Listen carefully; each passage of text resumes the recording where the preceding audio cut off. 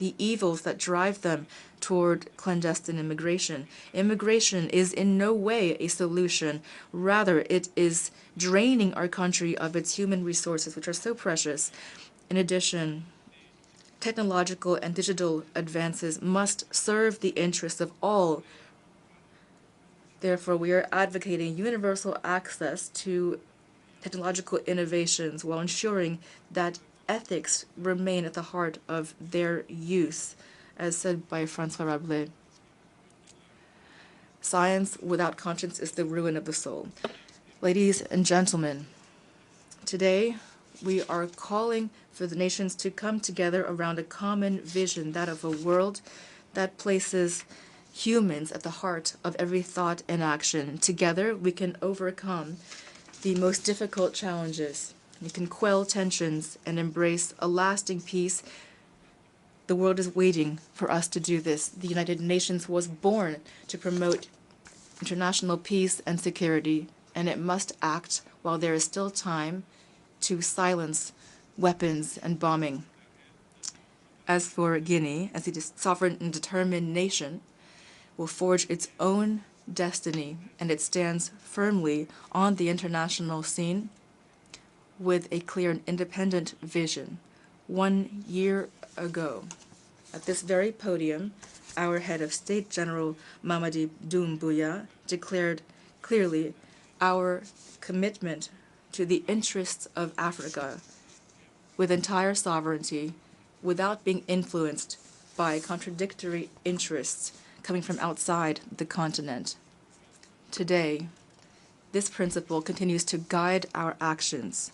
We favor, above all else, the development and prosperity of our continent. Such is the will of His Excellency General of the Armed Forces, Mamadi Doumbouya, and the people of Guinea, that our actions today forge a future of peace and light for all. Long live peace, together for a better world. Thank you.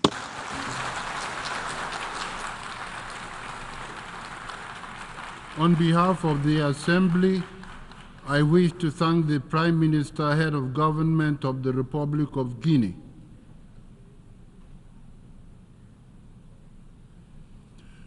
The Assembly will hear an address by His Eminence Cardinal Pietro Parolin, Secretary of State of the Holy See. I request protocol to escort His Eminence and invite him to address the Assembly.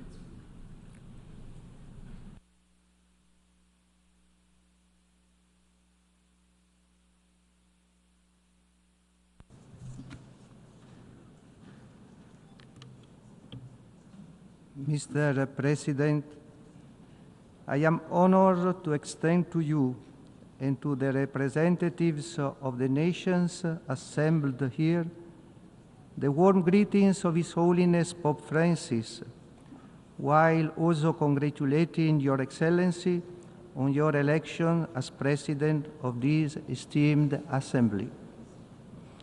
Mr. President, the Holy See is deeply concerned that we are witnessing a worrying increase in the number of conflicts worldwide and the severity of their violence.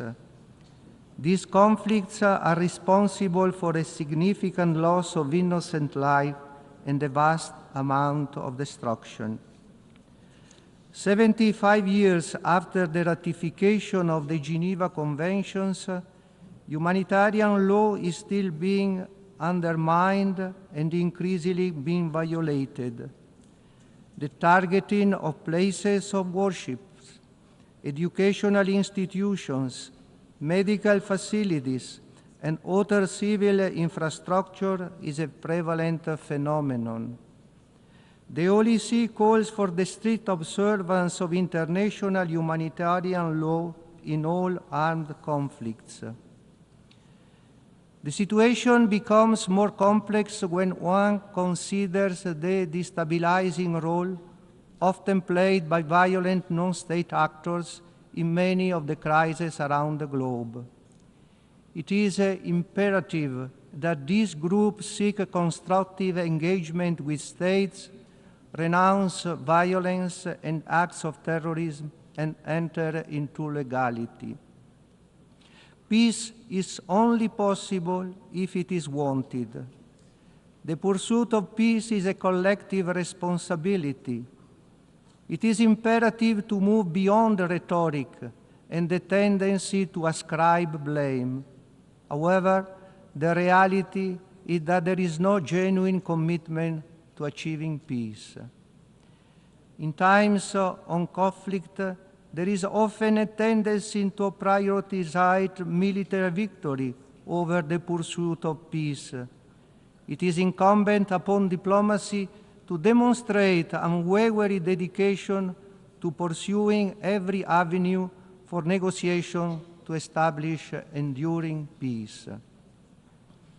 To pursue peace, however, it is not enough simply to eliminate the instruments of war. Its root causes must be eradicated.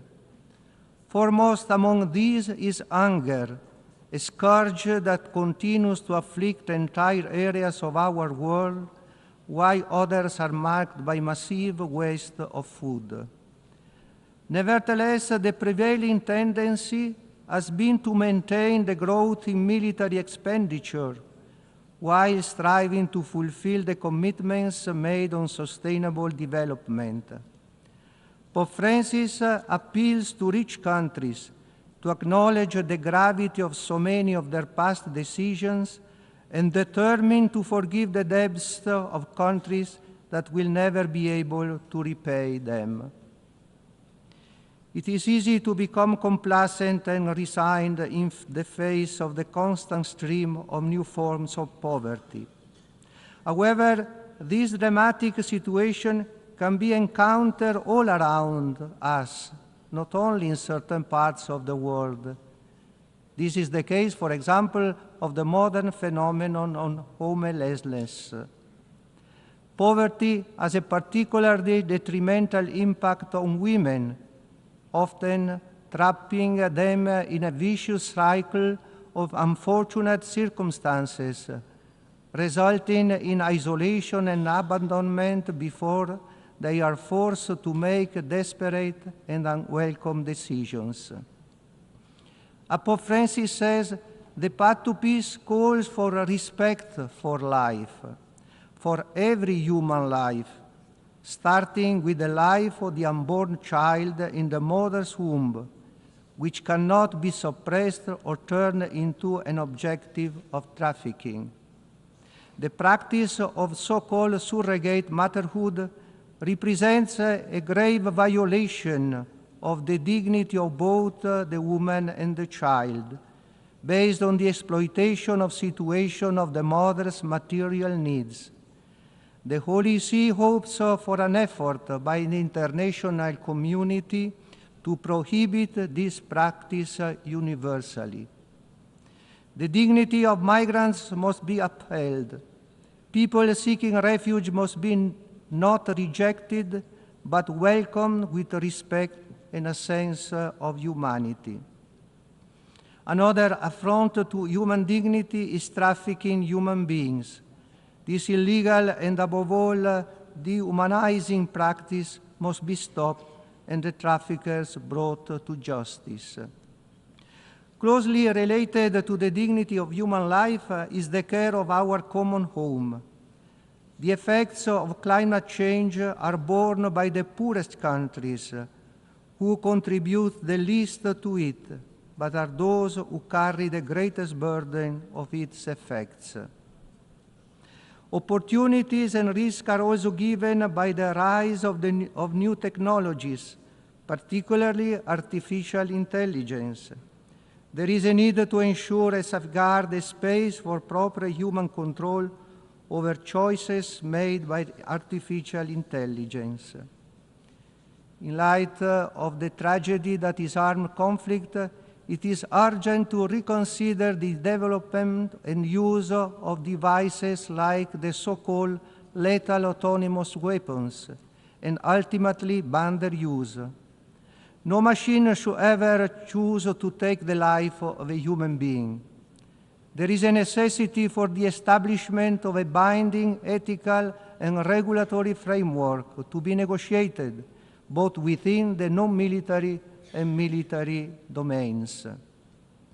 The Holy See is convinced that a world free from nuclear weapons is both necessary and possible. The goal of a world free of nuclear weapons can only be achieved through discussions based on mutual trust. It is evident that the adherence to and respect for international disarmament agreements and international law should not be perceived as a form of weakness. The Holy See renews its call for a total and complete disarmament. Unfortunately, as Pope Francis says, we are witnessing a third world war fought piecemeal.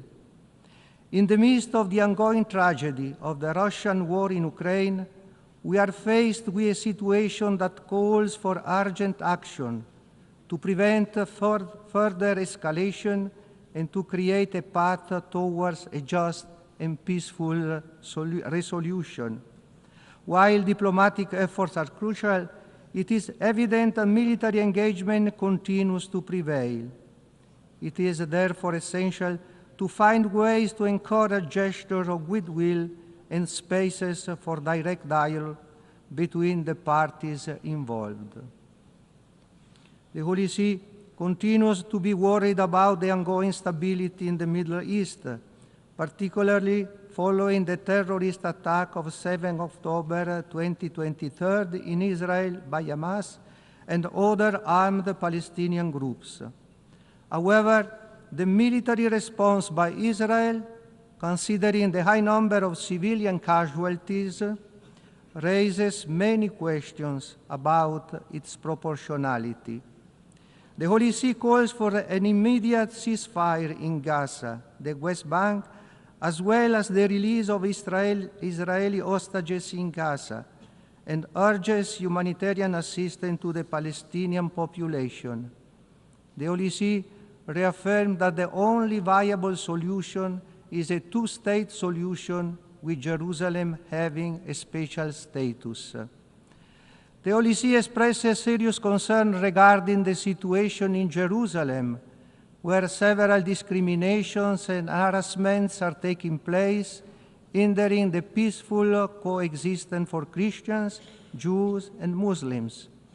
It condemns all anti-Christian acts perpetrated months ago by a minority of Jewish individuals and calls on the authorities to continue confronting this ideological deviation firmly and clearly. The current situation in Lebanon represents a significant cause for concern for the Holy See. The ongoing intensification of the conflict between Hezbollah and the Israeli military is putting at high risk the whole region. The Holy See demands that all parties adhere to the principles of international humanitarian law and halt the escalation and enter into a ceasefire without delay. Furthermore, the Holy See highlights the humanitarian crisis in Syria and urges the international community to do more in supporting the Syrian people who feel hopeless about their future. The ongoing armed conflict in Sudan has resulted in an unprecedented humanitarian crisis, with displaced persons, particularly women and children, succumbing to starvation and malnutrition. The Holy See urges the international community to promote peace negotiations and provide the population with vital humanitarian aid. The Holy See calls for more humanitarian support in the Cabo Delgado province in Mozambique, affected by armed conflict for 7 years now, with almost 905,000 internally displaced persons who are facing alarming levels of suffering, insecurity, and poverty. The situation in the eastern part of the Democratic Republic of Congo is deteriorating rapidly, leading to a disturbing increase in the humanitarian crisis. The withdrawal of the MONUSCO by the end of the year is likely to create a security vacuum. It is crucial to continue supporting diplomatic efforts to find an appropriate and sustainable solution to the ongoing conflict. The Holy See follows with great preoccupation the social-political situation in South Sudan, aggravated by the humanitarian crisis, the recent floods, and the conflict. It calls on the international community to show solidarity with the population and urges all the country's leaders to place the well-being of the people at the center of their political agenda. The spread of jihadist threats in the Gulf of Guinea is causing concern for the security of not just the Sahel, but all of West Africa. Christians are being targeted, while climate change and armed attacks are worsening the food crisis and causing children to drop out of school. Immediate and long-term action is needed to prevent a loss of education and stability in the region. The Holy See is following the dramatic situation in Haiti with apprehension and hopes that the steps that are being taken with the support of the international community to establish democratic order and stop the violence will lead to peace and reconciliation in the country. The dramatic situation and the dire need for humanitarian aid in Myanmar, which has been exacerbated by an increase in armed conflict in recent months and made worse by severe flooding, are also a source of deep concern. The Holy See calls on all parties to seek a durable, peaceful solution to the situation and to ensure access for humanitarian aid to all affected communities without prejudice. The Holy See follows with great attention to what is happening in Nicaragua. It is in particular concerned about the measures taken against the personnel and institutions of the Church, which directly affect the sensitive issues of religious freedom. It is hoped that in conjunction with the other fundamental rights of individuals and society, this freedom will be adequately guaranteed. For its part, the Holy See is open to respectful and constructive dialogue with the authorities of the country, with a view to resolving difficulties and promoting peace, fraternity, and harmony for the benefit of all. The recent presidential elections in Venezuela have demonstrated that despite the numerous challenges faced, the Venezuelan people continue to place their trust in the democratic values enshrined in the Constitution. These democratic values are founded upon the sovereignty of the people, which is expressed through the act of voting. In the serious crisis that followed the announcement of the result, with several deaths, numerous detentions, also of minors, and the use of violence, the Holy See, deeply saddened and worried, appeals to the authorities of the country and to all those who have any responsibility for what has happened to respect and protect the life, dignity, human rights, and fundamental freedoms of its citizens. Furthermore, it calls upon them to seek ways to resolve the present situation for the good of all, including with the assistance of members of the international community who have declared themselves willing to help in a flexible and reasonable manner. The Holy See encourages the talks between Armenia and Azerbaijan so that they may continue the dialogue, assist the displaced persons, respect the places of worship of the different religious denominations, and reach a final peace treaty between the parties as soon as possible. The Holy See looks also favorably on the aspiration of the Balkans countries to join the European Union and hopes that this objective will be achieved as soon as possible. While disarmament fosters peace among nations, there is also a need to foster peace within societies through democracy. It is the result of a considered and committed acceptance of the values that inspire democratic procedures. Democracy is founded upon the tenets of freedom of expression and the fundamental principle of the respect for the will of the people.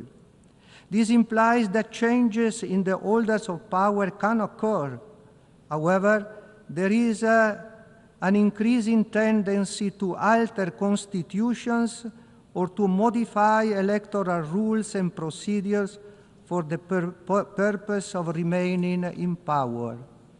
Democracy entails respect for the established rules and the recognition of the expressed will of the people. Pope Francis made it clear that the path to peace calls for respect for human rights.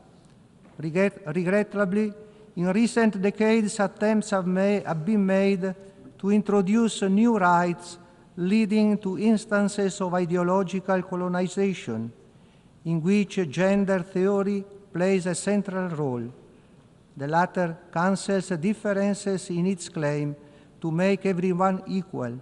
It does not even help ensuring the harmony between women and men.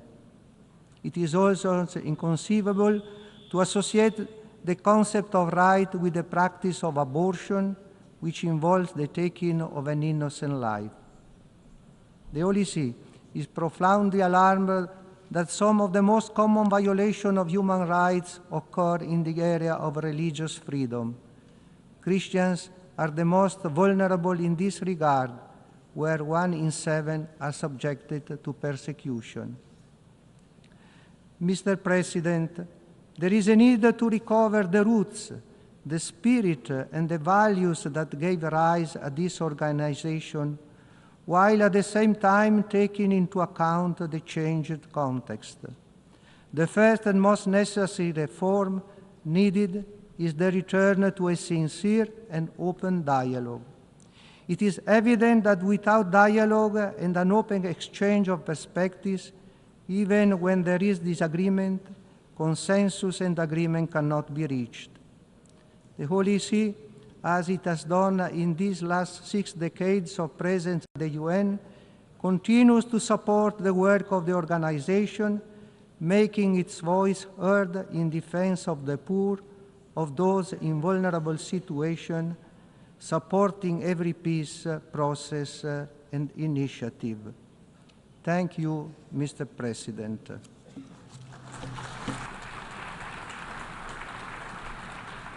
On behalf of the Assembly, I wish to thank the Secretary of State of the Holy See.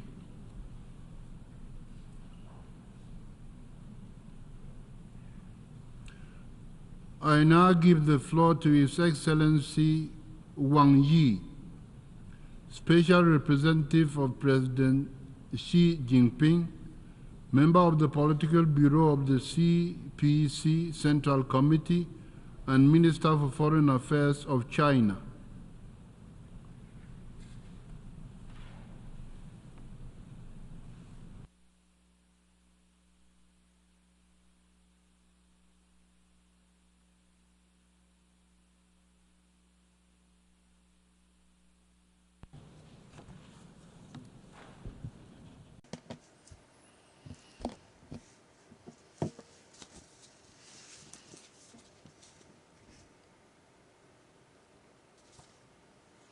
Mr. President, colleagues, today, humanity has once again come to a historical crossroads. We are facing a changing and turbulent world. Challenges of insecurity, imbalanced development, and ineffective governance are increasingly prominent. Hotspot conflicts, major country confrontation, and geopolitical tensions keep emerging. The future of this planet is becoming a cause for growing concern.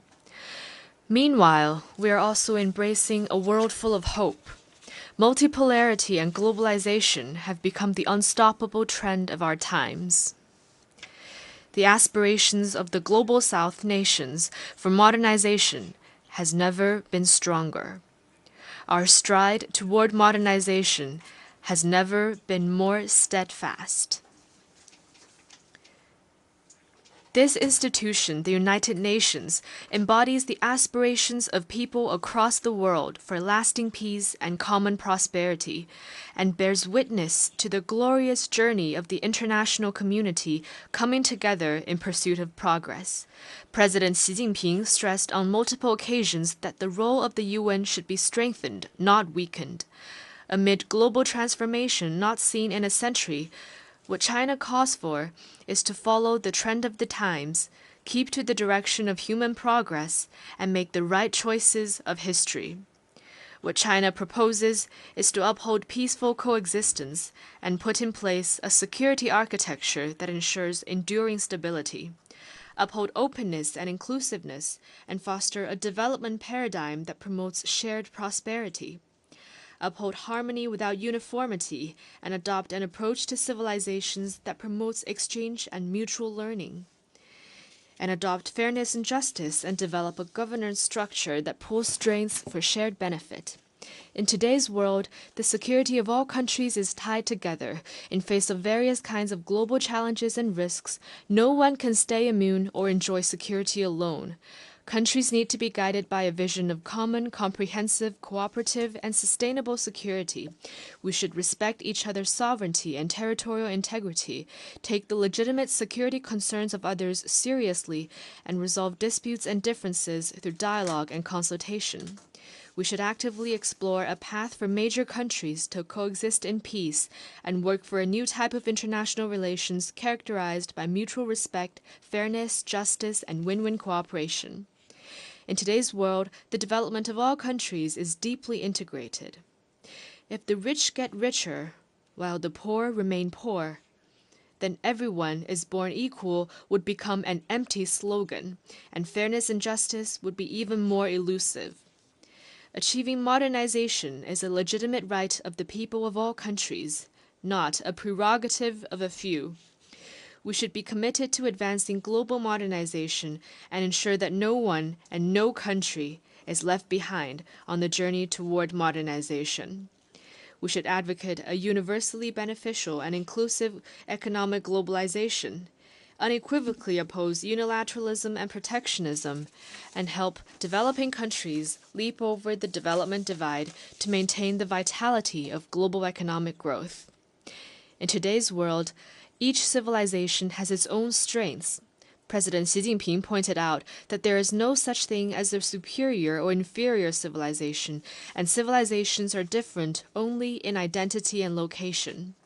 We should respect the diversity of civilizations and strive to replace estrangement and clash of civilizations with exchanges and mutual learning. We should advocate humanity's common values, namely peace, development, equity, justice, democracy, and freedom, refrain from conducting values-oriented diplomacy, and oppose ideology-based confrontation. We should respect each other as equals and help each other succeed with an inclusive mind. In today's world, countries should all enjoy sovereign equality. As a large number of global South nations are growing with a strong momentum, gone are the days when one or two major powers call the shots on everything. We should advocate an equal and orderly multipolar world and see that all countries, regardless of their size, have their own place and role in the multipolar system. We should practice true multilateralism, oppose hegemonism and power politics, and make international relations more democratic. We should follow the principle of extensive consultation and joint contribution for shared benefits and make global governance more just and equitable. Mr. President, peace is the most precious thing in our world today. You may wonder if there is a path leading to peace. In fact, peace is the path. Without peace, development will not sustain. Without peace, cooperation cannot happen. For the sake of peace, a single ray of hope is reason enough not to give up. The slightest chance deserves 100-fold effort. An end to the Ukraine crisis remains elusive. The top priority is to commit to no expansion of the battlefield, no escalation of fighting, and no provocation by any party, and push for de-escalation of the situation as soon as possible. China is committed to playing a constructive role, engaging in subtle mediation and promoting talks for peace, not throwing oil on the fire or exploiting the situation for selfish gains. At this session of the General Assembly, China, Brazil, and other countries in the Global South have jointly launched the Group of Friends for Peace. Its very purpose is to uphold the purposes and principles of the UN Charter, build consensus for a political settlement of the crisis, and contribute to a prospect of peace. The question of Palestine is the biggest wound to human conscience. As we speak, the conflict in Gaza is still going on, causing more casualties with each passing day. Fighting has started in Lebanon again, but might cannot replace justice. Palestine's long-held aspiration to establish an independent state should not be shunned anymore, and the historical injustice suffered by the Palestinian people should not be ignored anymore. There must not be any delay in reaching a comprehensive ceasefire, and the fundamental way out lies in the two-state solution. China has always been a staunch supporter of the just cause of the Palestinian people to regain their legitimate national rights and a staunch supporter of Palestine's full UN membership. We have recently helped to bring about breakthroughs in intra-Palestine reconciliation and will continue to work in concert with like-minded countries for a comprehensive and just settlement of the question of Palestine and durable peace and stability in the Middle East. The issue of Afghanistan concerns regional peace and security. It is important to help the country exercise prudent governance, fight terrorism effectively, improve people's life, and reinvigorate the economy to create a better life or future for the people of Afghanistan.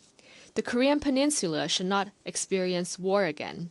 The important thing is to make persistent efforts for de-escalation, commit to seeking solutions through dialogue and consultation, realize a transition from the armistice to a peace mechanism, and safeguard peace and stability on the peninsula. China is deeply aware that Asia needs stability and development and opposes division and conflict. As an important origin of human civilization and a key engine of global growth, Asia has the wisdom and capability to stabilize the situations through regional cooperation and handle differences properly through dialogue and consultation. We are firmly against the meddling by countries outside the region, and will firmly resist attempts by any force to stoke trouble and confrontation in the region. Mr. President, as the world faces increasingly serious challenges, China has never opted to be an indifferent spectator. Instead, we've been playing a bigger part in global governance than ever before. President Xi Jinping has put forth the Global Development Initiative, the Global Security Initiative, and the Global Civilization Initiative in recent years. They carry China's wisdom for resolving various difficult issues confronting humanity and bring impetus from China for improving global governance. In the face of uneven and inadequate global development, China's proposal is to put development at the top of the global agenda, focus on delivering the Sustainable Development Goals of the UN 2030 Agenda, increase input in development, and help developing countries better respond to different risks and challenges. At the recent Beijing summit of the FOCAC on China-Africa cooperation, President Xi Jinping outlined 10 partnership actions to be taken together with Africa to advance modernization, and announced the decision to give over 40 LDCs, including those in Africa, zero tariff treatment for 100% tariff lines. China is the first major developing country and the first major economy to take such a significant step. In the face of unilateral bullying acts such as sanctions and blockade, China firmly supports countries in defending their legitimate rights, upholding the equity and openness of the international system, making global development more coordinated and beneficial for all, and jointly opposing technology blockade and rejecting decoupling or severing supply chains. Sanctions and pressure will not bring monopolistic advantages. Suppressing and containing others will not solve problems at home. The right of people of all countries to pursue a better life should not be taken away. Here, we once again urge the United States to completely lift its blockade, sanctions, and terrorism-related designation against Cuba. In the face of aggravating ecological challenges, China is firmly committed to a path of green, low-carbon, and sustainable development. We will move from carbon peaking to carbon neutrality in the shortest time span in world history, contributing China's efforts to harmonious coexistence between humanity and nature. At the global level, the principle of common but differentiated responsibilities must be upheld, and the Paris Agreement must be implemented in earnest. Developed countries should assist developing countries in developing their capacity to cope with climate change. Touting the need of climate response while suppressing the green industries of others will only hold back global progress toward green transition. In the face of burgeoning artificial intelligence, China is committed to taking a people-centered approach, developing AI for good, and putting equal emphasis on development and security. We are working to explore and establish widely recognized international rules and standards. China supports the UN's role as the main channel for global AI governance and is committed to strengthening international cooperation on AI capacity building. China has put forth the AI Capacity Building Action Plan for Good and for All, and we are ready to make more contribution to the sound, orderly, fair, and inclusive development of AI. In the face of the task of human rights protection, China maintains that all countries' right to independently choose their path of human rights development should be respected. No country should impose its own will on others or interfere in others' internal affairs in the name of human rights. In human rights protection, China is committed to putting people first and promoting the free and well-rounded development of the people. We have found a path of human rights development that suits China's national conditions. China is ready to engage in equal-footed dialogue and exchanges with all countries and UN human rights bodies and jointly promote the sound development of the global human rights cause.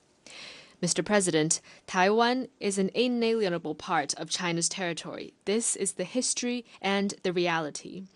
Both the Cairo Declaration and the Potsdam Proclamation stated in explicit terms that all the territories Japan had stolen from the Chinese, such as Taiwan and the Penghu Islands, shall be restored to China.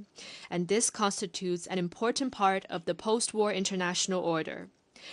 Right here in this august hall 53 years ago, the 26th session of the UN General Assembly adopted Resolution 2758 with an overwhelming majority, deciding to restore all the rights of the People's Republic of China at the UN, to recognize the representatives of the government of the People's Republic of China as the only legitimate representatives of China to the UN, and to expel the representatives of the Taiwan region from the UN and all the organizations related to it. Once and for all, the resolution resolved the issue of the representation of the whole of China, including Taiwan, in the UN. It made clear that there is no such thing as two Chinas, or one China, one Taiwan. On this matter of principle, there is no gray zone or room for ambiguity. The complete reunification of China will be achieved. Taiwan will eventually return to the embrace of the motherland. This is the overwhelming trend of history that no one and no force can stop. Mr. President, in a few days' time, the People's Republic of China will celebrate the 75th anniversary of its founding. Over the past 75 years, no matter how the world changes, China's dedication has not changed. It is dedicated to pursuing happiness for the Chinese people and the rejuvenation of the Chinese nation. It is also dedicated to human progress and world harmony.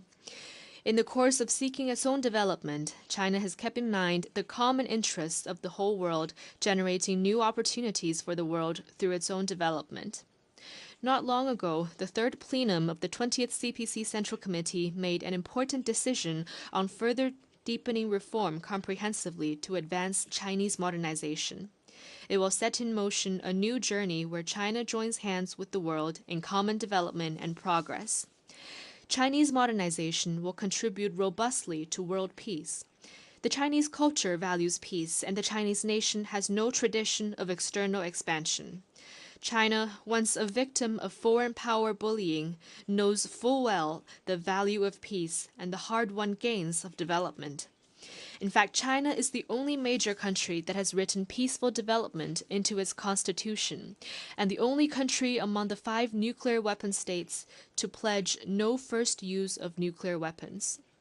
We're actively exploring and putting into practice the Chinese way of addressing hotspot issues, boosting the prospects for resolving the security dilemma and improving security governance, and paving the ground for conflict settlement and peace building. Every step in China's development is an increase in the force for peace. Chinese modernization will contribute robustly to common development for all. China does not only care about its own development, we are ready to develop hand in hand with all countries. By further expanding high standard opening up, China is aligning proactively with high standard international economic and trade rules to foster a market-oriented, law-based, and world-class business environment. China has realized full mutual visa exemption with many countries and is expanding its unilateral visa waiver program to facilitate two-way personnel flows. China is vigorously promoting high-quality Belt and Road cooperation, a concrete step to support the 2030 Agenda for Sustainable Development. China will also speed up the implementation of the 8 measures in support of Global South cooperation and the series of initiatives supporting Africa's peace and development, in order to help countries in the Global South stride toward modernization. Chinese modernization will contribute robustly to improving global governance. China has been an abiding supporter of the UN's continued reform and development to bring about a modernized UN 2.0. The international financial system needs to be more fit for the times, and global governance should be more balanced and effective. China will continue to fulfill its international obligations, provide financial support, and send our best minds to the United Nations. The UN system needs to respond to the legitimate calls of developing countries and increase the representation and voice of those in the Global South. Chinese modernization will contribute robustly to the advancement of human civilization. Chinese modernization is rooted in China, but has also drawn on the achievements of other civilizations. It has created a new form of human advancement and provided a new choice to other countries in exploring modernization paths. China advocates that different civilizations respect and learn from each other to jointly advance the cause of human civilization. China has proposed the setting up of an international day for dialogue among civilizations. We call for more people-to-people exchanges and cooperation across the world to promote understanding and amity among people around the world. Mr. President, next year will mark the 80th anniversary of the victory of the World Anti-Fascist War and the founding of this very organization. China stands ready to work with all countries to renew the founding purposes and mission of the UN, reaffirm our steadfast commitment to the UN Charter, advocate and practice true multilateralism, build a community with a shared future for mankind, and jointly usher in a better world. Thank you.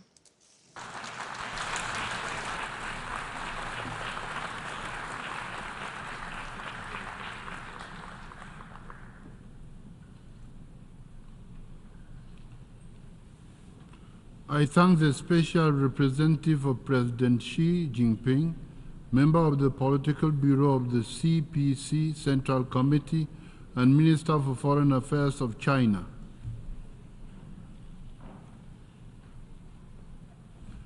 I now give the floor to His Excellency Murat Netlu, Deputy Prime Minister and Minister of Foreign Affairs of Kazakhstan.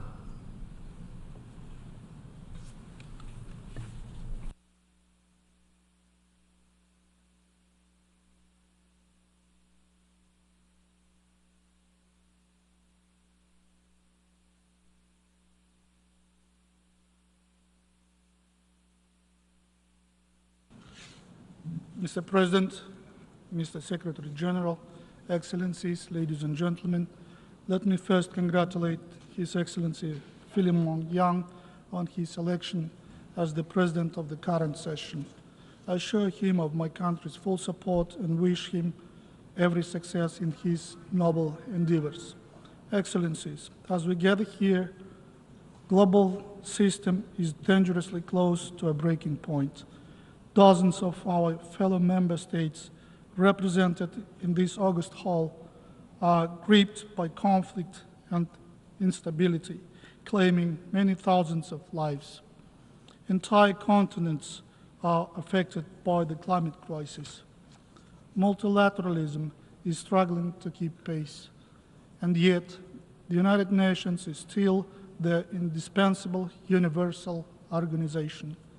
After almost 8 decades, it remains a vital platform for dialogue and cooperation on the most acute issues of our time. This undeniable fact compels states to keep working through the UN towards a sustainable world. It reinforces our determination to seek global peace and stability. And this green podium, this hall, remind us that no nation, no matter how powerful, can tackle global problems alone. Excellencies, the plight of millions of conflict victims worldwide across the Middle East, Eastern Europe, and parts of Africa deserve immediate, decisive, and collective action. But the UN Security Council's decision-making process is paralyzed. As underscored by the Secretary General, this sad reality undermines the credibility, legitimacy, and effectiveness of the organization as a whole. Having annual discussions about reforming global institutions is no longer enough. It is time to enact the change our world so desperately needs. Last year, from this podium, President Kassym-Jomart Tokayev of Kazakhstan introduced the initiative of World Unity for Just Peace and Harmony. This visionary framework seeks to cultivate peace, stability, and security through meaningful and equitable engagement between the global South and global North. The voice of middle powers and developing nations are vital in bridging divides and nurturing a more effective international security architecture. It is in this spirit that I invite all nations to embrace my country's initiative. Together, we can pave the way for a more harmonious and united world. Excellencies, the pressing risk of another nuclear arms race is exacerbating geopolitical polarization. For over 4 decades, Kazakhstan's people and land were subject to the devastating effects of 456 nuclear tests. Nuclear disarmament and non-proliferation are key pillars of my country's foreign policy. Kazakhstan is therefore deeply concerned by the escalating rhetoric of nuclear threats. We appeal to all nuclear states to adhere to the Non-Proliferation Treaty and Comprehensive Nuclear Test Ban Treaty. I also urge those countries who have not joined the treaty on the prohibition of nuclear weapons to do so as soon as possible for the safety, stability, and survival of our world. As the chair of the 3rd meeting of the TPNW, we will promote establishment of an international trust fund for assistance to victims of nuclear tests. Excellencies, another existential threat to no nation can afford to ignore is climate change. This year is expected to be the hottest on record. Droughts, floods, and other weather calamities continue to cost lives and damage economies around the globe. We therefore call again on G20 countries and multilateral development banks to share the burden by providing green technologies and concessional financing to low and middle-income countries in line with the Paris Agreement. Our region stands on the front line of global warming, despite accounting for only 1% of global emissions. Central Asia will face an above-average 2.5-degree increase in temperatures by 2050. This sober reality has deepened our commitment to addressing climate change. That is why my country will host the Regional Climate Summit in 2026, aimed at further enhancing cooperation among UN members on climate resilience and green transition. One of the consequences of climate change is water scarcity, across the world. It undermines food, energy, ecological systems on every continent. 1 in 4 people today lacks access to safe drinking water. And if this trend continues, by 2050, more than 5 billion could suffer water shortages. In Central Asia, by that time, water deficiency will affect 25 to 30% of the population. Meeting this challenge requires both serious political will and resources, including scientific and economic ones.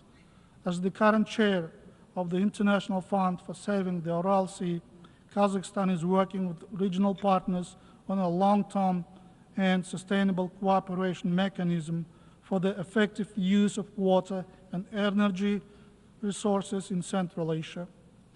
Our approach takes into account the interests of all stakeholders in irrigation, hydropower, and environmental protection. Excellencies, the largest landlocked country, Kazakhstan, actively promotes the interests of all LLDC countries in addressing the multifaceted challenges our group faces. Despite significant strides, we are still far from implementing the Vienna Programme of Action. We are lagging on critical indicators, particularly the adoption of innovative technologies for trade facilitation and the development of transit and transport corridors. These challenges magnify the vulnerability of LLDC's choke of investments, diminish trade, and escalate the debt burden. Furthermore, our geographical constraints prevent us from integrating fully into global trade and economic processes on an equal footing. We are dedicated to advancing our group's vital interests globally and regionally. My country is already a bridge for 80% of overland transit cargo traffic between Asia and Europe. Kazakhstan is committed to strengthening synergies between the Belt and Road Project, the Global Gateway Initiative, and the North-South and Trans-Caspian International Transport Road corridors. Together, we have the unique potential to transform our landlocked status into land-linked connectivity. Excellencies, the Summit of the Future distinctly highlighted digital transformation as the dividing force behind the 2030 agenda. But the true key to this shift is ensuring every nation has equitable access to cutting-edge technologies. The rapid development of AI exacerbates cyber threats and brings new challenges. This includes its potential use in warfare, the consequences for data privacy, the risks of misuse for information wars, deepfakes, and more. Kazakhstan believes the UN can and must play a leading role in this revolutionary field. We urge technologically and digital advanced states to take an active part in developing common ethics and standards to govern AI in the most responsible and peaceful way. The establishment of a UN AI office would be a welcome step in this direction. Excellencies, in the current geopolitical landscape, Central Asia is increasingly asserting itself in global affairs. Our region is not only a crossroad of cultures and economies, but it is also rapidly transforming into a bridge for cooperation between East and West.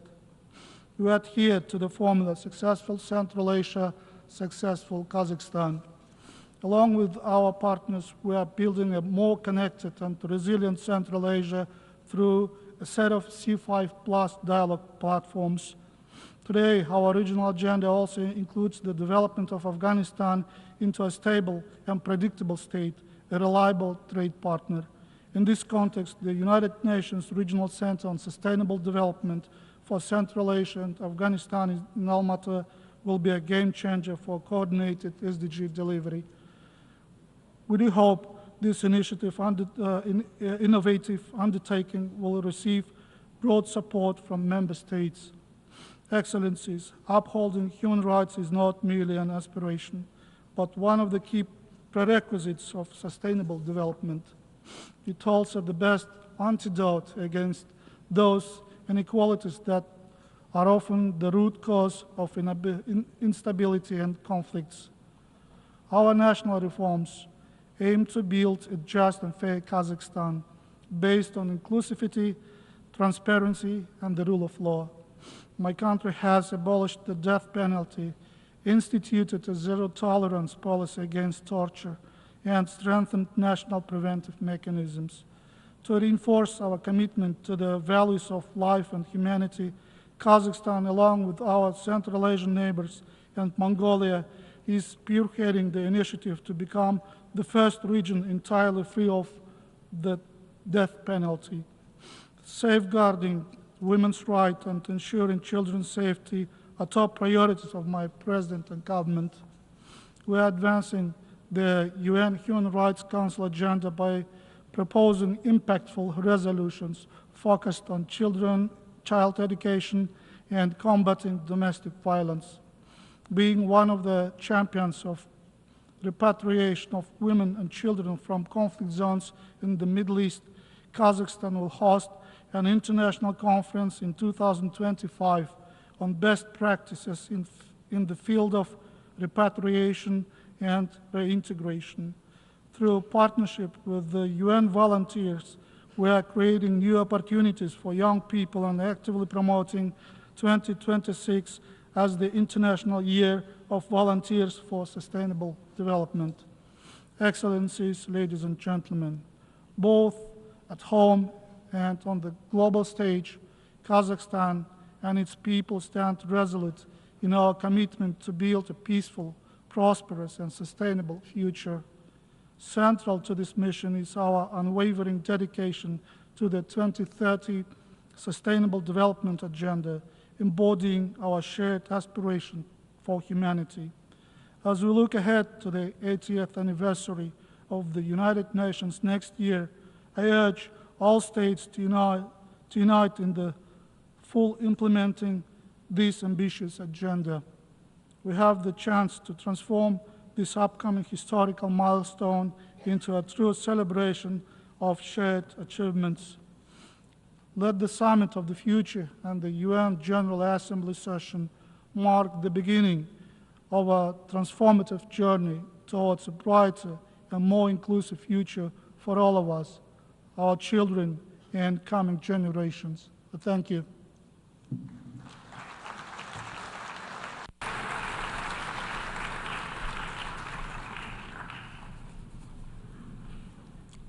I thank the Deputy Prime Minister and Minister of Foreign Affairs of Kazakhstan.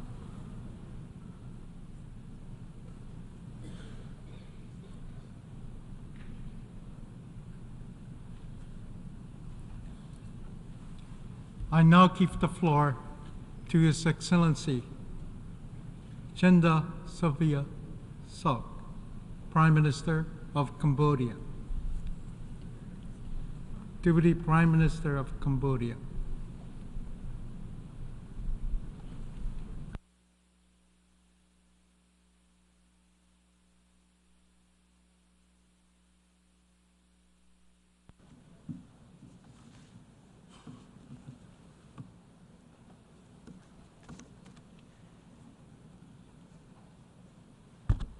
Mr. President, Excellencies, distinguished delegates.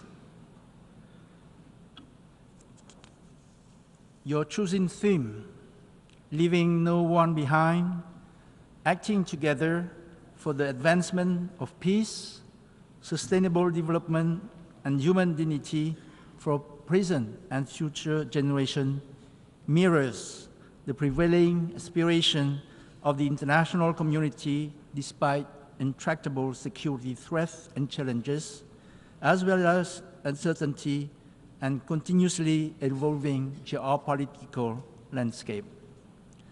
The current picture of the world is grim. Violent armed conflict in Ukraine, Gaza, Lebanon, Sudan, Myanmar and many other parts of the world rage on despite efforts to de-escalate them. Worse, with intensifying geopolitical tensions, any misstep in various flashpoints may trigger a regional or even global war, potentially involving nuclear weapons.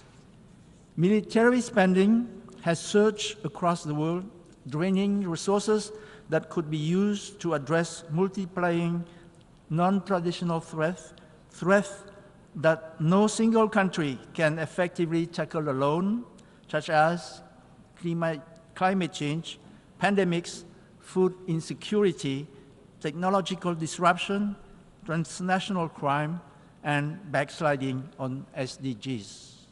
Mr. President, distinguished delegates, Cambodia cannot emphasize enough the urgency for all of us to act together to confront these daunting challenges.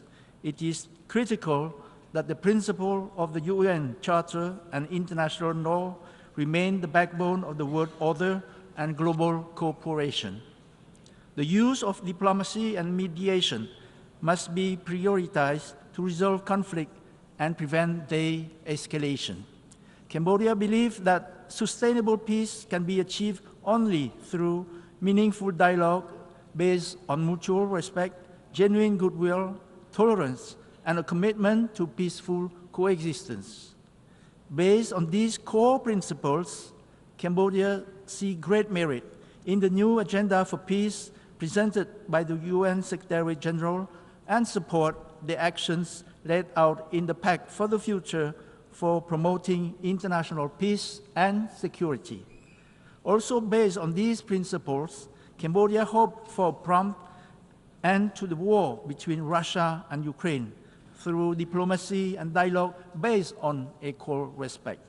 We commend all effort to de-escalate the fighting and all initiatives that seek to end the war through peaceful means and that engage all sides to work together towards a lasting peace. On the Palestine-Israel conflict, Cambodia remains committed to its long-held support for a two-state solution in accordance with the relevant UN resolutions. We believe this plan is the only way Palestinian and Israeli can heal their prolonged antagonism and live side by side peacefully. Cambodia supports the establishment of the State of Palestine and Palestine's bid to become a full member of the United Nations. Cambodia condemns all acts of terrorism and calls for dialogue to stop the ongoing war and the ever-worsening humanitarian crisis in Gaza. We are deeply concerned over the prospect of an all-out region-wide war in the Middle East with the latest report on intensifying fighting in Lebanon. The current rapid escalation of war in this region must stop. Members of the international community must insist on all sides to work proactively to seek ways to defuse the very grave situation now. The crisis in Myanmar remains a serious concern to us. Cambodia, along with other ASEAN member states, is committed to the ASEAN 5-point consensus as the basis for peaceful and inclusive solutions. We stress the importance of fostering an environment conducive to dialogue and to ceasefire negotiations. We also emphasize the need for humanitarian relief and for Myanmar-owned and Myanmar-led political process aimed at a lasting peace and reconciliation. ASEAN, on the strength of its diversity, should continue to lead the effort to help Myanmar restore normalcy and the Laos chairmanship. On the other hand, Cambodia welcomes the appointment of UN Secretary General on Myanmar and look forward to her working closely with the ASEAN Chair, own Special Envoy on Myanmar. A final point. Cambodia opposes unilateral coercive measures. They have a detrimental impact on ordinary citizens in targeted nations. Sanctions and economic blockades disproportionately harm the most vulnerable and impede achievement of the Sustainable Development Goals. Mr. President, distinguished delegates, let me touch now on leaving no one behind. Given Cambodia's own dark past, we believe that peace is the key prerequisite for development, especially development that is sustainable and inclusive. Cambodia sees the attainment of sustainable development and human dignity for every individual as an absolute necessity. Cambodia's current long-term development strategy, called the Pentagonal Strategy, aims to build Cambodia into a vibrant and just society that thrives on lasting peace, political stability, good governance, and respect for the rule of law. With economic growth projected to reach 6% in 2024, Cambodia is on track to further reduce poverty to below 10% by 2028. It is also on track again to gain upper middle income status by 2030 and high income status by 2050. How do we get there? First, Cambodia will give top priority to building its human capital to meet the demand of the digital age. We will invest more on, first, quality education, science, and technology. Second, training and technical skill. Third, health and well-being. And fourth, food security and equal social protection with special attention to women, girls, and the marginalized. Second, we will deepen economic diversification by developing key sectors such as transportation and energy, and we will promote new drivers for economic growth and job creation.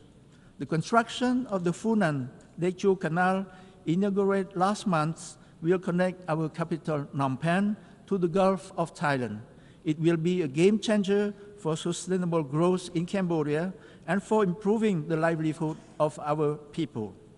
Third, to enhance efficiency, inclusion, and access to public services, Cambodia will accelerate the development of e-government and of a digital economy and society. I am happy to note our significant advancement in financial inclusion with the introduction of an interoperable digital payment system by the central bank using blockchain technology called Bakong. Fourth, we take a whole of society approach to development that seeks to enhance resilience, sustainability, and inclusion by promoting gender equality, a green and circular economy, and environmental protection. After years on the list of the least developed countries, Cambodia looks forward to its expected graduation by LDC status by 2029. Reaching these milestones will reflect our impressive progress on our journey of revival and development.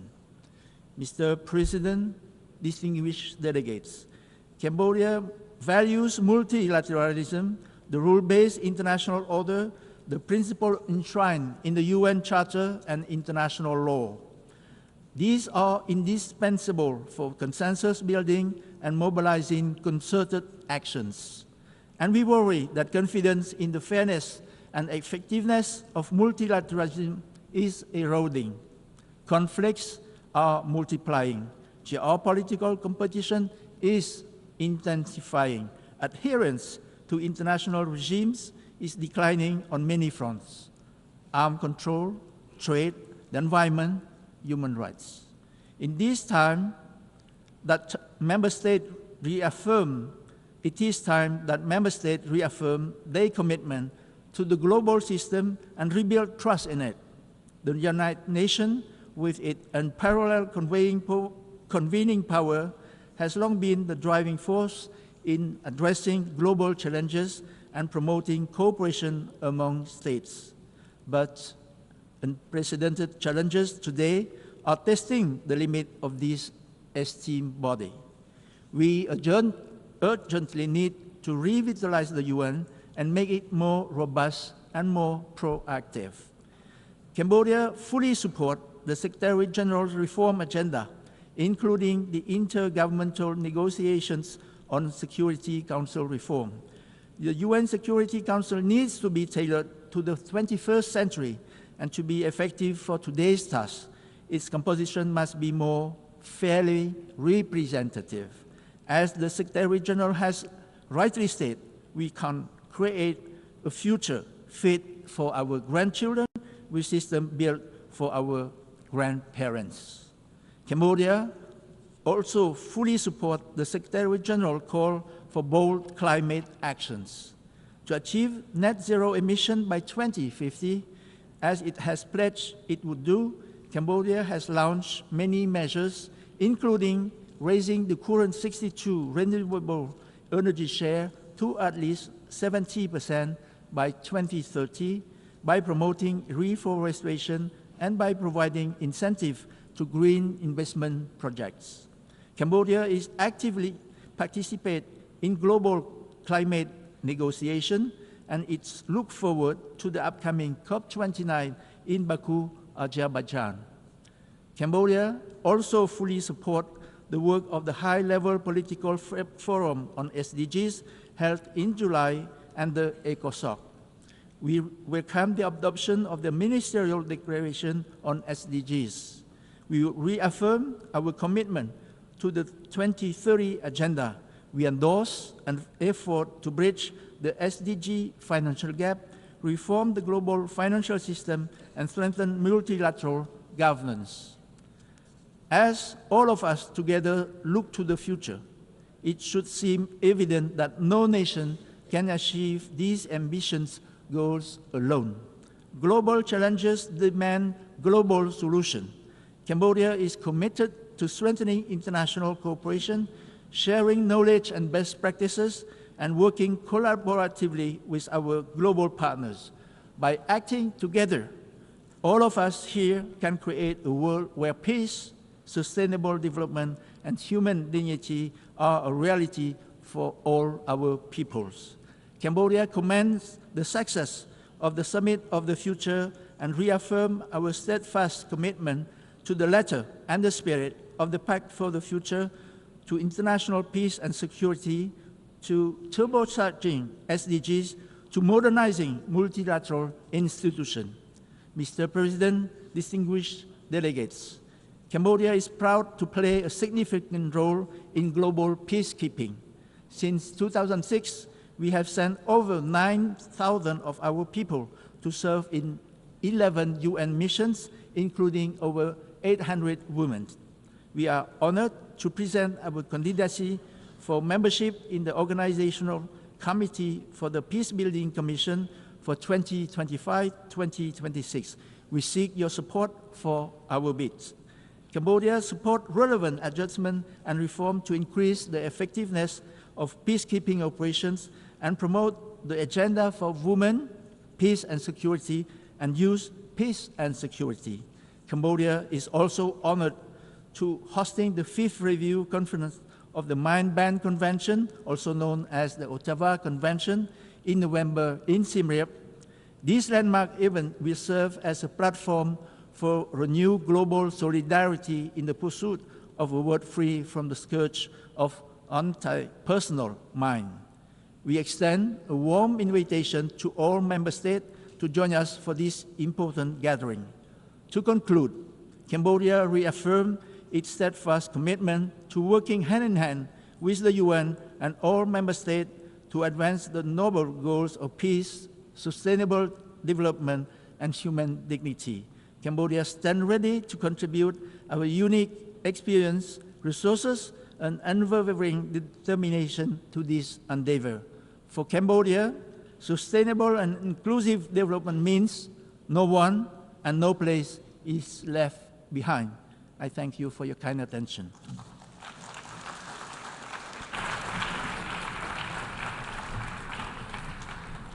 I thank the Deputy Prime Minister of Cambodia.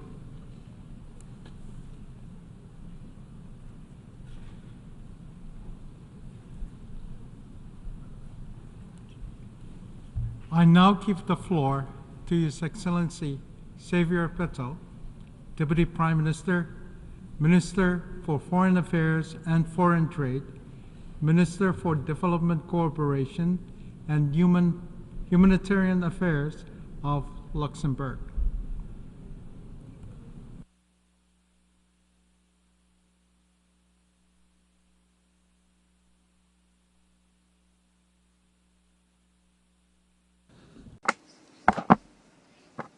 Colleagues, it's an honor to be in front of you again, for being able to speak about the situation and how we see the world.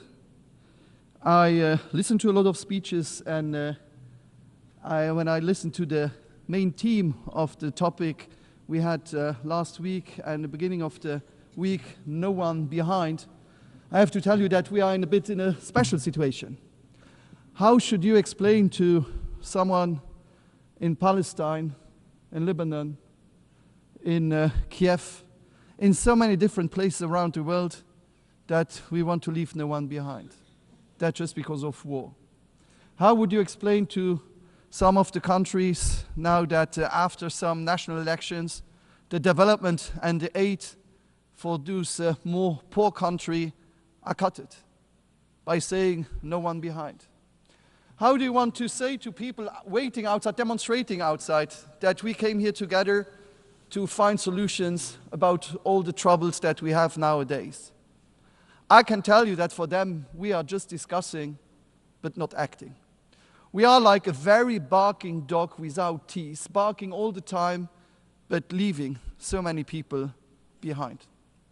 That's just a not so optimistic introduction, but this is the case how it is today, when I see that for the moment 60 conflicts are existing and about 50 conflicts could start tomorrow. So in total we have about 115 conflicts potentially or existing already. And they go from Congo to Yemen, from Sudan to Myanmar, from Syria to Venezuela, from Haiti to Libya, from Armenia to Azerbaijan could happen tomorrow. So you see, the whole world is, in fact, if you look geographically, in conflict. You have these big conflicts we speak a lot about, but you have also all these little conflicts who are not on our agenda every day, but where people suffer that much also.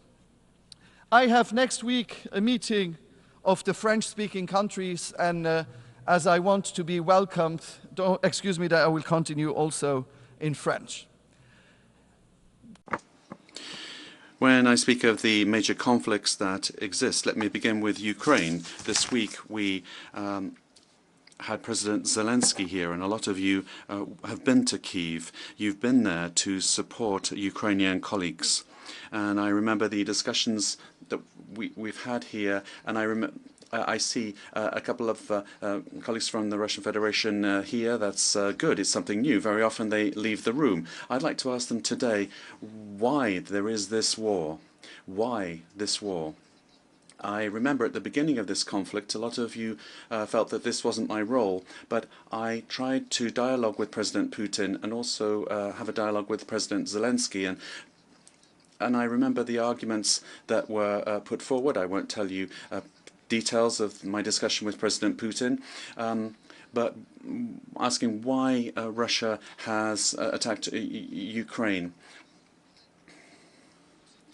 And it was, we were told that it was Ukraine that wanted to make Russia fearful, that it was a danger to Russia. Beginning a war is easy. Ending a war is what requires greatness, and you can have peace conferences. They are organized, but without the presence of Russia or China, believe me, these are moments of moral support for Ukraine. But if we want to find a solution, then you have to get everybody around the table to find a lasting solution for Ukraine. We ourselves are Luxembourg, and we are a small country, but twice we have experienced aggression. Twice we thought we had neighbors that thought they knew better for our country than we did ourselves. And so we understand the suffering of Ukraine. We know what it is to have a bigger neighbour and a neighbour that feels they know better. And today in the European Union, Germany is a brotherly country, a partner country with France and Belgium. And we are lucky to have the European Union of 1957. And when we see conflicts in this world, you see that the European Union, and we're not always the best example in everything, but you can see that we live in peace. And that goes from Baltic countries down to Portugal, from Greece to Ireland. And you can see that it works when you sit around a table and discuss things, or at the time when we had conflicts, you see that it was force that was the response. So let's get around the table with our partners, but let's have peace talks where we also have the Russian partners and the Russian partners participating, so that we can work out a plan for the future. Luxembourg does what it can. We have supported demining, for example. And don't forget, I just visited Laos. 30 years after the war, 40 years after the war, people are still dying from remnants of war. And don't forget that if tomorrow the war in Ukraine comes to an end, there will still be victims tomorrow and the day after and the day after that, as human consequences of having placed mines everywhere. We have to also help children that have been deported to Russia, and we need to ensure that impunity is not the rule. And after conflict, of course, I have to, referring to Ukraine, I have to refer to the Middle East. This week we've had discussions with partners to find a two-state solution. For me, what is important today is that we have to be conscious of the fact that there won't be a winner of this war. What's been caused here? How do you explain to a young Israeli that Palestine is a friendly country when their brothers or sisters are held hostage by Hamas? How do you want to explain to a young Palestinian that Israel, its neighboring country, is its friend when they buried their friend the day before? That's the reality on the ground. What are we doing here? It's generations of hate for the next 20, 30 years, future generations, where people won't get around the table. This is one is going to continue to hate the other in this situation. Are we aware of this? Yesterday, I heard the Israeli Prime Minister. He was thinking about the head of Hezbollah. I mean, if tomorrow somebody said if the head of Hezbollah is killed, there'll be no terrorism. That's the same. But these terrorist organizations are like octopuses. If you cut off one arm, another one grows. There's no one approach against fanaticism.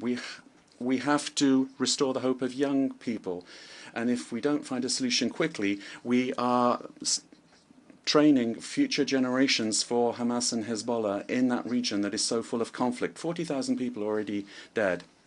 UNRWA, which is an organization that is part of this house, let's remember that. And that is being placed on the list of terrorist organizations. Are we all going to accept that our own agency working there be considered as a terrorist organization? And for those that are not familiar with UNRWA's work, I counsel you to go to Palestine and see what UNRWA is doing on the ground, providing education, health. If there wouldn't be that if UNRWA wasn't there. They're doing everything to ensure that they can do what they can. So many people have already given their lives to UNRWA to help the Palestinian people. And if we accept here that UNRWA is considered a criminal organization, we open the Pandora's box for everything. We have to understand today that there's no alternative to UNRWA. And no one is saying, well, I can replace UNRWA. I can deal with Palestine tomorrow, whatever happens. So I really do urgently call upon Israel to stop placing an agency of this house on a terrorist list, and we are not reacting to it. That means we're accomplices in accepting everything. Now, I understand that Israel has the right to self-defense, but there are limits as well, and it's important to be balanced. On this matter, people always want to say you're for Israel or you're for Palestine or you're against one or against the other. No, you can be for peace.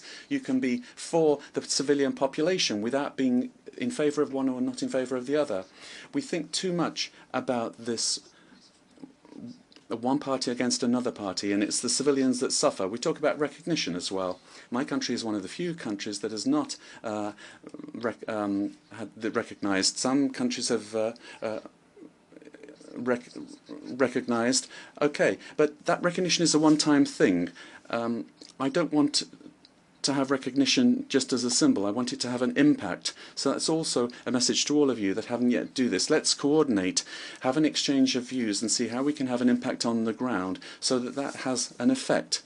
Not just to say, well, we're giving moral support and that is we want to help the people that are there on the ground. And there will need to be a two-state solution. We need a two-state solution, and we need to realize that peace in Palestine will constitute the security of Israel. And without peace in Palestine, there will never be any guaranteed peace for Israel. They go hand in hand. And I'd like to have this coordination between countries, and if there is no coordination, then we need to think about possibly opening up a diplomatic representation in Israel and in Palestine that we haven't yet done as the Grand Duchy of Luxembourg, to stress that we want to have two states that we recognize. And when I think of the vote that was held here a little while ago, do you agree with the interpretation of the ICJ? We asked for an opinion, let's not forget that. And then, do we decide afterwards whether we want to respect that opinion? You don't wait for a judge to give a ruling and then say whether you agree with it or not. No, you request an opinion of a judge, and then you request the opinion of that international organization, or it may as well not be there in the first place. So the Sahel, another difficult area where some years ago we were discussing with partners. Now we've seen coups and instability in Africa. People who are becoming refugees because they're afraid that they might be mistreated by the coup leaders that took power overnight. What's important for me, I'm a foreign affairs minister, but I'm also a minister for cooperation. And we've spoken about the Pact for the Future, we've spoken about this investment, and I remember as former Prime Minister the Millennium Goals, the MDGs. Now we have the Sustainable Development Goals, and particularly this year's 75th anniversary of the Geneva Conventions, and we speak about these things, but we forget as well. As new Minister for Cooperation, I have established new criteria. I, for example, have asked countries with which we've signed an agreement that I don't want to dictate things. For a long time, Europe thought it knew what was best for Africans. No, Africans have to make their own choices, but it's important to support them as well through cooperation policies. And then you can have partnerships, you can have exchanges and collaborations. What I ask of those countries, however, is not the minerals, it's not about the economic recovery, and I'm not asking them to change their legislation. All I'm asking is that they don't backslide, that they don't go backwards. So, in other words, the rights that exist for everybody already are respected, be that the rights of women. When I think of a country that's a member here where women don't have the right anymore to be educated, do we accept that? No, and I won't shut up about that. I don't accept it. Where religions can't be followed in a country, no, I don't accept that. And when we ask that the rights of minorities and gender minorities are respected as it exists today and there be no backsliding, I will say something if that's not the case. This week I was at a meeting with a head of state, an African head of state, and I wanted to work with them, and I spoke about these three conditions. This importance of respecting them, and that head of state told me with regard to sexual minorities that if their population feel that homosexuality is a crime, then they will criminalize it. To be a head of state, Mr. President, is not always to do what the majority wants, it's also to defend the minorities in a country. You can't always follow what some people want against others, to be done against others. In a country of diversity is what makes the wealth of a country.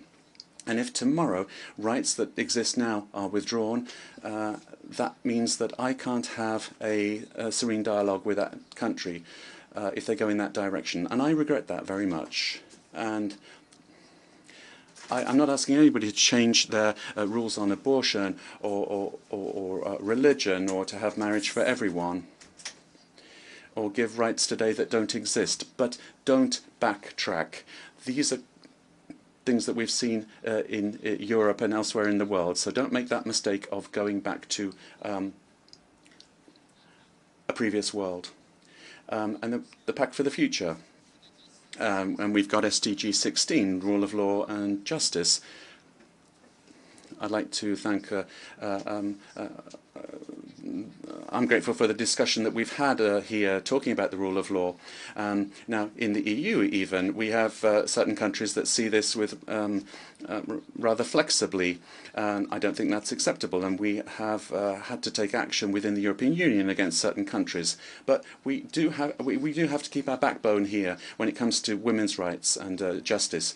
Women's rights, for example, in Luxembourg, we've discussed whether we should give additional money to political parties that place more women on electoral lists. But why give a premium for something that should be normal? We have decided that if somebody doesn't do this, there will be less money. But why should we give more money for doing something that should be normal? No. You can make progress, logical progress, rather than giving a premium to an organization to do something that should be normal. The environment, when I look at the SDGs, we speak about the environment. Well, that seems to be a little bit forgotten. And I mean, we had a lot of demonstrations, Fridays for Future and others, and then the economy seemed to take the upper hand on the environment. And don't forget that some countries might disappear with the environment. I mean, we're surrounded by other big land masses, so we won't, but some islands might risk disappearing. Are we aware that if we don't, it might not be a popular view, but if we don't act, then we will be leaving heritage to future generations that we won't be proud of. There's a COP coming up in Baku, and I think that will be a very important point in time for all of us. And today we have a conflict between them and Armenia, and I hope it will be solved before that COP. Let's do that. Let's commit ourselves to peace in Azerbaijan. Let's show that we can be proud to come to Baku, that we can be proud to have results where everyone will be happy to have gone without having in the back of their minds, is there a risk that tomorrow there might be a conflict between Azerbaijan and Armenia? So let's deal with that. That's really all I can recommend. Then with regard to this dog that barks but never dies, yes, in Europe we have rules like we do in the UN that date back to the Second World War, the leftovers of the Second World War, with the 5 permanent members and Africa not represented. And in 2024, now we're asking ourselves, well, how can we have a Security Council talking about the world without Africa being represented? That's the first thing. And now we're being told, well, it would be good to have this and that country as a permanent member. I'm not opposed to that, but it's not by enlarging the circle of the privilege that we will become more efficient. If we want to be more effective, we have to ask ourselves the question whether it's normal that a permanent member, through a veto, is able to block a process. No, it's not. I think you have to think about this. Security Council reform, why couldn't it be that if a country enters a veto, a 2/3 majority would be able to overturn that veto, and that then there would be a vote in the General Assembly, and if 2/3 here as well voted in a different direction to the veto, then that veto would be rendered ineffective. If we want to make progress, that's the only thing we can do. Just having more members in the Security Council would just be expanding the problem, because more people would have the right to veto. So I conclude here, Mr. President, by saying that being a permanent member of this House is not a privilege, it's a responsibility. And if you look at the time that this was created, it was done by countries that were there to guarantee power. They were the major powers that were there because they were the guarantors of peace. Whereas today, some of them are more troublemakers than anything else, and they prevent us finding peaceful solutions, but which are in everyone's interest. My dream, Mr. President, is to come here one day and address you, being convinced that we can say that in this world, and I said this 3 or 4 years ago in my speech, that in this world irrespective of where we are and the colour that we might have, the religion that we might follow, our gender, our sexual orientation, how much money my parents had, I have the same chances, the same rights, but also the same obligations. And then I would be proud to be part of an international community. I thank you. I thank the Deputy Prime Minister, Minister for Foreign Affairs and Foreign Trade, Minister for Development Cooperation and Humanitarian Affairs of Luxembourg.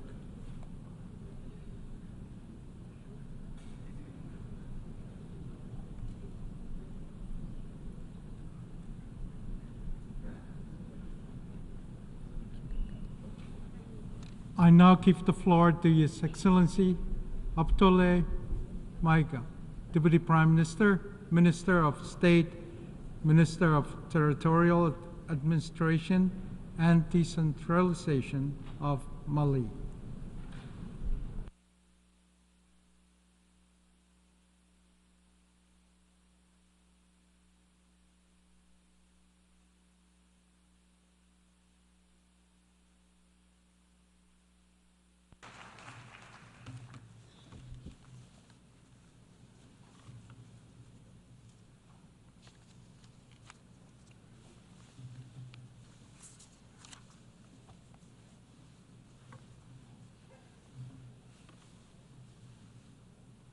Monsieur le Président de l'Assemblée.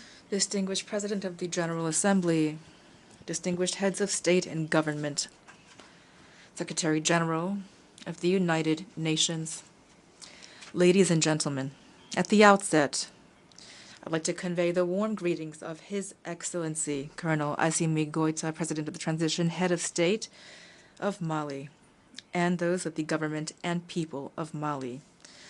Mr. President, I'd like to also warmly congratulate you on behalf of the Malian delegation on your brilliant election to the presidency of the 79th session of the General Assembly. Your beautiful country, Cameroon, an African country that is our brother and friend, enjoys excellent relations with my country. You can count on the full support of Mali as you fulfill your mandate successfully.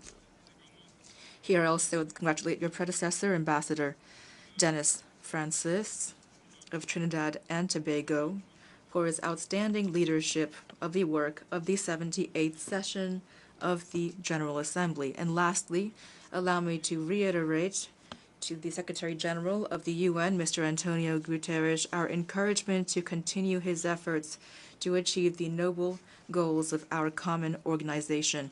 Mr. President, on June 26, 1945, by signing the UN Charter in San Francisco, the peoples of the world pledged resolutely, I quote, to protect future generations from the scourge of war, which twice in one human lifetime inflicted unthinkable suffering upon humanity, end quote.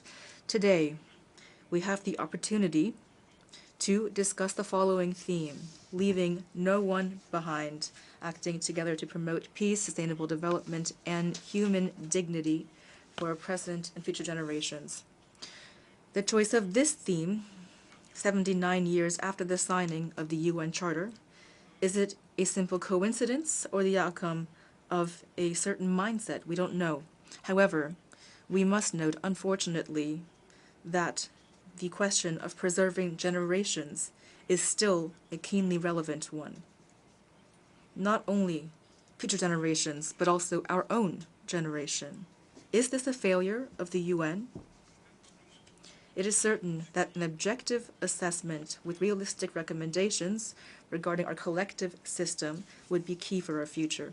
Mr. President, Mali commends the relevance of this theme, which is one of pressing importance. It is true that tensions and wars currently underway continue to jeopardize international peace and security, development, and the fundamental rights of populations. This comment comes from a country that since 2012 has been experiencing a multifaceted and complex crisis that has led to the loss of more than half its territory and caused many innocent victims through an incestuous and opportunistic association of terrorist groups and armed groups.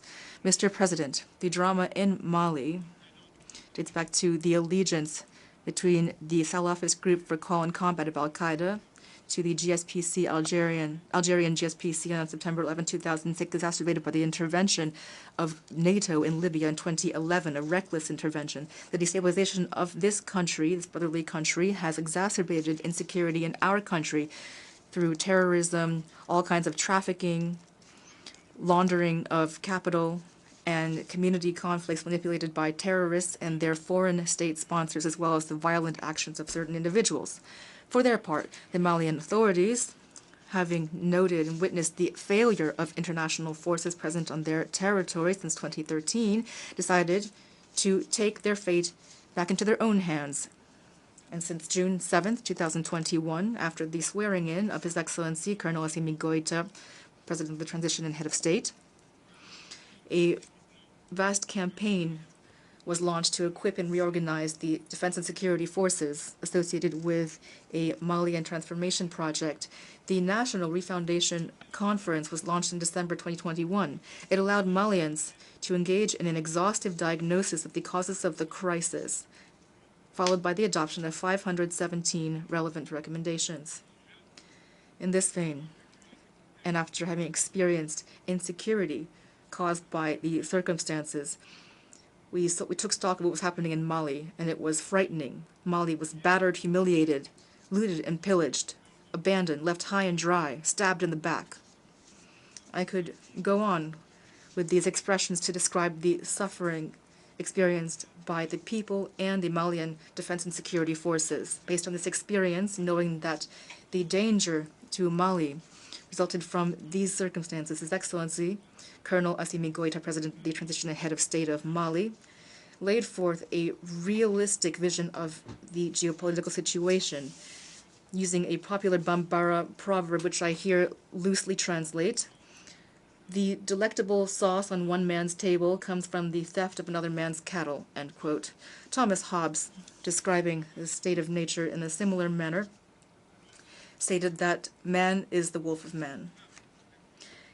Thanks to this proverb, these proverbs about gastronomic and hunting references, the head of state described the ruthless reality of international relations, and especially the role of Africa, the looting of the raw commodities of which serve the development of others and not Africans, for the most part.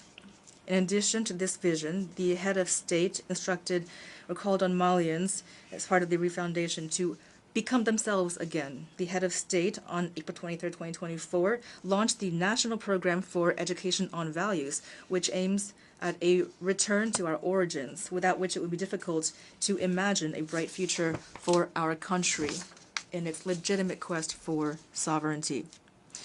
This call to become ourselves again has to do with the question of who we are.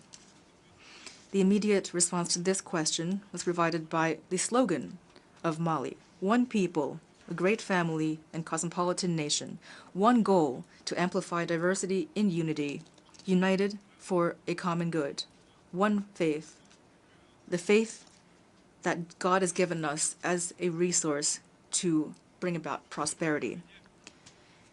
To better define what it means to be Malian, Professor Ibrahim Ndiaye, expert within the Committee on the Implementation of the National Program for Education on Values, stated that Malians are characterized on one hand by 5 cardinal values: humanity, empathy, the obligation to transmit human values to future generations, the sense of honor, accepting differences and otherness on the social, human, and cultural fronts, and on the other hand, 5 inviolable principles that have to do with the country itself. That is, an indivisible, inalienable Mali, a Mali that's not for sale, a Mali that's no one's property, an imperishable Mali. Mr. President, by being themselves, Malians have forged a third path. They are not becoming predators, lawless barbarians that seek to rustle other people's cattle, but also not to become eternally powerless victims of predation. The middle path promoted by Mali consists of carrying out our own development, taking a more virtuous path, ensuring the respect of our sovereignty while respecting that of others, rejecting outside control, and refusing to interfere in others' internal affairs, remaining open to all partnerships based on a win-win relationship. It's also important to note that these principles and values characterize Mutatis Mutandis, the brotherly peoples of Burkina Faso and Niger. With regard to the Malian political transition, we must recall that following the National Refoundation Conference, the Malian people chose to conduct political reforms before holding elections in order to firmly establish virtuous governance. The implementation of the recommendations of the conference allowed us to achieve tangible results, especially the establishment of the Independent Authority of Elections Management, the adoption of a new constitution on July 22nd, 2023, following a well-organized referendum, the completion of our territorial and administrative reorganization, strengthening our fight against corruption, and bolstering transparency in public action, and the revision of our mining code to make it more equitable and to favor local regulations. Mr. President, to further foster national unity, which is the basis of all development, the head of state announced on December 31st, 2023, the holding of the Inter-Malian Dialogue for Peace and Reconciliation to, quote, eliminate the root causes of community and intercommunity conflict with the ultimate goal of reconciling these communities.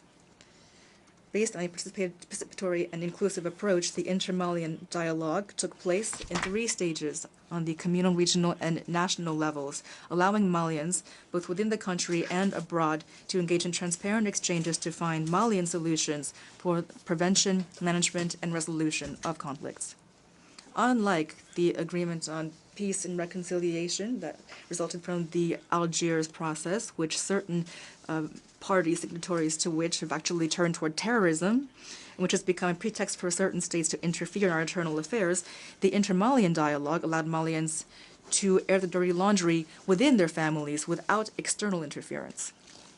After the demise of the Algiers Accord on January 25, 2024, today the Inter-Malian Dialogue and its recommendations, officially submitted to the head of state on May 13, 2024, remain the only reference frame for internal conflict resolution. We once again call on all Malians to join this trend toward reconciliation, a key stage toward returning to constitutional order, which would be secure and stable thanks to the holding of presidential elections. When it comes to combating insecurity, since the Malian Defense and Security Forces began launching offensive actions autonomously, they've achieved many successes with regard to combating terrorism. All regions have now been recovered from the hands of terrorist groups, especially the region of Kidal on November 14, 2023, after a memorable military operation. Today, terrorist groups have been severely weakened. The Malian Defense and Security Forces have been deployed throughout the national territory. In addition, our forces' offensives are continuing to dismantle the remaining terrorist networks. The government of Mali remains aware that a purely security-based response is limited in its effectiveness. That's why, in addition to military action, the government of Mali has a comprehensive integrated strategy with the goal of restoring the authority of the state throughout the national territory. It includes political, administrative measures, as well as measures for economic and social development, including dialogue with armed groups and the provision of basic social services to our brave population. Despite these concrete and positive results, these criminal groups continue to have a certain capacity to cause trouble through their desperate attempts to undermine our territorial integrity, and they are terrorizing our populations.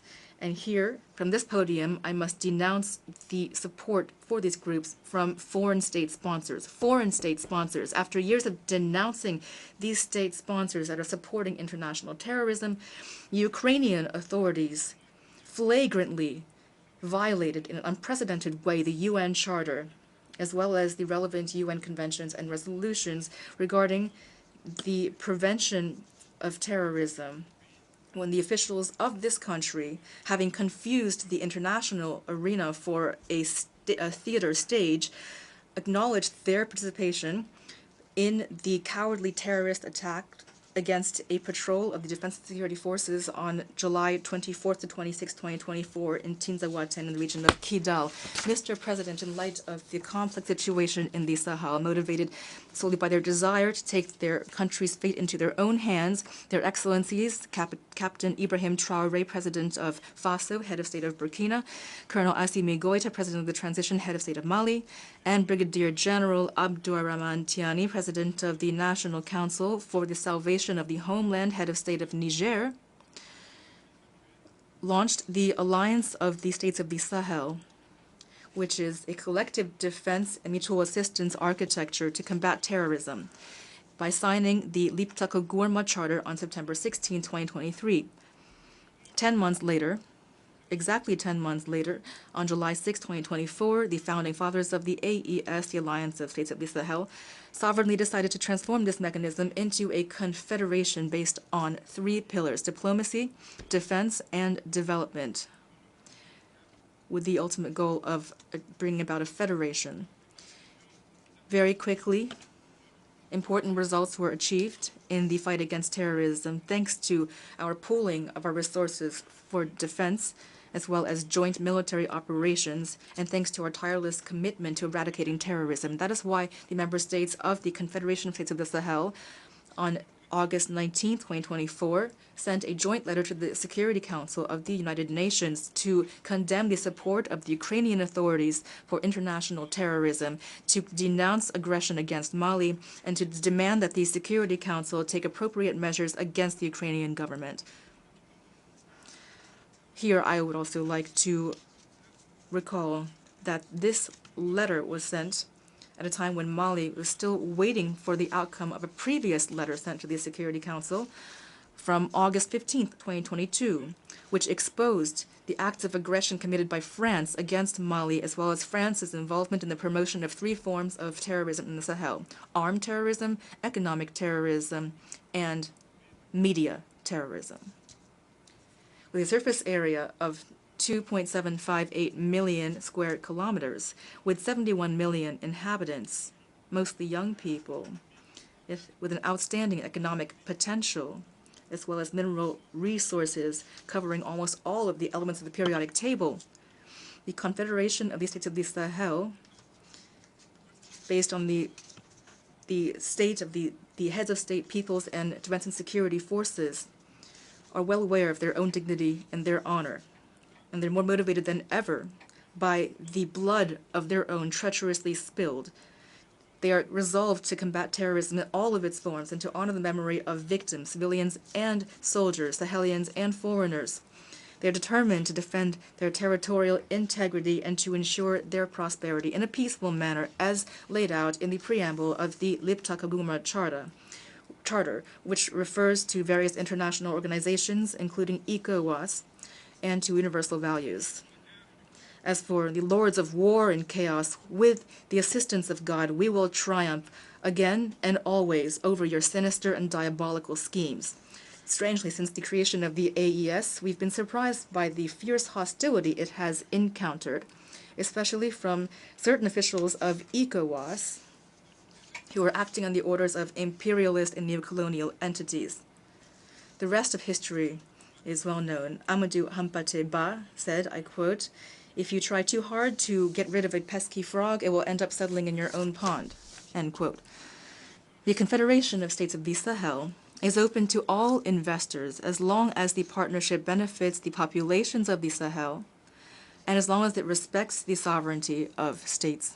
Mr. President, here I would like to commend relations of cooperation which are exemplary and productive between Mali and Russia, China, Turkey, Iran, and many other of our true allies. Mali remains open to all partners that wish to help it address its many challenges. In this regard, I reaffirm that the government of Mali remains willing to pursue and bolster its cooperation with the UN, especially through its agencies, funds, and programs with which we enjoy excellent cooperation relations. Here as well, we would like to commend and recognize the wisdom of His Excellency, the President Abdelmajid Tebboune, President of the Republic, the Democratic People's Republic of Algeria. On August 29, 2024, during a visit to the south of Algeria, you had said that Libya, Niger, and Mali were brotherly nations which you supported and would never harm. The Malian people were not surprised by these remarks, which eloquently demonstrated your Pan-Africanism, like that of your celebrated predecessors, including late President Abdel Aziz Bouteflika, affectuously nicknamed Abdelkader Mali.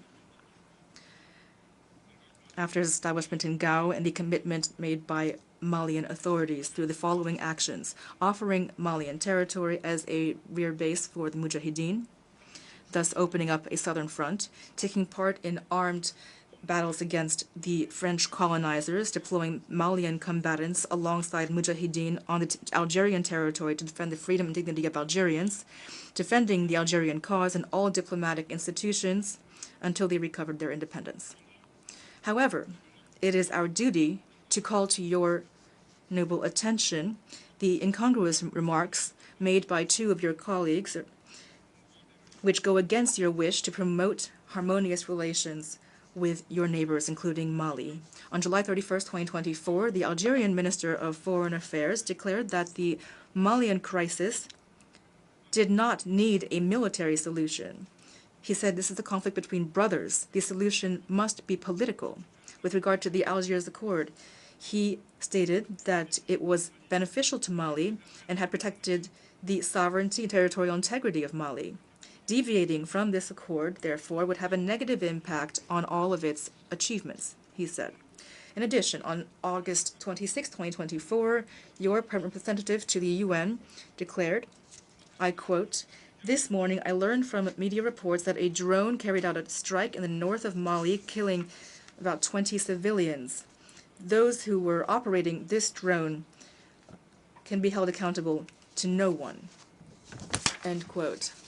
If you look at those first remarks, you can see major interference in the internal affairs of Mali. The nature of the solution used by the Malian authorities concerns only the Malians themselves. Since the demise of the Algiers Agreement on January 25, 2024, Malians have only one wish regarding its fate, that it rest in peace. Distinguished Minister of Foreign Affairs, the accord is dead and gone, and you will not be able to resurrect it. Here I would like to reiterate that no one loves Mali more than Malians. I also remind you that Mali and its people are not just spectators in the face of attacks and adversity. For every bullet fired against us, we will reciprocate. For every word employed against us, we will reciprocate. Don't say we didn't warn you. As for the Algerian PR, in addition to providing room and board, I'm sure associated with delicious dishes like shakshuka and shorba for fugitive terrorists and renegades, his role as go-between is in no way assisting the promotion of neighborly relations. In his remarks, he makes serious, baseless accusations, on one hand implying that the victims were civilians, which is defamatory and irresponsible, and on the other hand, he stated that the operators of the drones were not accountable to anyone. This helps to fuel a disinformation campaign against Mali while supporting the idea that the valiant Malian defense and security forces would be incapable of themselves operating drones. Here I would like to remind you that the rise and the improvement of the Malian armed forces is a tangible reality that has helped us to regain control of all of our national territory. As for the use of drones, the operators were indeed Malians who acted with professionalism like the rest of the defense and security forces. And they were targeting terrorists in accordance with international norms. I remind you that several years ago, those who promoted the instrumentalization of human rights were determined to tarnish the counterterrorism performance of the National Algerian Army, highlighted the subversive question of who is killing whom. And today, we are very disturbed that the Algerian PR himself is the one weaponizing human rights against the Malian army. Mali calls for these two mad diplomats to stop meddling in history. Clearly, they have no idea about the history between the brotherly people of Algeria and of Mali, and the contributions of Mali to the War of Liberation in Algeria. They also are ignorant of geography because they wrongly consider Mali to be a wilaya, that is, an Algerian province. Mr. President, Mali, I repeat, calls on these two wayward diplomats to cease to interfere in this history. They clearly know nothing about the history between Mali and Algeria, and they wrongly consider Mali to be a wilaya, that is, an Algerian province. I'll repeat once more, Mali calls on these two wayward diplomats to cease to interfere in a history they don't understand. They clearly are ignorant about the history between the peoples of Mali and Nigeria, the extraordinary contribution of Mali to the war of liberation in Algeria, and they are also ignorant of geography because they wrongly consider Mali to be a wilaya or an Algerian province. Mr. President, with regard to the regional international situation, Mali continues to closely follow developments in Africa and the rest of the world. We are deeply concerned by the violence in the Middle East, especially the occupied Palestinian territory. The Malian people reaffirm the support for the brotherly Palestinian people in their legitimate battle for self-determination. The government of Mali reaffirms its support for the two-state solution, for Israel and Palestine living side by side in peace and security within secure, internationally recognized borders. We condemn without reserve the indiscriminate use of force by the Israeli army against the Palestinians. On the humanitarian front, Mali is concerned by the situation, the dire plight of millions of refugees and IDPs throughout the world due to armed conflict, natural disasters, and climate change. Here I'm thinking in particular of my countrymen who are refugees in neighboring countries that I thank for their hospitality and generosity. I assure them that the government of Mali will spare no effort to continue to assist them and to pave the way for a dignified return of these refugees, a safe and dignified return to their homes. There are many challenges to international peace and security, and these call for a reform of the UN architecture. In the same vein, Mali continues to advocate a reform of global political, economic, and financial governance to create optimal and just conditions for the development of our countries. In light of this, Mali continues to call for a reform of international financial institutions such as the World Bank and the IMF. Similarly, we welcome alternative and credible models such as BRICS. Climate change constitutes a real threat for current and future generations. We must have the courage to leave behind dogmatism and narrow, self-serving interests with regard to this issue. The time has come to effectively implement the decisions of our summits and of our COPs. The countries that caused climate change must shoulder their full responsibility, including by supporting the efforts of countries of the South to engage in eco-friendly development. Mr. President, in closing, I would like to observe that this 79th session of the General Assembly is taking place in a context marked by massive challenges for our states and for our multilateral institutions. International peace and security have never been in such danger since the two world wars, including in danger from international terrorism and violent extremism. In this context, it is difficult to attain the SDGs by 2030 when it comes to education, healthcare, access to drinking water, energy, and justice. However, despite these obstacles, Mali remains ready to fully play its role in the implementation of its national and international commitments while continuing to hope in the future. May God bless Mali and preserve Malians from obscurantist and destructive forces throughout the world. May God bless the Confederation of States of the Sahel and protect the populations of the Sahel from obscurantist destructive forces throughout the world. May God bless Africa and protect Africans from obscurantist and destructive forces throughout the world.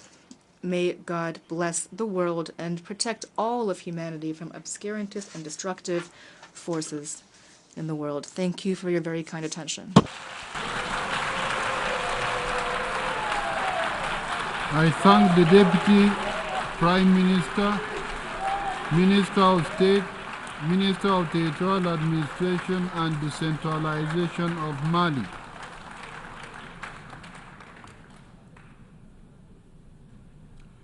I now give the floor to Her Excellency Retno Lestari Priansari Marsudi, Minister for Foreign Affairs of Indonesia.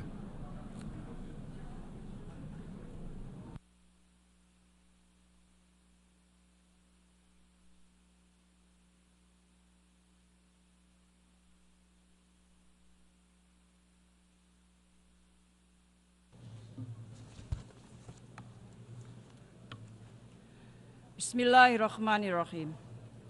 Mr. President, this is my last opportunity as the Foreign Minister of Indonesia to represent my country to speak before the UNGA. A decade of so many challenges, but at the same time, a decade of Indonesia's many contributions in addressing global issues. One of them is Palestine. Indonesia cannot, I repeat, cannot sit back and relax, seeing the injustice that continues to be committed against the people of Palestine. Indonesia is and will always stand with the people of Palestine to attain their right to have an independent state of Palestine. As I speak now, more than 41,000 people in Gaza have been killed. Situation in West Bank, Lebanon are deteriorating. Is that not enough? Is that not enough? Will the Security Council only take action to stop Israel atrocities when all Palestinians are displaced? Or when 100,000 Palestinians are killed? Or when a regional armed conflict breaks out? That will be too late. PM Netanyahu yesterday mentioned, and I quote, that Israel seeks peace, that Israel yearns for peace. Really? How are we supposed to believe that statement? Yesterday, while he was here, Israel conducted unprecedented massive air attack on Beirut.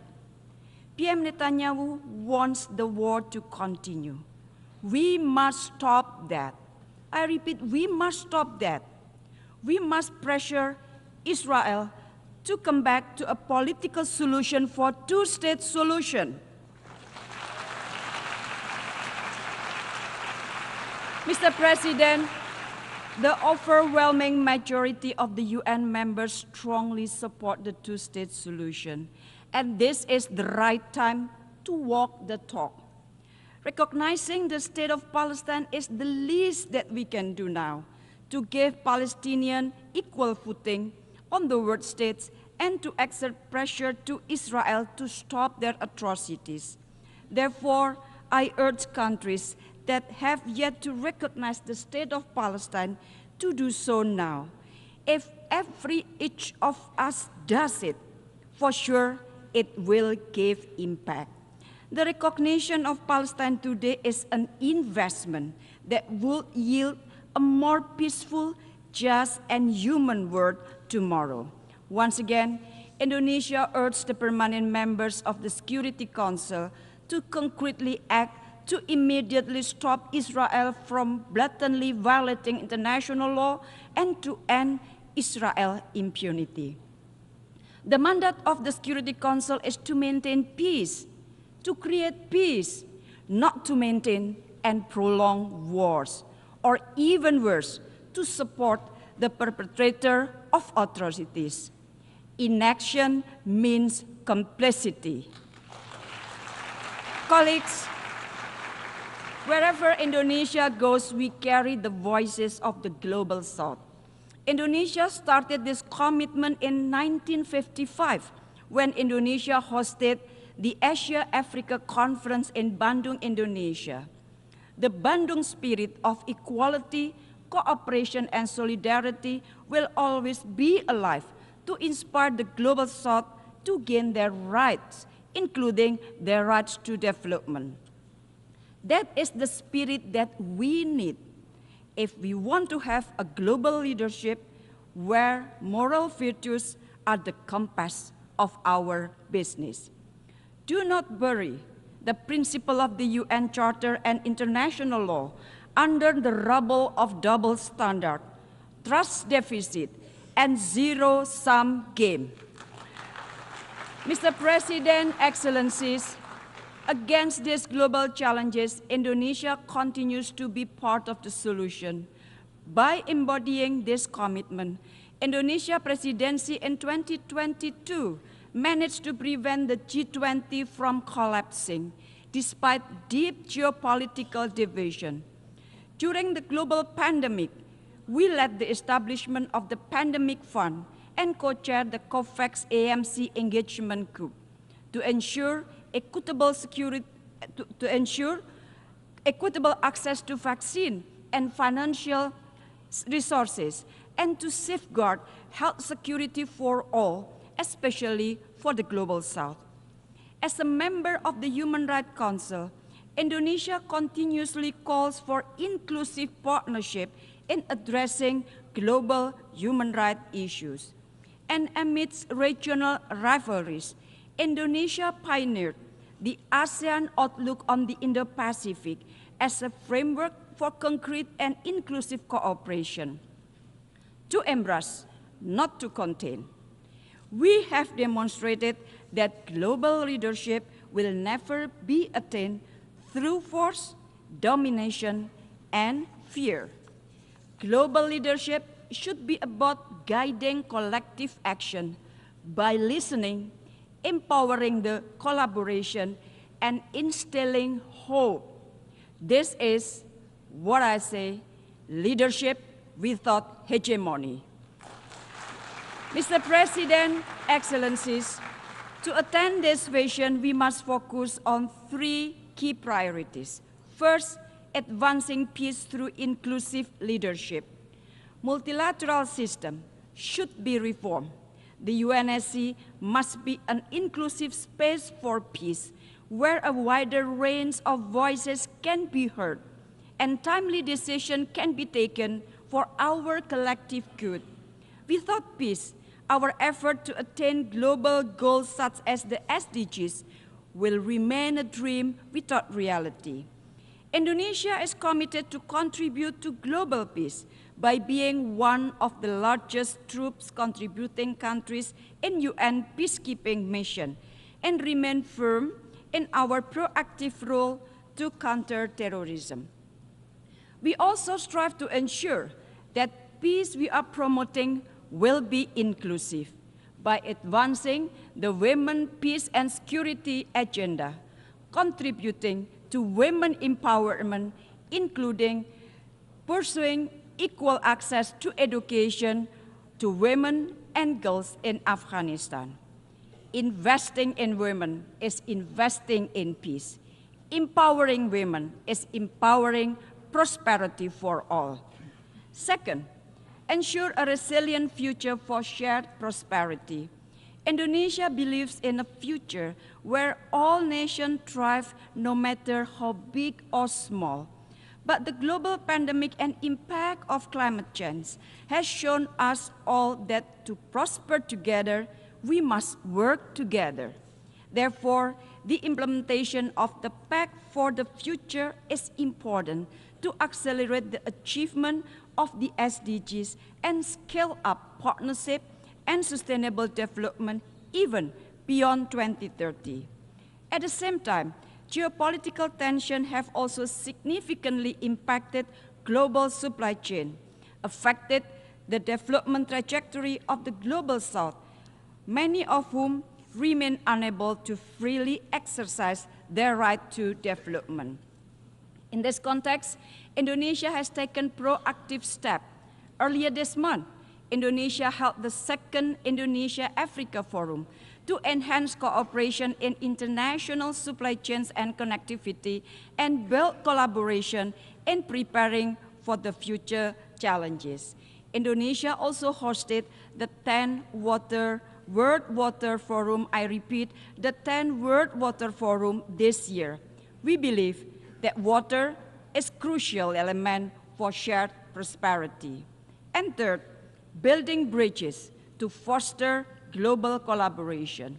Colleagues, a winner takes all, and take it or leave it mentality should no longer exist when collaboration is the only antidote in addressing the global challenges of today. For Indonesia, a world where the only option is us versus them will only result in the word of us or them. Global solidarity and collective responsibility is the essence of the Bandung spirit, and this spirit guided us through our G20 presidency in 2022, chairmanship of ASEAN in 2023, and continuous effort to voice the aspiration of the global South. Indonesia envisioned a world where nations collaborate together to address shared challenges, uphold international law, and protect human rights and dignity of all people. In Southeast Asia, ASEAN with 650 million people has proven that diversity can coexist with stability, peace, and prosperity. Indonesia also continues to work with ASEAN to restore peace and stability in Myanmar through implementation of the ASEAN 5-point of consensus and to enable the safe and dignified return of the Rohingya people. Beyond ASEAN, we also continue to deepen our engagement to the Pacific region to become part and parcel of an inclusive and peaceful Indo-Pacific architecture based on the principle of solidarity, equality, and mutual respect. Mr. President, colleagues, peace, justice, and humanity will always be at the core of Indonesia's foreign policy. Indonesia understands that the global leadership is not something that inherited, nor does it fall from the sky. It must be earned through our collective efforts. Rest assured that Indonesia's commitment toward common peace, common prosperity, common security will be carried out forward across Indonesia's successive administration. It is in this spirit that I'm proud to announce Indonesia's candidature for a non-permanent seat of the United Nations Security Council for 2029-2030. This candidature reflects our deep commitment to contributing toward global peace and security. So, colleagues, let us work together to build a legacy of peace for our future generation. I thank you very, very much.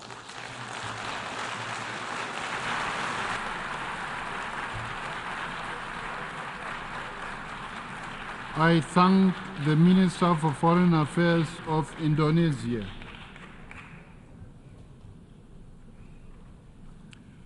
I now give the floor to His Excellency Sergei Lavrov, Minister of Foreign Affairs of the Russian Federation.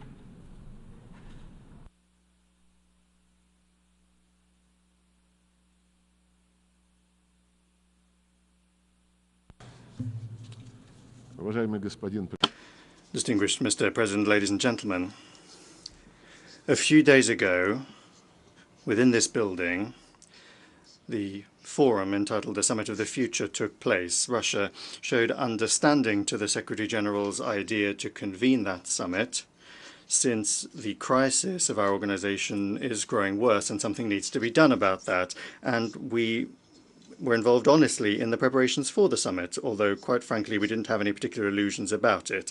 In the contemporary history of the UN, there have been many ambitious events that concluded with loud declarations that were quickly forgotten about. For example, in 2000, the Millennium Summit declared the task of freeing peoples from the scourge of war. Just 2 years after that, the USA, at the head of the Coalition of the Willing, under the laughable pretext, without a mandate from the UN Security Council, invaded Iraq, a country which has still not been able to recover from the destructive consequences of that escapade. In 2005, the UN World Summit declared a commitment to establishing a just peace in accordance with the principles and purposes of the UN Charter.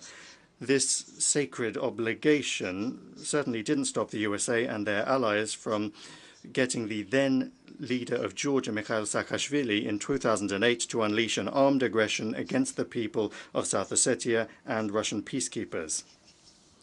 And a further 3 years after that, NATO organized the military intervention in Libya, destroying its statehood and undermining the stability of neighboring countries. In 2015, the UN Summit on Sustainable Development adopted grandiose plans to combat poverty and inequality, but they turned out to be empty promises in light of the reluctance of the countries of the West to refrain from their neo-colonial practices of mining the wealth of the entire world for their benefit. Just look at the statistics of the promises that were kept in terms of financing the development of the countries of the Global South and the transfer of environmentally friendly technologies. Just like Kofi Annan and Ban Ki-moon in the past, the current Secretary General advanced his own initiative under the slogan of rebooting global cooperation.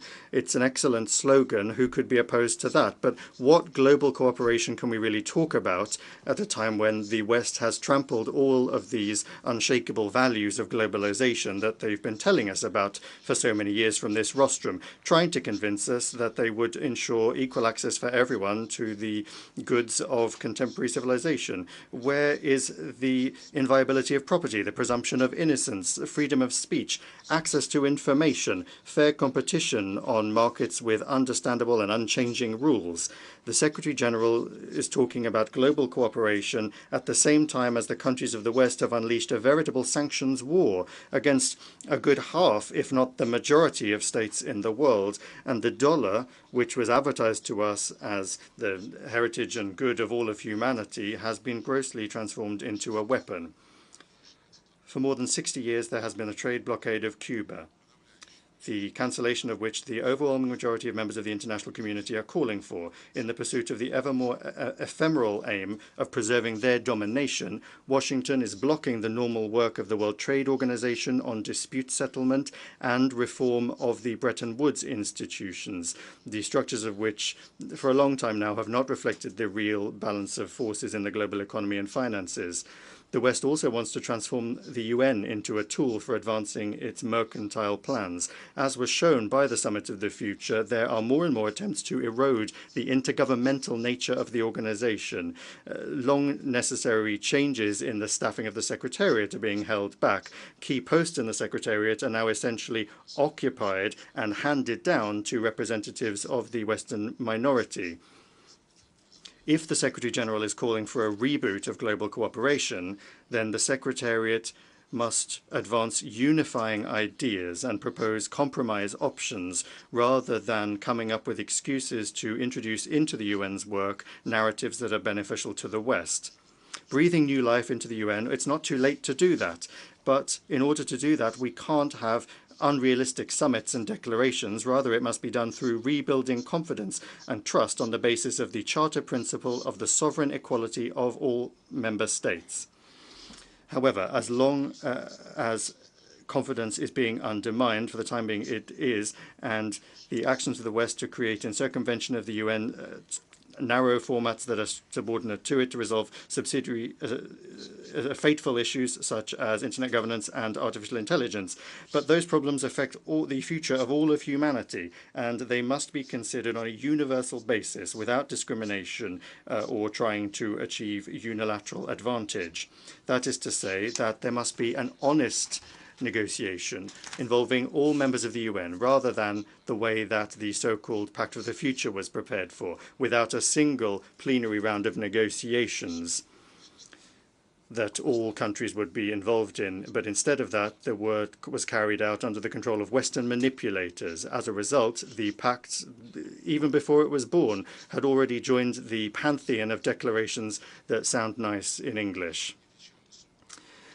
Sad as it is, that is the fate of products of these world summits. However, things aren't any better when it comes to implementing Security Council resolutions, which are binding. The sabotage of decisions on the Kosovo settlement and the Dayton agreements on Bosnia and Herzegovina says a great deal. But the most glaring example continues to be spinning out over almost 80 years the consensus resolutions on the creation of an independent Palestinian state coexisting in peace and security with Israel. There can be no justification for acts of terrorism, which Israelis fell victim to on the 7th of October last year. But everyone who still has a sense of compassion is outraged by the fact that the October tragedy is being used for the mass collective punishment of the Palestinians in the form of an unprecedented humanitarian catastrophe. The killing of Palestinian civilians with American weapons must immediately be ended. It is important to ensure the delivery of humanitarian aid to the enclave, the reconstruction of infrastructure, and most importantly, it is important to guarantee the realization of the legitimate right of the Palestinians to self-determination and to allow them, not in words, but in deeds, as they say, on the ground, to create a contiguous and viable state within the 1967 borders with its capital in East Jerusalem. Another glaring example of terrorist methods as a means of achieving political aims is the inhumane attack on Lebanon that transformed civilian technology into a lethal weapon. There must be an immediate investigation into this crime, but already we cannot remain silent in the face of the many publications in the media, including in Europe and here in the United States, that indicate to varying degrees the involvement and at the very least awareness of Washington when it comes to the preparation of that terrorist attack. And we understand that the Americans always deny everything, and they do everything they can to hush up any facts that come to light, as they did in response to the irrefutable evidence of their implication in the terrorist attack on the Nord Stream gas pipeline. Those gas pipelines, incidentally, were a marvelous symbol of that selfsame global cooperation that our Secretary General dreams of. But as a result of their destruction, the competitiveness of the European Union in the global economy has been undermined for long years to the benefit of the United States. It is on the West's conscience as well that the truth about those who organized many other heinous crimes has been put on a back burner, including the bloody provocation in the Kiev suburb of Bucha and the series of poisonings of citizens of Russia in Britain and Germany. The UN Secretariat cannot remain separate from efforts to establish the truth in situations that directly impact global security, and in doing so is obliged to strictly observe Article 100 of the UN Charter, to act impartially and to avoid the temptation to play into the hands of individual states, particularly those that are actively calling not for cooperation, but to divide the world into the flowering garden and the jungle, or to those sitting around the table of democracy and those that are on the menu. We mustn't forget also about the service record of those that demand that their rules be implemented by the rest of the world. The invasion of Afghanistan and the inglorious 20-year presence there of the infamous coalition was accompanied by the formation of Al-Qaeda. A direct result of the aggression against Iraq was the creation of ISIL. Unleashing the war in Syria gave rise to Jabhat al-Nusra, which is now Hayat Tahrir al-Sham, and the destruction of Libya opened the floodgates for the permeation of terrorism into the Sahara-Sahel region and for the flow of millions of illegal migrants to Europe. We call upon all of those that are thinking about the future of their peoples and countries to be very wary of any new escapades by those who invented these rules. We are particularly concerned by the now almost commonplace practice of political killings, as once again took place yesterday in Beirut. The tragic and unacceptable turn of events in the Arab-Israeli conflict in Yemen, in the Red Sea Basin, in the Gulf of Aden, Sudan, and other hotspots in Africa reflects an indisputable fact. Security can either be equal and indivisible for all, or it won't be for anyone. An understanding of what would seem to be a simple truth in the context of European security is something that Russia for years has been trying to impart to Washington, London, and Brussels, who are obsessed with their complexes of their own exceptionalism and impunity. Although they initially promised not to expand NATO, and in 1999 and in 2010 they signed in official documents of OSCE summits an obligation to not ensure their security at the expense of others. In fact, the North Atlantic Alliance for 3 decades has been carrying out the geopolitical and military expansion of NATO into Europe. It is trying to take root in the South Caucasus and Central Asia, creating direct threats to the security of our country. And now the same is happening in the Asia-Pacific region, where NATO infrastructure is creeping in and to contain or deter China and Russia. Narrow military political blocs are being created that undermine the inclusive security architecture under the ASEAN umbrella. And the West is not only not remembering about the global cooperation that our Secretary General is such a fan of, but openly in their doctrine documents, they are harshly accusing Russia, China, Belarus, the Democratic People's Republic of Korea, and Iran of creating threats to their domination. In respect of Russia, they have declared the aim of dealing it a strategic defeat, almost just like London and Washington planned in May 1945, with the development, even before the end of the Second World War, of an operation entitled Operation Unthinkable to destroy the USSR. Back then, this was kept top secret, but the current Anglo-Saxon strategists are not hiding their ideas. For now, they do, it's true, hope to defeat Russia using the illegitimate neo-Nazi Kiev regime, but they're already preparing Europe for it to also throw itself into this suicidal escapade. I'm not going to talk here about the senselessness and the danger of the very idea of trying to fight to victory with a nuclear power, which is what Russia is. Equally senseless are the Western backers of Kiev swearing that there is no alternative to negotiations based on the infamous peace formula. They are defending this doomed ultimatum by shamelessly invoking the UN Charter, demanding the territorial integrity of Ukraine be ensured. And I would like to recall, in particular, I'd like to remind the colleagues in the Secretariat that the Charter isn't just about territorial integrity. Charter 1 of the Charter declares the obligation to respect the principles of the equality and self-determination of peoples, and that served as the international legal basis for the process of decolonization, which incidentally still needs to be completed, however much the French, the British, and other former colonial countries may resist. In 1970, the General Assembly unanimously decided in its declaration that everyone must observe the territorial integrity of those states whose governments respect the right of peoples to self-determination, and on that basis provide the entire population living on that territory.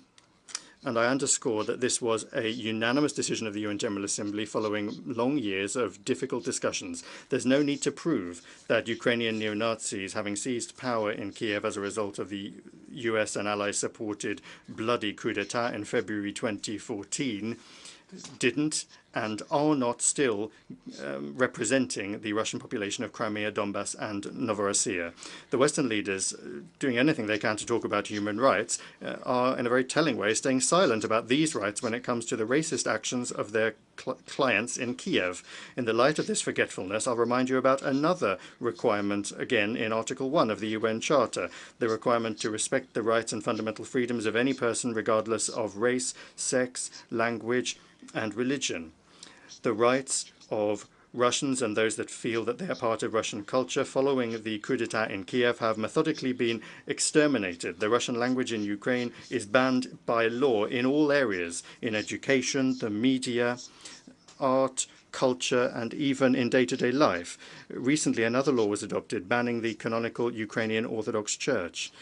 These are gross violations of the rights of Russians enshrined in the UN Charter, and they bring with them threats to the security of Russia and all of Europe, stemming from the Kiev regime and those that are dragging it into NATO. And all of these are the root causes of the current Ukrainian crisis.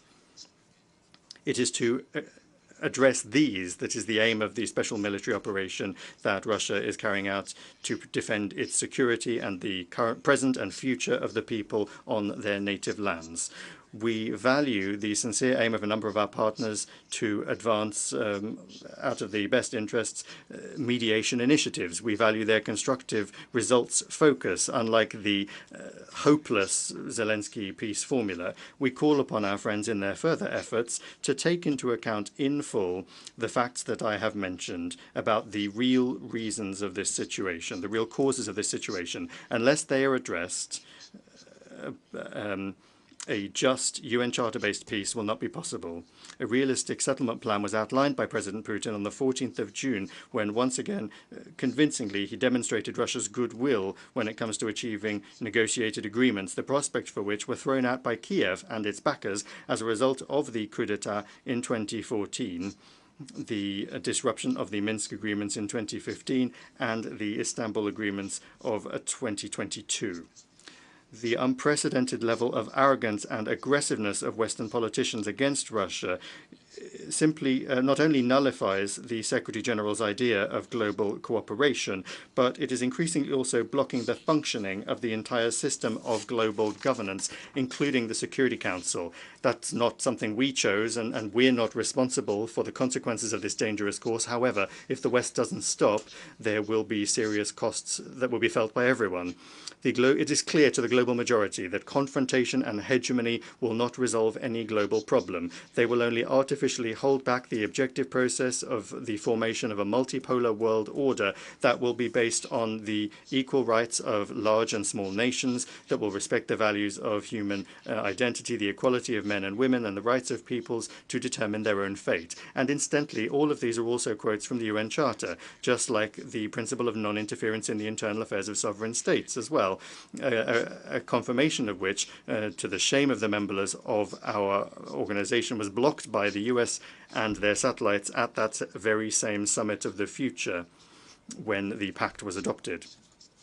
Speaking on the 18th of September before the participants in the 4th Eurasian Women's Forum in St. Petersburg, President Putin underscored the need for a pooling of efforts in the name of sustainable development and general universal, equal, and indivisible security. Addressing the most complex problems facing all of humanity is something we can only do together, taking into account one another's interests. The West must realize this and refrain from its neo-colonial ideas. The Global South and the East are more loudly speaking about their rights and their fully fledged participation in decision-making processes on the whole range of the international agenda, which is becoming particularly relevant in a situation in which the West is steadily destroying the model of globalization that they themselves created.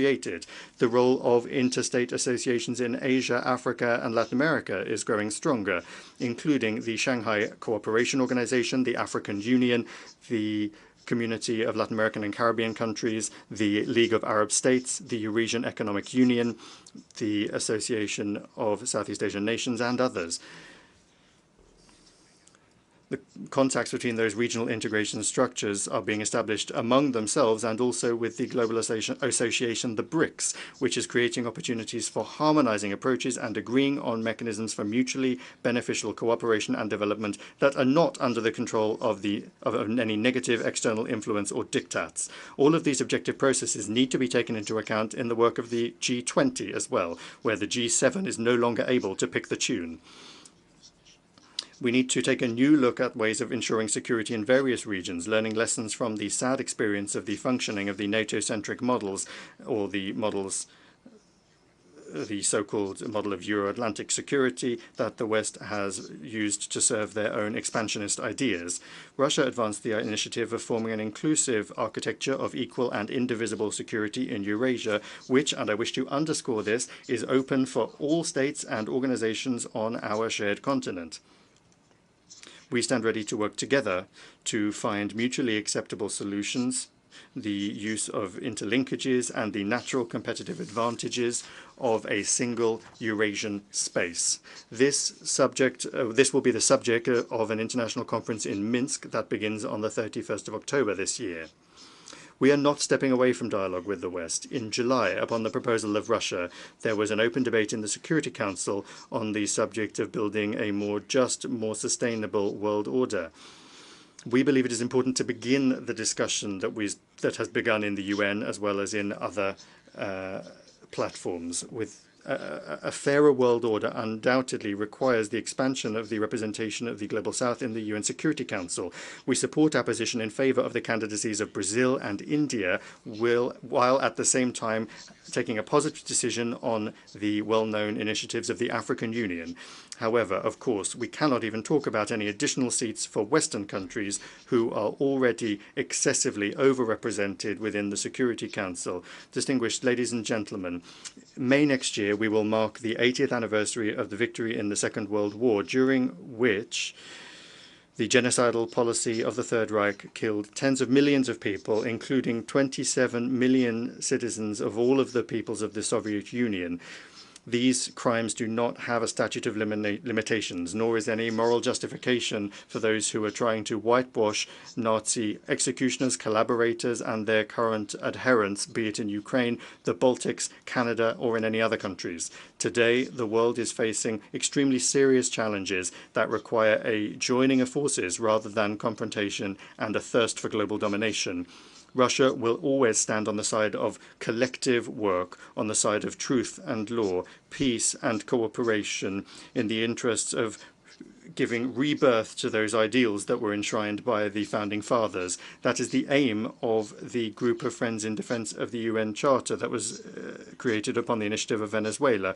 Its purposes and principles remain fully relevant. The most important thing is to make sure that absolutely everyone is guided by those principles, not selectively choosing from a menu, but rather in their entirety and as they are interlinked, including the principle of the sovereign equality of states. Then, working in favor of forming an honest balance of legitimate national interests, the legitimate national interests of all countries, we will be able to give life to the purpose of the UN that is enshrined in the Charter, to be a center for harmonizing the actions of nations. Thank you. I thank the Minister for Foreign Affairs of the Russian Federation.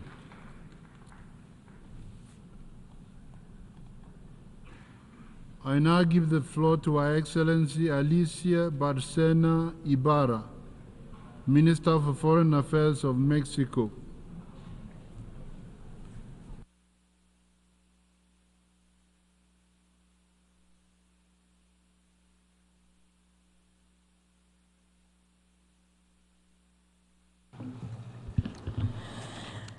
Mr. President, Señor Presidente. President, distinguished delegates, I would like to convey to you the greetings of our President, Andrés Manuel López Obrador. And I'm honored to come back to this General Assembly, where it was my home for many years, to address you now as representative of Mexico. We are facing a turning point. The neoliberal hegemony has shown its palpable failure, given a model of extractivist development that only socializes losses, privatizes gains, impoverishes people, and devastates the planet. The arms races and wars are once again part of international geopolitics. The devastation of the environment is only continuing. Frustration and miscontent are fueling extremism in proposals that deny people's rights and once again deny democratic values. The institutions of the international system are losing legitimacy. This is what the Secretary General Antonio Guterres was referring to in his address when he spoke about a purgatory of polarity and instability, which are symptoms of civilization crises and stages of transition in which the old has not yet died and the new has not yet been born. The similarities between the current times and the interwar period in the last century is increasingly evident. They are also increasingly concerning because we know how things turned out then. Terrible years in which the global production became a conveyor belt for war, where humanity once just became one more good. However, history also teaches us that in these crises, with bravery and courage, it is possible to change the destructive path of destiny. In the interwar period last century, Mexico's foreign policy wrote an exceptional chapter showing humanism, solidarity, and respect for international law, which are characteristic of us. Mexico gave itself the task of upholding the value of the League of Nations, justice, self-determination, integrity, independence, and equality between its members. With these flags, we categorically condemned the arms race, the invasions of Manchuria, Austria, and Ethiopia, and the progress, the advance of fascism in Europe. And after the Second World War, Mexico led the declaration of Latin America and Caribbean as being an area free, a zone free of nuclear weapons. Today, like then, Mexico is trying to build emancipatory alternatives. This is part of our Mexican humanism, which is the result of our millennium-old history and compass in our project for national transformation, building a fair, equal, and fraternal society, a moral economy that guarantees the equal distribution of income and respect for the environment. This is a revolution of consciences, which has made it possible for us to change the increasingly precarious living conditions that our people had suffered before, during, and now things are different under the administration of Andrés Manuel López Obrador. Now, more than 9.5 million Mexicans have been brought out of poverty in 5 years, and the Gini coefficient has reached a historic low. The minimum wage has gone up by 135%, which has dispelled the inflationary myths that of those who wish to maintain the status quo. We've also got rid of tax breaks, strengthening the public coffers and putting an end to corruption and tax evasion and avoidance. All of this has been done against a backdrop of responsible public finances, which has made Mexico a destination for investment. We've also taken unprecedented measures at the constitutional level to recognize the rights of indigenous peoples, to guarantee the equality and political participation of women, and also to leave a clear legacy of social achievements in our constitution, so that nobody can deprive future generations of these things. These premises are also reflected in our foreign policy, because Mexico is a country of migrants, and we are no strangers to any stage of the migratory cycle. In line with our experience, we have rolled out the Mexican model for human mobility. This is a proposal that aims to manage migration comprehensively in a holistic way, to deal with its structural causes and with hemispheric cooperation. The model has 5 pillars: empowering Mexican communities abroad and advocating the United States to adopt ways for them to be fully regularized. Secondly, to beef up and broaden cooperation for development in communities of origin and return.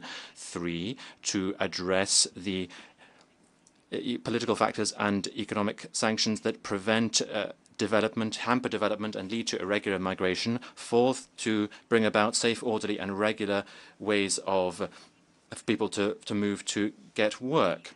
We have said it loud and clear. Migration is not a problem, it is a phenomenon. It's not a crime, and migrants are not criminals. The problem is the factors that lead people to leave their homes and the dangers that they're facing when they don't find legal ways to migrate and practices that criminalize them. From this rostrum, we rightly recognize the contributions of more than 37 million Mexicans who live in the United States. They are very able workers who provide $324 billion per year to this country's GDP, and they are critical for the economy of both countries. We have been able to change the narrative and conversation with the United States to focus on the structural causes. We have also convened leaders of the countries of origin in the region in Palenque with strategic agreements that have been able to reduce clashes on the border between Mexico and the United States by 66%. We also said loud and clear that development and stability will not be the norm of the international system unless we guarantee the rights and inclusion of women. As the first country in the Global South to adopt a feminist foreign policy, we hosted the 3rd Ministerial Conference on Feminist Foreign Policies, and in the declaration, the conference recognized a range of commitments that are reflected in the Pact of the Future. But just This week, only 9 women, heads of state and government, actually spoke at this rostrum. Only 9 out of 133 countries. The world cannot make headway without half of its population. Never again anything about us without us, because the future will be feminist or it will not. As Nicholas Stern said, climate change is the greatest market failure of all time, and it is also the greatest global challenge that we have. The only way to mitigate it is to take collective and simultaneous measures. These require financing, and they require that countries fulfill shared, common but differentiated responsibilities. We reiterate our commitment to the Paris Agreement, the implementation of the Kunming-Montreal framework, and the Biodiversity Convention, and the synergies between the 3 Rio conventions. We need to restore the integrity of our ecosystems as providers of essential goods and services for the economy and for social well-being, and also for climate stability. We have taken part in the consultative processes of the International Tribunal on the Law of the Sea, ITLOS, the Inter-American Court on Human Rights, and the International Court of Justice on states' responsibility vis-à-vis climate change. We will continue to work to achieve the ratification of the agreement on the conservation of marine biodiversity in areas beyond national jurisdiction, and to maintain the moratorium on mining extraction on the seabed. The security context in the world, friends, is changing enormously. We are alarmed by the growing various threats to international peace and security, particularly the violations of the purposes and principles of the Charter of the United Nations and the increasing risks of a nuclear war, the greatest threat that humanity has ever faced. Against this backdrop, we defend the territorial integrity in all geographical contexts, including in Ukraine and Palestine. We're in favor of a political solution and negotiations that include both parties, Russia and Ukraine. In this regard, we welcome the initiative of Brazil and China on there being a group for peace set up in New York. The war has gone on too long, and it affects us all. We're all losers, apart from the mercenaries of death, apart from those arms companies that are making money out of suffering and the losses of millions of people, children, and the destruction of entire families. Against this concerning backdrop, we need to redouble our efforts to eliminate nuclear weapons. Their devastating effects cannot be contained in space or in time, and that is why they are contrary to international law and the survival of humanity. But firearms are also a source of violence and insecurity throughout the world. Mexico is suffering from the flow of more than 500,000 weapons into its territory every year. They flow in illegally. The arms industry needs to be held accountable for its negligence, and Mexico has turned to the courts with this in mind. We are convinced that the arms industry is a key part of the expansion of this problem, as well as how to solve it. Mexico is well aware of how the illegal flow of weapons is the other side of the coin of the illegal flow of drugs and our organized crime, in particular in our country's northern border. Friends, humanity in Gaza has shown itself to be bankrupt, given the inaction of the international community. More than 70% of the victims of this war have been children, women and children. More than 85% of civilians have had to flee their homes. Most of the people there lack access to food, water, and electricity. That is why we requested to intervene in the case brought by South Africa before the ICJ on the implementation of the International Convention on the application of the Convention on Genocide. And together with Chile, we referred the situation in Palestine to the ICC, and we also sent an amicus brief to the court to highlight the court's jurisdiction. We reject the false dilemma between the sterile violence of terrorism and the disproportionate punishment wrought by governments who are blinded by the double standard. To make the two-state solution a reality, The United Nations resolutions need to be adhered to, as well as the ruling of the ICJ on practices in the occupied Palestinian territory. The institutions and rules underpinning our international system are the last line before barbarism.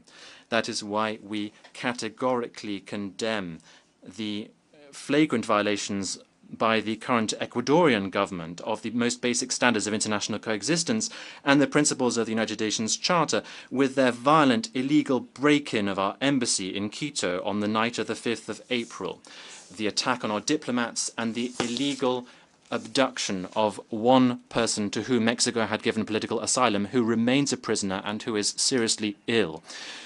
We reiterate our thanks to the international community for the widespread condemnation of this fact. We cannot forget it or normalize it. Dear friends, we know one thing, which is that the United Nations Security Council needs urgent reform. Mexico proposes eliminating the veto entirely, and until that is not achieved, at least limiting the veto to in cases of genocide, crimes against humanity, and war crimes.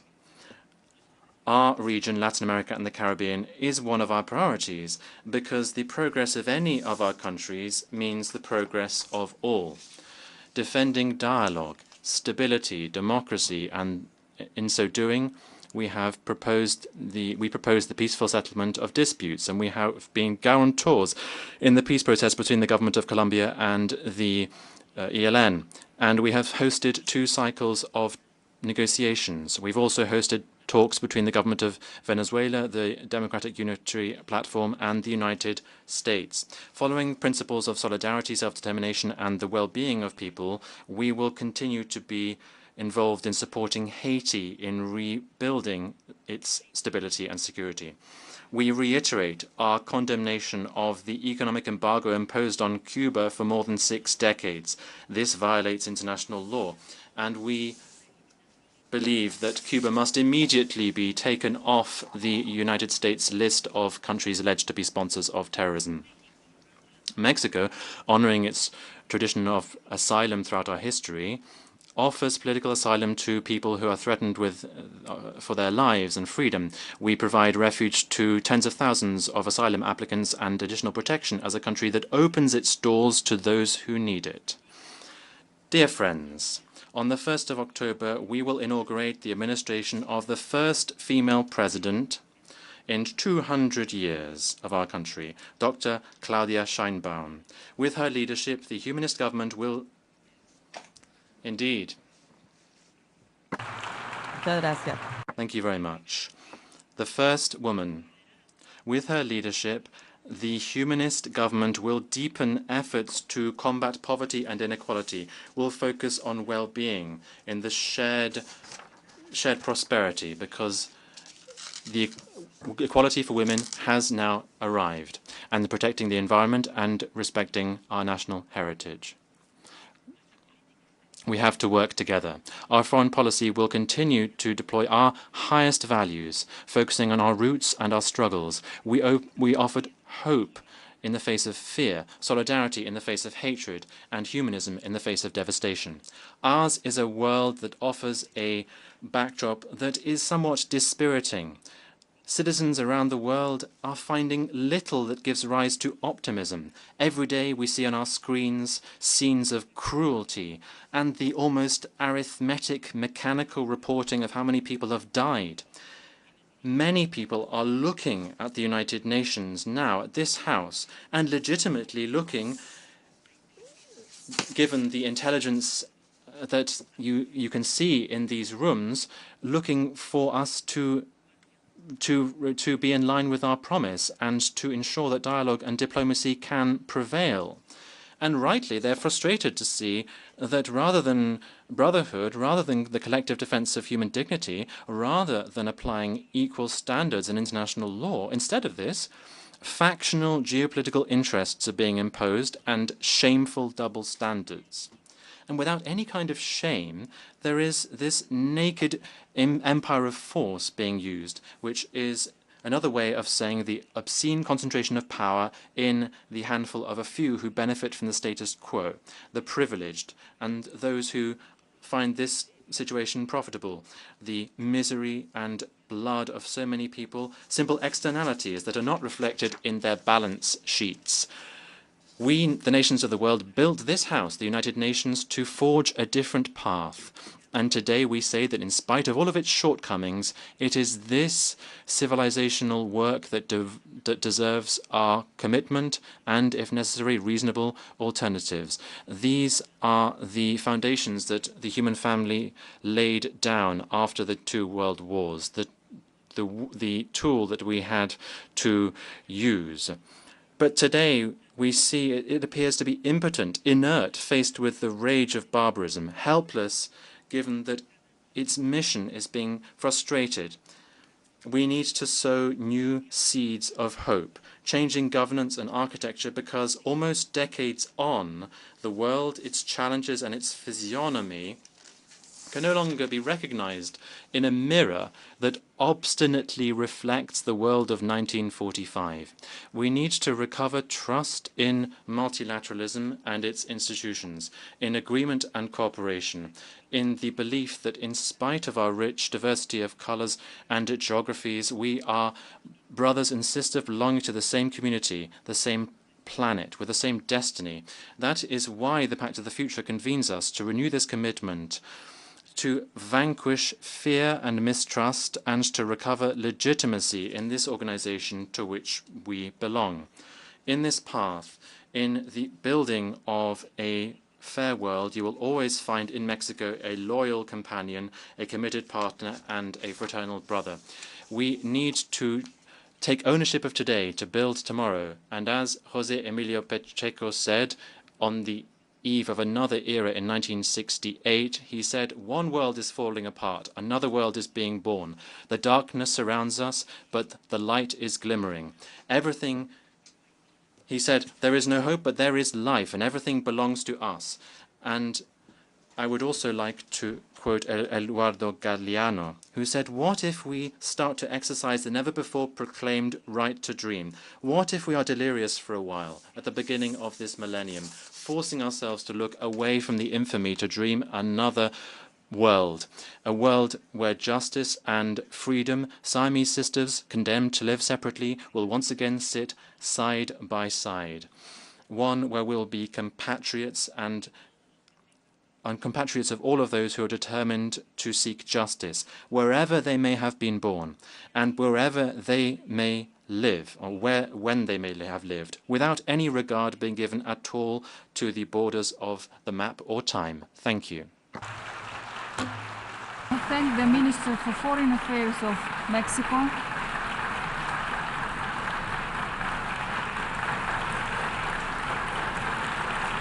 I now give the floor to His Excellency Espen Barth Eide, Minister for Foreign Affairs of Norway.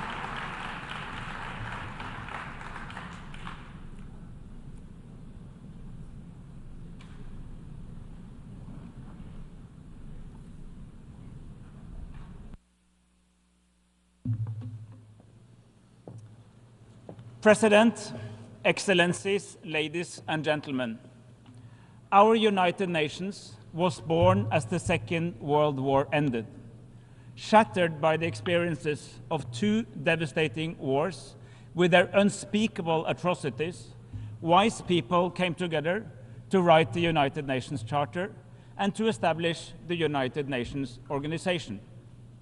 The Charter codifies the key principles of international law, including the prohibition of the use of force, but in self-defense or upon the authority of the Security Council. Effectively, wars of aggression were outlawed, whereas the inherent right to self-defense was reconfirmed. In the Charter, and flowing from it in the years to come, we also established the other key principles that codify international humanitarian law, as well as international human rights law. This is the quintessential set of principles that shall govern international relations.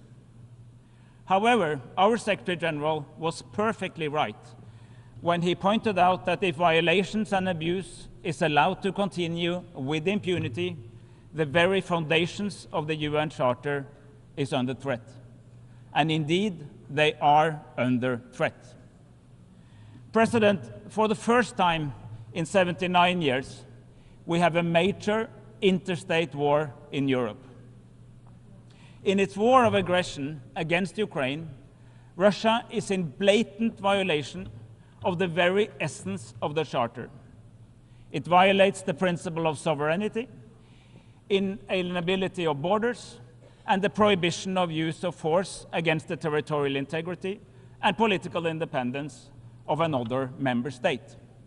These principles safeguard the equality of all states, large and small, always and everywhere, and are fundamental for member states' security. Norway stands by Ukraine. Like so many friends of a free and independent Ukraine, we contribute significant military and civilian assistance, and we are determined to do so as long as it takes. We want Ukraine to prevail. We want peace in Ukraine, but it must be a just peace in line with the key principles of the UN Charter. An unjust peace would imply that we, once again, are living in a world where might makes right and where borders can be changed by force. We must all reject such an outcome. It would set a terrible precedent. My fellow delegates, even wars have rules. International humanitarian law, as embodied in the Geneva Conventions, lays out the key principles of distinction and proportionality. Warring parties are obliged to follow these rules, irrespective of whether the war itself is legal. Every member of this assembly is bound by the Geneva Conventions. They are as much a part of our common commitment to a rules-based order as the Charter itself. The principles under international humanitarian law are obligatory, not optional.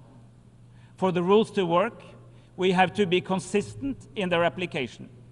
We must treat similar cases similarly, irrespective of the context.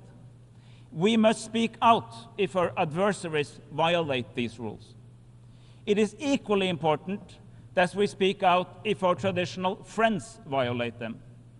In fact, it is in the latter case that we demonstrate that we do see these rules as universal. President, almost a year has passed since Hamas's heinous terror attack on Israel on October 7. Its effect on Israeli society can hardly be overestimated. We condemn these horrific acts in the strongest possible terms. The hostages that are still in Hamas captivity must be released immediately and without conditions. There is no doubt in our mind that Israel, like any other state, has a right to defend itself against terrorism. At the same time, Israel, like any other state, is bound by international humanitarian law. The immense suffering inflicted on the Palestinian population in Gaza is beyond comparison. Much of Gaza has been turned into rubble. At least 41,000 people have been killed, and many more are injured and maimed for life.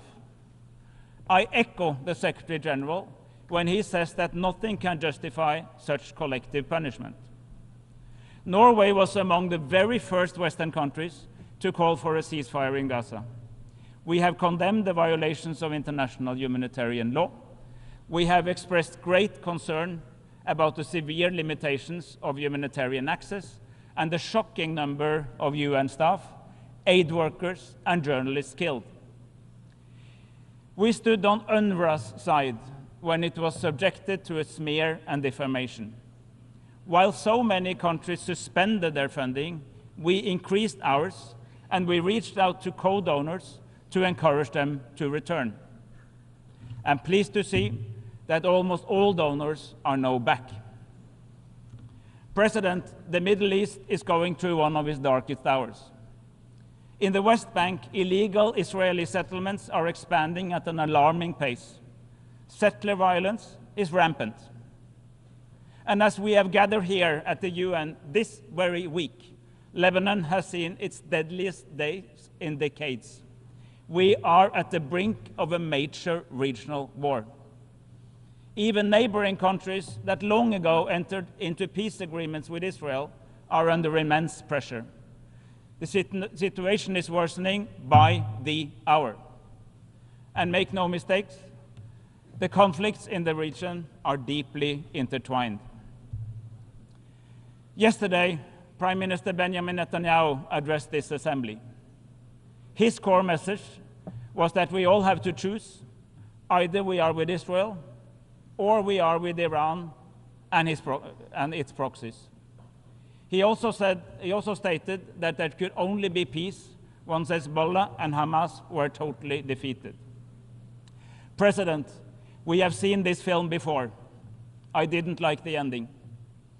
22 years ago, in response to the terrorist attacks on this very city, another leader stated that we were either with him or with the terrorists.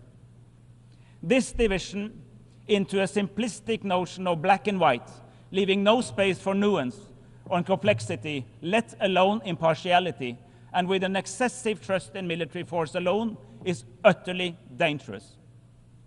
And indeed, it did not end well. We need to learn from past mistakes. However, President, in every crisis lies an opportunity. I remain convinced that there is no credible alternative for lasting peace other than a two-state solution. While ceasefires in Gaza and in Lebanon are most urgently needed, ending hostilities must not be confused with lasting solutions. Serious thinking is required here and now to prepare for the day after. 2 days ago, almost 100 member states took part in a meeting called by Saudi Arabia, the European Union, and Norway, launching a global alliance to implement the two-state solution. 3 decades after the Oslo Accords, more and more states are realizing that endlessly waiting for the right moment to negotiate will not work. I call on those states that have not yet done so to recognize the state of Palestine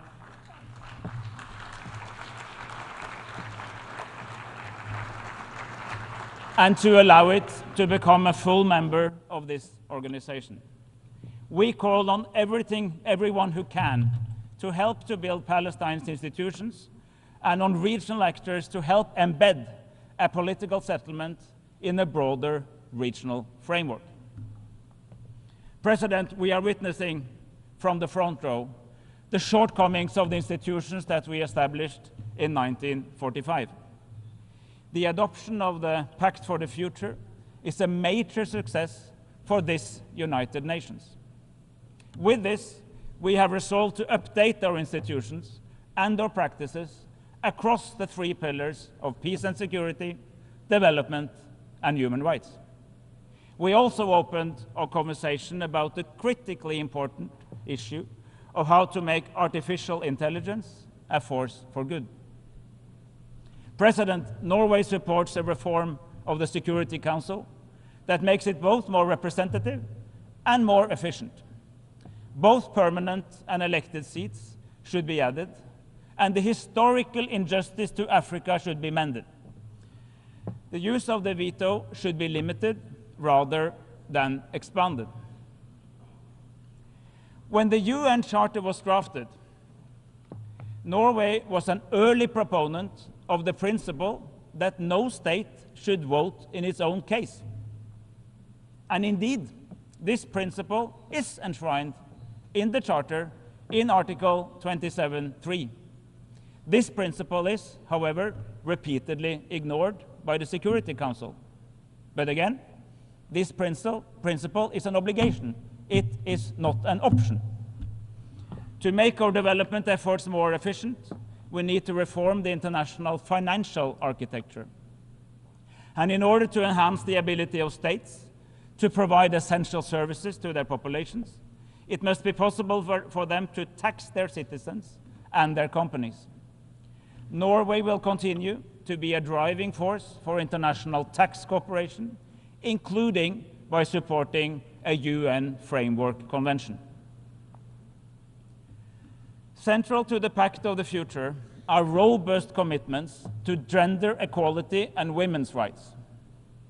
Inclusion must be at the forefront, not because it is the right thing to do, but because it is the smart thing to do. We need equitable societies. We must build more effective and accountable institutions, including in this very organization. President, the triple planetary crisis is mankind's most daunting challenge. To save our planet, we must adapt our economies. The future must be renewable, circular, and nature-friendly. There is good news, President. Despite increasing political divides, the last few years have seen that multilateralism can deliver when it comes to the relationship between us as mankind and our physical environment. In Dubai, we agreed to transition away from fossil fuels in a just, orderly, and equitable manner. In Montreal, we agreed to reset our partnership with nature. In Nairobi, we launched a negotiation process towards a treaty to end plastic pollution. And here in New York, we agreed to take better care of our common oceans. What is true for all these agreements and the Pact for the Future alike, however, is that the real verdict lies in our ability to implement them. We must act. We must act now. President, as we approach the 80th anniversary of this United Nations, we must step up our efforts to develop this organization so as to make it more transparent, more inclusive, and more representative of the world we live in today. Norway fully supports the integrity and independence of the Secretary General and his reform agenda. Reform will not be achieved through micromanagement. We, the member states, must provide the Secretary General with input and guidance. But we must also show trust and allocate resources to enable him to lead. When a new Secretary General shall be elected, we must ensure that she has the tools she needs to help us strategically deliver on the noble goals we have agreed upon. I thank you for your attention. I thank the Minister for Foreign Affairs of Norway.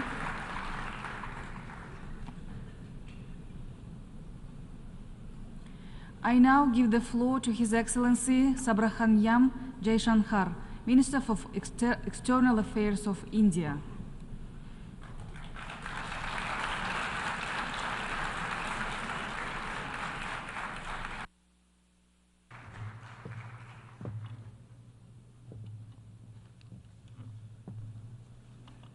Madam President, Excellencies, distinguished members of the General Assembly, greetings and namaskar from 1.4 billion people of Bharat.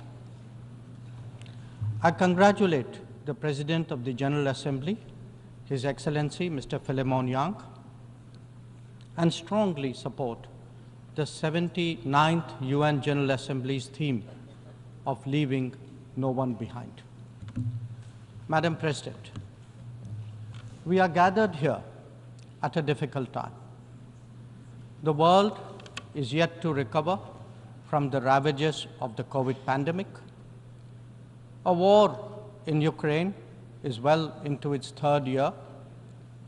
The conflict in Gaza is acquiring wider ramifications. Across the global south, development plans have gone off rails and SDG targets are receding. But there is more. Unfair trade practices threaten jobs, just as unviable projects raise debt levels. Any connectivity that flouts sovereignty and territorial integrity acquires strategic connotations, especially when it is not a shared endeavor. Technology advancements, which have long been a source of hope, are now equally a factor of anxiety. Climate events occur with greater intensity and frequency. Food security is as worrisome as health security. In truth, the world stands fractious, polarized, and frustrated. Conversations have become difficult, agreements even more so. This is surely not what the founders of the United Nations would have wanted of us. Madam President, almost exactly 8 decades ago, the first steps towards the formation of the UN were taken near here at Dumbarton Oaks. Refined thereafter at the Yalta Conference, they were finally approved in San Francisco. The debates of that era centered around how to ensure world peace, a prerequisite for global prosperity. Today, we find both peace and prosperity equally endangered.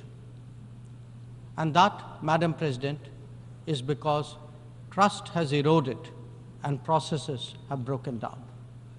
Countries have extracted more from the international system than they have put into it, enfeebling it in the process. We see that vividly in every challenge and every crisis. Reforming multilateralism is therefore an imperative. The urgency of this call is highlighted by the theme of this session. Leaving no one behind means advancing peace, ensuring sustainable development, and strengthening human dignity. This cannot be delivered by a UN paralyzed when faced with division, conflict, terrorism, and violence. Nor can it be advanced if access to food, fuel, and fertilizer is jeopardized. When capturing markets lacks restraint, it damages the livelihood and social fabric of others.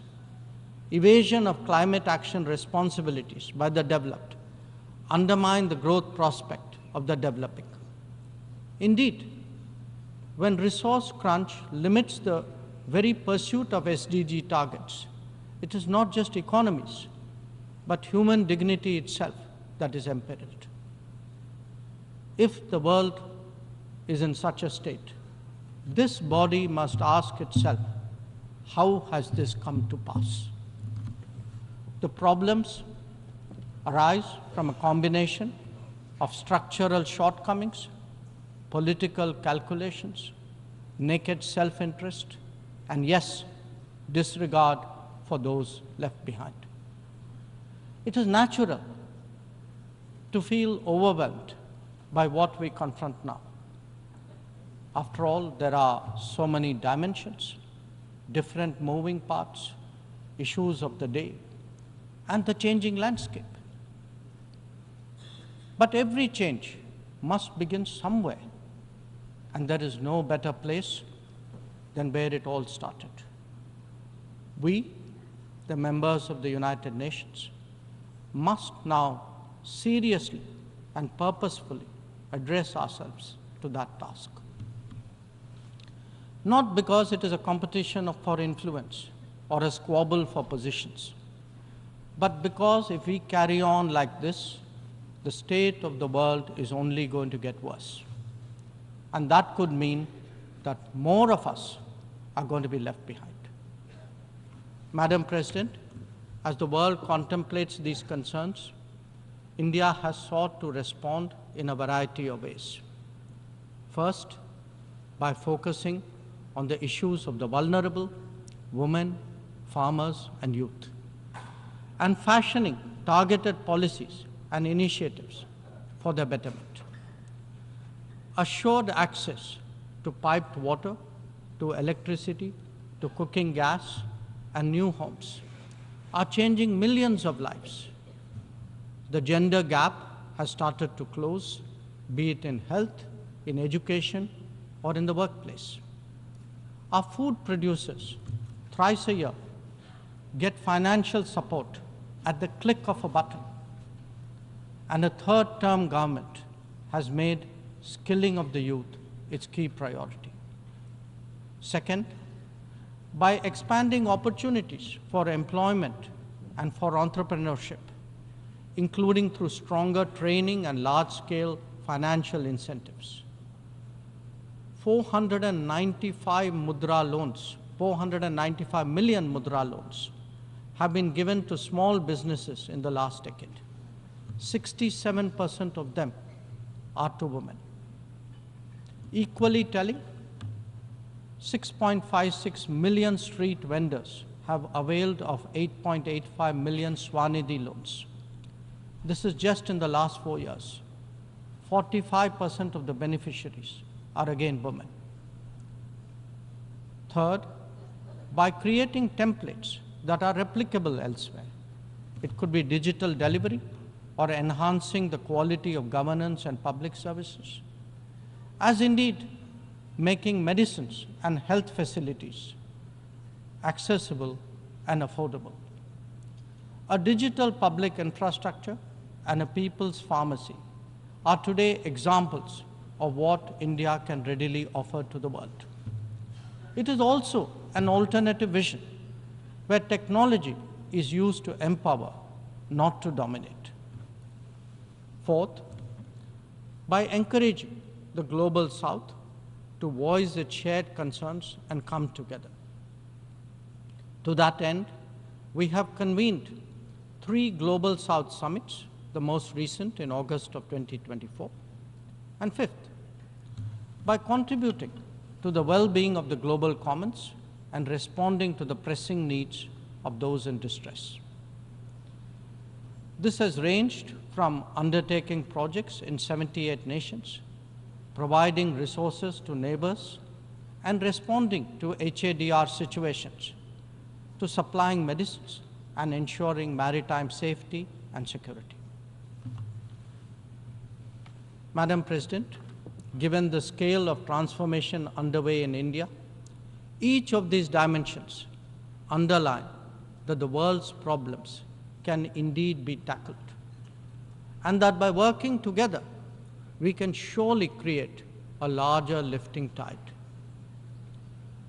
In these troubled times, it is necessary, Madam President, to provide hope and rekindle optimism. We have to demonstrate that big changes are possible and not over a long period. And nothing is more powerful in this regard than the transformative potential of the digital. We have seen its impact in our daily lives in India over the last decade. It is visible when public benefits from nutritional support and housing to energy and health are delivered efficiently and on a vast scale. Or when small business loans and farmers' support are extended without using intermediaries. In fact, when street vendors and expat workforce confidently use fintech in their regular transactions, when services delivery and benefits move seamlessly and transparently, less people will be left behind. That, Madam President, is India's experience and India's relevance. Such leapfrogging possibilities, coupled with people-centric policies and visionary leadership, can be real game changers. When India lands on the moon, rolls out its own 5G stack, dispatches vaccines worldwide, embraces fintech, or houses so many global capability centers, there is a message here. Our quest for a Viksit Bharat or a developed India will understandably be followed closely. Madam President, an important cause of many getting left behind has been the unfairness of the current globalization model.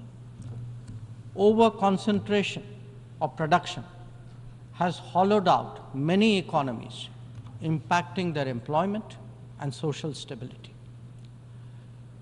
Democratizing global production, building resilient supply chains, ensuring trusted digital services, and espousing an open source culture. All these promote widespread prosperity. There are economic answers, just as there are social ones. Madam President, the UN has always maintained that peace and development go hand in hand. Yet, when challenges to one have emerged, due regard has not been given to the other. Clearly, their economic implications for the weak and vulnerable need to be highlighted. But we must also recognize that conflicts themselves must be resolved. The world cannot be fatalistic about the continuation of violence on a large scale, no more than be impervious to its broader consequences. Whether it is the war in Ukraine or the conflict in Gaza, the international community seeks urgent solutions. These sentiments must be acknowledged and acted upon. Madam President, the UN is a testimony to the agreed principles and shared objectives of the world order. Respect for international law and commitments are among the foremost in that regard. If we are to ensure global security and stability, then it is essential that those who seek to lead set the right example. Nor can we countenance egregious violations of our basic tenets. Terrorism is antithetical of everything that the world stands for. All its forms of and manifestations must be resolutely opposed. The sanctioning of global terrorists by the United Nations should also not be impeded for political reasons. Madam President, many countries get left behind due to circumstances beyond their control. But some make conscious choices with disastrous consequences. A premier example is our neighbor, Pakistan. Unfortunately, their misdeeds affect others as well, especially the neighborhood. When this polity instills such fanaticism among its people, its GDP can only be measured in terms of radicalization and its exports in the form of terrorism. Today, we see the ills it sought to visit on others consume its own society. It can't blame the world. This is only karma. Madam President, a dysfunctional nation coveting the lands of others must be exposed and must be countered. We heard some bizarre assertions from it at this very forum yesterday. So let me make India's position perfectly clear. Pakistan's cross-border terrorism policy will never succeed, and it can have no expectation of impunity. On the contrary, actions will certainly have consequences. The issue to be resolved between us is now only the vacation of illegally occupied Indian territory by Pakistan, and of course, the abandonment of Pakistan's long-standing attachment to terrorism. Madam President, the global order is inherently pluralistic and diverse. The UN began with 51 members. We are now 193. The world has changed profoundly, and so have its concerns and its opportunities. But to address both, and indeed to strengthen the order itself, it is essential that the UN be the central platform for finding common ground. And that it certainly cannot be by remaining anachronistic. large parts of the world cannot be left behind when it comes to deciding the key issues of our times. An effective and efficient UN, a more representative UN, and a UN fit for purpose in the contemporary era is essential. Let us therefore send out a clear message from this UNGA session. We are determined not to be left behind. By coming together, sharing experiences, pooling resources, and strengthening our resolve, we can change the world for the better. I thank you, Madam President. I thank the Minister for External Affairs of India.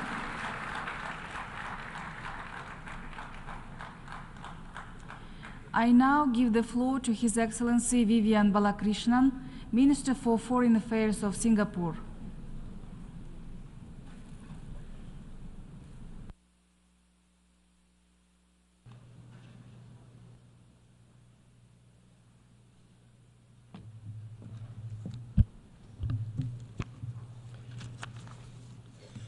Madam President, Your Excellencies, I bring you greetings from a tiny island city-state in the heart of Southeast Asia called Singapore.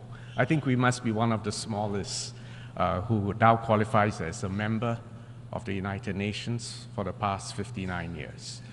I would like to congratulate His Excellency Philemon Yang on assuming the presidency of the 79th session of the General Assembly, and I also commend His Excellency Dennis Francis for his stellar leadership during the 78th session. The world is in an acutely dangerous phase, and civilians in multiple trouble spots are paying a horrendous price. The risk of miscalculation and escalation have sharply increased, most notably in the Middle East, Ukraine, and Sudan. The loss of so many innocent lives is heartbreaking, and the lack of trust amongst the major powers and the resulting deficit of global leadership makes it very difficult to find effective, peaceful solutions to all these ongoing conflicts. We are approaching the 80th anniversary of the founding of the United Nations, and we must double down on our commitment to a rules-based multilateral system on almost every issue confronting the world, from peace and security to climate change, from the ocean to outer space, from poverty to food insecurity. A reformed United Nations is absolutely essential for global solutions. The UN remains the only neutral and universal platform for dialogue and cooperation amongst all nations. And the Summit of the Future was a very significant milestone for the UN and our multilateral system. The adoption of the Pact for the Future offers the hope that nations can reach agreement given wise leadership and political will. And the pact begins the journey to transform our multilateral system and to maintain the salience of the United Nations.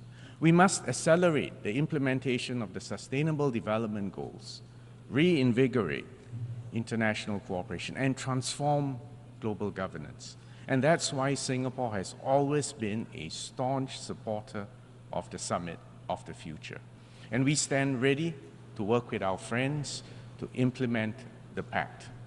I would like to highlight 3 points. First, we must return to the basics by reinforcing the foundational role of the United Nations in maintaining international peace and security. That is the raison d'etre for the UN. We must restore respect for the rule of law and the UN Charter. This has underpinned global peace and security for the last 80 years. We cannot allow recent violations of international law to become normalized. The ongoing war in Ukraine exemplifies a flagrant violation of international law and the UN Charter. The invasion of one country by another under the pretext of historical errors and grievances cannot be justified by any means. Article 2 of the UN Charter is categorical. All members shall refrain from the threat or the use of force against territorial integrity.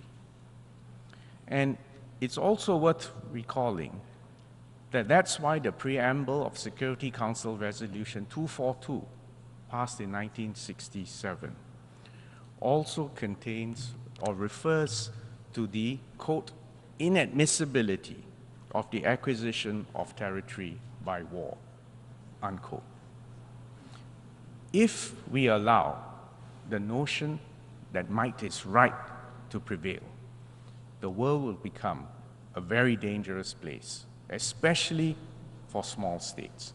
And that's why Singapore and other small states have to consistently stand for compliance with, by all member states, with international law and the UN Charter.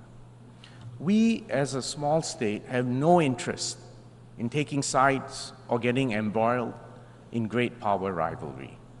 We do not want to become an arena for proxy wars. We simply aim to defend our sovereignty, to exercise our autonomy, and to chart our own futures. Our people deserve that. And that's why small states like Singapore have always been ardent advocates for international law and the UN Charter. For small states, multilateralism and international law is not an option. It is, in fact, an existential necessity. Last week, Singapore, in collaboration with the International Peace Institute, launched a report on small states and transforming global governance. The report that was prepared by the IPI and the Rajaratnam School of International Studies in Singapore highlights the priorities and the perspectives of small states. We hope that this report will catalyze further discussions on strengthening and transforming the UN and the multilateral system. Excellencies, the work to strengthen international law and the existing international legal frameworks is an ongoing exercise, and Singapore will continue to strongly support the work of the International Court of Justice, which is paramount for upholding the rule of law and protecting the interests of all countries and especially small states. The UN Convention on the Law of the Sea, UNCLOS, is absolutely crucial, and especially for an island city-state like Singapore, totally dependent on trade. In fact, our trade volume is 3 times our GDP. UNCLOS sets out the legal framework within which all activities in the oceans and seas must be carried out. Freedom of navigation and overflight is a universal right. It is not merely an optional privilege granted by the grace of whoever claims the seas. UNCLOS also provides an essential foundation for coordinating our efforts on issues such as sea level rise, plastic pollution, the loss of biodiversity, and ocean acidification. As we celebrate the 30th anniversary of the entry into force of UNCLOS this year, we call on all countries that have not yet done so to ratify UNCLOS, and to do so as soon as possible. We also need to develop new instruments to strengthen international legal frameworks. The consensus adoption of the BBNJ agreement in June last year was a crucial step in strengthening the UNCLOS framework concerning the conservation and the sustainable use of the oceans and its resources. I'm pleased to announce that Singapore ratified the BBNJ agreement earlier this week. The UN plays a critical role in formulating new rules, norms, and principles governing the global commons. For example, the UN has made good progress in establishing a framework for responsible state behavior in cyberspace, a process that we in Singapore have always supported. Singapore also supports the Secretary General's new agenda for peace, and we stand ready to work with all UN members to strengthen the role of the UN in promoting peace and security, particularly in preventive diplomacy, mediation, and conflict prevention. And such efforts are urgently needed to save civilian lives and to prevent catastrophes. Singapore remains a steadfast supporter of the UN's humanitarian efforts. We are gravely concerned with the deteriorating humanitarian crisis in Gaza and the sheer scale of human suffering. The Singapore government, along with our non-government organizations and our citizens, have contributed more than $17 million in humanitarian aid and donations for Gaza, including through UNICEF and UNRWA. We have consistently emphasized the need for the safe and unhindered provision of humanitarian aid to all civilians in need. And we reiterate our call for an immediate ceasefire and for the immediate, unconditional, and safe release of all hostages. Singapore will continue to provide more support for the civilians in Gaza. Second, we must intensify efforts to support the implementation of the SDGs.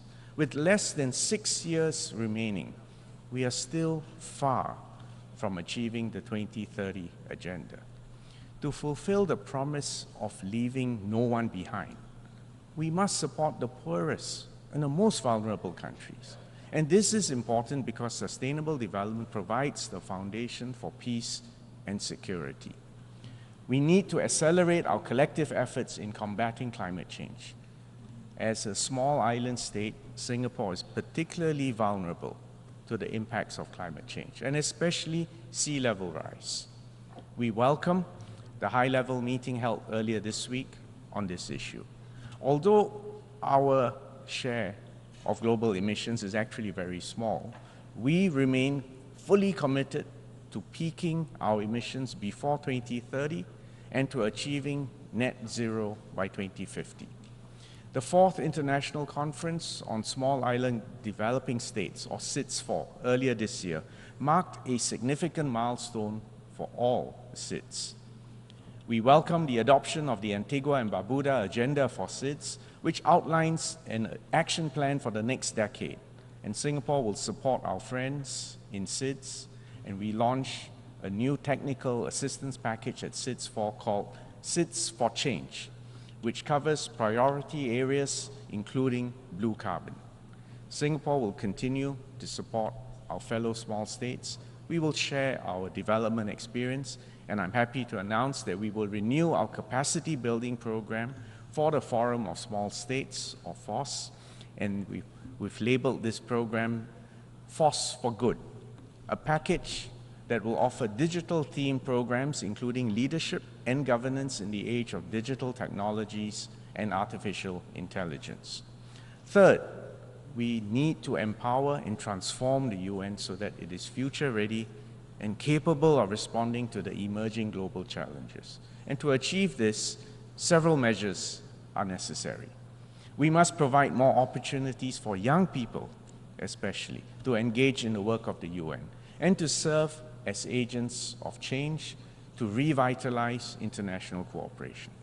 We welcome the adoption of the Declaration on Future Generations, which underscores our collective commitment to building a world that serves the interests of the future generations. After all, our young people have even more at stake. Next, we must harness the power of digital technologies in a safe and secure manner. The adoption of the Global Digital Compact is a significant step forward, offering a pathway to close the digital divide, and the compact contains an action-oriented set of commitments that can accelerate the implementation of the SDGs. We are witnessing the dawn of the age of AI. By now, the promises and the perils of AI are well known to all of us.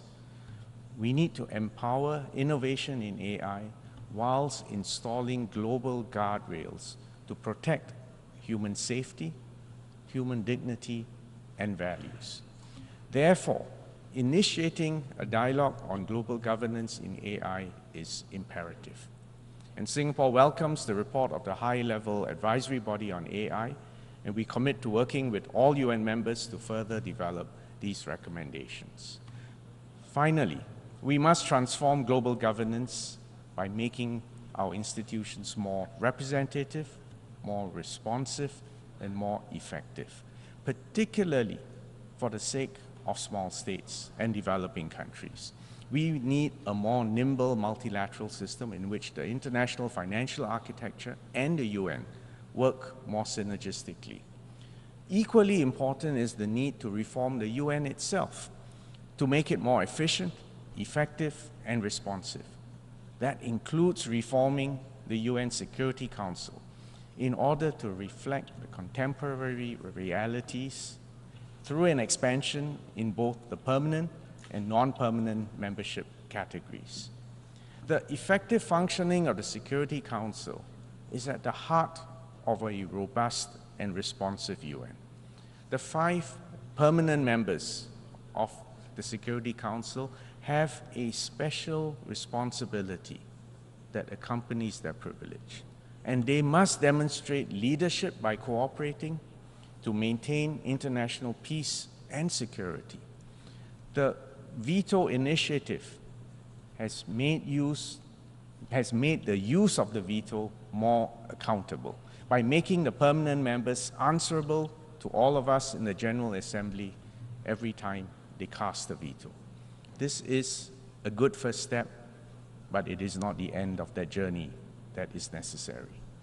Much more work will be needed to make the Security Council more transparent and accountable, and Singapore will continue to work with the other UN member states in this regard.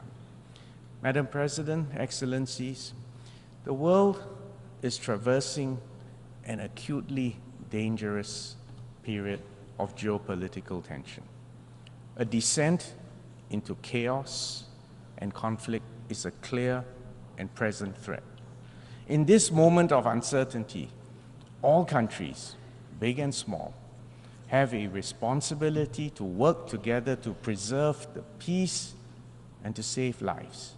We cannot achieve this without the UN playing its rightful role as an arena for dialogue, for partnership.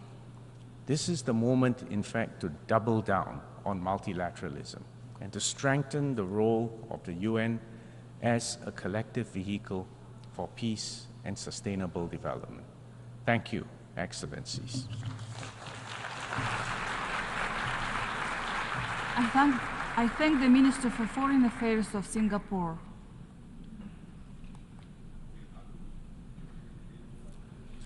I now give the floor to His Excellency Bruno Eduardo Rodriguez Parilla, Minister for Foreign Affairs of Cuba.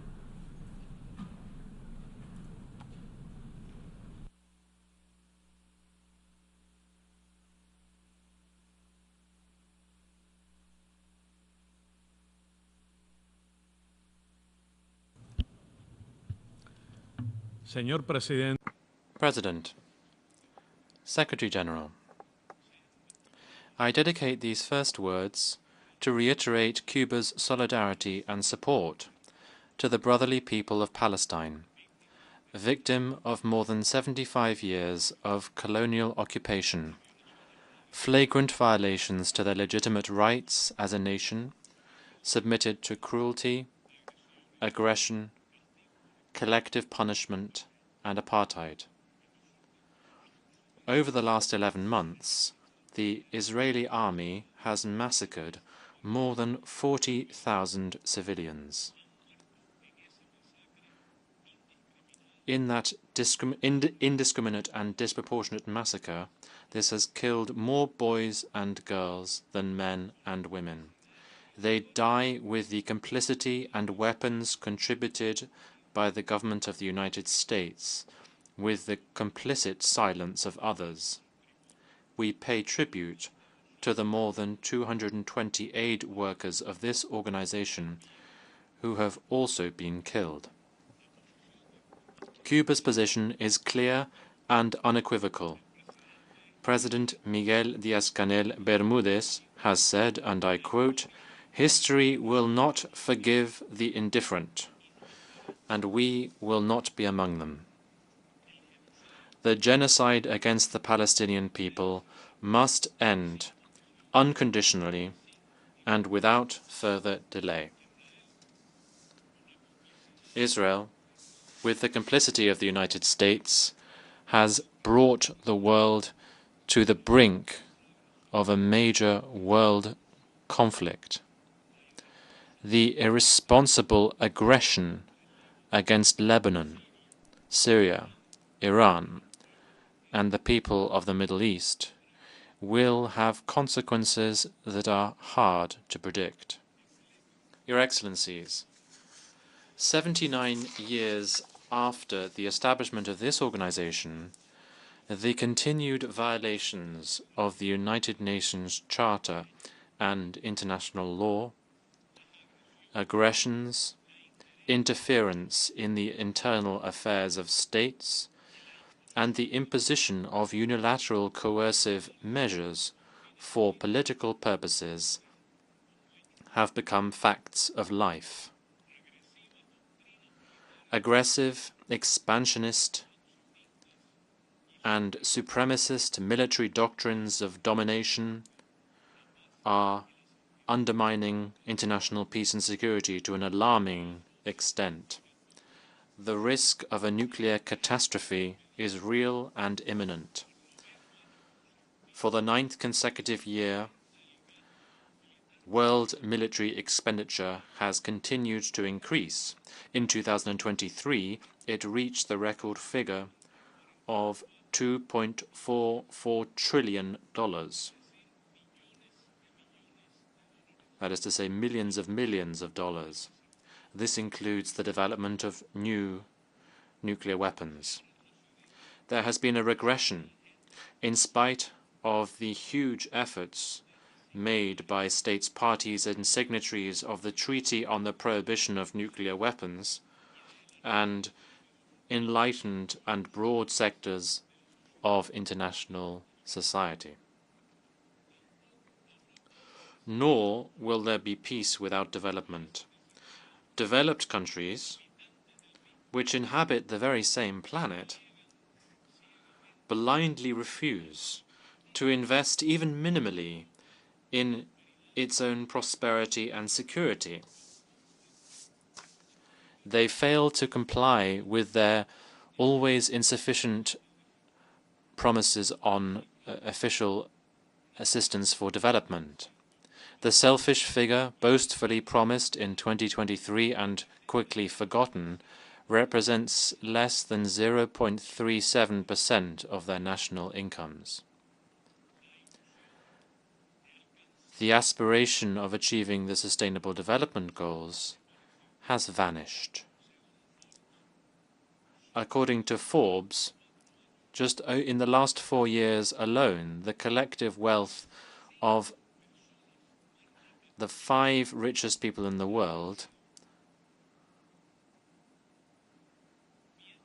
has grown, while 5 billion people continue to live in poverty. The 1% richest in the world accumulate almost twice as much wealth as the rest of the global population. We're talking about 5 billionaires who, in this period, saw their wealth increase by some 423 billion euros, while the global population has got poorer.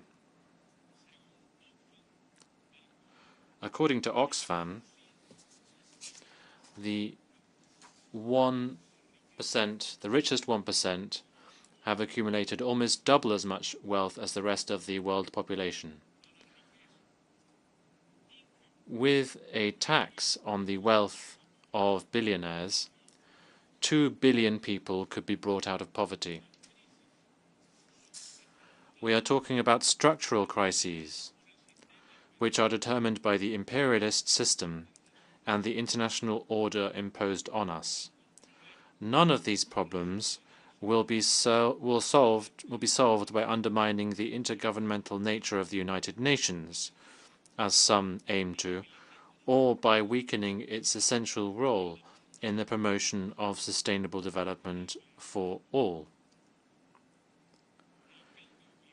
Climate change is advancing inexorably.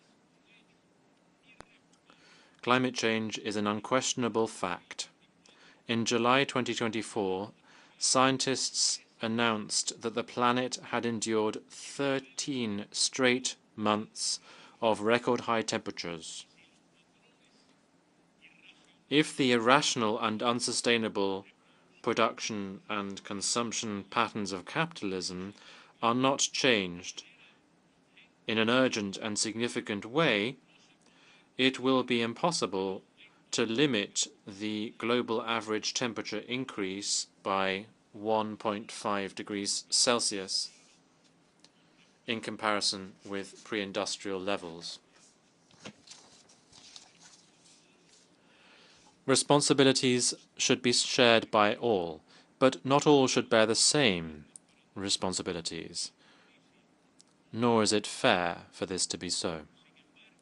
However, a step in the correct direction could be taken at the COP29, which will be held in Azerbaijan, and we could adopt a new collective financing goal.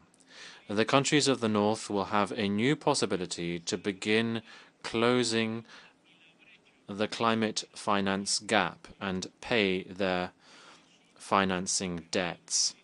We, the countries of the South, will have to design a sufficient goal that responds to our own needs with guarantees for development and social justice, despite the huge obstacles and challenges that we face.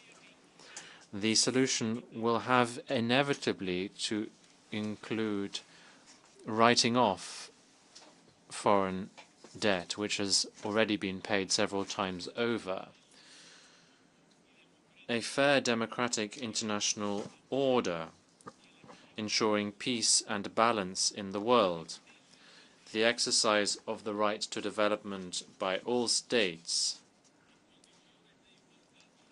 on an equal footing based on sovereign equality, strengthening the participation and representation of developing countries in decision-making and policy-making processes in the world. An order that guarantees the general good and prosperity of all peoples, in harmony with nature and the sustainable management of natural resources, to ensure the exercise of all human rights for all people. We need a new civilized coexistence among nations in which solidarity, international cooperation, integration, and the peaceful settlement of disputes prevail. This has to be an alternative to the philosophy of dispossession, war, the use or threat of use of force, aggression, occupation, domination, and the cultural, political, financial, technological, and military hegemony, or any other manifestation threatening the peace, independence, and sovereignty of states. An international order without unilateral blockades or sanctions, based on multilateralism, fully abiding by the United Nations Charter and international law. Madam President, the government of the United States has clearly continued to engage in the pernicious and unrealizable attempt to determine and control Cuba's destiny. It is an old ambition, anchored in the Monroe Doctrine, which defines the imperialist and hegemonic nature of the United States policy towards Cuba and the region of our America. The economic, commercial, and financial embargo is also a political, technological, and communication blockade. It has been conceived as one of its main weapons of aggression to destroy the Cuban economy.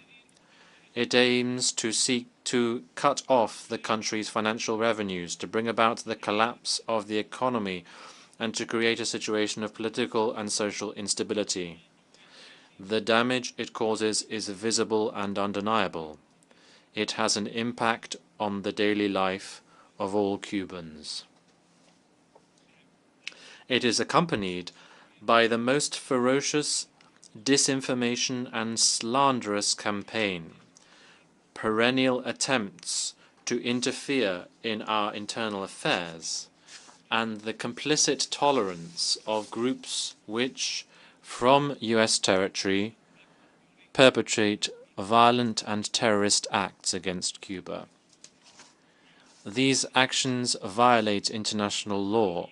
They run counter to the purposes and principles of this organization and numerous resolutions adopted by this General Assembly. The siege so conceived has been reinforced with Cuba's inclusion in the U.S. State Department's arbitrary, shameful list of countries that allegedly sponsor terrorism. It is a fraudulent designation, void of any international authority or mandate. However, by virtue of this, reprisals of an extraterritorial character, exceeding the sovereign jurisdiction of the United States, are taken against Cuba and are manifested in and against any country. In May of this year, the U.S. State Department itself recognized that Cuba was fully cooperative with the United States with the international anti-terror efforts. This mere recognition of a universally established truth has not led to a relaxation of the unilateral coercive measures, but it does make the presence of Cuba on that illegitimate list to be ever more consistent, confusing, and unjustifiable. Soon, there will be new presidential elections in the United States. This is a matter that only is up to the United States citizens. It's only incumbent on the U.S. people, despite the nefarious and historical habit of the government of the United States to interfere in the elections and internal affairs of almost all member states of the United Nations, even its allies. History has taught us that, no matter the results of these elections, the anti-Cuban sectors and politicians who have turned the attacks against Cuba into a profitable business will continue to be vocal and influential. They are the ones who have learnt to manipulate the U.S. political system to pursue a particularly narrow and hostile agenda,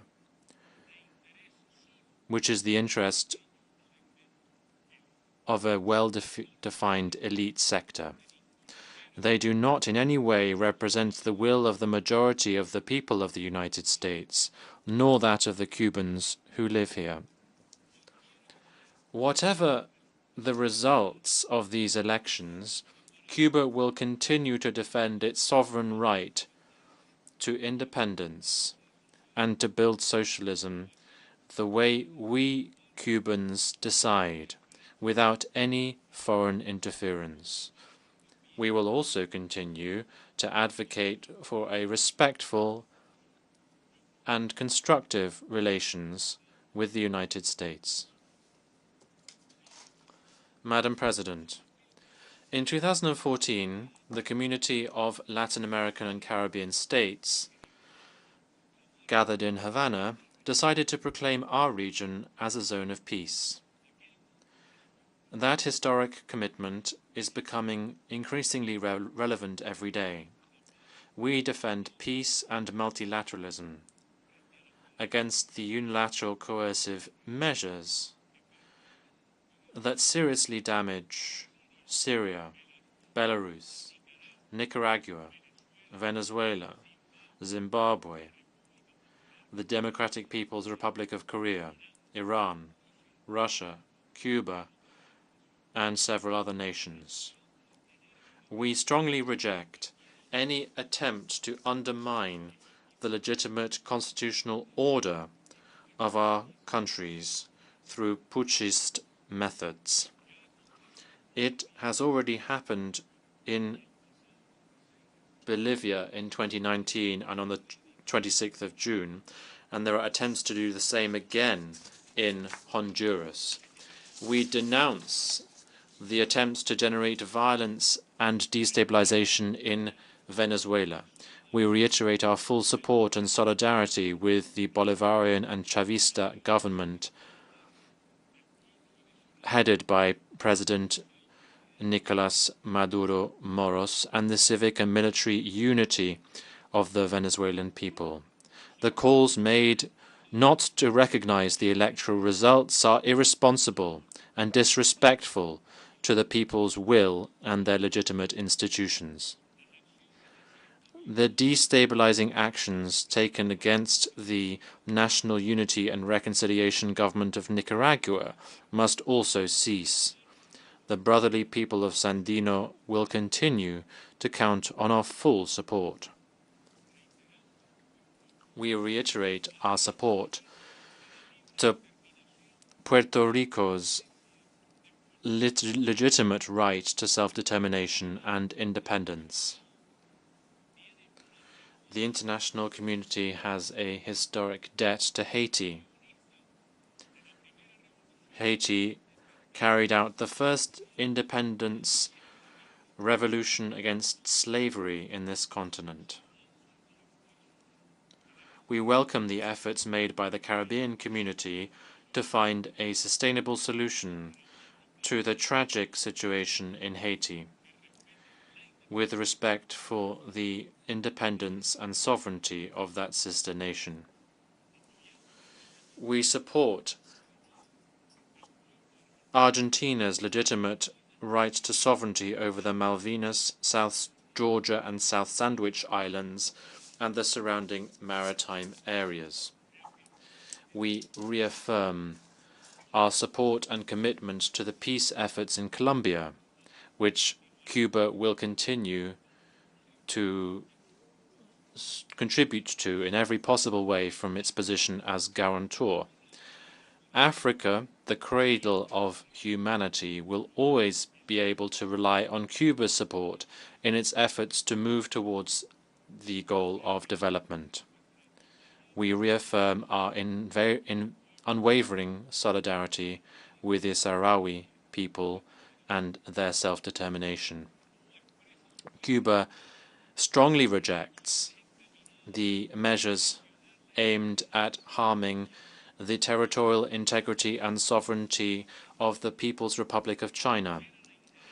We condemn the interference in its internal affairs, and we reiterate our unswerving support to the One China principle, as was decided by this General Assembly in its historic resolution 2758, which recognized the People's Republic as the one and legitimate representative of the Chinese people.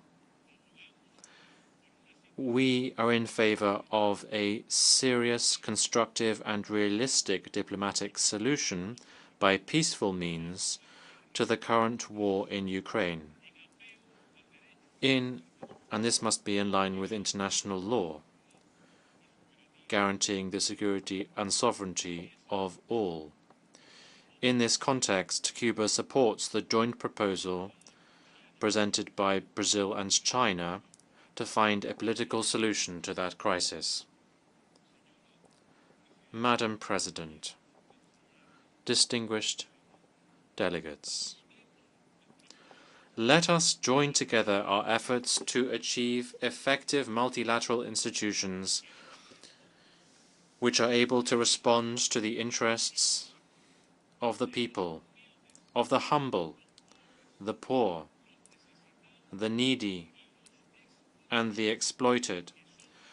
They are the overwhelming majority, based on just equality, the exercise of human rights by all human beings, and respect for the sovereign rights of every nation. Thank you very much.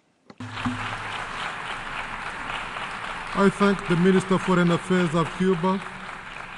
I now give the floor to His Excellency Enrique Austria Manalo, Secretary for Foreign Affairs of the Philippines.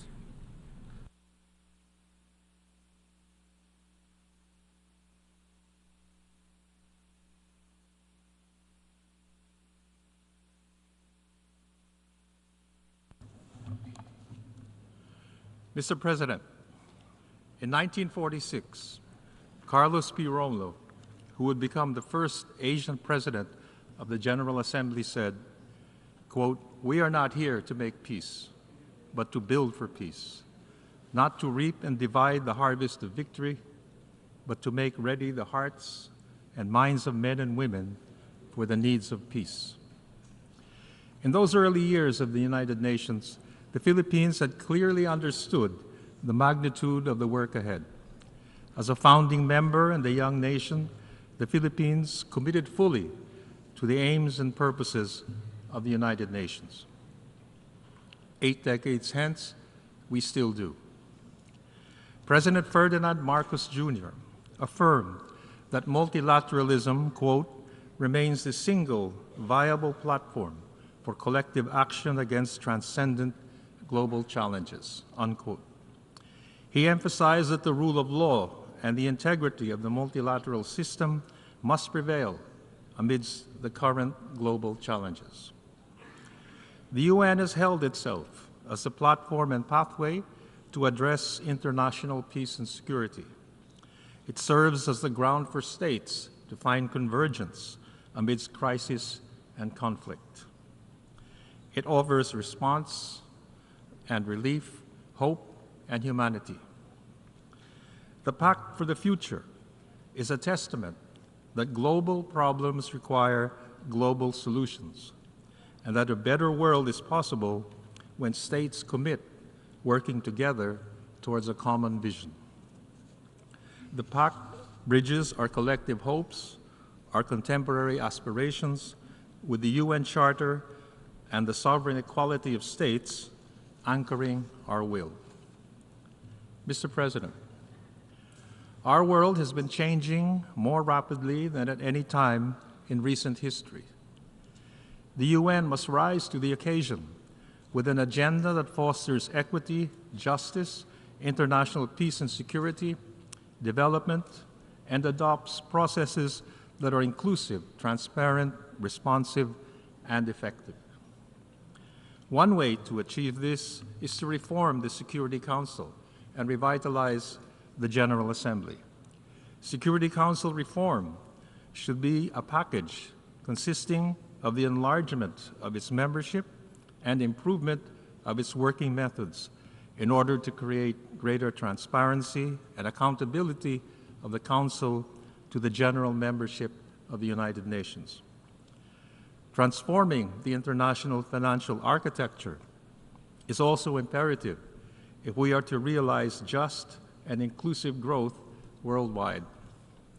We must therefore deliver on the Addis Ababa Action Agenda. We must lose no time to implement the Global Digital Compact. Governance of new spheres of human activity, including artificial intelligence, the Internet, and outer space, must keep up with the speed and scale at which these technologies are developing.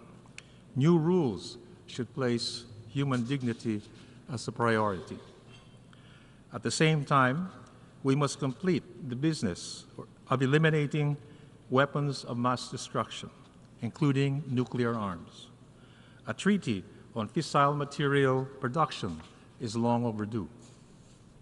Mr. President, the UN development system has accomplished much, but it requires greater coherence and efficiency with full respect for states' priorities and ownership. The global humanitarian system has been a silent sentinel of hope and humanity to peoples in war, famine, disease, calamities, and displacement. It requires greater support from the international community if it is to effectively address the suffering of people in Gaza, Ukraine, Yemen, Sudan, Myanmar, and the Congo. The rising numbers of those forcibly displaced in the Ukraine and Gaza and other places beg for a deeper sense of collective responsibility. Within our means, the Philippines supports agile response systems to humanitarian emergencies through the Central Emergency Response Fund, the UN Relief and Works Agency, and the World Health Organization Contingency Fund for Emergencies. The Philippines has steadfastly contributed to UN peacekeeping operations over the past 6 decades. Since 1963, we have deployed over 14,000 troops in 21 UN peacekeeping and special political missions. We should bolster the Peacebuilding Fund and support UN Security Council resolutions to safeguard education and protect cultural heritage from terrorism and armed conflict. We echo the call of the 2024 Africa Counterterrorism Summit in Abuja for country-led and country-owned solutions for a peaceful and secure African continent. And we are honored to be part of this. Mr. President, climate change has affected communities across the world in the most profound and often tragic ways. The Philippines' acute climate vulnerability makes us one of the staunchest proponents for strengthening climate and disaster risk resilience. And we are honored to host the board of the fund responding to loss and damage. This fund will provide critical assistance to nations most vulnerable to climate change impacts. Next month, the Philippines will host the Asia-Pacific Ministerial Conference on Disaster Risk Reduction to spotlight best practices and solutions for the world's most disaster-prone regions. We consistently call on developed nations to fulfill their commitments under the UNFCCC and the Paris Agreement. And we are convinced that legal clarity on the duties and responsibilities of states under international law with respect to environmental protection and climate change will foster solidarity on global climate action. In this regard, the Philippines welcomes the advisory opinion of the International Tribunal on the Law of the Sea on the collective duty of states to protect and preserve the marine environment. And since last year, the Philippines has shepherded UN discussions on a draft instrument for the protection of persons in the event of disasters. The 20th anniversary of the Indian Ocean tsunami this year reminds us again that the rising scale and frequency of disasters demand such an instrument. Mr. President, no one must be left behind. We must fulfill the 2030 Agenda for Sustainable Development.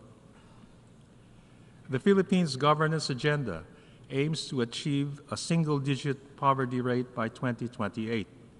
Between 2021 to 23, We reduced poverty incidence in the Philippines by nearly 3%, equal to 2.45 million people, through innovative and social protection programs. The World Food Program has cited the Philippines for being a thought leader in this regard. As we move towards middle or upper middle income status, we recognize that the UN and international financial institutions can redesign frameworks to support middle income countries, which represent 75% of the world's population. And the Philippines will host a conference early next year to advance these discussions. Now 60 years old, the Group of 77 continues to advocate for a fairer, more inclusive global economic order. We thus hope that the Second World Summit for Social Development and the Fourth International Conference on Financing for Development will catalyze strategic action for narrowing global inequalities. We welcome amendments to international health regulations and progress on a pandemic agreement. The Philippines leads the Group of Equity to promote developing country priorities in the negotiations on this agreement. We also lead discussions in the World Health Organization on a sustainable global health workforce as the world braces for a shortfall of about 10 million medical professionals by 2030. And we will host the Philippine Pacific Forum on Human Health Resources later this year to discuss regional solutions. Migrants across the world are in need of more protection. Together with health workers, seafarers were the unsung heroes during the COVID-19 and the post-pandemic recovery. The Human Rights Council adopted in July the Philippine-led resolution recognizing the human rights of seafarers. International and intergenerational solidarity make our societies more humane and empowering. And we welcome the Declaration on Future Generations, and we support a binding convention on the rights of older persons. Effectively building peace means fostering inclusive societies which harness the full capacities of persons and communities. Our work in the Bangsamoro Autonomous Region in Muslim Mindanao offers Filipino best practices for people-focused peace building. This inspires the Philippines' leadership in amplifying the role of women and youth in peace processes. Next month, the Philippines will convene the International Conference on Women, Peace, and Security ahead of the 25th anniversary of UN Security Council Resolution 1325 in 2025. Our recent chairship of the Commission on Status of Women convinces us that despite progress made, much remains to be done to achieve true gender equality. Mr. President,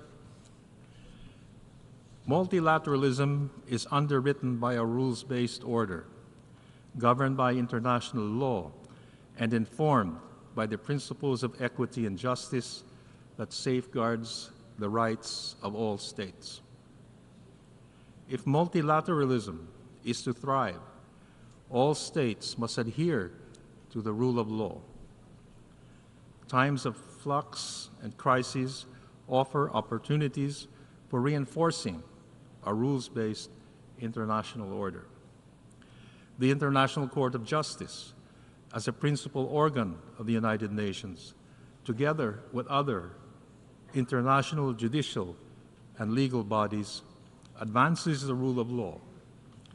They uphold the primacy of resolving international disputes by peaceful means and not by the threat or use of force.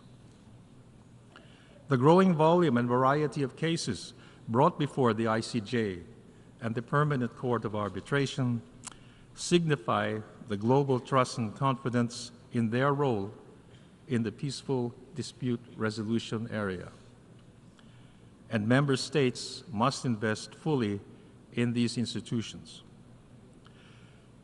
The use of force and threat of use of force to resolve disputes has no place in our world. The 1982 UN Convention on the Law of the Sea and the binding 2016 Arbitral Award on the South China Sea constitute the foundation of our policy in the South China Sea.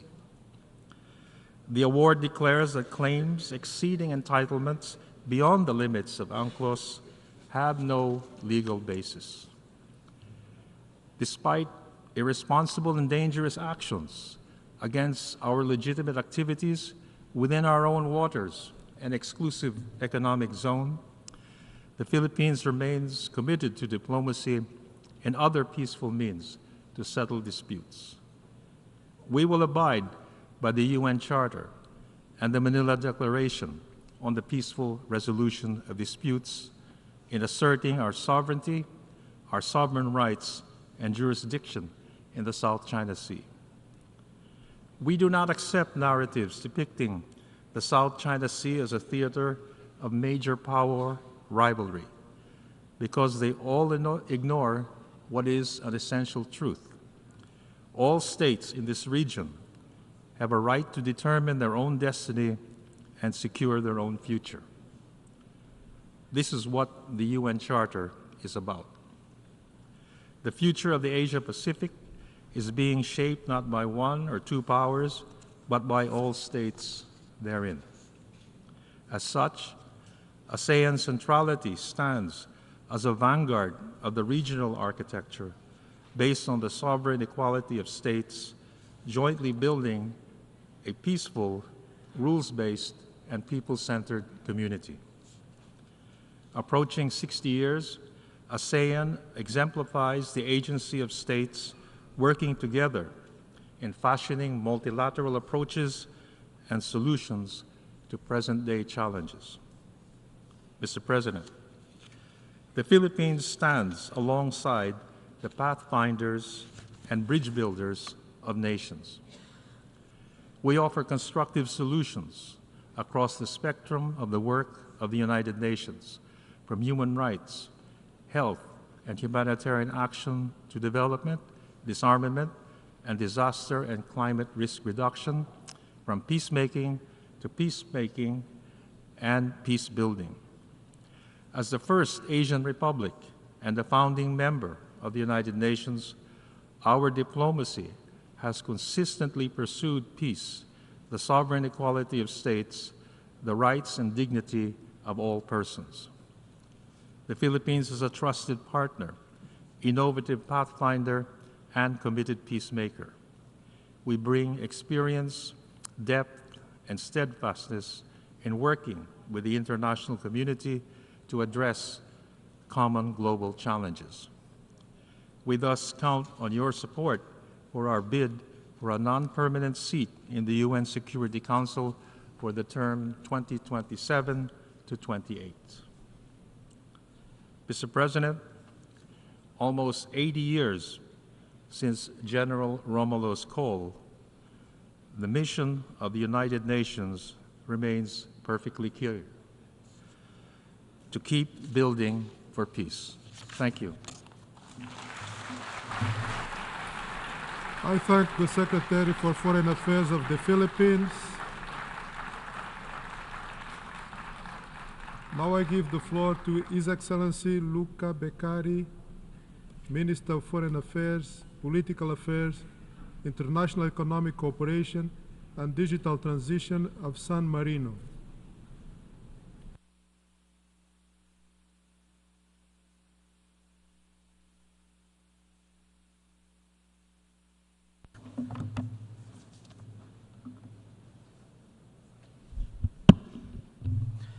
Mr. President, Mr. Secretary General, Excellencies, ladies and gentlemen. On behalf of the Government of the Republic of San Marino, I would like to congratulate His Excellencies, Mr. Philemon Yang, on his election as President of the 79th section of the United Nations General Assembly and to wish him a fruitful work. The Republic of San Marino supports the priorities of your program and ensure you, Mr. President, full cooperation in all works of the General Assembly. I would also like to extend my special thanks to Secretary General Antonio Guterres for his energy and determination in leading the United Nations in this difficult and challenging time. Mr. President, the coming years will be crucial not only for the future, but for the future of our generation to come. The young generation have the right to live in peace and security and in harmony with nature. We should not forget that the world, especially the young generation, is watching us. Regrettably, we are facing an increasing number of crises and an unprecedented number of armed conflicts around the world.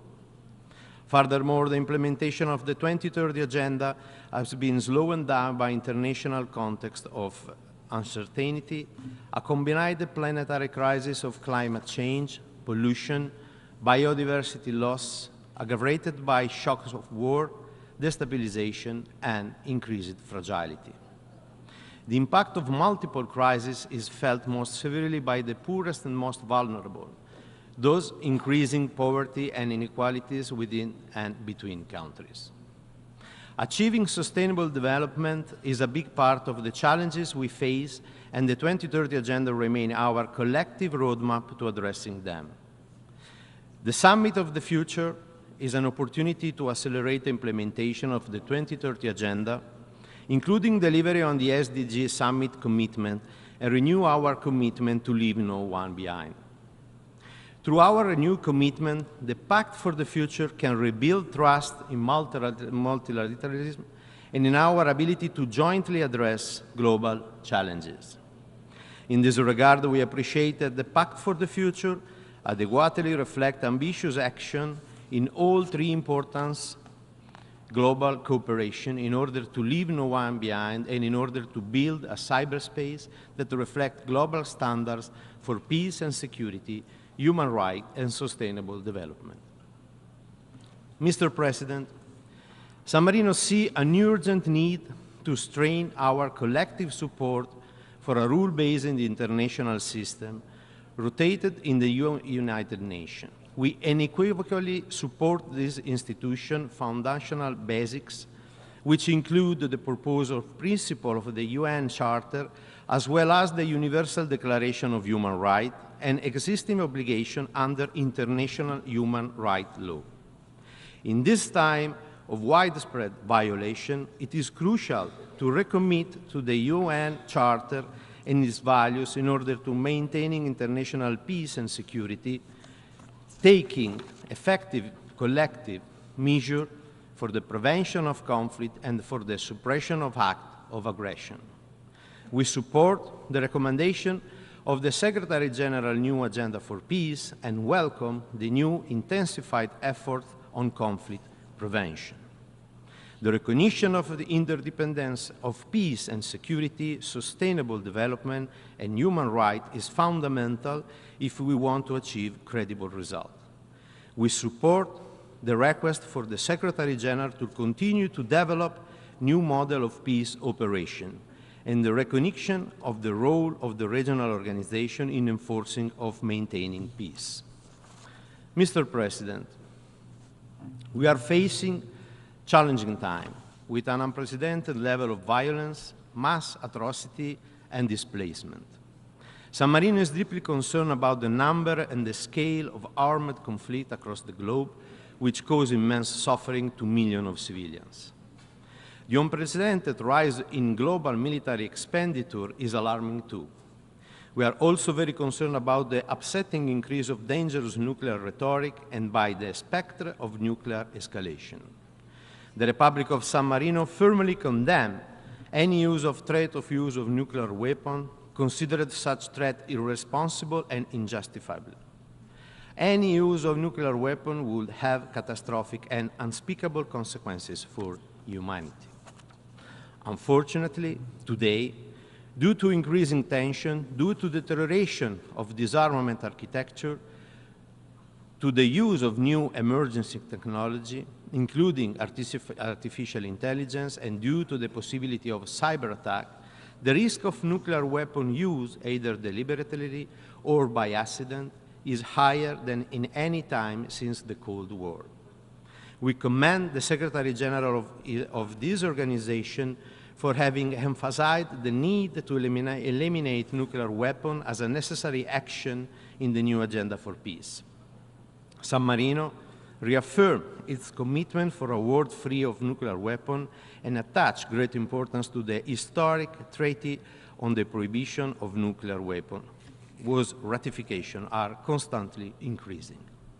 Mr. President, the war of aggression against Ukraine brought dramatic consequences for the civilian population, including civilian death, the destruction of vital infrastructure, and massive displacement. We reiterate our resolute condemnation of the Russian Federation aggression against Ukraine and reaffirm our unwavering support for Ukraine's political independence, sovereignty, and territorial integrity within its internationally recognized borders.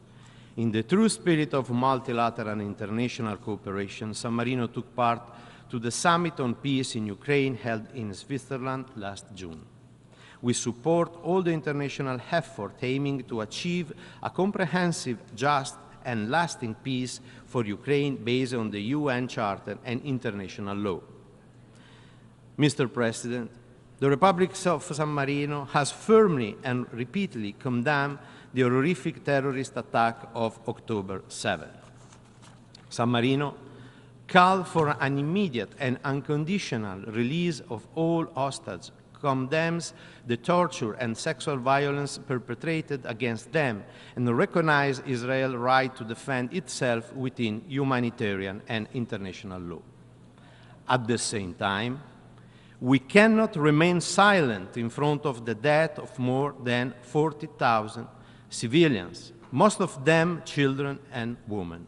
More than 90,000 Palestinians have been reported injured, while the majority of houses and hospitals have been damaged, raided, or emptied. The level of destruction and suffering in Gaza is unprecedented. The civilian suffering, the civilian death toll, and the ongoing captivity of hostages are heartbreaking and unacceptable. We urge all parties to fully respect international humanitarian law, preserving the life, dignity, and humanity of all people affected by armed conflict. Furthermore, the tragic death of UNRWA staff members and of the other humanitarian workers and of the journalists cannot be tolerated. San Marino has joined several initiatives in order to alleviate the catastrophic humanitarian situation of civilians in Gaza and has made financial contributions to UNRWA, UNICEF, and OCHA in order to support the work of this agency that have been operating in highly challenging conditions. The international community must break this terrible cycle of violence and recommit to a lasting peace, restoring hope and security to Israeli and Palestinians through a renewed peace process. San Marino remained committed to a lasting and sustainable peace based on the two-state solution, in which Israel and Palestine live side by side in peace and security and mutual recognition. San Marino reiterated its call for an immediate ceasefire for a return to dialogue to address the legitimate concern of the State of Israel and the legitimate aspiration of the Palestinian people. A lasting and sustainable peace based on the two-state solution is the only long-term option for peace, and for this reason, we believe that the admission of Palestine to the United Nations as a full member would facilitate the achievement of this solution. San Marino welcomed the resolution adopted in May 2024 at the 10th Emergency Special Session, which upgraded Palestinians' right at the United Nations as an observer state, urging the Security Council to favorably consider its full membership. Mr. President, the spiral of death and devastation has already extended to Lebanon. This represents a threatening escalation of the conflict that is further destabilizing the entire region. We therefore stress the need for restraint. Mr. President, respect for international law and accountability are key factors that play a crucial role in preventing and stopping violation and crime. We reaffirm our commitment to the UN Charter and to the principle of the responsibility to protect, which is essential in the prevention of atrocity crime. We are deeply worried about the disregard and violation of the international law. The Republic of San Marino reaffirms its full commitment to the obligation under human and humanitarian law, such as the Convention on the Prevention and Punishment of Crime of Genocide, the Rome Statute, and the Geneva Convention. San Marino reaffirms its full support to the International Criminal Court, whose work is crucial in the fight against impunity for genocide and crime against humanity. The Republic of San Marino would also like to reiterate its support for initiatives such as the ACT Group Code of Conduct regarding Security Council action against genocide, war crime, or crime against humanity, and the French and Mexican Declaration on Voluntary Restraint use of the veto by the permanent member of the Security Council. Mr. President, protecting civilians from the devastating impact of war must be our priority. Armed conflict around the globe have dramatically impacted the life of millions of civilians. The protection of civilians' infrastructure is essential to guarantee food security in time of conflict. Food production and distribution, water delivery, sanitation, energy provision, and healthcare can all be disrupted when infrastructure and tools essential to the survival of civilians are damaged or destroyed. We support Security Council Resolution 2573, which condemns attacks against critical civilian infrastructure indispensable for their survival. San Marino also calls on all parties to achieve the implementation of Security Council Resolution 2417, which condemns the use of starvation of civilians as a method of warfare, as well as the unlawful denial of humanitarian access. San Marino is gravely concerned by the scale and scope of grave violation against children presented in the Secretary General annual report. San Marino supports the work of the Special Representative for Children and Armed Conflict and her office, UNICEF, the Department of Peace Operations, and all child protection actors from the UN civil society. Armed conflict continues to devastate children's lives and to compromise their fundamental rights. We are witnessing an increase in attacks on schools and hospitals. This is unacceptable. To strengthen the protection of children in armed conflict, we call all parties to armed conflict to fully comply with their obligation under international humanitarian, human rights, and refugee law, and with international norms and standards for the protection of children. Moreover, we call for full accountability for all grave violations through national and international justice mechanisms, such as the International Criminal Court. We also call all member states to ratify the optional protocol to the Convention on the Right of the Child on the involvement of children in armed conflict. We also encourage all parties to support other important tools, such as the Paris Principle and Commitment and the Vancouver Principle.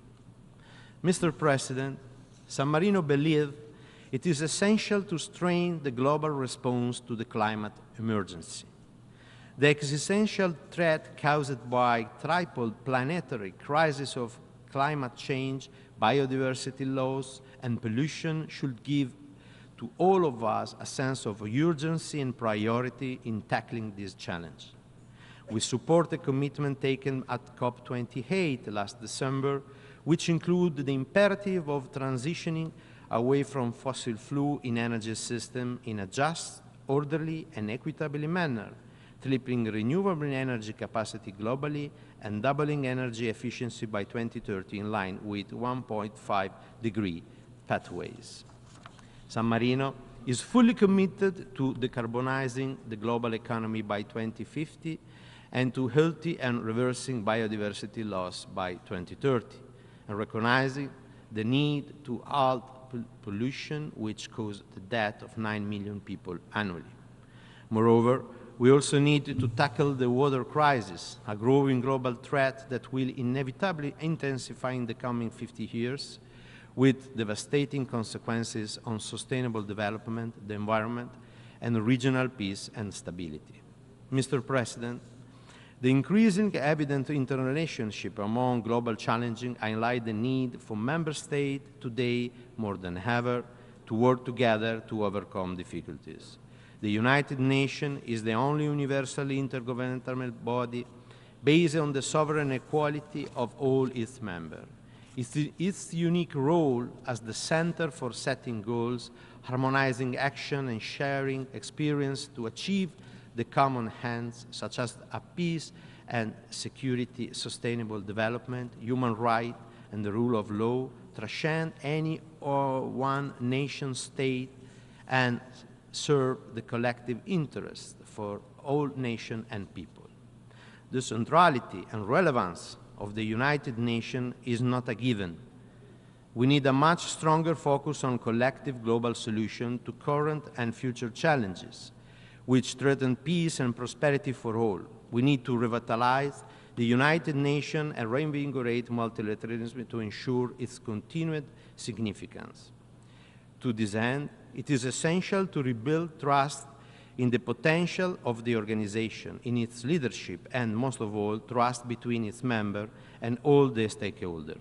Moreover, the global governance must become more inclusive and accountable for the effective by providing more space for the participation of civil society and private sector. In this regard, we need more inclusive international financial architecture, strengthen a rule-based and equitable financial system that ensure a more effective and inclusive global economic governance, with meaningful development impact and providing space for innovative solutions. Multilateralism must effectively deliver on peace as a global public good. Reform must remain at the center of our action because they are crucial to future world stability and maintenance of international peace and security. In this regard, San Marino follows with particular interest the Security Council reform. As we have started on previous occasion, our country believes that the intergovernmental negotiation favor the search for an agreement based on a broad and strong political consensus, able to reflect the interest of all negotiating groups. San Marino called for a reform that make the Council more democratic, transparent, efficient, and accountable. This goal can be achieved only through a continuous dialogue among the states and the awareness that overcoming the respective initial position is essential to negotiate the broadest agreement possible. In conclusion, Mr. President, we stand at a critical juncture where the step we take today will shape the international rule-based order and the United Nations system for decades to come. It is essential to find new ways of working together and to ensure that multilateral institutions will be able to address the rapid change taking place. Member States must assume their responsibilities, including that of making our organization able to fulfill its mandate, which is to protect the citizens of the world. San Marino is a state with a strong identity thanks to its century-old history of peace and freedom. Our state is small, but proud to bring its contribution to the United Nations community. Thank you for your attention. I thank the Minister of Foreign Affairs, Political Affairs, International Economic Cooperation, and Digital Transition of San Marino. I now give the floor to His Excellency Mohammed Hassan, Minister for Foreign Affairs of Malaysia.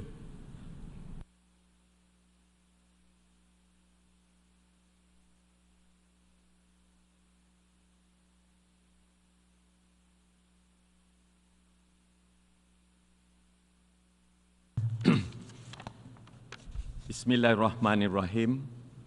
Excellency, Mr. President, thank you for this opportunity to address the 79th session of General Assembly. Representing Malaysia, I stand before you today, Mr. President, reiterating our commitment to peace in line with the values enshrined in our esteemed charter. 79 years it has been since the founding of the United Nations.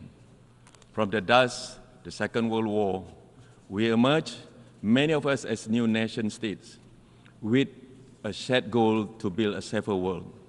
Yet, for many of us, it is not a safer world than it was 79 years ago. For many, it has only become a deadlier world. It has become a world in which war can be waged remotely and with impunity, a world in which a drone strike can fatally interrupt a lesson at school, a surgery in a hospital, or a convoy delivery humanitarian aid.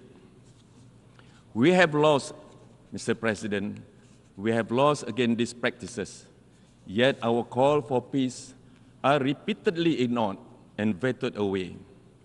In other words, it is a world in which the mighty continue to silence the meek, with far greater weapons than before.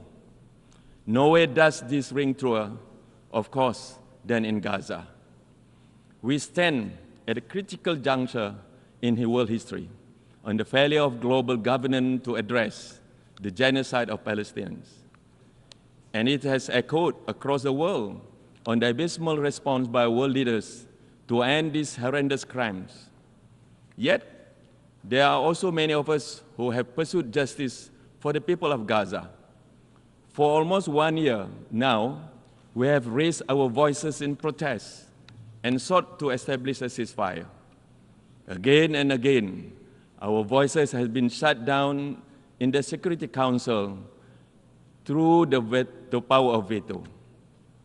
It is clear the mechanisms of Security Council have been abused to enable mass atrocities. Our failure to establish a ceasefire is no longer justifiable. We have run out of excuses, Mr. President. It is time to address the problem. The veto should not be exercised at will. There must be an exception in cases of crimes against humanity and attacks of civilian infrastructure. We must commit ourselves towards reform United Nations. Justice begins with ending impunity and ensuring accountability. For this to be realized, the undemocratic veto must be limited or abolished altogether. The humiliating paralysis of Security Council must be corrected through the empowerment of this General Assembly, where the voices of the majority prevail. Understand this, our willingness to reform is a matter of life and death of countless innocent people. There are children dying between missile strikes and between the words that we speak today. Mr. President, the theme of this General Assembly session is leaving no one behind. In the spirit of this effort, it fills us with hope to see the state of Palestine seated among us today. Malaysia lauds the 143 member states for their support in extending the UN's principle of equality among nations to the state of Palestine this year. And we strongly urge the remaining minority to join the majority.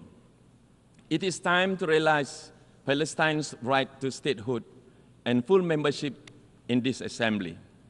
It is only through the elevation of dialogue and diplomacy that we can seek a long-lasting solution, not through collective punishment, not through man-made famine, and not through impunity and disregard for international law, Mr. President. Indeed, the elevation of dialogue and respect for international law have been compromised in this assembly for some time now. Israel has violated every international law there is, including the Genocide Convention, Geneva Convention, and human rights treaties. Just months ago, the world witnessed Israel's mockery and utter disrespect of the United Nations in this very hall with the insolent shredding of the United Nations Charter.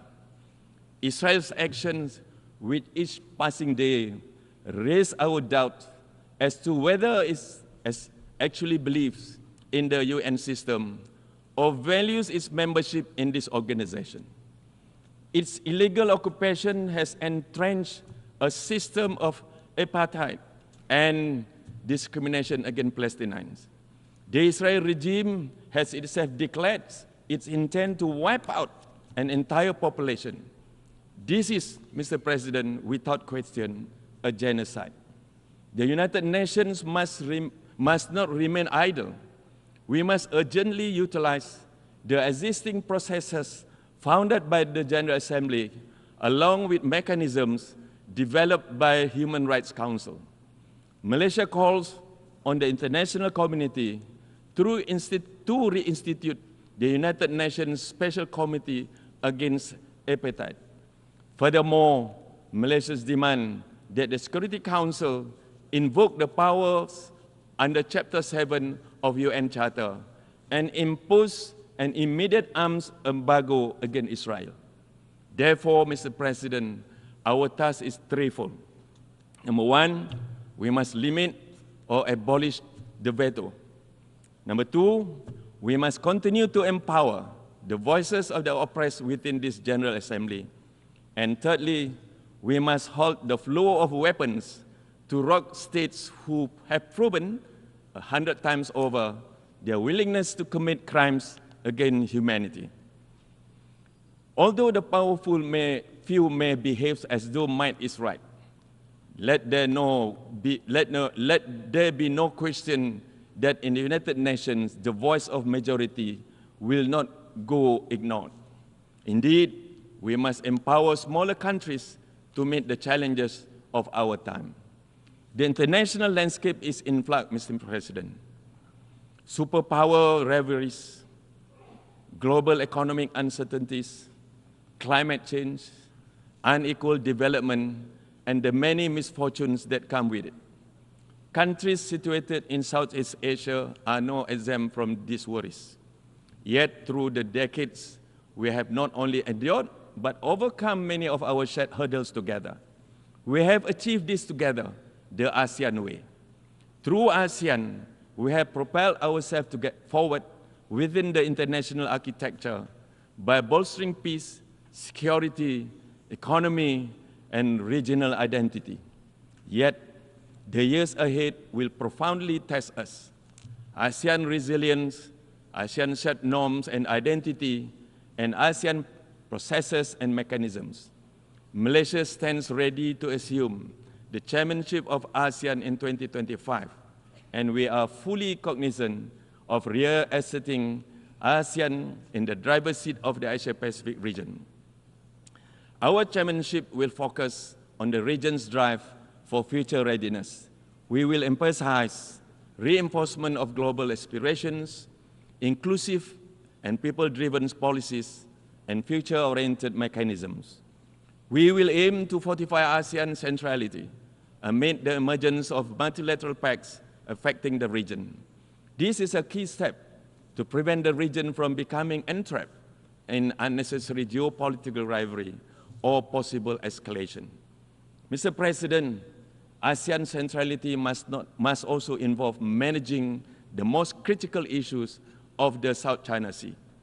This body of water, rich in resources and carrying the vital shipping line, has become a flashpoint of rising geopolitical tensions. Escalation of rhetoric is a dangerous path to follow. We must not allow the situation to become dominated by growing distrust. This benefits no one. It only further undermines security and destabilizes global trade. We must collectively pursue a different vision of South China Sea, a future in which this region is a zone of peace, stability, and cooperation. We must adopt a collaborative approach embedded in diplomacy and dialogue. Thus, I call upon all countries to abide by the UNCLOS in the conduct of maritime governance. We must prioritize peaceful coexistence. This is also one of the many reasons the member states must continue to work together with regards to Myanmar. We will push for stronger humanitarian assistance and adherence to the ASEAN 5-point consensus to seek solutions. We will do it as one. The diversity of our region, far from being an obstacle, is symbolic of our power to build bridges. It goes without saying, Mr. President, that our stewardship of ASEAN will therefore emphasize continuous dialogue with our partners, as well as the adaptability needed to engage with different challenges and stakeholders. Malaysia will strive to realize our common desire and collective will to live in a region of lasting peace, security and stability, sustained economic growth, social progress, and ultimately shared prosperity. Yes, shared prosperity, Mr. President. This is the ghost of geopolitics, Mr. President, often spoken but never seen. Mr. President, the countries of the Global South have continued to be marginalized and remain underrepresented on many fronts. Global socio-economic development, climate mitigation efforts, education, health, and infrastructure development. International mechanisms fail to adapt to current realities, often isolating and penalizing developing countries, placing the burden of environment guilt onto them while disregarding our very real needs. The lack of infrastructure, technology, and resources has prevented developing countries from fully engaging in international systems and aspirations. One of the primary challenges, Mr. President, is equitable access to financing for development. Innovative and new models of financing for development that drive sustainability, conservation, climate action, and achievement of SDGs should be part of new multilateral solutions. The climate crisis may be the most pressing challenge of our time. It is no longer a distant threat. It has flooded our doorstep, Mr. President. It transcends borders by disrupting economies and displacing entire communities. The scientific data has spoken. We are witnessing unprecedented level of warming, extreme weather, and devastating impacts of rising sea levels. National efforts alone will not suffice. The climate crisis requires global solution in the form of climate financing, technology transfer, and capacity building. We must continue to push for a just and equitable approach, the meeting of the development needs of the Global South. At the same time, Malaysia advocates the importance of Global South unity. We have a broader vision of promoting peace, development, and stable multipolar order through the empowerment of the voices of the South. The countries of the Global South hold massive potential to further the pursuit of peace and justice around the world, through solidarity among developing nations and through mutual support and understanding. This is fundamental to ensure fair and equitable progress for all. The Global South demands your attention, Mr. Chairman. We must not leave anyone behind. Unfortunately, global trends are pointing at the opposite direction. Around the world, we are witnessing an upsurge in hate speech and violence toward minorities. The past few years have been shadowed by the rise of Islamophobia in particular. We are appalled by the alarming trend of hatred, intolerance, and acts of violence against Muslims. This cannot continue, Mr. President. In the era of globalization, there is room for everyone to coexist. And it is our job, under the banner of a united world, to ensure that peace will prevail. We must take action now. Malaysia urged for the prompt appointment of the UN Special Envoy to combat Islamophobia. We stand ready to support any efforts undertaken by the UN towards nurturing dialogue between communities that will promote worldwide acceptance and understanding. While Islamophobia is a threat to Muslims, a broader issues of hatred against the followers of any religion will undermine the universal values of justice and peace that we all vowed to protect. Mr. President, we stand on the eve of the 80 years of United Nations. We have achieved wonders together. Ours is a story of the modern successes of humankind. Together, we have delivered food to the starving. We have eradicated diseases. We took decisive actions against apartheid and in the 20th century, and we must do it again now. Let our commitment to justice never fail, no matter how formidable the task. Let there be no doubt the question of Gaza is a direct test of the capability of the United Nations. Let this 76-year-old issue not age into a century of our failure to uphold justice. We strongly call for an end to the occupation and for the Israel regime to comply with the decision of the International Court of Justice. Mr. President, let our dreams of free Palestinians live beyond today and beyond the words that we have said. Thank you very much, Mr. President. I thank the Minister of Foreign Affairs of Malaysia.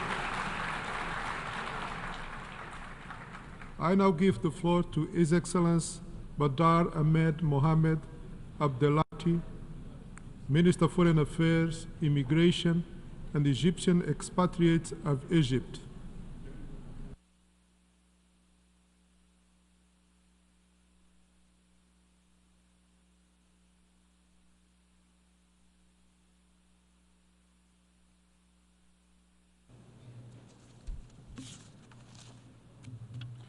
شكرا جزيلا. Thank you very much. Ladies and gentlemen, heads of delegations, President of the United Nations General Assembly, Mr. Philemon Yang, Mr. Antonio Guterres, United Nations Secretary General. I speak to you from this rostrum at a critical time, at a time of a complex crisis underway in the Middle East and stretching out beyond. Egypt is a country rooted in history, but also a forward-looking country. We've gone through many wars, we've faced many challenges.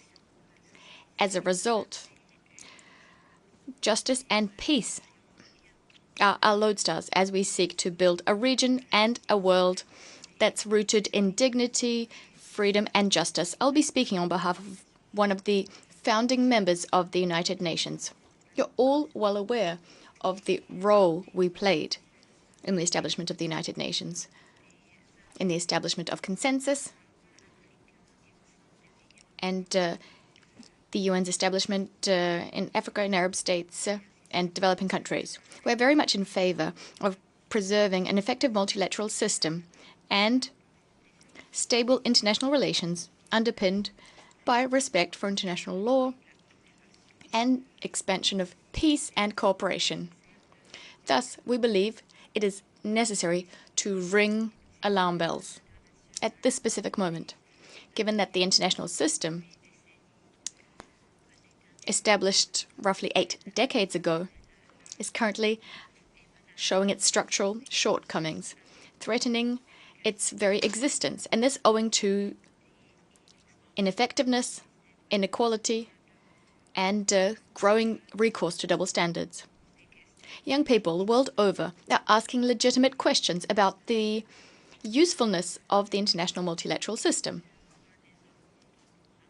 and what it yields for today's world in terms of peace and security. Is it helping to eradicate poverty and hunger? Is the system protecting us against climate change?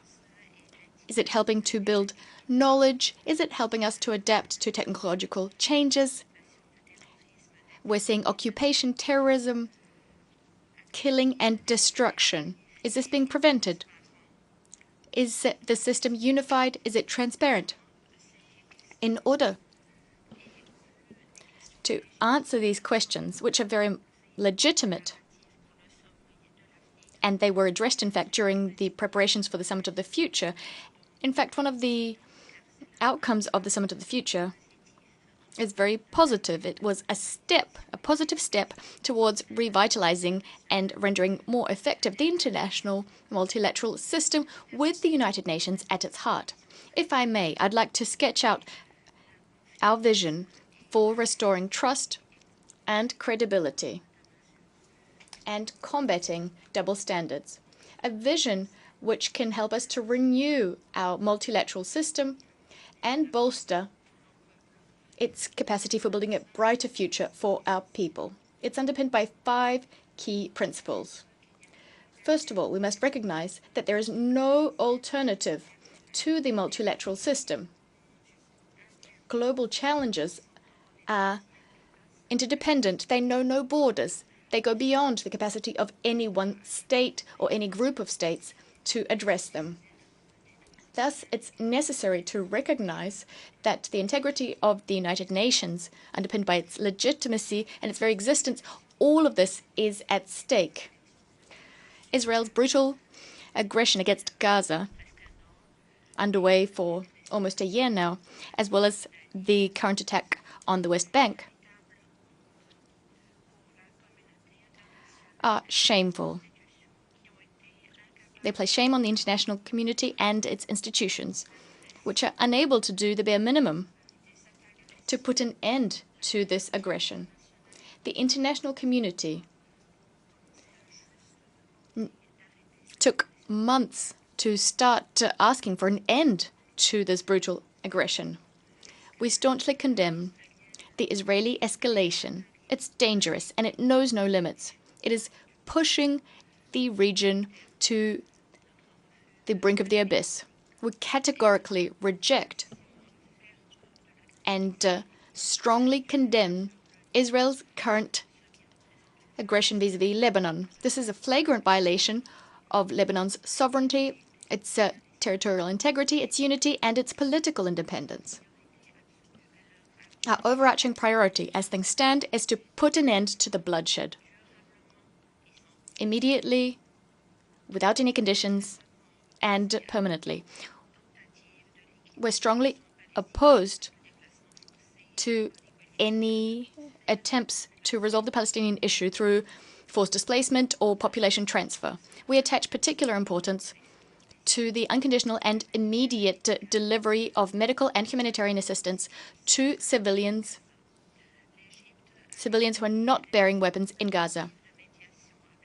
Egypt has undertaken substantive mediation efforts together with our friends Qatar and the United States. Unfortunately, these efforts were thwarted by Israel over the course of several months.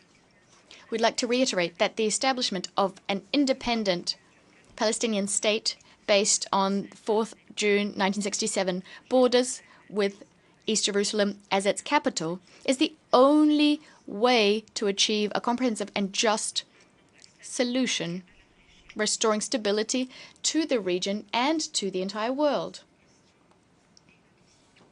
Because this issue is of utmost importance. It lies at the very heart of the conflict in the region. I cannot but commend the Secretary General for his very courageous stance, which shows that he's shouldering his responsibility. I'd also like to extend our gratitude to all UN leaders and UN agencies, specifically UNRWA. We extend our condolences to the families of those martyred UNRWA personnel who fell during their duties and others who fell owing to the Israeli occupation. We want to put an end to the war machine, to put an end to the destruction, which is in violation of international law. Next, we need effective participation, not a fig leaf of participation. Participation is not a gift. It's not a gift given to other states. It's the very foundation, the prerequisite for an effective response that the international community can mount to successive crises plaguing the international system, so as to ensure that common ownership is taken of international decisions. Furthermore, we cannot accept that Africa and Arab states to date, have no permanent representative on the Security Council, nor enjoy the related prerogatives. We endorse the said declaration and the Eswatini Consensus to repair the historical injustice done to the African continent. Genuine participation is only possible if there is deep-rooted reform of the international financial architecture and of international financing institutions. We must modernize multilateral development banks and their practices and bolster access of developing countries to concessional funding, especially in the face of crises. We support the SG's appeal to make the Bretton Woods institutions fairer to developing states. There is no alternative to a common approach so as to address growing sovereign debt of developing countries. This can be done by buttressing existing mechanisms, strengthening their effectiveness, but also establishing new mechanisms, helping low and middle-income countries. What's also important is debt swaps. These must be broadened so as to address debt distress and help these countries achieve sustainable development. Economic justice can only be done if we place the priority on Africa's development. This is how we can guarantee that we prevent conflict and ensure lasting peace. When we held the presidency of the Steering Committee of Heads of State and Government of the African Development Commission, as well as the presidency of His Excellency President El-Sisi, post-conflict reconstruction on the African continent was front of mind. And Egypt will seek to accelerate the development process so as to achieve the African Union's 2063 agenda. This brings me to my third point and principle. Exchange of resources between states, some of which have a comparative advantage, requires us to adopt the principle of common but differentiated responsibility, especially as regards climate change. Governance and natural resources are limited.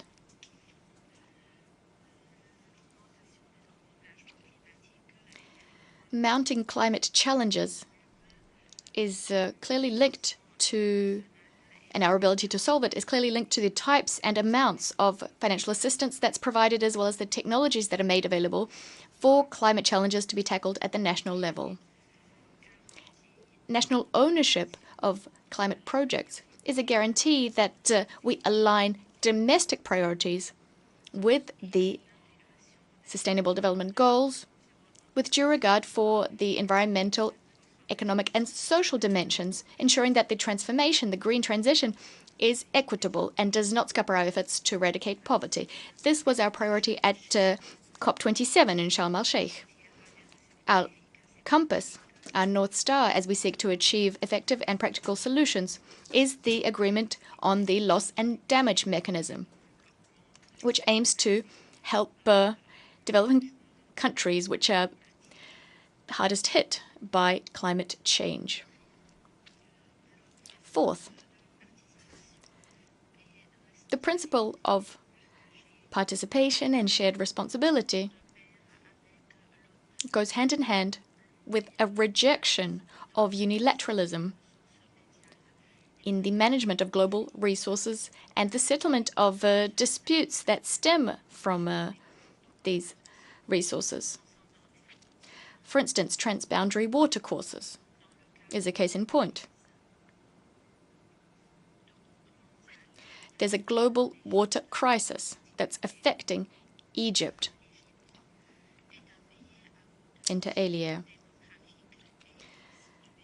Egypt is a densely populated country located in an arid zone. It is heavily reliant on the Nile to be able to respond to its mounting water needs.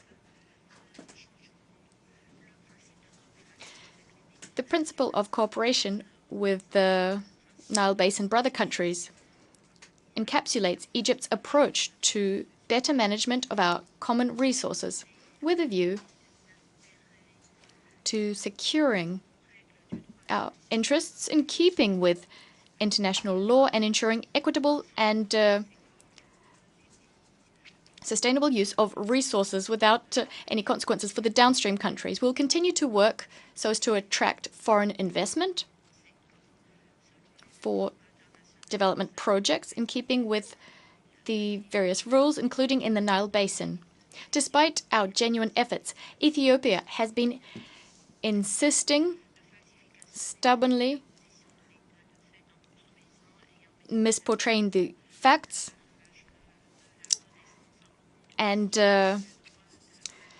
starting up the Renaissance Dam, beginning operations without due regard for international law, nor the opinions of millions of people living downstream in Egypt and in Sudan. Following 13 years of vain negotiations, Ethiopia took a unilateral decision in blatant violation of international law, specifically the 2015 Declaration of Principles, the Security Council presidential statement issued in 2021. Well, in fact, in December 2023, negotiations came to a standstill. Egypt will continue to monitor the commissioning of this dam, the filling of this dam. We will be following this very closely. We will keep the Charter in mind and will take all necessary measures so as to secure the interests of our people and our very existence. Egypt will not tolerate any existential threats. Those who do not recognize this are mistaken. Moving on. The world needs the United Nations to address emerging challenges, such as challenges in the digital sphere, cybercrime, cybersecurity, artificial intelligence. These new challenges shouldn't detract from our key purposes, that is collective security. This is absolutely vital. This is the very raison d'etre of the organization, the maintenance of international peace and security. The collective security system, including the disarmament and non-proliferation system, has been weakened. Direct or tacit threats of use of nuclear weapons is no longer a chimera. It's a direct threat. We've seen this in the war in the Gaza Strip. We're seeing this day in, day out. As states possessing nuclear weapons are modernizing their arsenals and indirectly threatening the use of nuclear weapons without any genuine, serious efforts being made to create a world free of nuclear weapons or areas free of nuclear weapons or other WMDs and acceding to the NPT. And this despite the NPT review conference's conclusions, specifically the 1995 decision on the Middle East. We live in a region that's particularly hard hit by the imbalance in the collective security system. This is something that's drawn everyone's attention, and we regret this. That is the increase in Security Council resolutions establishing peacekeeping operations. And this despite the fact that the Security Council is unable to stop this scourge that is conflicts, this disease, nor can it treat the symptoms. And for that reason, the Secretary General, Antonio Guterres, has described the United Nations as an organization babysitting these conflicts.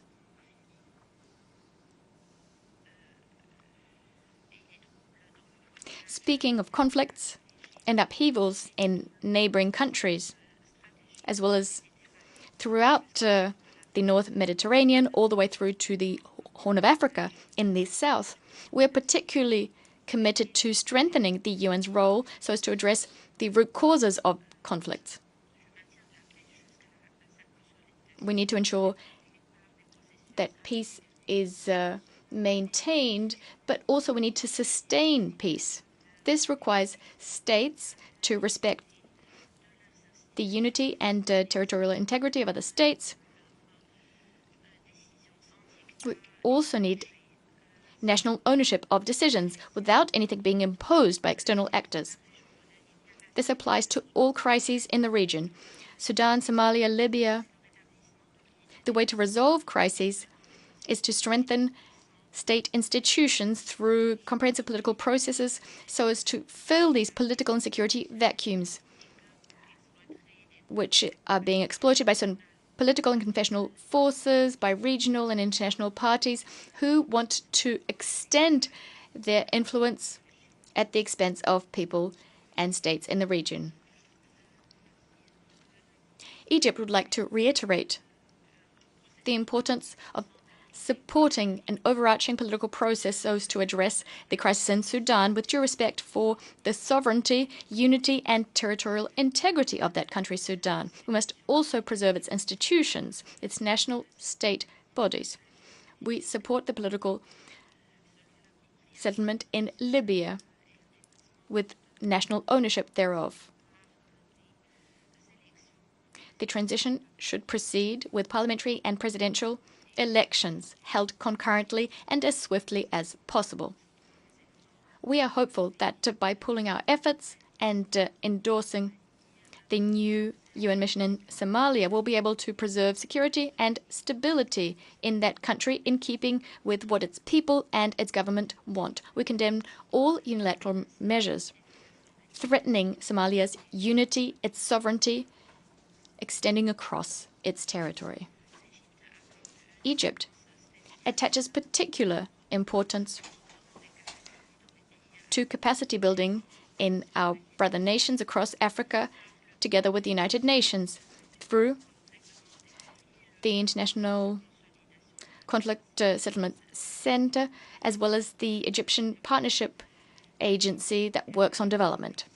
Egypt is committed to working hand in hand with our regional and international partners so as to restore equality and to combat double standards, as well as international hypocrisy, and to revitalize the international system, the multilateral system, implementing the various principles I enumerated in keeping with the principles enshrined in the UN Charter. We will be shouldering our responsibilities as part of the humanitarian response that must be mounted to address crises in our region. We're the third country in terms of refugee applications in 2023. Under the leadership of our President El-Sisi, we've been bearing the brunt of the burden, supporting our brothers from other Arab states and African states. Over 10 million refugees are currently being hosted in Egypt. However, there are certain limits which cannot be exceeded because of the burden this implies. The international community is therefore duty-bound to fill the funding gap and to mobilize the requisite resources so as to address the issue of humanitarian operations and meet the needs of refugees fleeing conflict in various countries. Despite international crises and challenges coming one after the other, and the ongoing rise in the number of migrants, Egypt will continue its efforts so as to bolster its human capital. We will do this through a national dialogue. We are prioritizing human rights and democracy. And we're not doing this to please external players. We are doing this to fulfill the aspirations of our people, young people, as well as women, so as to achieve gender parity as well. We've just adopted the first national action plan on women, peace and security. We will be implementing our national strategy on human rights. Furthermore, we'll continue working to maintain peace and security in our region and the world over, inspired by the values of the Egyptian civilization.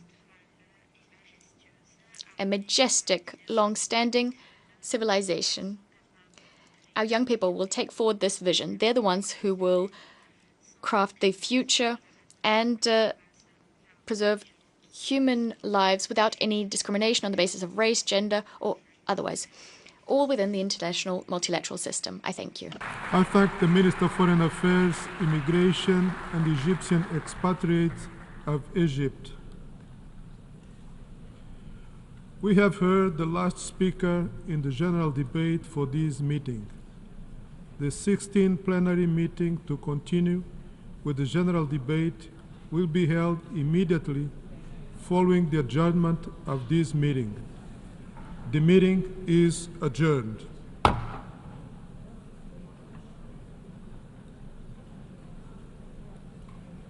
The 16th plenary meeting of the General Assembly is called to order. The Assembly will continue its consideration of Agenda Item 8 entitled General Debate. I now give the floor to His Highness Prince Faisal bin Farhan Al Saud, Minister for Foreign Affairs of Saudi Arabia.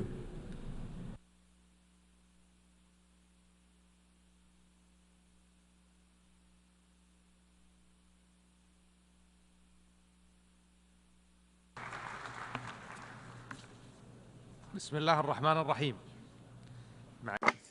In the name of God, the Merciful, the Compassionate.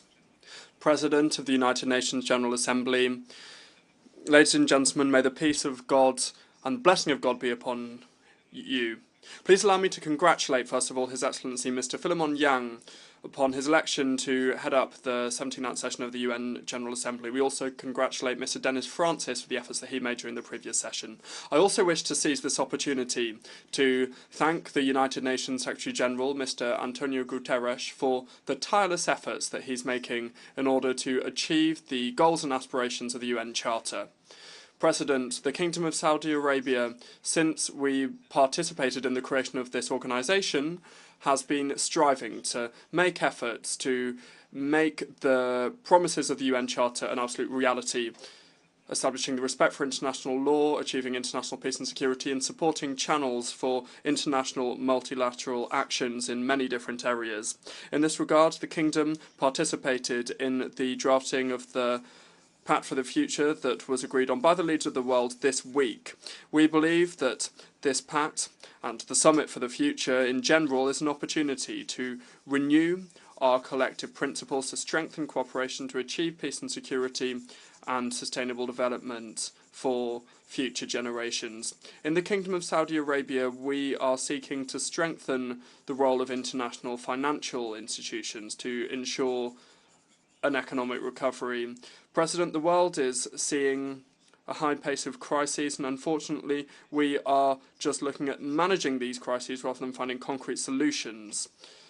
This is a situation of laxism in international efforts and also a situation of selectivity in the application of international law and international humanitarian law, which has led to an exacerbation of violence and conflicts and is threatening the principles of the UN Charter and undermining common actions to find peaceful solutions. Peaceful solutions that will enable us to spare the lives of civilians and to put an end to fighting and ensure peace and international and regional development.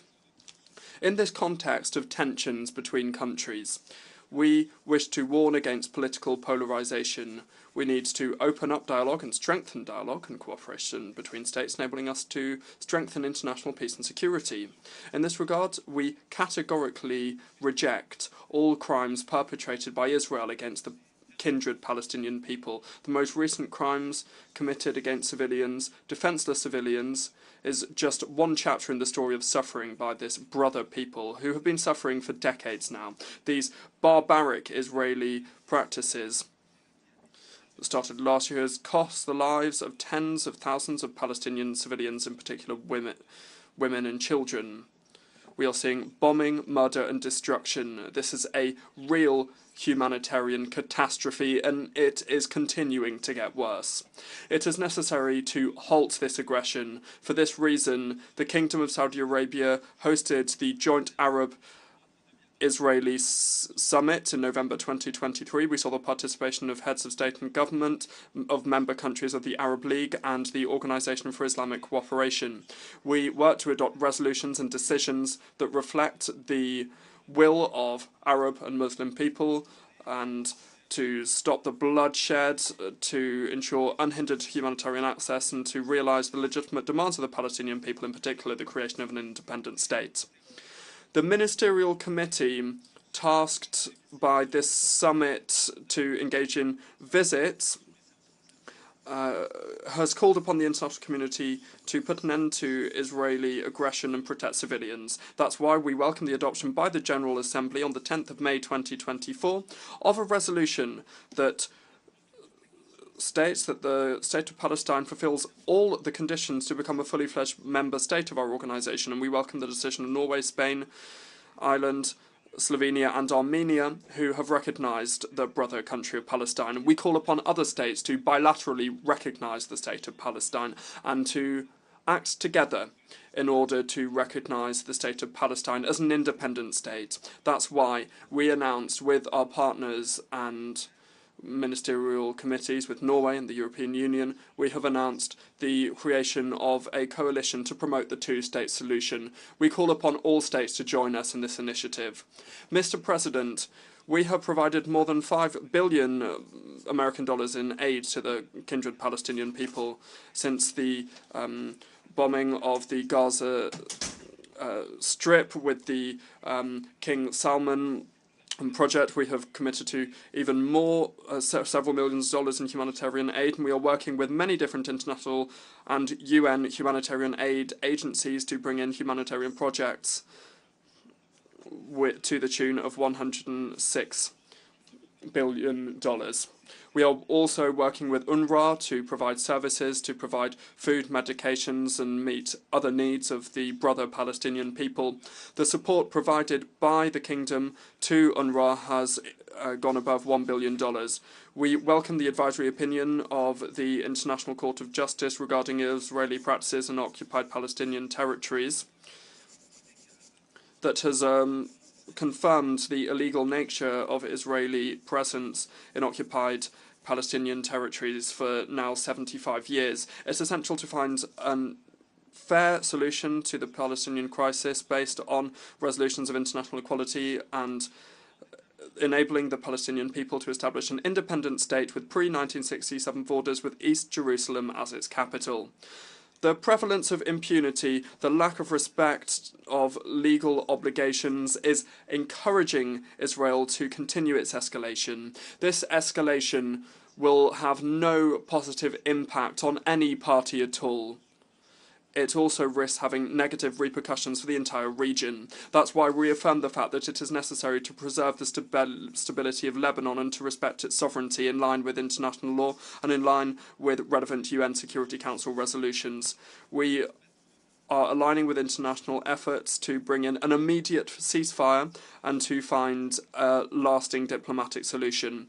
We call upon all parties to show wisdom and to show restraint in order to avoid a true war from breaking out in the region. Mr. President, the Kingdom has taken key measures in order to ensure appeasement and development in our region. We have concluded an agreement with Iran to restore our diplomatic relations based on the respect of sovereignty and non-interference in internal affairs, also on the respect of the UN Charter, working with the Organization for Islamic Cooperation, also to establish peace and security in our region.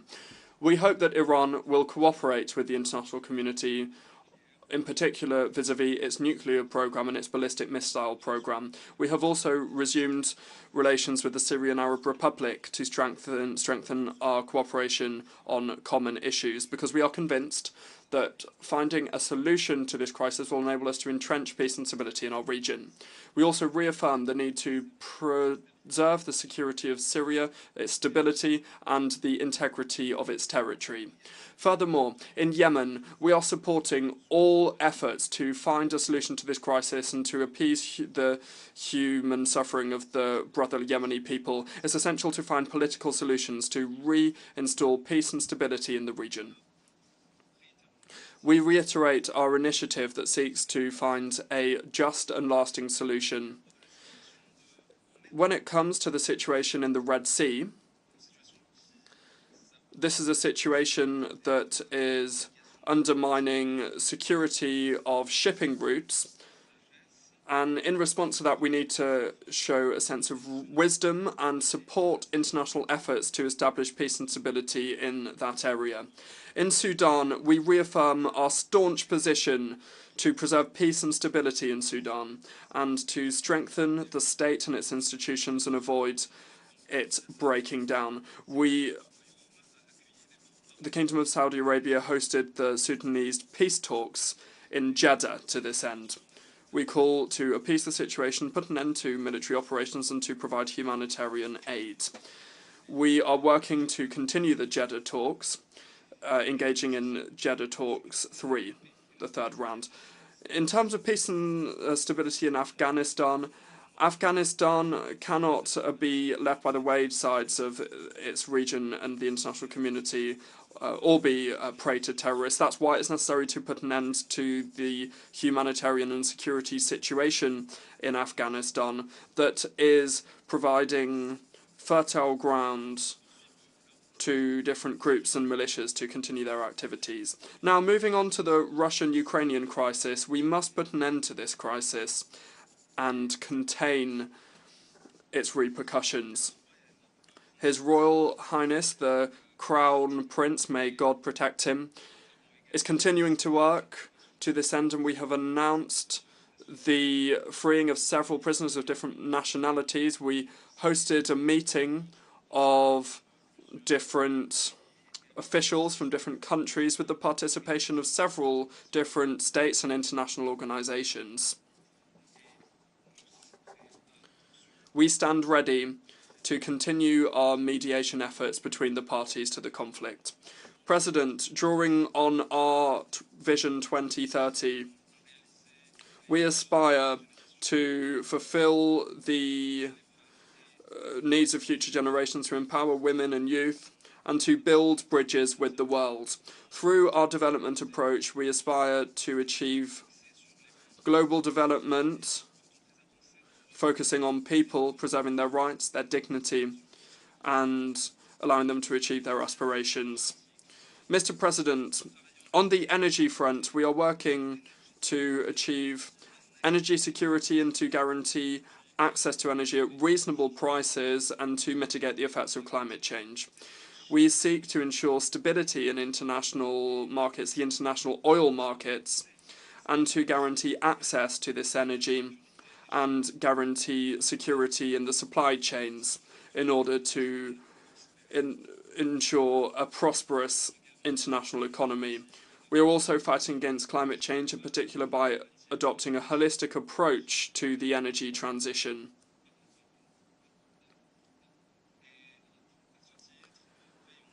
In that regard, we seek to respect the UNFCCC and the Paris Agreement, making the most of all the techniques we have available to us in order to limit our greenhouse gas emissions.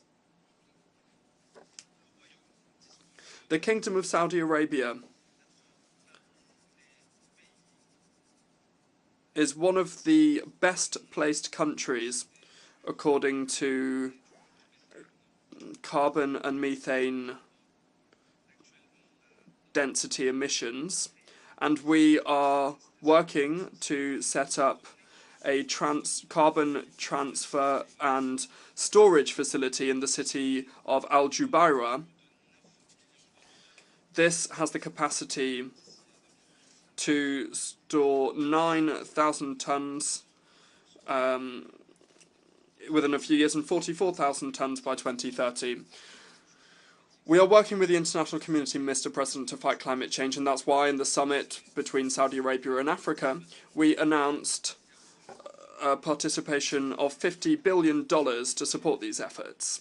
We have also launched initiatives such as the Green Saudi Arabia Initiative, the Green Middle East Initiative, and we are also investing in techniques to reduce carbon density and to strengthen electricity and green hydrogen production. The Kingdom furthermore supports projects to optimise the consumption of energy and to preserve sea life and water. That's why we celebrated the International Environment Day in 2024, and we will soon be hosting the COP16 of the United Nations Convention Against Desertification, which is reaffirming our commitment to preserve the future and fight against desertification. We also intend to host the International Water Forum in 2027. The Crown Prince, may God protect him, announced the creation of an international organisation for water resources last September to fight against the challenges we face when it comes to water resources. Mr. President, the Kingdom of Saudi Arabia is working to create a world free of nuclear weapons. For this reason, we call upon all states to preserve the non-proliferation regime while protecting the rights of states to use nuclear energy for peaceful purposes. We support efforts being made to fight against terrorism, and it's necessary to bolster our joint actions by continuing cooperation with our international partners in order to fight against this threat. It's necessary to make more effort to fight against the campaigns being launched by terrorist groups. It's further necessary to continue our work to fight against the financing of terrorism. Mr. President, the Kingdom of Saudi Arabia was chosen to host the 2030 Global Exposition. This exposition is allowing us to focus on the Sustainable Development Goals. This is an event that is an opportunity to find political solutions when it comes to sustainability and also to honour our commitments to developing countries. By way of conclusion, we hope that the efforts being made will enable us to establish a common principle with mutual respect to build a better future for the whole of humanity, and may the peace and blessing of God be upon you. For Foreign Affairs of Saudi Arabia, I now give the floor to His Excellency Mulambu Amakuni Ayambe, Minister for Foreign Affairs and International Cooperation of Zambia.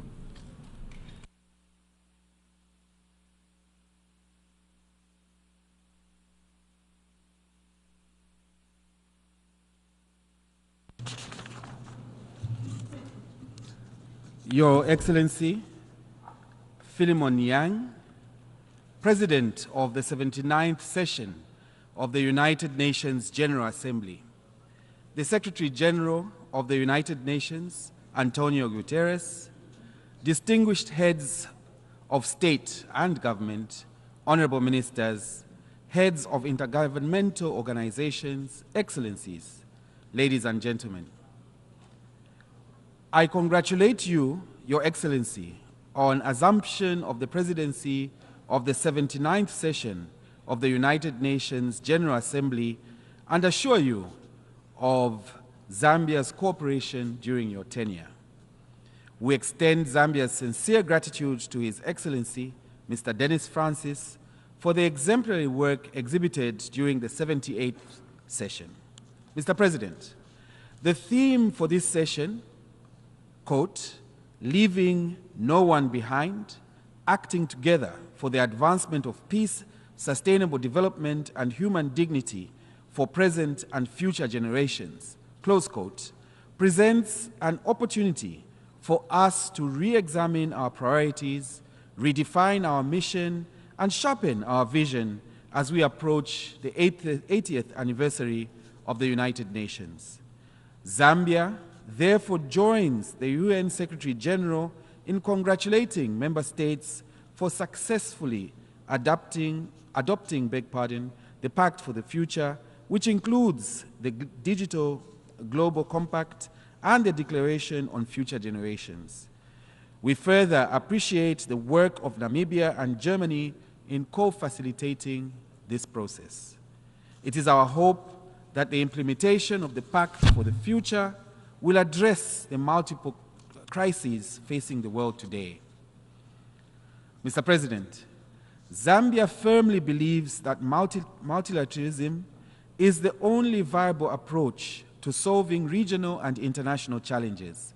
In this regard, the creation of the United Nations almost 80 years ago provided new hope for the international community in the maintenance of international peace and security, promotion of justice, and improvement of living conditions for all people. However, this ideal is rapidly slipping away as global peace is increasingly threatened by the growing and sustained geopolitical tensions. As member states that share the ideals upon which the United Nations was founded, we must resolve to correct this course and uphold the principles enshrined in the UN Charter. The impact of conflict in some parts of the world has been felt across Africa through disruption, soaring prices of key commodities such as energy and other inputs of trade and production, resulting in increased cost of living. Zambia, like many other developing countries which are predominantly import dependent, has not been spared.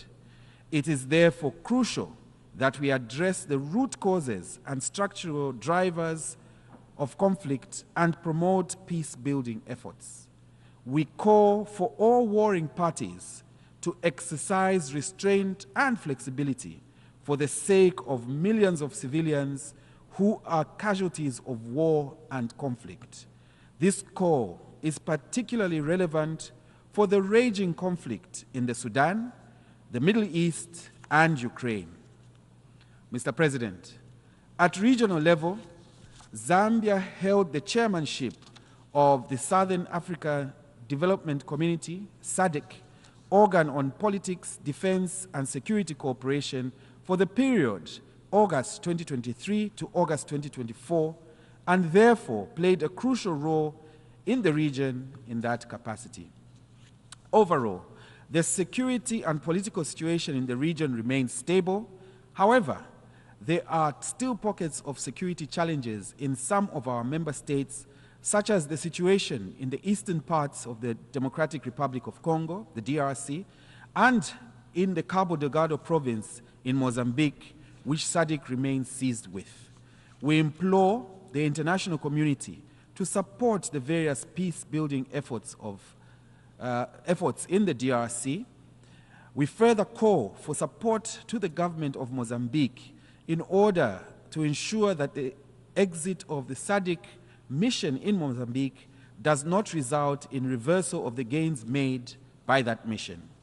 Furthermore, Zambia recognizes the efforts of His Excellency, Mr. João Manuel Lourenço, President of the Republic of Angola, as the African Union mediator in the facilitation of the Rwanda process aimed at restoring peace and security in the Eastern DRC, as well as the Nairobi process that equally aims at fostering peace in that country. Mr. President, climate change and extreme weather conditions threaten the very existence and balance of the world as we know it.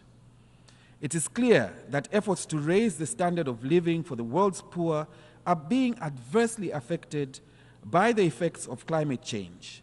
For instance, this year, Zambia experienced the worst drought in recent times.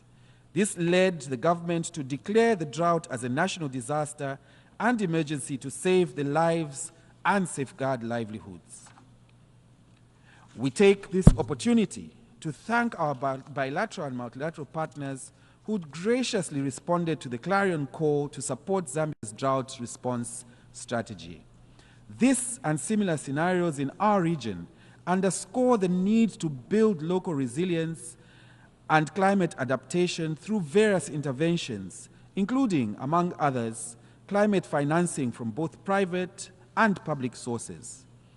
In this regard, the need for the full actualization of the Loss and Damage Fund to help developing countries cope with climate-related disasters and extreme weather events cannot be overemphasized. We urge member states to focus their energies on achieving measurable outcomes at the forthcoming COP29 accordingly. Mr. President, it is becoming increasingly apparent that the SDGs may not be met by 2030, as only 17% of the SDG targets are on track, while the remaining 83% are either stagnated or regressing. Therefore, Zambia joins calls for massive investment and scaled-up action in order to close the financing gap, which is currently estimated to be around 4 trillion United States of America dollars. Failure to close this gap will adversely impact future generations. In the same vein, we call on the international community to scale up financing for developing countries to achieve the SDGs, including honoring commitments to contribute at least 0.7% of gross national income towards official development assistance. Further, the heavy burden of debt in some developing countries presents another major hurdle to the attainment of the SDGs, especially in Africa. These countries face a high risk of debt distress. There is need, therefore, for an effective debt workout mechanism that supports payment suspension, longer lending terms, and lower interest rates. Based on Zambia's experience, we call for further reforms to streamline the existing G20 framework for debt restructuring in order to enhance certainty and reduce the time it takes to conclude the process. Zambia further joins calls for the reform of the international financial architecture to make it fit for purpose and equitably address the development needs of all countries in the 21st century. Additionally, there is need to build capacities for least developed countries to access other innovative financial measures, such as debt for climate swaps and green and blue bonds, amongst others. Furthermore, Zambia joins other SADC member states in the call for a review of the use of unilateral economic instruments that curtail developing countries' access to development finance. Mr. President, aggressive tax avoidance and tax evasion have a corrosive effect on public trust, financial integrity, the rule of law, and sustainable development across the globe. International tax cooperation could significantly reduce illicit financial flows, a scourge that deprives economies, especially those in the developing world, of funding for development. Zambia therefore calls for the urgent conclusion of negotiations on the proposed UN Framework Convention on International Tax Cooperation. This will enable developing countries to enhance their domestic resource mobilization. As co-facilitator of the negotiations of the outcome document for the 4th International Conference on Financing for Development in the coming months, we look forward to actively engaging with member states in the reform of the international financial architecture. Mr. President, science and technology are critical to achieving the SDGs. Developing countries' lack of access to technology has hindered the implementation of sustainable development practices, thus perpetuating the cycle of poverty and inequality. Hence, there is need to bridge the gap in digital technologies, including artificial intelligence, to promote efficiencies in health, climate, sustainable infrastructure, energy, agriculture, and other global development priorities. In this regard, we call for enhanced international cooperation to support developing countries to integrate technology through capacity building, technology transfer on mutually agreed terms, information exchange, and investment in research and development. Alongside the Pact for the Future, member states adopted a global digital compact. Zambia was honored to partner with Sweden in leading negotiations of this historical document. Mr. President, as part of its efforts to accelerate the attainment of the SDGs by 2030, Zambia has been implementing policies and programs aimed at creating a strong and resilient health system, reducing inequalities, eradicating poverty, and empowering women and girls. This is also consistent with the implementation of the International Conference on Population and Development Program of Action. Zambia welcomes the Declaration on Future Generations, which seeks to secure the well-being of future generations, in particular, their participation in decision-making.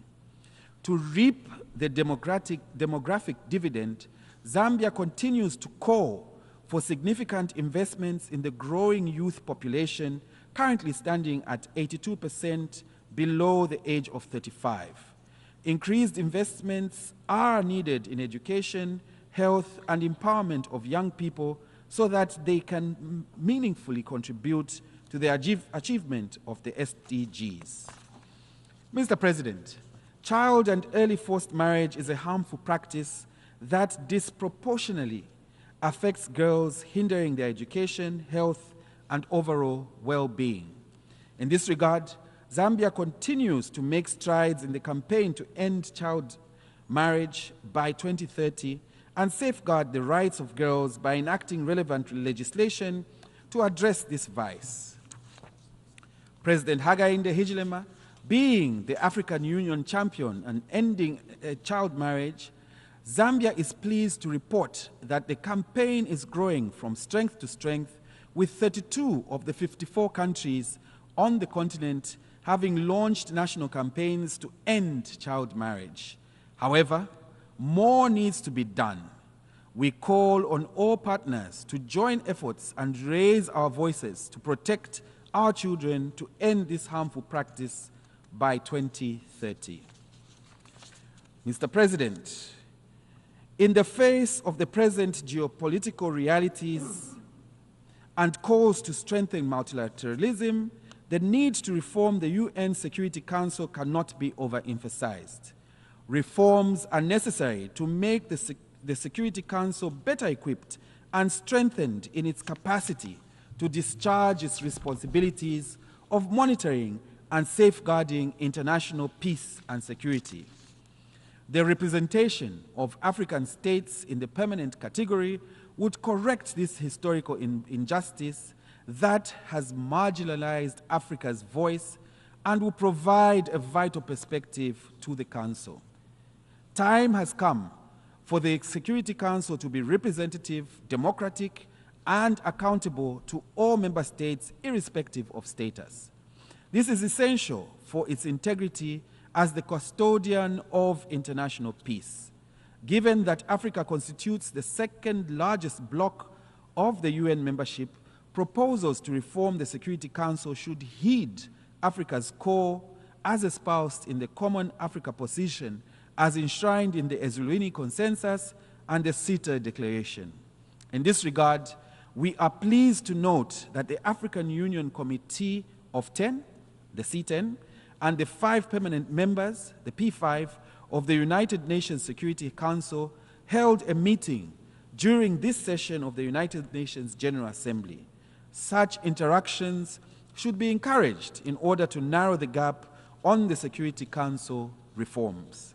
Finally, Mr. President, I wish to reaffirm that Zambia remains committed to strengthened multilateralism as a means of addressing the numerous global challenges affecting our people, including ending poverty and creating wealth in a sustainable manner.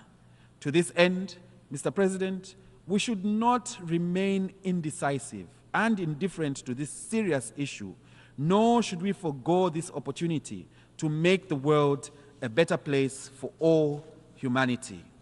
In conclusion, I would like to reiterate the need for us to seriously consider the call for massive investment and scaled-up action if we are to make meaningful progress in achieving the SDGs, including implementation of the Pact for the Future. I thank you, Mr. President.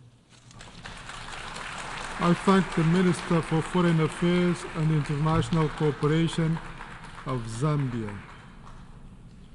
I now give the floor to His Excellency Maxine Ryzenkov, Minister for Foreign Affairs of Belarus.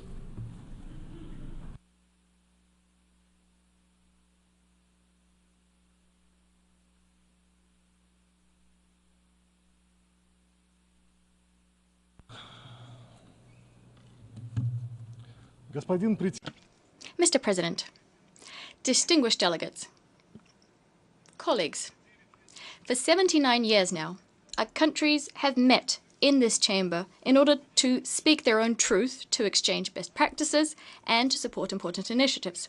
And we do this with the motto of making the world a better place. But is the world becoming a better place? Is it more predictable, safer? Is it more stable? There are some veterans in the room who probably remember the time when the UN did have a special role to play.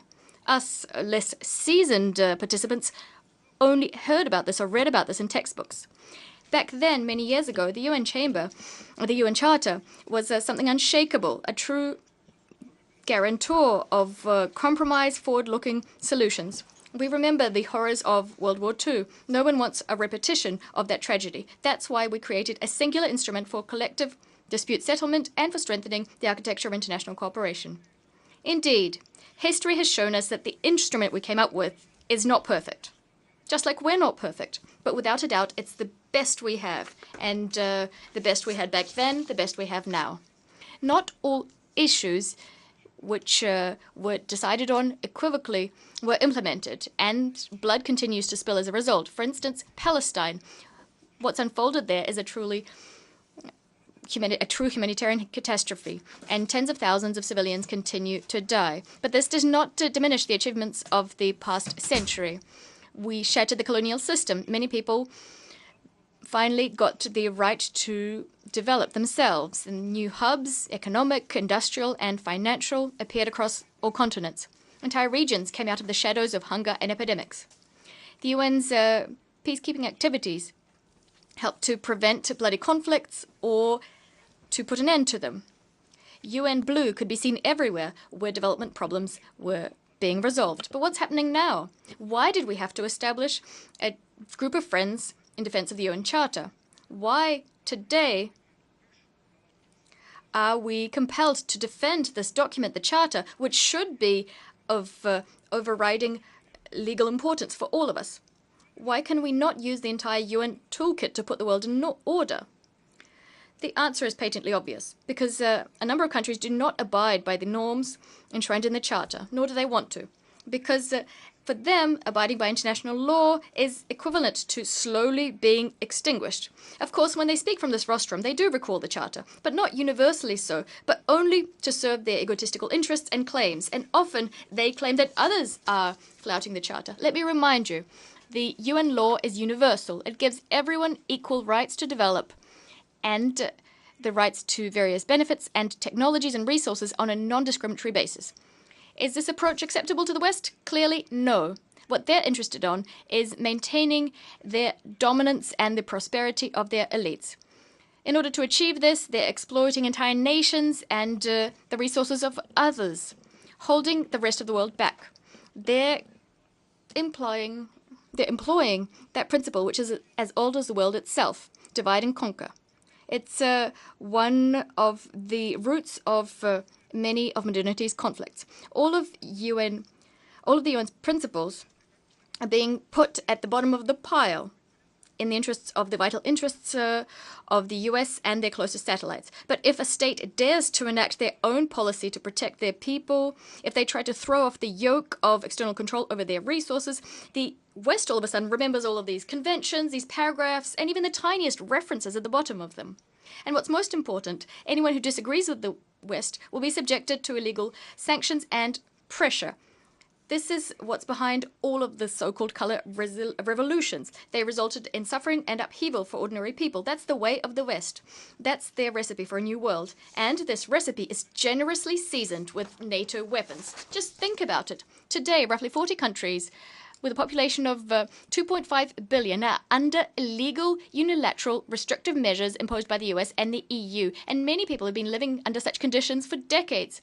Whereas peace-loving Cuba has been in this situation for over half a century. This instrument is one that flagrantly violates entire sections of the UN Charter and international law. It scuppers sustainable development, undermines food and energy security, restricts access to world markets, and violates the right to the freedom of movement. It also has a boomerang effect on the countries who impose these measures. We're seeing in neighboring EU countries people complain about ever higher prices on food prices, energy prices, as well as concomitant social upheavals. What do we have as a result? From the point of view of the collective West, and here I have some information taken from US sources, 72% of the world's people live in what the West calls autocracies. 20 years ago, this figure stood at 46%, again, according to their data.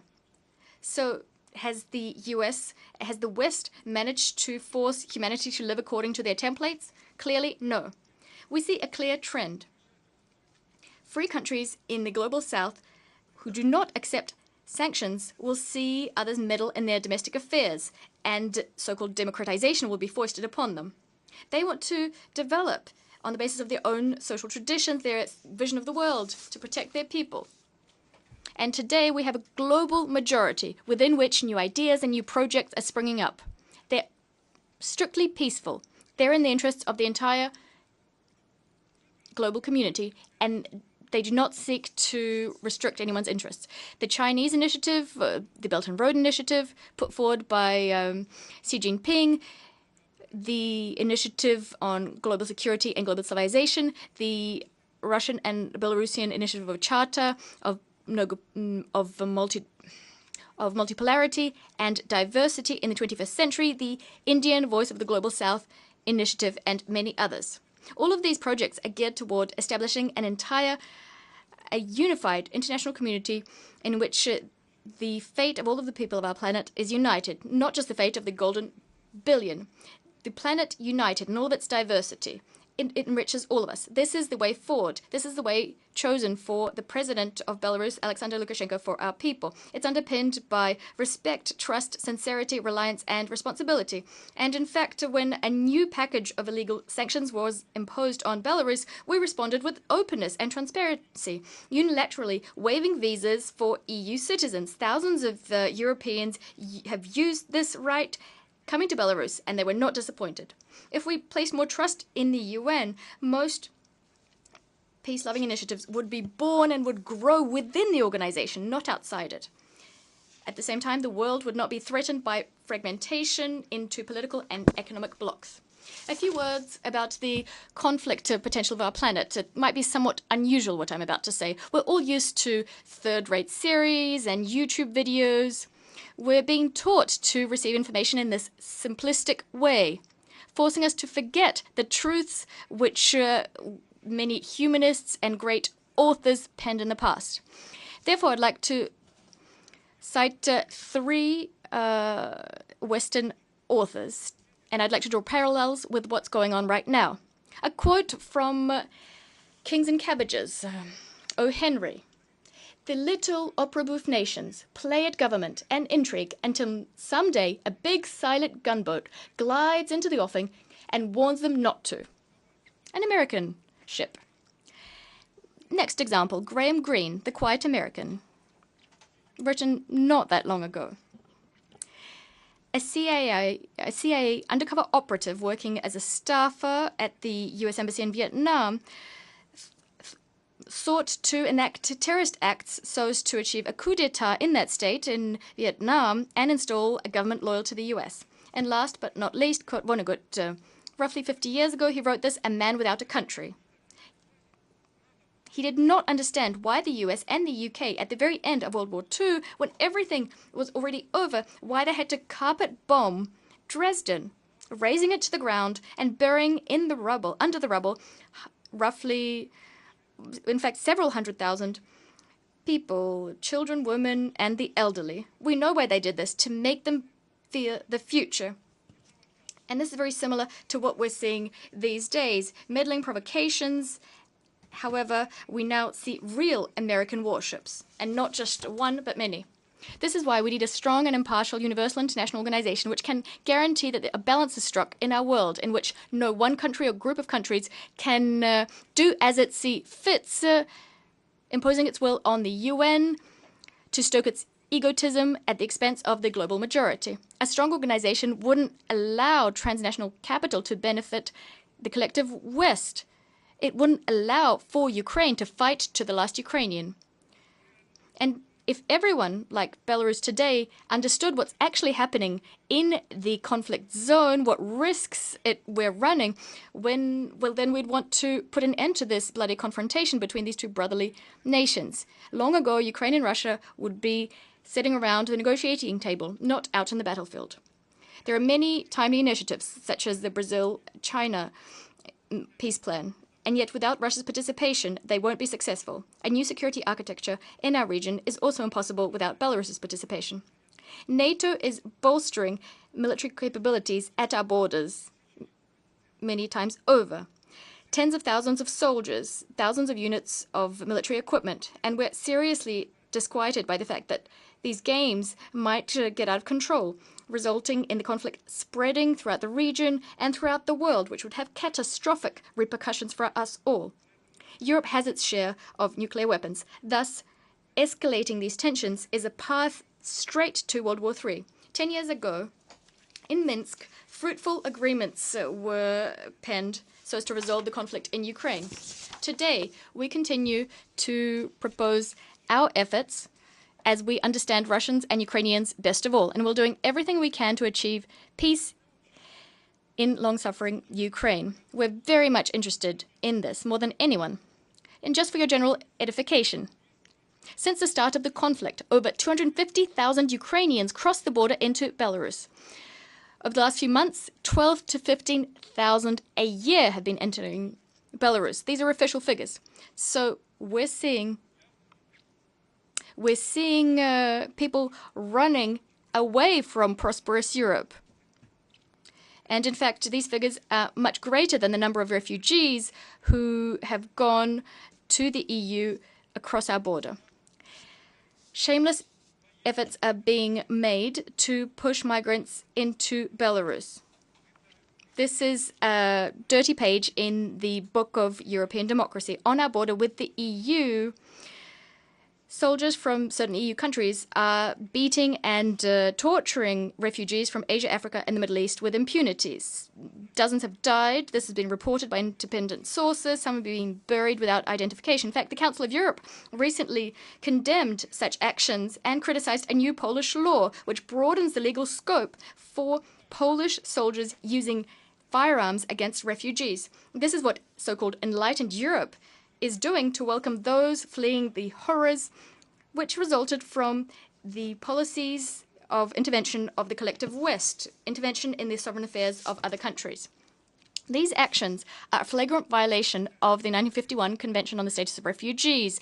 All of the facts have been recorded and will be sent to the relevant bodies for investigation, although these bodies should have started investigating them of their own accord long ago. That's why we're concerned.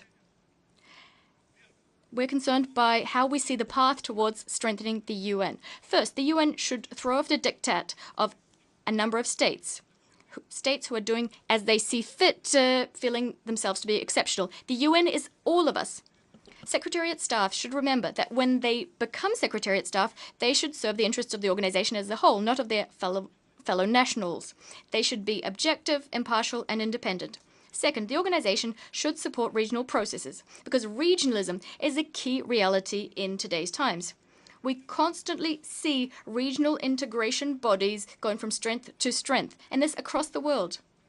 We're seeing the global majority, regional projects rising, BRICS, SCO, CIS, the Eurasian Economic Union, the African Union, ASEAN, many others.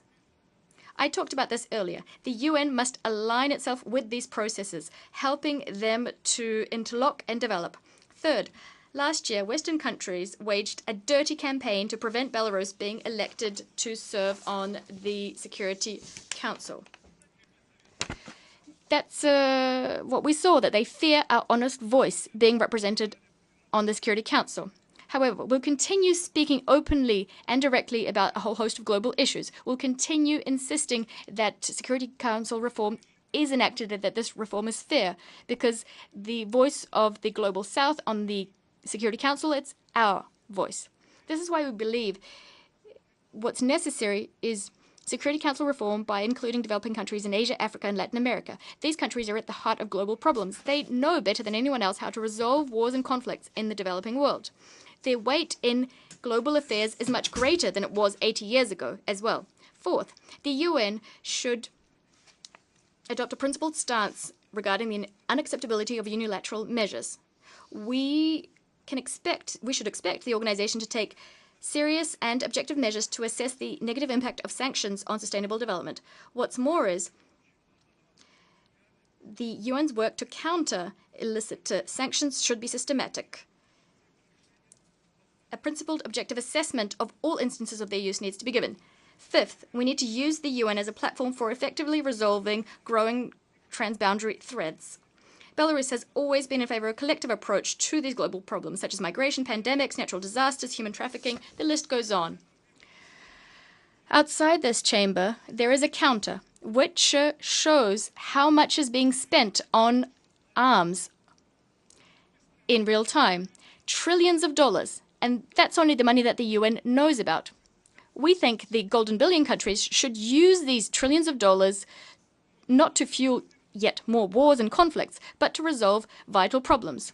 Many global problems would be resolved in a flash. The UN would get the resources to help development, which it currently lacks. It keeps saying that donors don't have the money, they're not giving the money. And at the same time, those who have self-styled themselves as hegemons will shoulder their responsibility to solve global problems. What's more is, the UN should be the voice of states, without this voice being diluted by non-government bodies. After all, member states are the ones taking decisions. They're the ones responsible for the destiny of millions of people on our planet and are responsible for implementing all of their decisions. President, today is a special this year is a special year for the Republic of Belarus. Recently, we marked the 80th anniversary of our liberation from the Nazis. This marks the start of a new chapter in our history. We stand proud that we created a people-centered state where people are at the core of our national policies. Next year, we'll mark the 80th anniversary of the United Nations. We'll do this together. How will the world approach this milestone? Will it be entangled in disagreements and conflicts? This is why the President of the Republic of Belarus, Mr. Lukashenko, put forward the initiative of a global dialogue on security, and it very much dovetails with the proposals put forward by many delegates from this rostrum today. We will continue knocking on the doors of peace and constructive action, the doors of security and development. Starting last year, we began holding an international conference on Eurasian security in Minsk, the goal being to consolidate political, economic, and other processes in Greater Eurasia for the benefit of our states and people. This year, it will be held on the 31st of October. We invite all of you to attend. We must breathe the spirit of San Francisco into the UN's lungs. After all, that is the spirit that gave life to our organization. We stand convinced that this is absolutely necessary right now. It's necessary to secure the interests of all people on our planet. I thank you for your kind attention. Thank the Minister of Foreign Affairs of Belarus. I now give the floor to Her Excellency Tordis Coburn Redford Guilford-Otier, Minister of Foreign Affairs of Iceland.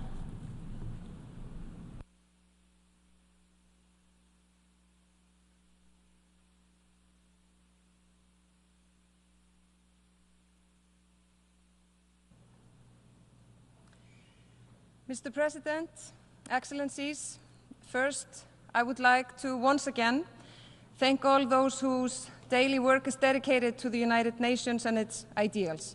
All across the globe, people work in the name of the United Nations, wearing the colors and emblems of the UN, giving their effort to make our world a better place, often doing work that only the UN is capable of doing. And in these headquarters and other UN offices, hundreds of people show up every day to ensure that the nations of the world can count on this organization to be the forum where the biggest challenges facing humanity can be discussed, debated, and hopefully set on a path of resolution. Thank you. Mr. President, next year will mark the 80th anniversary of the United Nations. The UN emerged out of calamity holding the promise of a brighter future, a promise of peaceful settlements of disputes, universal human rights, and the opportunity for all to enjoy peace and prosperity. Despite setbacks, wrong turns, and many bad decisions, these past 80 years have indeed been the most peaceful and prosperous that humankind has experienced. For my own nation, 1944 also marked a new beginning, with Iceland becoming a republic. Iceland's status as an independent nation has been defended not primarily by weapons or alliances, but by a robust system of international law, mutually beneficial cooperation, and strong and universally respected international institutions. For us, it is paramount to safeguard this multilateral system. When the US was founded, it was a time of change and a time that demanded decisions. It was also, it seems to me, a time of creativity in the face of destruction, a time of determination despite despair, a time for hope to triumph over horror. By founding the United Nations, the leaders of the world's nations set a path guided by a shared vision for a peaceful and prosperous world, a faith in fundamental human rights and the equality of nations, large and small.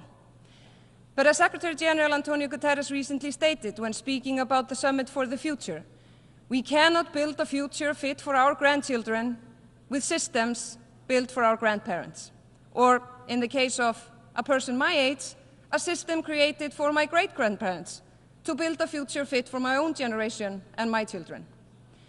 Mr. President, these are also times of profound change. All around the world, technology is fundamentally changing how people experience reality. And to quote Mr. Guterres again, these technologies are being developed in a moral and legal vacuum, without governance or guardrails. This is no small thing, and it is not something that leaders and politicians can treat as trivial or unconnected to other policy issues. While elected representatives and leaders debate how to address challenges that we face, while we attempt to guide our societies towards a better future, there is an ongoing battle for people's attention, convictions, and beliefs being waged through increasingly addictive technologies, often self-guided by overwhelmingly powerful and completely unprincipled algorithms. And this battle will not necessarily be won by those who share a belief in peace and prosperity, or have faith in fundamental human rights and the equality of nations, large and small.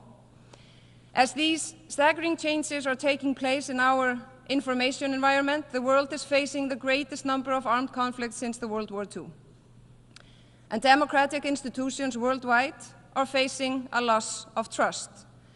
These developments are not happening in a vacuum.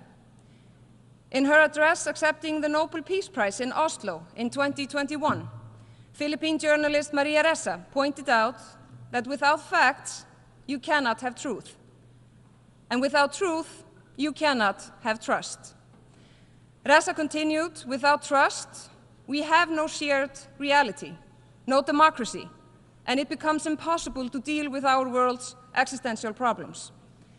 Sadly, to an ever more obvious extent, this prospect of a lack of shared reality has now become fact. Malign actors are actively undermining social order across the globe. They are spreading suspicion and fear, fueling despair and rage. They may use technology, but their target is always the very essence of what we are as human beings. The individual rights that have proven vital for the functioning of democratic societies are being subverted. This is why I said in my address to this body 1 year ago that human rights are for human beings, and that freedom of expression is not for programmed bots that spread hate, lies, and fear. This is a challenge that we have not yet solved. Freedom cannot exist without accountability. And to paraphrase American historian Timothy Snyder, it must always involve some risk. We know that sacrificing individual rights because of these risks is an unacceptable proposition, akin to burning down the house to kill a spider. An individual, even one with questionable and dangerous opinions, has the right to be heard. In a true democracy, we accept these risks associated with freedom of speech, but we must be careful not to let our freedom be hijacked by those who evade accountability and take no risk. The current danger does not come from free individuals who advocate for their own misguided, crazy, or evil ideas, but vast networks of both paid and unpaid agents, made-up trolls hiding in the shadows, entirely unaccountable for their poisonous contribution to public discourse. This sort of speech is no more a manifestation of the freedom of expression than a forced gathering to salute a dictator is an example of freedom of assembly. Mr. President, these are issues that exemplify the urgent need for a strong multilateral system. However, this system cannot be left to provide answers to how to maintain itself. The real power lies with national governments and leaders across the world. All of us who are entrusted with positions of authority and influence in our own societies must shoulder our responsibility to maintain and strengthen a multilateral system based on the UN Charter. For this, we need more interaction, more humanity, and much more unscripted interactions at the highest level. Mr. President, Russia's full-scale aggression against Ukraine, Sudan's civil war, and the devastating conflicts in the Middle East all rage on while other longer-running conflicts grow protracted. One thing that all have in common is that innocent civilians bear the highest cost. By invading Ukraine and violently seizing its territory, the Russian Federation has committed a flagrant breach of the UN Charter and derogated from its primary obligations as a permanent member of the Security Council to uphold international peace and security. The Russian Federation repeated threats of using nuclear weapons are reckless and they are dangerous. In the case of the Russian Federation's actions, there should be no doubt who is in the right and who is in the wrong. It is Mr. Putin who has concocted a false narrative around his invasion of Ukraine's territory. It is he who started this senseless war, and it is in the Kremlin's power to end it at any time by withdrawing its forces from all the territory that is internationally recognized as belonging to Ukraine. The Russian Federation's disdain for the principles of the UN Charter is on full display in Ukraine, but it is also pervasive in many other parts of the world with ongoing insidious efforts to subvert democratic norms and incite violence and chaos. Mr. President, Israel's right to exist is beyond debate. Iceland condemned in the strongest terms the horrific attack on Israel on October 7th. We continue to call for the immediate and unconditional release of all hostages. But no country is above the law. And the Palestinian people's right to self-determination is also beyond debate. In the current conflict, the world has witnessed limitations of humanitarian aid, water, and power to Gaza. This is simply unacceptable. There have been reports of civilian infrastructure and hospitals being used for purposes that can deprive them of their protection under international humanitarian law. This is also unacceptable. And we have witnessed unacceptable losses of civilian lives, children, aid, and healthcare workers, journalists, and UN staff. And journalists are being denied access to the war zone and silenced. Iceland condemns all violation of international law, including international humanitarian law. International law provides states with rights and obligations. Both are sacred. Again, we call on all parties to agree to an immediate ceasefire and avoid any action that could lead to further escalation. A clear political path to peace must follow a ceasefire, entailing the establishment of two states living side by side in peace and security. With that aim, and as confirmed by the International Court of Justice, Israel must immediately cease all new settlements activities and bring its unlawful presence to an end. Our worst fears of an escalation have now been realized with the bloodiest days that Lebanon has seen in years. And still, we must brace ourselves for even worse, with the conflict spiraling further out of control. The parties have been warned of the cost and the danger of this development. It must stop, for the sake of humanity. Mr. President, in 10 days, the General Assembly will convene to elect 18 new members to the United Nations Human Rights Council for the term 25 to 27. Iceland is a candidate in these elections, hoping to serve for a second time on this important body. We submitted our candidature out of a deep conviction that respect for human rights and the rule of law, justice and fairness are key to a prosperous society. Mr. President, in his opening address to this Assembly on Tuesday, Secretary General Guterres pointed out that less than 10% of all speakers this week would be female. In our estimate, I am one of only 19 women speaking from this podium during the opening session. I thought we had come further than this.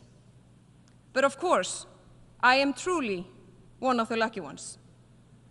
Mr. President, it is beyond my comprehension that there exist in this world, in these enlightening times, societies of human beings where little girls and women are not allowed to go to school.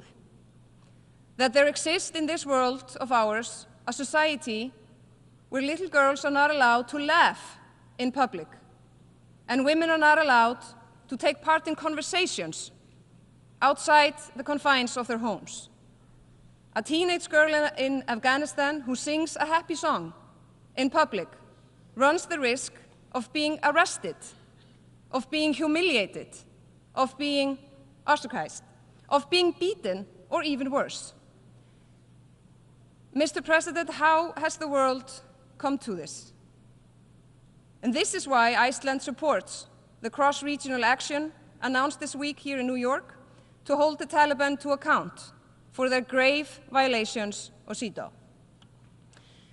Mr. President, those whose sexual orientation differs from the common norm are suffering backlash too.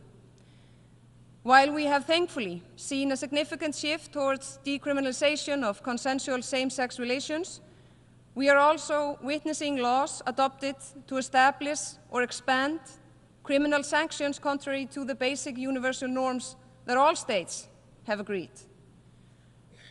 I do not understand why people should not be allowed the freedom to love and be loved for who they are. Increased individual freedom and happiness should never worry politicians or governments that have real problems to solve. I am proud to confirm that if elected to the Human Rights Council, Iceland will include LGBTI+ rights among a list of priorities during our term on the Council.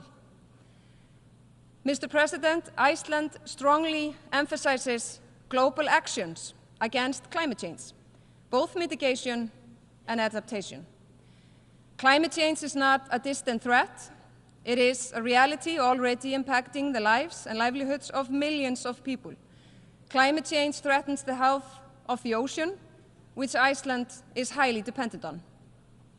A healthy ocean and a healthy planet are matters of economic prosperity and well-being.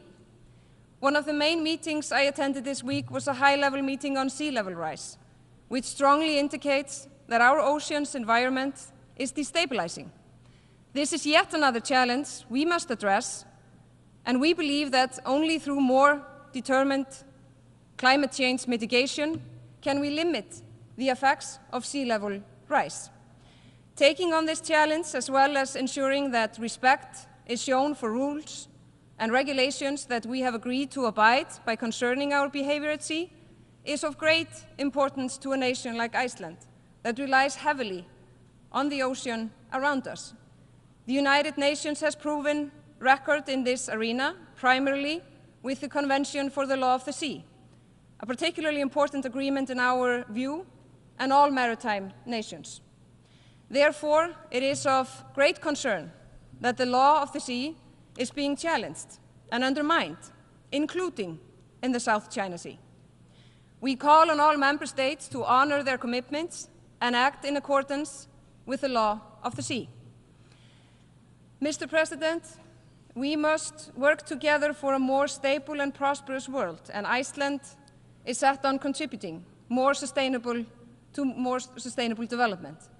Our recently adopted policy for international development cooperation supports this with the overarching goals of poverty eradication, respect for human rights, and improved living standards. It foresees a significant increase in official development assistance. Given our experience, we will continue our firm focus on gender equality, women's empowerment, sexual and reproductive health and rights, and eradicating gender-based violence. Crucially, we will increase our efforts to strengthen civil rights and improve social and legal protection of LGBTQI+ persons. It falls on all of us to support the vital work of the United Nations and other partners in addressing the dire status of humanitarian affairs. The number of refugees and internally displaced persons has never been higher, as increasing levels of fragility know no geographical boundaries.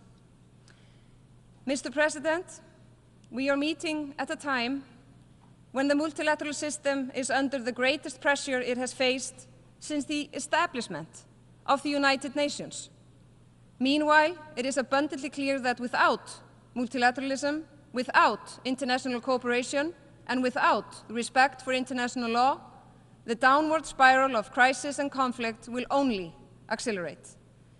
The adoption of the Pact for the Future offers an encouraging sign, a collective recognition that it is only together that we can work for a better world, and that we need new tools in these times of change. The choice is namely ours. Either we take on the responsibility to guard the foundations of the multilateralism, the UN Charter, and international law, or we succumb to a world of might makes right, which surely will only lead us to disaster. So the choice is clear. We must work together to protect and promote the fundamental principles and values underpinning the vision of the UN's founders and on which this great organization is built. We must ensure that the UN system, including the Security Council, keeps up with the times and reforms and adapts to changing realities. Taking this step will require courage and strong political will. Mr. President, over and beyond, we must recognize that the world needs the United Nations more than ever before, and we cannot and must not fail to make our organization the best possible version of itself. The multilateral system deserves to be defended in the same spirit of creativity, under the same promise of hope, and with the same steadfast determination that guided the hands of those who brought this organization into existence almost 80 years ago. I thank you.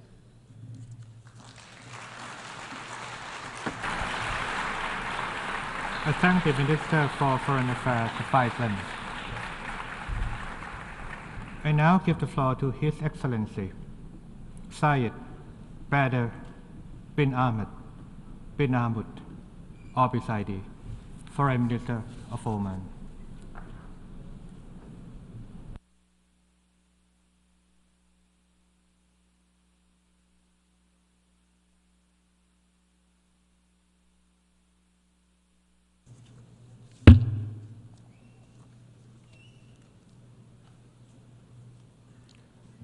معالي His Excellency Philemon Yang, President of the 79th Session of the United Nations General Assembly, it's a pleasure to extend to you and your friendly country, the Republic of Cameroon, our sincere congratulations on your election as President of the 79th Session of the United Nations General Assembly. We also express our deep appreciation for the efforts made by your predecessor from the friendly nation of Trinidad and Tobago during his tenure.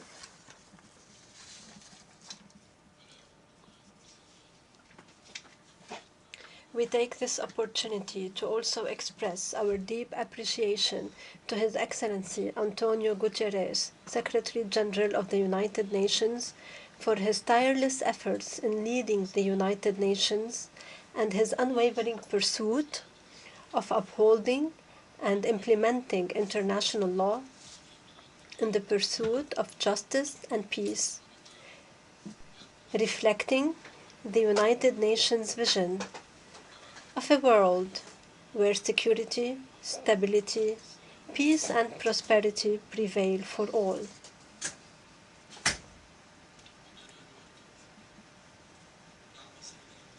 The Sultanate of Oman reaffirms its full support for your endeavors and those of the United Nations in promoting international peace and security. We express our strong commitment to the UN Charter, recognizing the importance of the United Nations in embodying the people's hopes and aspirations for development and a dignified and prosperous life. Mr. President, Oman's foreign policy is founded on a steadfast vision that embraces dialogue and tolerance as a means to address all challenges and issues. This vision aims to achieve peace and build relations based on mutual respect, positive cooperation, and harmony among nations. The leadership, government, and people of the Sultanate of Oman believe in the legitimate and peaceful means to resolve conflicts.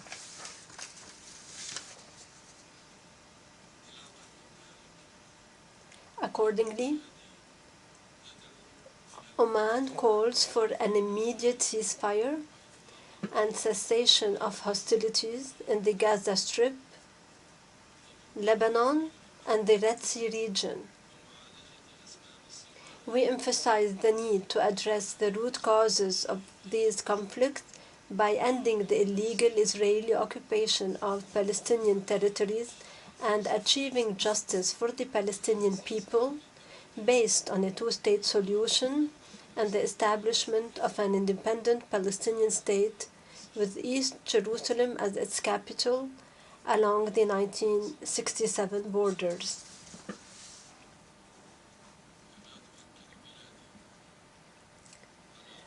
Oman underlines the need to grant Palestine full membership in the United Nations and the genocidal policies carried out by the Israeli occupation forces against the Palestinian people and alleviate their humanitarian suffering.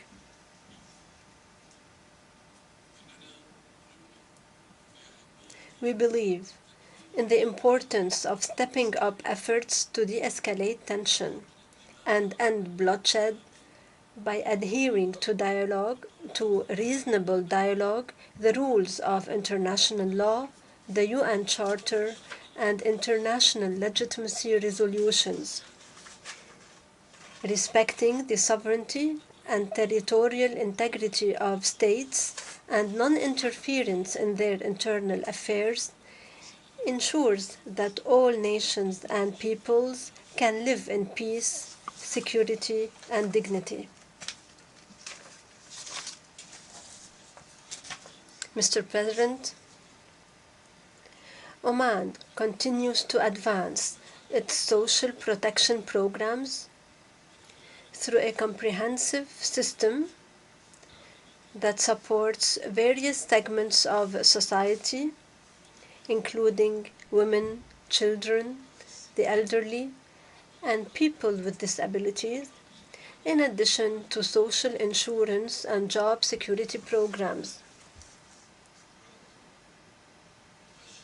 This reflects the progress we have made in sustainable development and our ongoing efforts to develop these programs in line with the global best practices while continuing to provide educational, health, and social care for all members of society.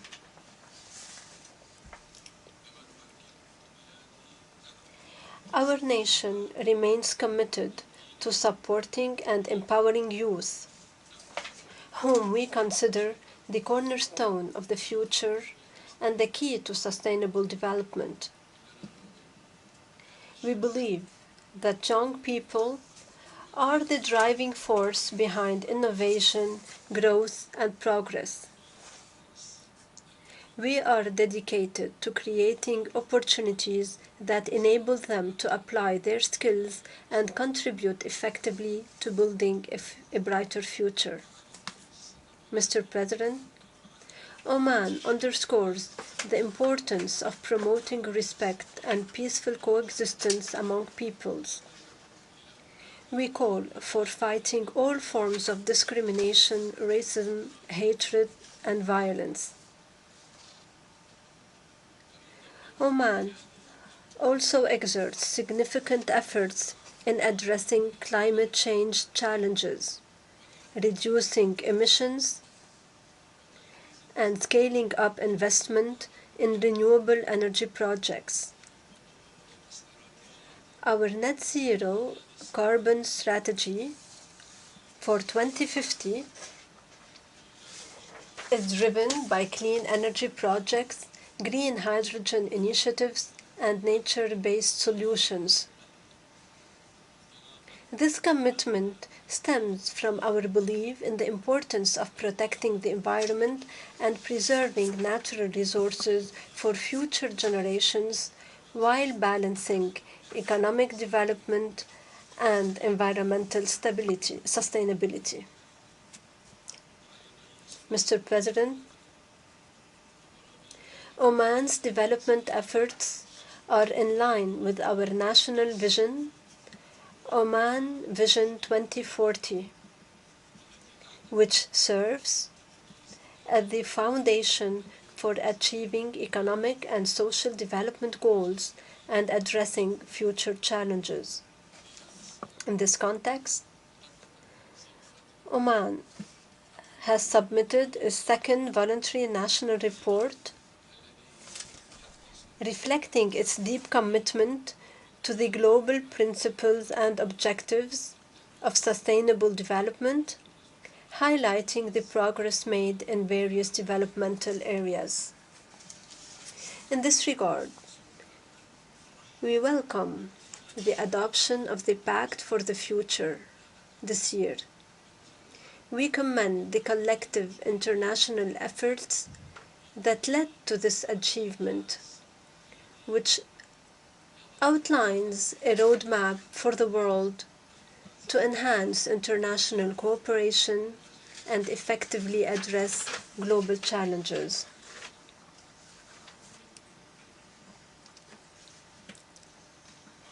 Therefore, we urge all member states to commit to implementing this pact, its vision and goals, through fruitful cooperation and knowledge exchange as a path towards achieving a better, safer, and more prosperous future for generations to come. Thank you for your attention. We sincerely hope that this session will be successful and fruitful. Peace, mercy, and blessings be upon you. I thank the Foreign Minister of Oman.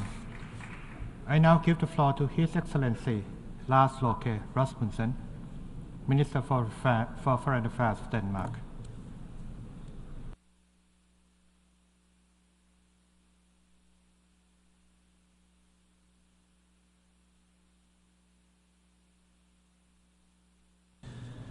Mr. President, Mr. Secretary General, distinguished delegates, colleagues and friends, the High-Level Week is a welcome reminder that the vast majority of nations, large and small, do seek global unity. That the division we talk so much about is only sought by the few, and this gives me great hope. Yet, as we open the 79th General Assembly, we cannot close our eyes for the fact that conflicts and war are raging across the world. Mr. President, it is utterly unacceptable that a permanent member of the Security Council continues to violate the most basic principles of the UN Charter. Wars of aggression are altering borders, and altering borders is and should remain a thing of the past. An imperial practice that has absolutely no place in the 21st century.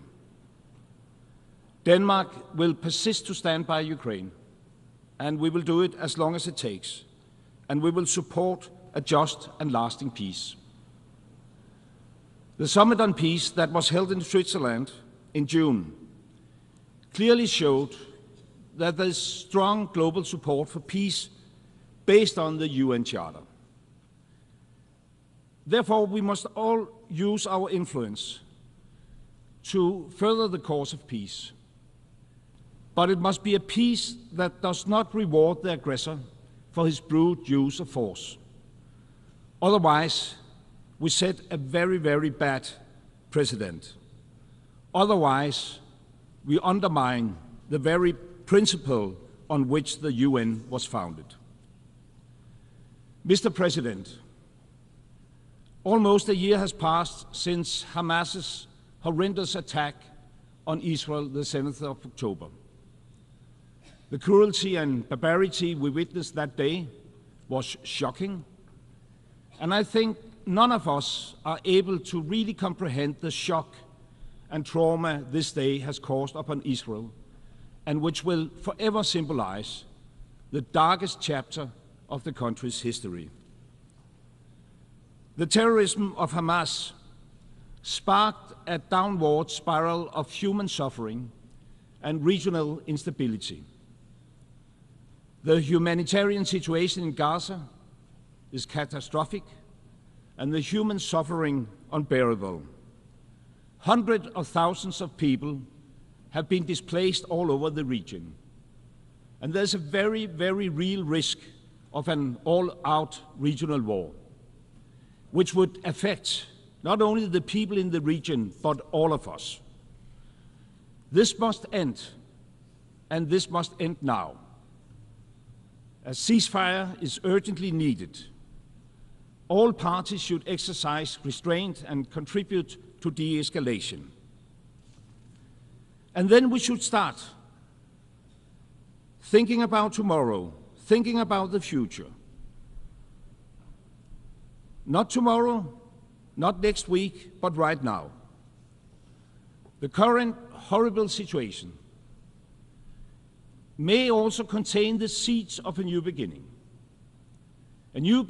leading to a just and lasting peace for all, unleashing the potentials of the whole region, allowing everybody to see a future for themselves and their children, breaking with the vicious circle of violence that has lasted much too long. Such a more promising future can only be based on the two-state solution. And we all need to work together to create the conditions for that two-state solution to materialize. By building the capacity of the Palestinian Authority to take on the role of legitimate and effective government in the future Palestinian state. By stabilizing the West Bank, and by already now start preparing for early recovery and reconstruction of Gaza.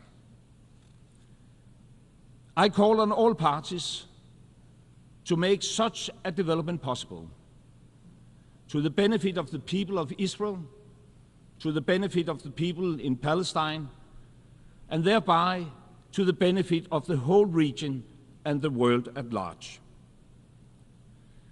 Mr. President, we often talk about Ukraine and Gaza in these halls. But sadly, people are dying and people are suffering from conflicts in many other countries. I'm deeply concerned with the continued fighting in Sudan and the humanitarian consequences for the civilian population. More than 10 million people have been displaced. In Sudan, there is an urgent need for political dialogue and for putting a halt to the conflict. As there is in Yemen, in Haiti, Syria, Afghanistan, Myanmar, the Democratic Republic of Congo, the list tragically goes on and goes on. And in the wake of our collective inability to stop the wars, the respect for international law is slowly undermined. Mr. President, as a small country, Denmark is conscious that our safety and security depend on international rule of law. The respect for basic UN principles, sovereign equality, territorial integrity and political independence for all states, it's fundamental to international peace and security. And as we uphold these principles, the respect for human rights and international humanitarian law must be at the core. Denmark is a strong supporter of the international justice system and the work and independence of the ICC and the ICJ. The ICJ has an important role in the peaceful settlement of disputes, and the ICC is crucial for the global fight against impunity. Without respect for international law, we are looking at a world where might makes right and brute force rules. And this is very, very dangerous. Mr. President, I began by stating that the vast majority of nations, luckily, seek unity and international cooperation. Earlier this week, in the Pact for the Future, we all reaffirmed our commitment to the UN Charter. And we outlined a clear direction towards a transformed system of global governance. The existing system has enabled nations to lift people out of poverty, millions of people, to eradicate diseases, and to advance better education for children around the globe. This is indeed big achievements. But after almost 80 years of service, that system is in need of a serious update. Mr. President, it is urgent to reform the international financial architecture. It needs to be more representative. It needs to be more effective. Denmark supports a stronger representation of African countries in the Bretton Woods institutions. We agree that global financial safety nets must support all countries, including the poorest when a major crisis hit. This should not be dependent on voluntary donors' contributions. We agree that all countries, on an equal basis, must be subject to independent, transparent, and accurate credit ratings. And we agree that we need to find sustainable solutions to the high levels of debt faced by many countries. Debt treatment through the common framework needs to be accelerated. All creditors and all lenders should act transparently, and concessional financing be made available. The multilateral development banks have mobilized billions already through reforms. But reforms need to deepen to move from billions to trillions. Looking forward towards the Financing for Development Conference in Spain next year, the COP29 and beyond, reform tracks must be made tangible. Solutions should be developed not just for the future, but also for the present. So I wish to take this opportunity to praise Barbados for suggesting concrete actions to help fix some of the more systematic errors of the international financial architecture. We are happy to support the Bridgetown Initiative, and we are proud to work alongside Barbados on greening international financing. We encourage others, including the UN and the international financial institutions, to work together, to be bold, and to achieve the necessary progress on the reform of the international financial architecture. Mr. President, while we reform for a more just financial architecture, we need to sustain levels of development assistance to the poorest countries. So therefore, commitments made should be honored. Denmark remains a member of a club that is absolutely far too exclusive. The club of countries that meet the UN targets of providing 0.7% of our gross national income for official development assistance. It is a good club, but we have too few members, so we invite others to join. In April this year, African heads of state met in Nairobi to call for an ambitious replenishment of the World Bank's International Development Association's IDA. And we have decided to respond to that call. Denmark intends to increase our contribution to IDA with 40%. For the IDA 21 replenishment, we will contribute with $479 million. And we encourage all, whether it's current or new donors, whether they are big and small, to help us reach an ambitious replenishment. Mr. President, in June this year, Denmark was proudly elected to the UN Security Council for the term 25-26. I was personally present and voting here in this grand hall that day, and I wish to thank member states for the strong show of confidence and support. It will be an honor to serve on the Council.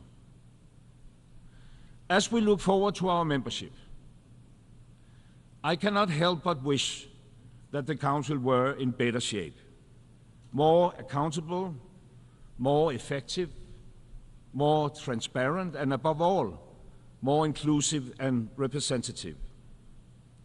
The world needs a Security Council that reflects the world of today, that is able to respond to the security concerns of people all around the globe. To Denmark, it is evident that this calls for an expansion of the Council. We wish to see both more permanent and more elected members. And we wish to limit the use of the veto. Both aspects are long overdue. Mr. President, time is of the essence. The year 2030, that once seemed like a distant dot on the horizon is now only 6 years away. Yet, only 70% of the SDGs are on track to be realized. And we are far, far from on track to fulfill our climate targets. The accelerating climate crisis must be met with accelerating climate actions. We need more ambitious reductions. We need more support for climate change adaptation. And we need to speed up and we need to scale up climate financing. No country can solve these global challenges alone. But no country is too small or too big to contribute. Everyone is needed. As a long-standing and dedicated supporter of global cooperation, Denmark, I can assure you, will continue to do our part. We will deliver on promises made, and we will push for more ambitious targets and for concrete actions. And we will do that for the present and for the future. Thank you very much.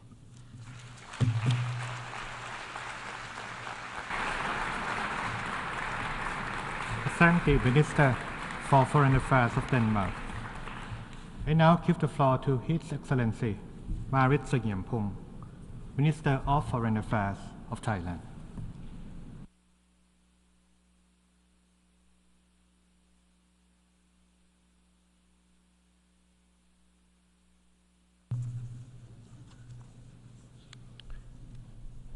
Mr. President, Excellencies, distinguished delegates, allow me to begin by congratulating His Excellency Mr. Philemon Yang on his elections to preside over the 79th sessions of the United Nations General Assembly. I am here today representing Thailand's new government, led by Prime Minister Paetongtarn Shinawatra, to reiterate Thailand's determination to continue our people-centered, economic-oriented policies to achieve stability and sustainable development for our people.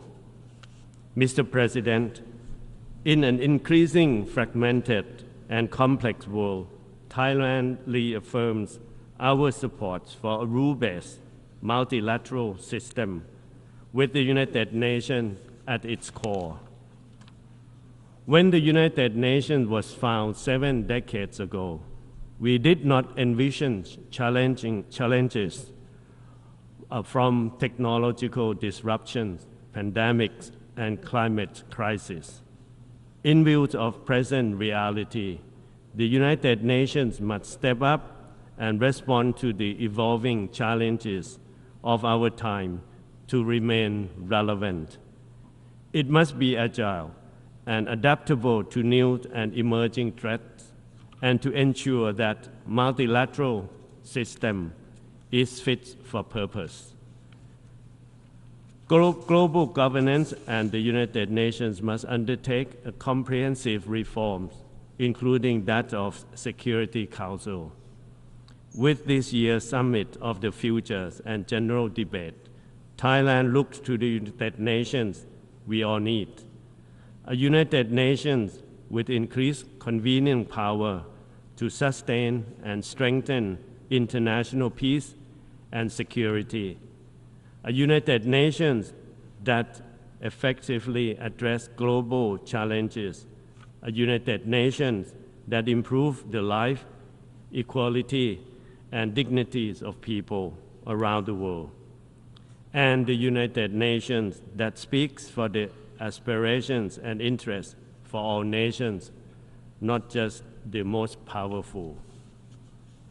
Mr. President, Thailand believes that in order for the United Nations to truly sustain and strengthen international peace and security, member states must uphold their disarmament and non-proliferation obligations to rebuild trust and ensure a safe and secure world. Moreover, various flashpoints around the globe continue to challenge the credibility of the United Nations to resolve conflict. We are deeply concerned about increasing armed conflict in Ukraine and different parts of the world, as well as the escalations, violence, and worsening humanitarian situations in Gaza. These situations have far-reaching implications on any smallest nation. Therefore, it is incumbent upon us to find peaceful solutions that respect the United Nations charters and human rights. In our own neighborhood, Thailand faces challenges from the situations in Myanmar.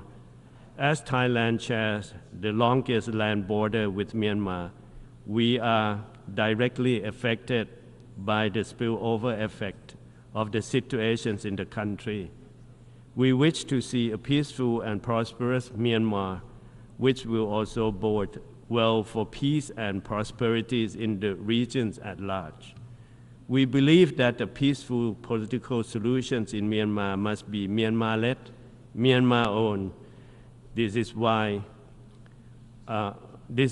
we are engaging with all sides, and we will continue to work closely with ASEAN and the international communities to facilitate dialogue among different parties to drive forward the 5-point consensus. As part of this effort, we are stepping up humanitarian assistance to the people of Myanmar through various channels, including the ASEAN Coordinating Center for Humanitarian Assistance on Disaster Management, and relevant United Nations organizations. Thailand will continue to support a peaceful and prosperous Myanmar, not just because it is a pragmatic approach, but it is the right way forward. Mr. President, sustainable peace, security, and development are closely linked, and to secure a sustainable future, we must accelerate attainment of the Sustainable Development Goal. On Thailand's part, we have been sharing our locally driven, people-centered development approach known as Sufficiency Economies Philosophy, or SEP, to advance implementations of the SDGs. The SEP for SDGs partnership is known widely and as a best practice on SDGs localization. We are concerned with the slow pace in the implementations of SDGs goal at the global level, which is only 17% on track. We must ensure that countries have adequate means and resources to achieve the SDGs, especially through financing for development.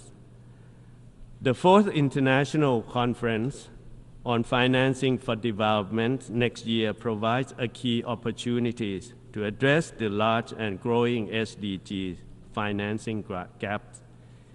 In this regard, Thailand reiterates the call for a reform of the international financing architecture. In addition to ensure a just and inclusive financing system, we must also strengthen trade, investment, and development cooperation, especially through South-South and triangular cooperation.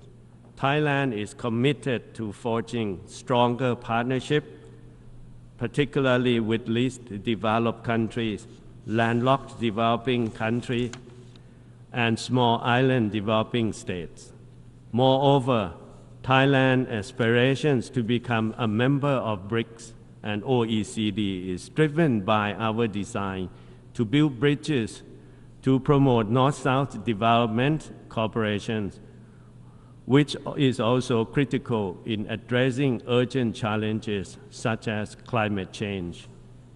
Indeed, Thailand is among the top 10 countries most affected by climate change, Earlier this month, Thailand and many countries in Southeast Asia were faced with destructive floods caused by Typhoon Yanggi. We therefore advocate a balanced and equal emphasis on both mitigations and adaptations for climate action. To achieve concrete results, we must scale up climate finance. Thailand looks forward to the COP29 in Baku this November, where member states will commit to a new collective quantified goals grounded on the principle of common but differentiated responsibilities. At the same time, we hope to see the full operationalization of the loss and damage fund soon. Climate disaster have taught us that failure to address this matter will delay the achievement of the SDGs and have widespread impact on human rights and human security. For these reasons, the implementation of the Sendai framework for disaster risk reductions is crucial. Mr. President, the adoption of the Universal Declaration of Human Rights was an achievement that met the highest aspirations of the people. And today, amid risings of inequalities and vulnerability, Thailand believes that the United Nations must remain the bedrock of fundamental truth enshrined in declarations to protect the life and ensure the equalities and dignity for all. For Thailand, protecting and promoting human rights for all does not only mean guaranteeing basic human dignity, but it also aims at providing opportunity to advance social justice and equality. With our long-standing policies to protect all persons and groups, especially the most vulnerable, we have made concrete progress in ensuring equal rights for all, those living in Thailand, regardless of their origins, belief, sex, or gender. Based on this commitment, Thailand is presenting our candidature to the Human Rights Council for the term 2025 to 2027. At the Council, we will serve as bridge builder to connect different perspectives and work with all stakeholders. We will ensure that all countries are equipped and supported in their human rights action through experience sharing and technical cooperation. Moreover, we will also continue to push for the creation of safe and secure society for all.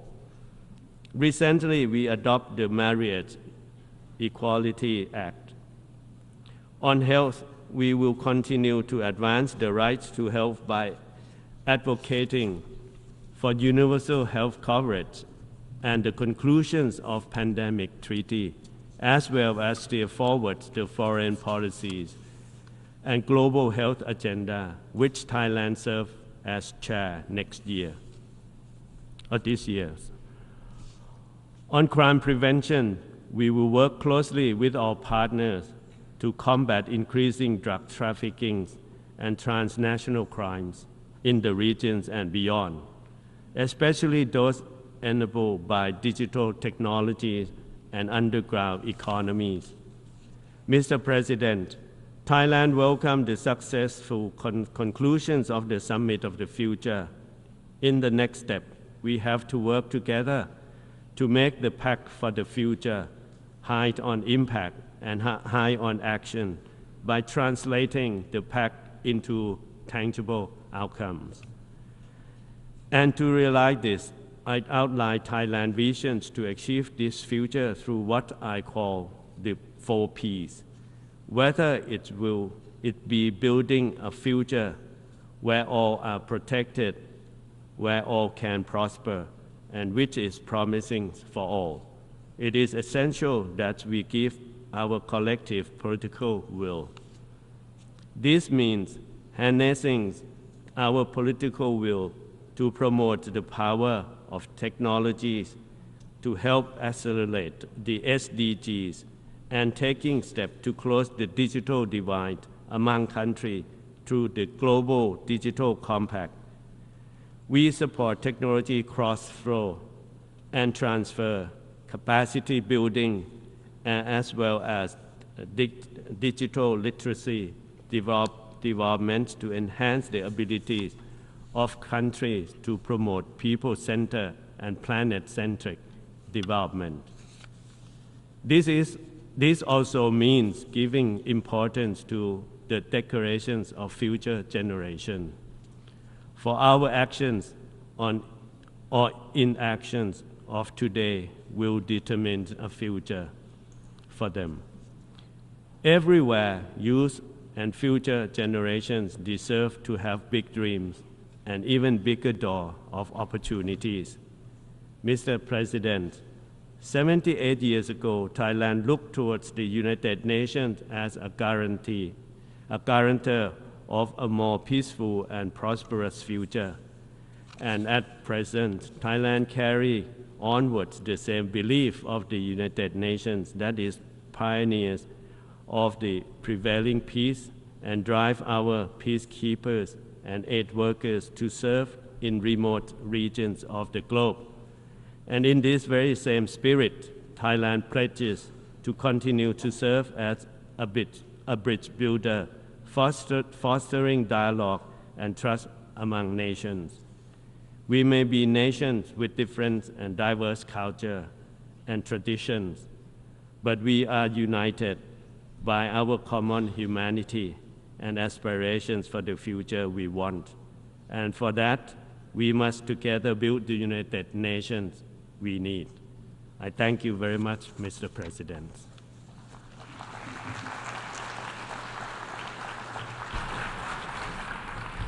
I thank the Minister of Foreign Affairs of Thailand.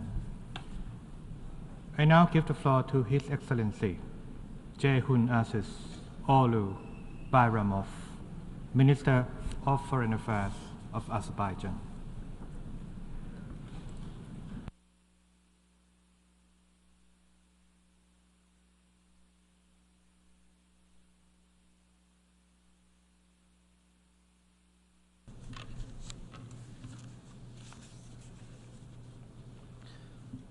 Mr. President, Mr. Secretary General, Excellencies, ladies and gentlemen, I congratulate His Excellency Mr. Philemon Yang on assuming the presidency of the 79th session of the General Assembly and thank the outgoing President, His Excellency Mr. Denis Francis, for his outstanding efforts in leading the previous session. I also thank His Excellency Mr. Antonio Guterres, the Secretary General of the United Nations, for his continuous efforts to achieve the noble objectives of the UN. Ladies and gentlemen, the world continues to grapple with a wide range of challenges that no single country can overcome alone. The worsening global climate crisis, rising inequalities, emerging divides, and heightened tensions affect us all, irrespective of background or location.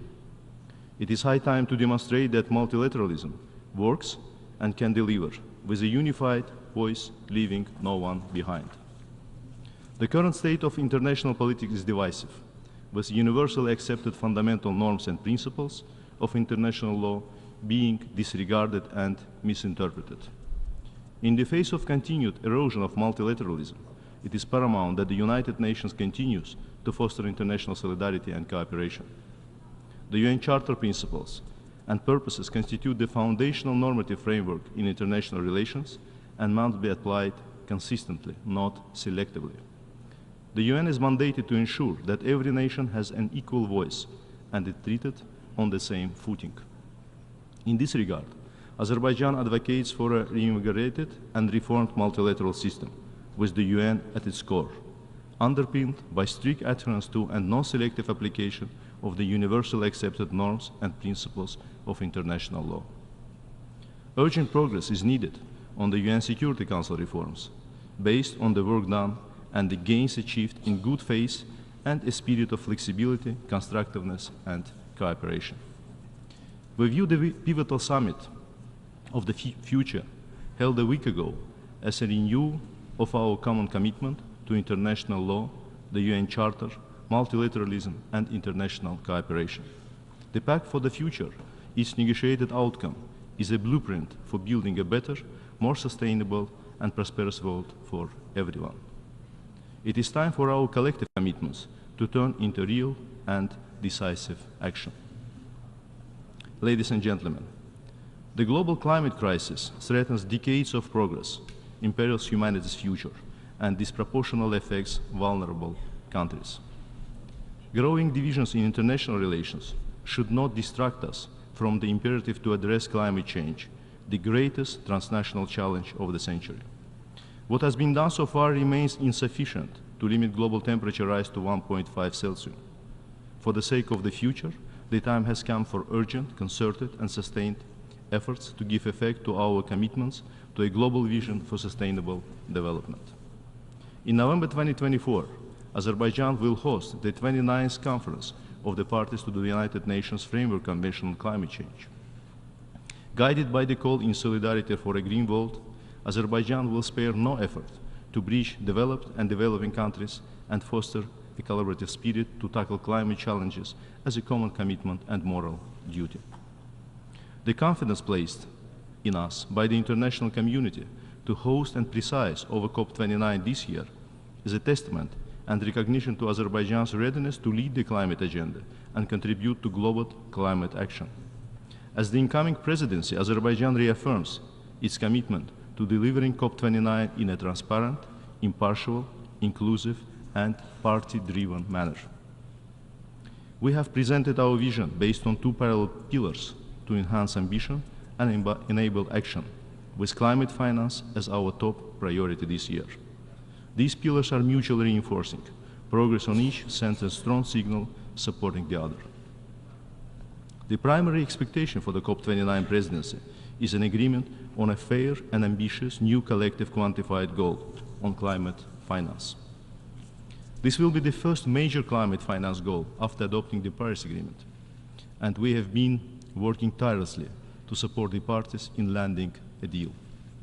The COP29 presidency made it clear that agreeing on a fair and ambitious NCQG that is adequate to the urgency and scale of the problem and takes into account the needs and priorities of developing countries is the ultimate test of the parties' commitment to the Paris Agreement and climate action in the years ahead.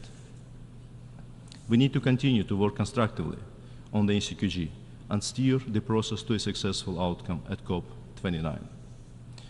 COP29 presidency also works with the parties to deliver an outcome on carbon market this year. Fully functioning carbon markets will be a significant step in implementing nationally determined contributions cost-effectively and bolstering ambition in mitigation. Moreover, we have put forward 14 initiatives covering topics such as the link between climate action and sustainable development goals, green energy zones and corridors, energy storage, harmony for climate resilience, agriculture, green hydrogen, methane reduction from organic waste, green digital action, and more. One of the initiatives on the COP29 action agenda includes the establishment of the Climate Finance Action Fund, an innovative source for climate finance to be voluntarily supported by fossil fuel producing countries and companies. COP29 will also be an opportunity to set differences aside and contribute to global peace and the climate agenda. Given the intersection of conflicts and the increasingly challenging climate crisis, Azerbaijan introduced a flagship COP29 Truth Initiative embedded in the joint solemn appeal announced a few days ago. More than thousands NGOs, faith leaders, and prominent personalities, as well as many parties, have already joined this appeal. We call on everyone to transcend political divergences, stand in unity, and respect the truth during the months of COP29.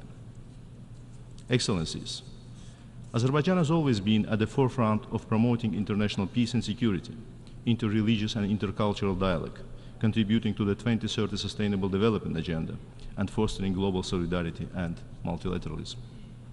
Azerbaijani chairmanship of the non-aligned movement in 2019-2023 has marked by the movement's enhanced role and increased contributions to a collaborative spirit in international relations.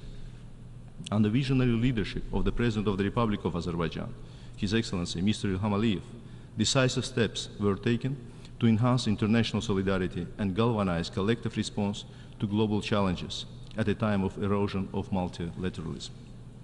Guided by a noble call to leave no one behind, Azerbaijan continues to lend its support to developing countries in need. Since 2020, we have provided humanitarian, economic, and technical assistance worth $330 million to over 140 nations. Ladies and gentlemen, as we pass the halfway mark of the 2030 Agenda for Sustainable Development, we observe stagnation in the implementation. With only 17% of SDG targets on track, we need an urgent and accelerated progress. At a national level, we are taking necessary measures to implement the SDGs and setting an example for others to follow. We have fully embraced the SDGs nationally, prioritizing 17 goals, 88 targets, and 119 indicators. This has been achieved through collaborative and inclusive process involving civil society, the business community, youth, and other key stakeholders. Azerbaijan's GDP has risen 4 times in less than 2 decades span. Poverty has gone down from 49% to 5%. The external public debt is expected to be some 7% of the GDP for 2024, one of the lowest globally. Clean environment and green growth became one of 5 priority areas of our new national development strategy. In line with this, Azerbaijan is looking into ways of further greenhouse gas emission reduction and working on its 1.5 Celsius aligned NDC. A few months ago, we have joined the 2030 Global Methane Pledge. We will also establish green energy zones and achieve carbon neutrality by 2050 in the Karabakh and Eastern Zangezur regions. Azerbaijan will continue to play an essential role in global energy security, contributing to sustainable development, eradication of poverty, and helping millions to transition to clean energy in the region and beyond. Share of renewables of the total installed electrical capacity in Azerbaijan will reach 30% by 2030. This high target is established primarily to improve energy efficiency and introduce innovative solutions in urban environment, transport system, and industry. The projected increase in renewable electricity production in the coming years will allow Azerbaijan to become an exporter of green electricity to European countries through the landmark transregional Black Sea submarine cable project. Mr. President, in the face of increasing challenges, coming together in unity and solidarity and fostering dialogue and mutual understanding is an absolute necessity. With a centuries-long tradition of diversity and multiculturalism, Azerbaijan firmly believes in a dialogue and collaborative spirit, mutual understanding, and respect among different cultures and religions. Azerbaijan put particular focus to the promotion of a culture of peace and encouraging intercultural and inter-religious dialogue worldwide, including through the Baku process and Peace for Culture initiatives. Excellencies, ladies and gentlemen, the end of the armed conflict with Armenia and restoration of Azerbaijan's sovereignty and territorial integrity created a substantially new environment in the South Caucasus. For the first time since decades, stability has been achieved on the ground, de facto peace is established. By putting an end to military occupation, it is Azerbaijan that created conditions for both parties to eventually turn the page of enmity and embark on good neighborly relations. This process was launched by Azerbaijan in the immediate aftermath of its victory in the 44-day patriotic war. This offer was made despite unhealed wounds of the conflict, still persist today in the form of razing to the ground of dozens of cities and hundreds of towns and villages, destruction and desecration of each and every piece of historical and cultural heritage, and barbaric pillage of natural resources. Azerbaijan demonstrated political wisdom and will by offering Armenia peace on equal terms, fully in line with norms and principles of international law, on the basis of mutual recognition of and respect for each other's sovereignty and territorial integrity. Over the past year, Azerbaijan and Armenia have registered significant progress in the normalization process through direct bilateral negotiations, in particular with respect to drafting a bilateral agreement, the limitation and demarcation of state border, as well as elaboration of a set of confidence-building measures. Azerbaijan will continue to take this process forward, acting with strong sense of responsibility for not only its national security and well-being, but also for ensuring a better future for the entire region. Our commitment and determination remain intact to bring this process to its logical conclusion. For the finalization of the normalization process, Armenia has yet to legally abandon territorial claims against Azerbaijan once and for all through implementing constitutional amendments. Armenia's negligence with respect to implementation of constitutional amendments, combined with dramatic increase in military budget, acquisition of large amount of offensive weaponry from both traditional and new suppliers, and attempts to maintain obsolete conflict-driven narratives and structures, derails the normalization process. Establishment of peace and good neighborly relations cannot be sustainable and irreversible if recognition of sovereignty and territorial integrity of Azerbaijan remains in legal limbo, is contingent on domestic legal or political scenarios. Partial peace is not an option after so much pain and sufferings inflicted by irredentism and territorial claims against neighbors. At this critical moment, Azerbaijan calls for expeditious steps to address remaining impediments for finalization of the normalization process with full sense of responsibility. Along with Armenia's responsibility to honor its international obligations and previously undertaken commitments, it is also incumbent on the entire international community to encourage the sides for the establishment of genuine, sustainable, and irreversible peace. Such a peace should outweigh any dividend that might be expected by manipulating one side against other or building dividing lines between them. Practices that brought devastations in other parts of the globe must be ceased to be projected to the South Caucasus by feeding revanchism. Excellencies, ensuring justice with respect to serious war crimes and crimes against humanity is of vital importance in terms of healing the wounds of the past conflict. While accountability and redress serve to ensure the rights and interests of the victims, they are also key prerequisites on the path to genuine post-conflict normalization and reconciliations. In this regard, it is of paramount importance to shed light to the fate of about 4,000 Azerbaijanis who went missing due to the conflict. Resolving this issue is essential, not only in terms of accountability and the rights of the victims and their families, but also for post-conflict reconciliation and normalization. Around 300,000 Azerbaijanis expelled from Armenia continue to be deprived of their ancestral homeland in blatant violation of international law. Despite repeated calls by the Western Azerbaijani community to launch a dialogue and ensure a safe and dignified return to the homeland, the government of Armenia denies them exercising the fundamental right of return enshrined in the Universal Declaration of Human Rights, the International Covenant on Civil and Political Rights, the Convention relating to the status of refugees, and other important international acts. Excellencies, ladies and gentlemen, along with interstate process of normalization, Azerbaijan has internally embarked on large-scale post-conflict reconciliation, rehabilitation, and reconstruction efforts.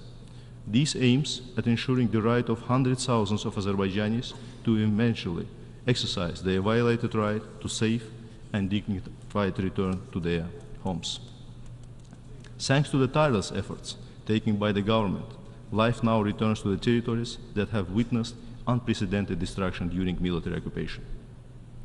Regretfully, the massive contamination of territories of Azerbaijan with landmines and other explosive devices remains a significant obstacle to the smooth progress of rehabilitation and reconstruction efforts.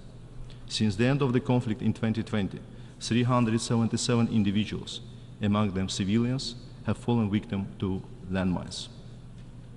With this in mind, Azerbaijan has introduced a national goal, SDG 18, focusing on mine action. Given the scale of the problem, there is an urgent need for increased international support to strengthen Azerbaijan's humanitarian mine action capacity. Taking this opportunity, I thank all countries and other stakeholders who have generously contributed to humanitarian demining in Azerbaijan and reiterate our call for increased international support and solidarity. Mr. President, ladies and gentlemen, in conclusion, I wish to reaffirm Azerbaijan's commitment to further contribute to international peace and security through promoting respect for international law and investing in international solidarity and cooperation. We remain to be strong proponents of combined efforts to overcome challenges and pave the way for a brighter future for ourselves and the generations to come. I thank you.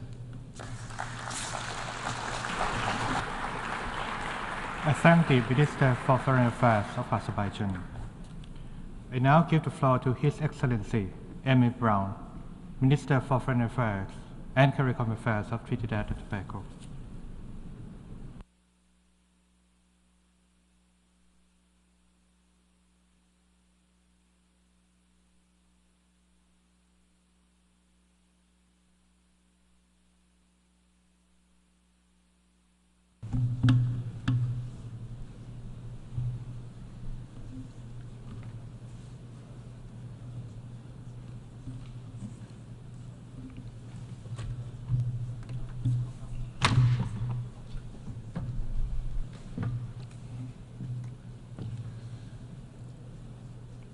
Mr. President, permit me to first extend to you congratulations on behalf of the government and people of the Republic of Trinidad and Tobago on your election as President of this session of the United Nations General Assembly.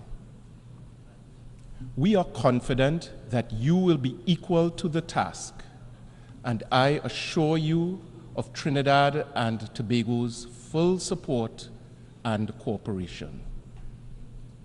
Allow me to also extend, on behalf of the proud people and government of Trinidad and Tobago, our sincerest appreciation to your predecessor and our fellow countryman, His Excellency Dennis Francis, for his astute and exemplary leadership as President of the 78th session, which was underpinned by the principles of peace, prosperity, progress, and sustainability. Mr. President, I applaud you on your chosen theme for this 79th session, as our global community finds itself at an inflection point which will determine the fate of future generations. Our planet really should have been in better shape in the year 2024. But instead, we are deeply disturbed and dismayed by fresh divisions, the flouting of international law, gross violations of human rights, and the flourishing of illegal settlements and oppression, which threaten peace and security around the world. Further, the alarm bells on the climate crisis have long been sounded, and yet we race toward a point of no return. The dream of ending persistent inequality remains a challenge to the global community, and hard-earned progress on gender equality appears to have stagnated in some parts of the world. It is for these reasons, Mr. President, that Trinidad and Tobago welcomed the convening of the Summit of the Future and joined with the international community in the adoption of the Pact for the Future. The adoption of this pact represents a renewal of our commitment as member states to multilateralism as the best way forward. Mr. President, since the dawn of civilization, humankind has endeavored to become an improved version of itself in the pursuit of a better quality of life, human rights, equality, dignity, and prosperity. Our ingenuity as human beings has paved the way for some of the world's greatest inventions and advancements. Regrettably, in our quest to find the best version of ourselves, we have discovered some of the worst aspects of humanity. Our planet and its people have been subjected to misuse and abuse, the effects of which have placed the majority of the global population facing some version of a doomsday scenario. Now more than ever, we must summon a spirit of cooperation and collectively put our shoulders to the wheel for the benefit of all humanity. We used to say that our future depends on it, but now we have to say that our existence depends on it. It is very well established and accepted that there can be no sustainable development without peace. If we fail to find credible solutions to the global challenges, humanitarian crises, and conflicts around the world, the international community would have squandered its responsibility and would have perpetuated a vicious downward cycle of repression. One example is the Russia-Ukraine war, which is still ongoing almost 3 years after Russia's initial invasion, which we condemned, with profound implications to the world order. Mr. President, Trinidad and Tobago is deeply troubled by the escalation of conflict and tensions in the Middle East. We remain distressed by the ongoing war on Gaza and by the chilling flashpoints of expansion that are being deployed on a daily basis. Only someone absolutely bereft of humanity would think that it is lawful and just and even godly to respond to atrocities committed on one awful day of terror by in turn committing atrocities after atrocities. How else are we to describe the killing of over 200 UN staff members, the highest death toll in United Nations history, and the deaths of tens of thousands of civilians, including women and children? And this is not being done in secret. The entire world is watching, and the Global South in particular is appalled. The question remains, if innocent civilians, including women, children, and United Nations staff, were being killed at this record rate in the developed world, how would the world's big powers have reacted? Not likely with euphemisms and platitudes. The double standards and continued resourcing of these ongoing violations of international law send a chilling message to the Global South. And that message is this: there are some powerful people in this world who are of the view that a Palestinian child is less worthy of defense, protection, food, water, and life than another child. I am not of that view. The people of my country are not of that view. CARICOM is not of that view.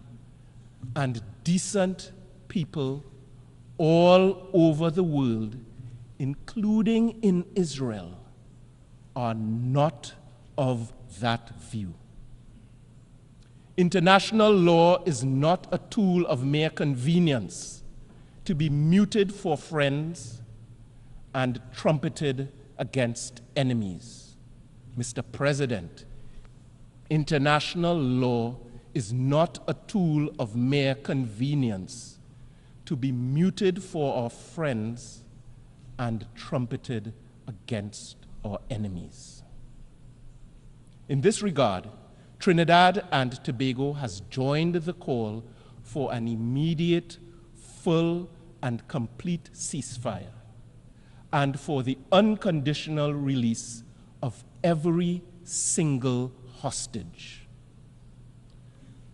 The truth is, there is no military solution to this conflict, as peace will only be achieved through negotiations in good faith and constructive dialogue among all concerned parties. Trinidad and Tobago has consistently expressed our support for a two-state solution where Israelis can live without the daily threat of terror and Palestinians can live without the daily weight of occupation, coexisting side by side as responsible members of the international community. We firmly believe that this is the only credible pathway to end this cycle of violence, culminating in the establishment of a sovereign and peaceful state of Palestine alongside a sovereign and peaceful state of Israel within secure borders. Rooted in this belief, Trinidad and Tobago took the decision to recognize the state of Palestine in our contribution to the two-state solution and in support of the legitimate aspirations of the Palestinian people for self-determination. I can report that just 6 days ago, Trinidad and Tobago and the State of Palestine officially established diplomatic relations. We look forward to the day when the State of Palestine would be welcomed to take its seat in the General Assembly as a full member of the United Nations. Mr. President, I now turn to the issue affecting the International Criminal Court. Despite its detractors, the evidence before us clearly shows the value and effectiveness and necessity of the International Criminal Court. As a country that advocated for the establishment of the ICC via the tireless work of our former Prime Minister and President, A.N.R. Robinson, Trinidad and Tobago remains resolute in our support of the court's mandate to help put an end to impunity for the perpetrators of the most heinous crimes and to provide a glimmer of hope to all victims of those crimes seeking justice within the jurisdiction of the court. To this end, we continue to encourage all states that have not yet done so to ratify and fully implement the Rome Statute of the ICC.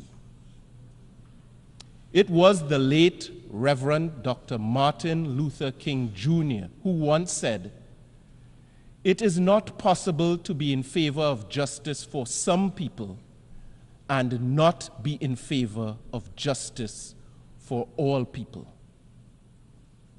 For this reason, Mr. President, Trinidad and Tobago condemns, rejects, and repudiates any and all attempts to impede, intimidate, or improperly influence the court and its very courageous officials.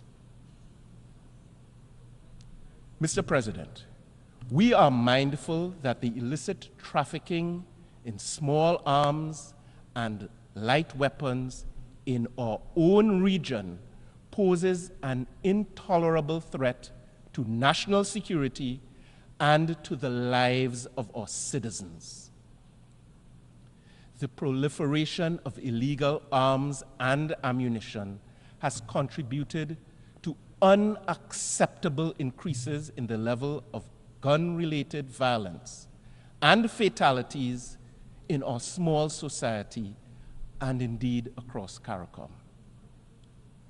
In addition to our own efforts domestically, we continue to work with regional and international partners to free our citizens from the horrific human cost associated with the easy access to small arms and light weapons and their vicious use against citizens and families.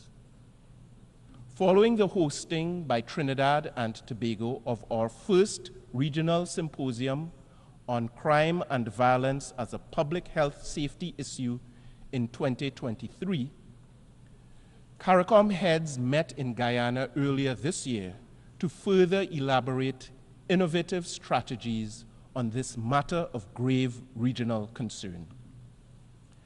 Trinidad and Tobago welcomes the renewed efforts of our partners, including the United States of America in particular, to work with us constructively to help solve this deadly challenge which respects no borders. Mr. President, we also remain deeply concerned by the humanitarian and security crisis affecting the nation of Haiti. Earlier this year, from this very rostrum, Professor Sir Hilary Beckles, chairman of the CARICOM Reparations Commission, stated, and I quote, "We are calling for justice for the people of Haiti, who should have been held aloft for being the first nation to end the evil of slavery. They should have been held aloft for being the most noble exemplars of freedom and the celebration of democratic possibilities in Western modernity. Instead, for their audacity of action, they were punished by the Western world and demonized rather than deified." End quote. We acknowledge that the path toward a stable and secure Haiti requires indigenous, Haitian-led, Haitian-owned solutions that are ably supported by the United Nations and the international community. In this regard, we welcome the news of the appointment of an interim Prime Minister and cabinet. We believe that these are important steps in confronting the political, security, and humanitarian challenges in Haiti, and I salute the role of CARICOM, its hard-working secretariat, and the eminent persons group in helping the Haitians to achieve some of this progress for themselves. Trinidad and Tobago also joins in commending the Kenyan government for its deployment and leadership of the multinational security support mission, and we extend our appreciation to all states that have contributed to that operation, including Jamaica, the Bahamas, and several others in our region. But an essential component for the success of this multinational security support mission is funding. In this regard, the government of the United States of America has led by example and has contributed the lion's share. and Canada has stepped up as well. But some relatively wealthy countries have either contributed drips and drabs or nothing at all. We appeal to the international community to contribute the necessary funding to support this crucially important venture. Mr. President, our quest to achieve human dignity within the context of sustainable development cannot be divorced from the legitimate calls for reparatory justice for the history of chattel slavery and native genocide in the Caribbean and elsewhere. The brutality of our colonial experience, the trauma of which still affects us to this day, has contributed significantly to underdevelopment. Our foreparents were rooted out and dehumanized, and their blood and sweat and tears and labor were extracted to build empires and beautiful castles and bridges and treasures, which some of us pay money today to visit and photograph and admire. Mr. President, we have been leveraging our collective voice to call for restitution for the historical evil injustices and crimes against humanity committed against our foreparents, crimes which still affect us today. In reaffirming our commitment to this regional campaign, the government of Trinidad and Tobago appointed last year a reconstituted National Committee on Reparations to provide additional energy and support to the CARICOM Reparations Commission and its work with the African Union and other like-minded bodies. And on a related note, we wish to join with those who are committed to and would welcome the proclamation of a second international decade for people of African descent. Mr. President, it is indeed troubling that as we approach the 30th anniversary of the Beijing Platform of Action, women and girls in some parts of this world are still being denied basic human rights and freedoms. And in some quarters, there have been erosions of gains previously made.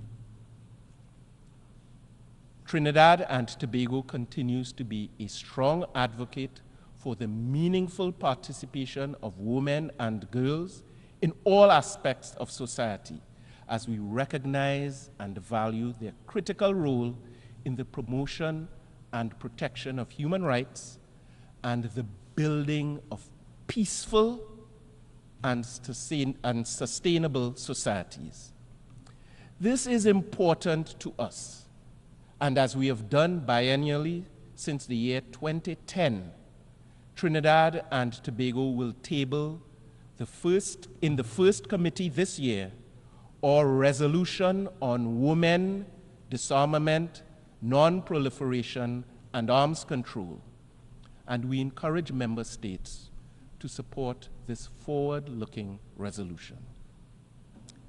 Mr. President, the 4th International Conference on Small Island Developing States was held in Antigua earlier this year and underscored the critical nature of the next decade for SIDS.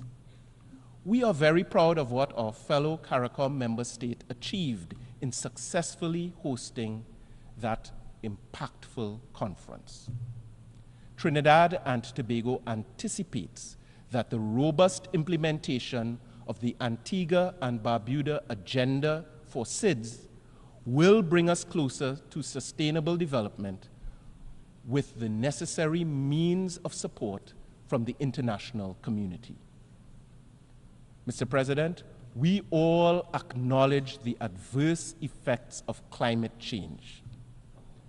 We anticipate decisive outcomes regarding the new collective quantified goal at the upcoming COP29 in Baku, Azerbaijan, which should catalyze much needed reform of the international financial architecture.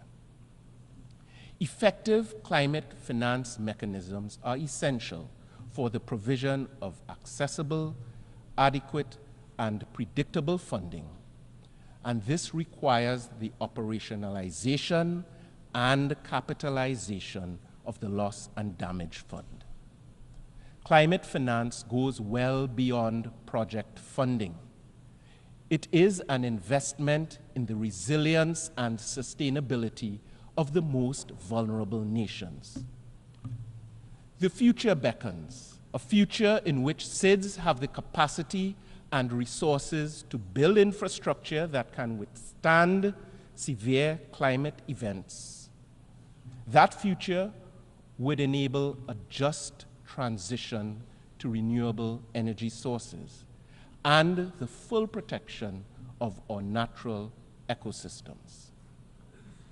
Mr. President, like many others, Trinidad and Tobago has long called for the application of new multidimensional parameters for decision-making on access to financing. In this regard, we welcome the recent adoption by the General Assembly of the resolution on the Multidimensional Vulnerability Index. We encourage the international community and the relevant financial and development institutions to utilize the MVI as it takes into account the realities that undermine sustainable development. Mr. President, Trinidad and Tobago stands in full solidarity with the people of Cuba who have been subjected to an unjust embargo for more than 6 decades. This embargo severely undermines Cuba's prospects for attaining economic stability, growth, and sustainable development. Whatever the objectives may have been 60 years ago, these measures have clearly not achieved any desirable results, only the pain and suffering of ordinary Cuban people. The collective punishment of an entire citizenry through unilateral coercive measures is not only unconscionable, but also inconsistent with international law and the Charter of the United Nations. Trinidad and Tobago therefore renews its call for the unconditional lifting of the economic, commercial, and financial embargo against Cuba. Additionally, we have seen no justification for the designation of Cuba as a state sponsor of terrorism. We call for the removal of that unjust categorization as well. So, Mr. President, I conclude as I started. This world, our world, is at a point of inflection. With tension and division rising to a crescendo, small states have to be clear-eyed about their future. Trinidad and Tobago is small, but we are proud of that which makes us unique and special. We may not be a superpower, but we have superpowers. And these are our creativity and our diversity. Our cultural milieu is indescribably vibrant as our people are drawn from the first peoples of our hemisphere, as well as the best of India, the best of Africa, the best of China, and yes, the best of Europe too. we are blessed beyond measure.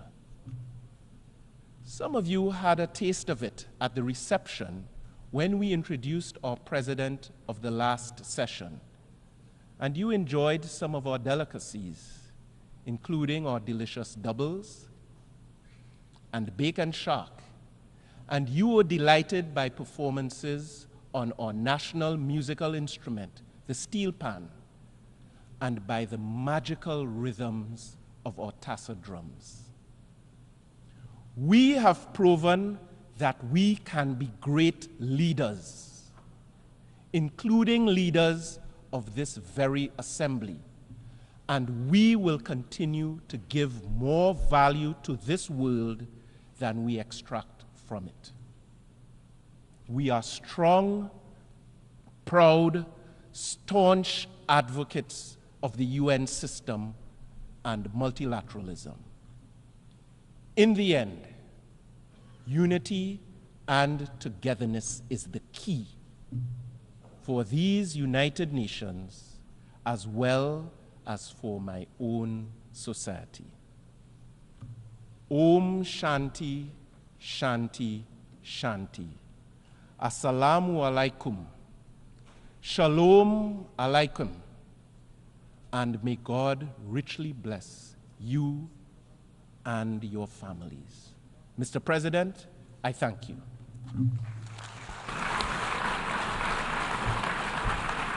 I thank the Minister for Foreign and CARICOM Affairs of Trinidad and Tobago.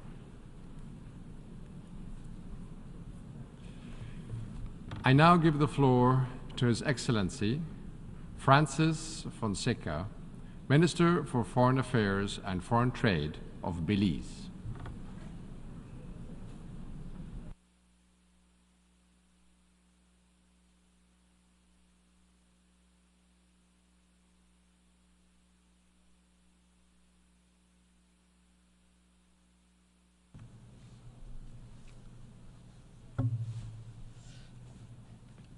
Mr. President, the self-determination of a people is sacrosanct.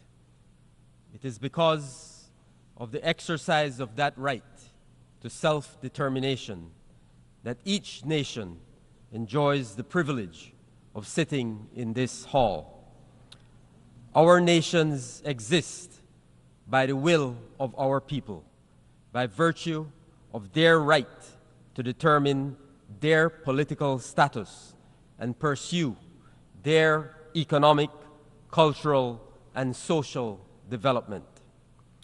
To borrow words from Nelson Mandela, our people are the real makers of history.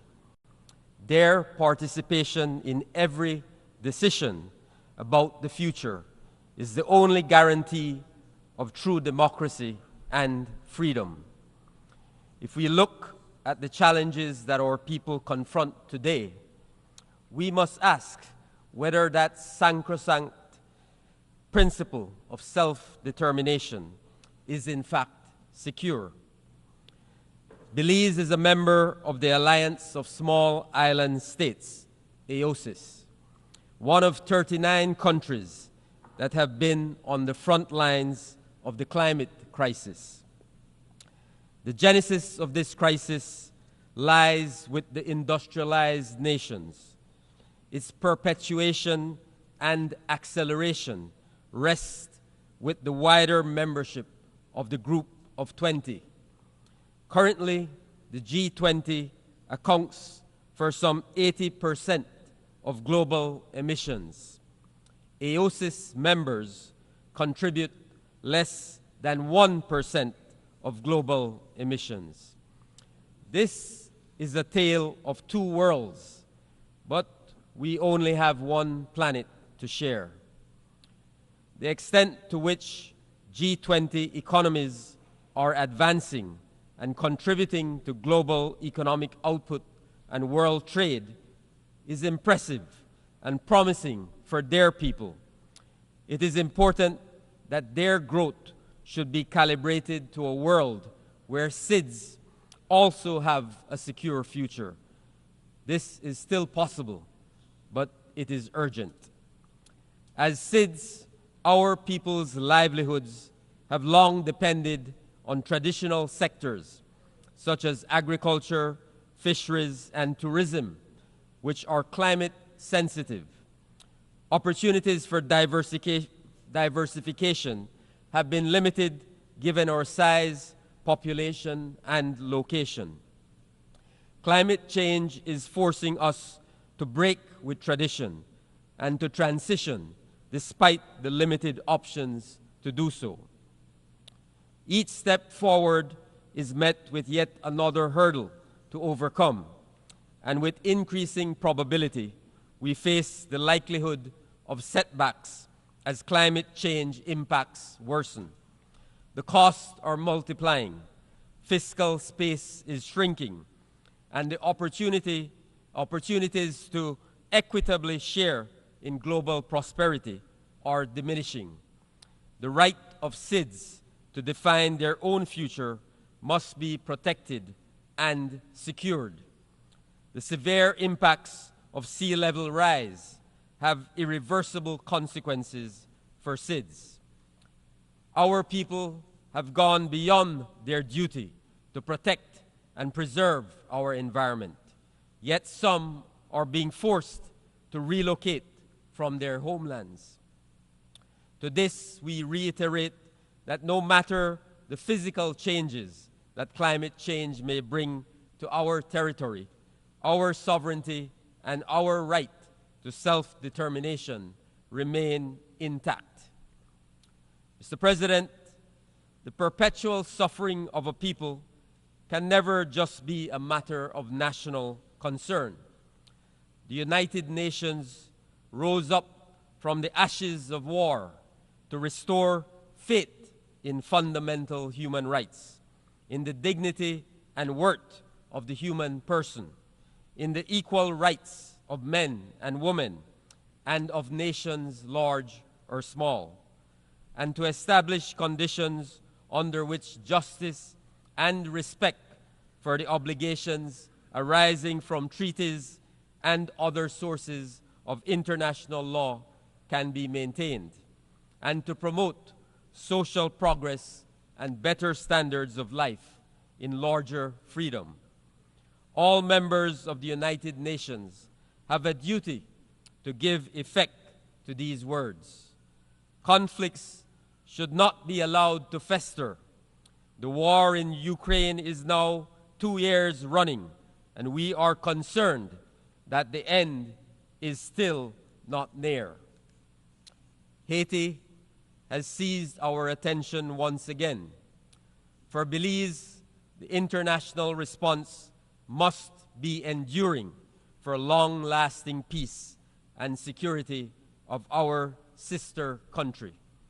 We are working through the Caribbean community to reinforce and strengthen Haiti, and we commend the Haitian people in their resolve to define their own pathway forward. We are pleased to be contributing personnel to the multinational security support mission. Belize is extremely worried that up to now, the international community has not fully delivered on its commitments for the MSS, nor the UN humanitarian needs and response plan for Haiti. This jeopardizes all the efforts towards establishing political stability, but more than that, puts the future of Haiti at substantial risk. Mr. President, Cuba should no longer be subject to an unjust and illegal economic embargo imposed by the United States. It is imperative that Cuba be removed from the list of state sponsors of terrorism. This arbitrary and unilateral designation has created an unnecessary barrier to global cooperation, constructive engagement, and the promotion of peace and stability in our region. Mr. President, Belize rejects the continued denial of self-determination of the Palestinian people and calls for the eradication of the system of colonial domination and apartheid being imposed upon them. As Belize stated to the International Court of Justice in the recent advisory opinion, Israel cannot be permitted to continue flouting one of the most fundamental principles of international law with impunity. Impunity breeds inhumanity. Just 2 weeks ago, this Assembly approved a resolution proposed by Palestine affirming the ICJ's advisory opinion and called on members to act to reinforce the Palestinian people's right to self-determination. The war, the oppression, and the inhumanity must end. Mr. President, Taiwan is a nation that espouses democracy, development, and innovation. The challenges we are tackling as an international community requires Taiwan's full inclusion and participation in the international system. Belize calls for this to be done immediately. The people of Western Sahara should be granted their long overdue referendum to decide their own future.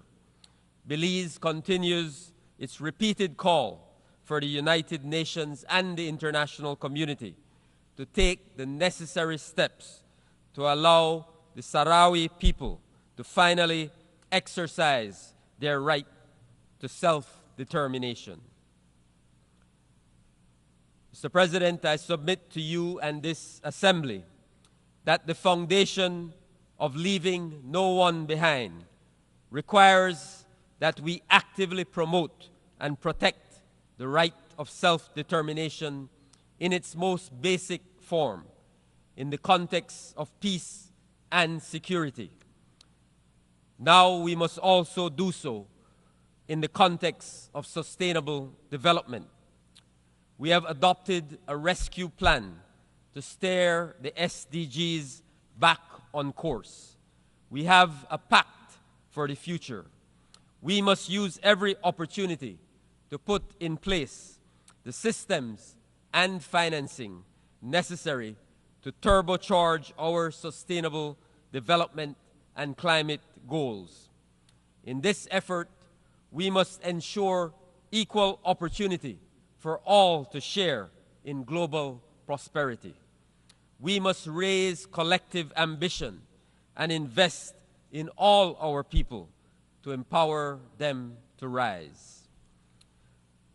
Mr. President, the Declaration on Sea Level Rise and Statehood, adopted by the leaders of the Alliance of Small Island States on 23rd September, affirms that the sovereignty or statehood of small island developing states cannot be challenged under any circumstances of climate change-related sea level rise. We invite all UN member states to support the implementation of this declaration and to use it as the basis of international cooperation. To further guarantee that SIDS will be spared the gravest climate threats, global warming must be limited to well below 1.5 degrees Celsius. Belize urges the G20 to enhance their emission reduction targets to achieve this temperature limit. For SIDS, adaptation is imperative, and loss and damage associated with climate change is inevitable.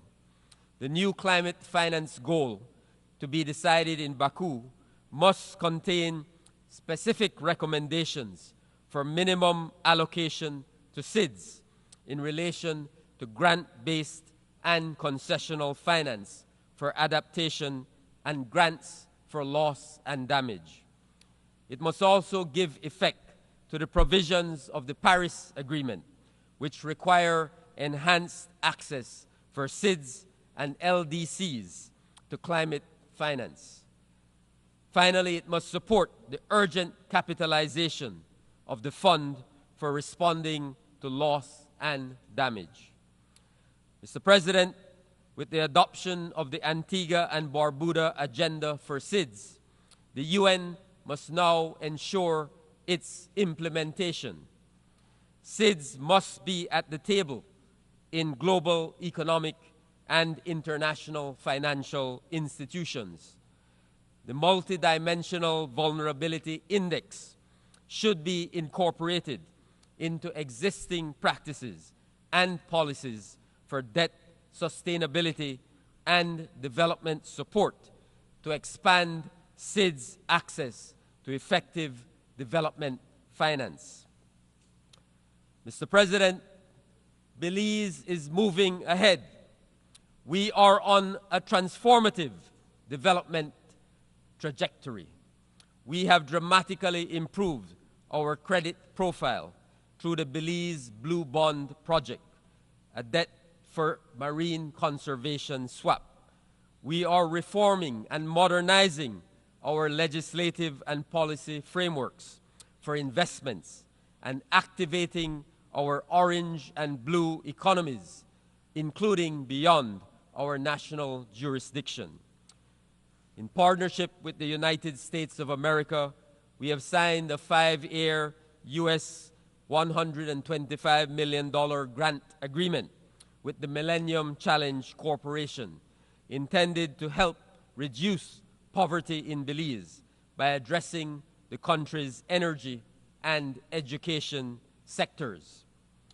We are making targeted investments to ensure that every child has access to quality education and opportunities.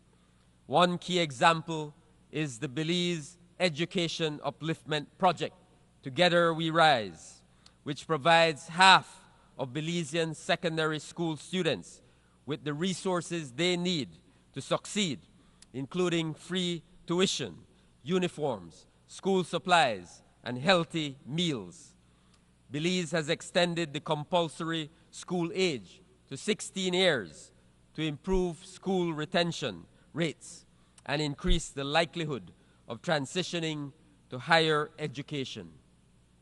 We are working tirelessly to expand vocational training, digital access, and life skills development, ensuring that young people are prepared for the evolving job market and capable of driving innovation in sectors such as agriculture, climate change, and technology.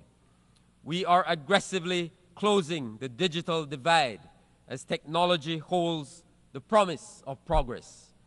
But we depend on multilateral efforts to ensure that all nations, regardless of size or wealth, have the infrastructure and capacity to participate in the digital economy. Education and capacity building alone are not enough. Addressing inequalities and fostering inclusion are equally critical to achieving lasting change. The achievement of gender equality and the empowerment of women and girls is central to this effort. Belize has made important progress in this area, marked by the recent launch of its revised National Gender Policy 2024-2030, which aims to end discrimination and violence against women while promoting their full participation in all aspects of society, social, economic, and political. Belize continues its work to ensure that every Belizean has access to high-quality, affordable, and efficient health care services. By January 2025, we will achieve full national health insurance coverage. We are also strengthening our mental health support systems with the goal of improving and expanding access to quality care, addressing the stigma surrounding mental health, and enhancing outreach programs, particularly in rural and underserved areas.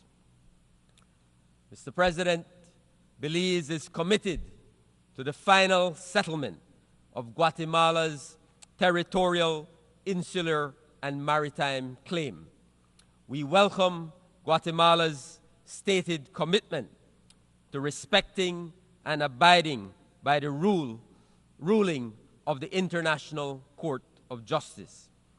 At the political level, we are actively engaged with Guatemala to strengthen our bilateral relationship. A definitive solution will bring greater opportunities for both of our nations in the areas of trade, investment, and cooperation. Mr. President, Belize reaffirms its commitment to the United Nations as the central platform for coordinated global action. But its decision-making processes need to be more inclusive, more responsive, and representative. Its institutions cannot be held back by the world as it was 80 years ago.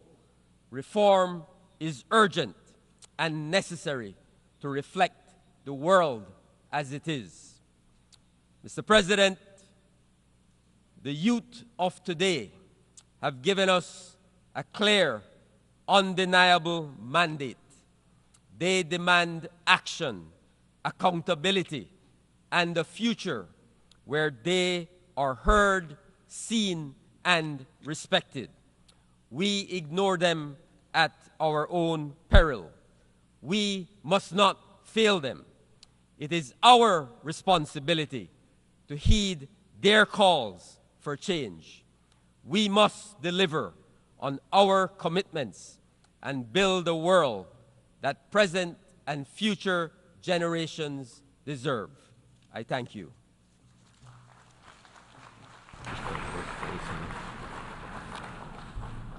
I thank the Minister for Foreign Affairs and Foreign Trade of Belize.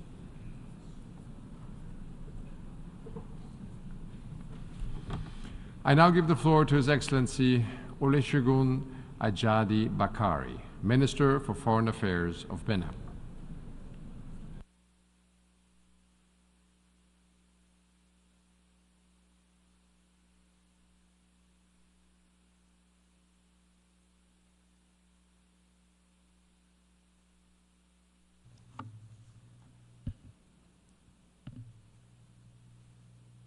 Monsieur le Président, Mr. President, ladies and gentlemen, heads of state and government and heads of delegations, ladies and gentlemen, it is a great honor for me to speak to you today from this iconic rostrum of the United Nations on behalf of His Excellency, President Patrice Talon, President of the Republic of Benin.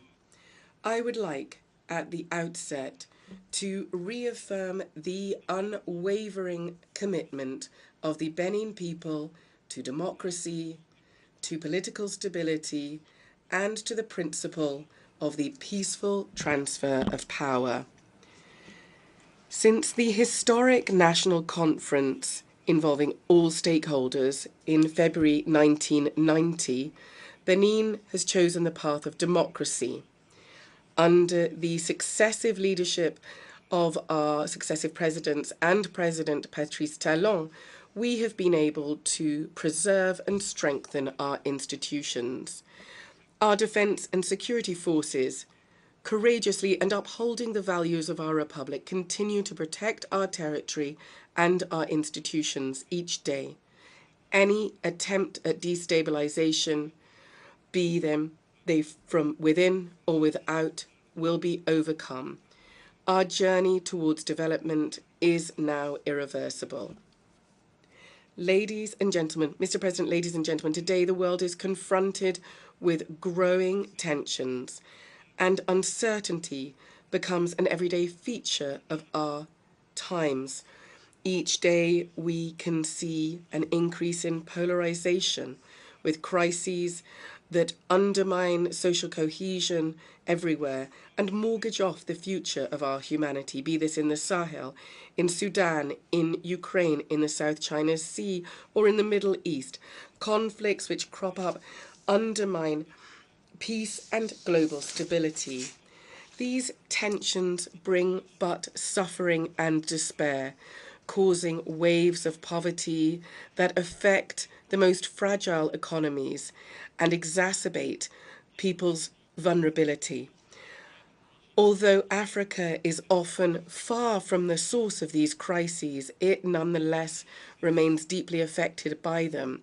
The Sahel region in particular is today the theatre of increasing tensions, exacerbated by tensions taken without the consent of African countries. This instability seriously compromises our sustainable development. Even more worrisome, some external forces are seeking to bring in their geopolitical rivalries into our region. Benin firmly condemns all attempts to make the Sahel into a new epicenter of geopolitical struggle. This type of interference provides fertile ground for terrorism. Terrorism is an abomination that we unreservedly condemn, be this in Africa or elsewhere. Terrorism is unacceptable. No cause can justify terror, suffering, and the destruction that it causes. Today, we reaffirm our commitment to African unity, more particularly in our region, West Africa. We have the historic responsibility to preserve the centuries-old fraternal ties that link our people. Benin is ready to play its role in this fight against terrorism and in favour of development. Our unity of action is crucial, irrespective of which organisations we decide to belong to. This is also an opportunity for us to reaffirm our commitment to non-violence. And it's because of this attachment and commitment to non-violence that we condemn the war in Ukraine. It is because of this commitment to non-violence that we have condemned the terrorist attacks of the 7th of October and also the escalating violence that ensued in the Middle East. And in the same way, we condemn all forms of violence that each day plunge into mourning our brother and sister countries in the Sahel. We call on the international community to step up efforts to bring stability through dialogue, be this in the Middle East, where the two-state solution is the only viable option, or in Ukraine, in the Great Lakes region, in Sudan, in Libya, or in our sisterly Republic of Haiti. Mr. President, ladies and gentlemen, despite these hotbeds of tension, we must never lose sight of another major challenge that threatens the future of our world: poverty in all its forms. 5 years from the deadline of 2030, it is painfully clear that we will not achieve the Sustainable Development Goals. But we must not give up the fight. The fight against poverty is one of the major challenges of our time. Without this, there will be neither real peace or lasting stability. Africa, ladies and gentlemen, is the future of the world.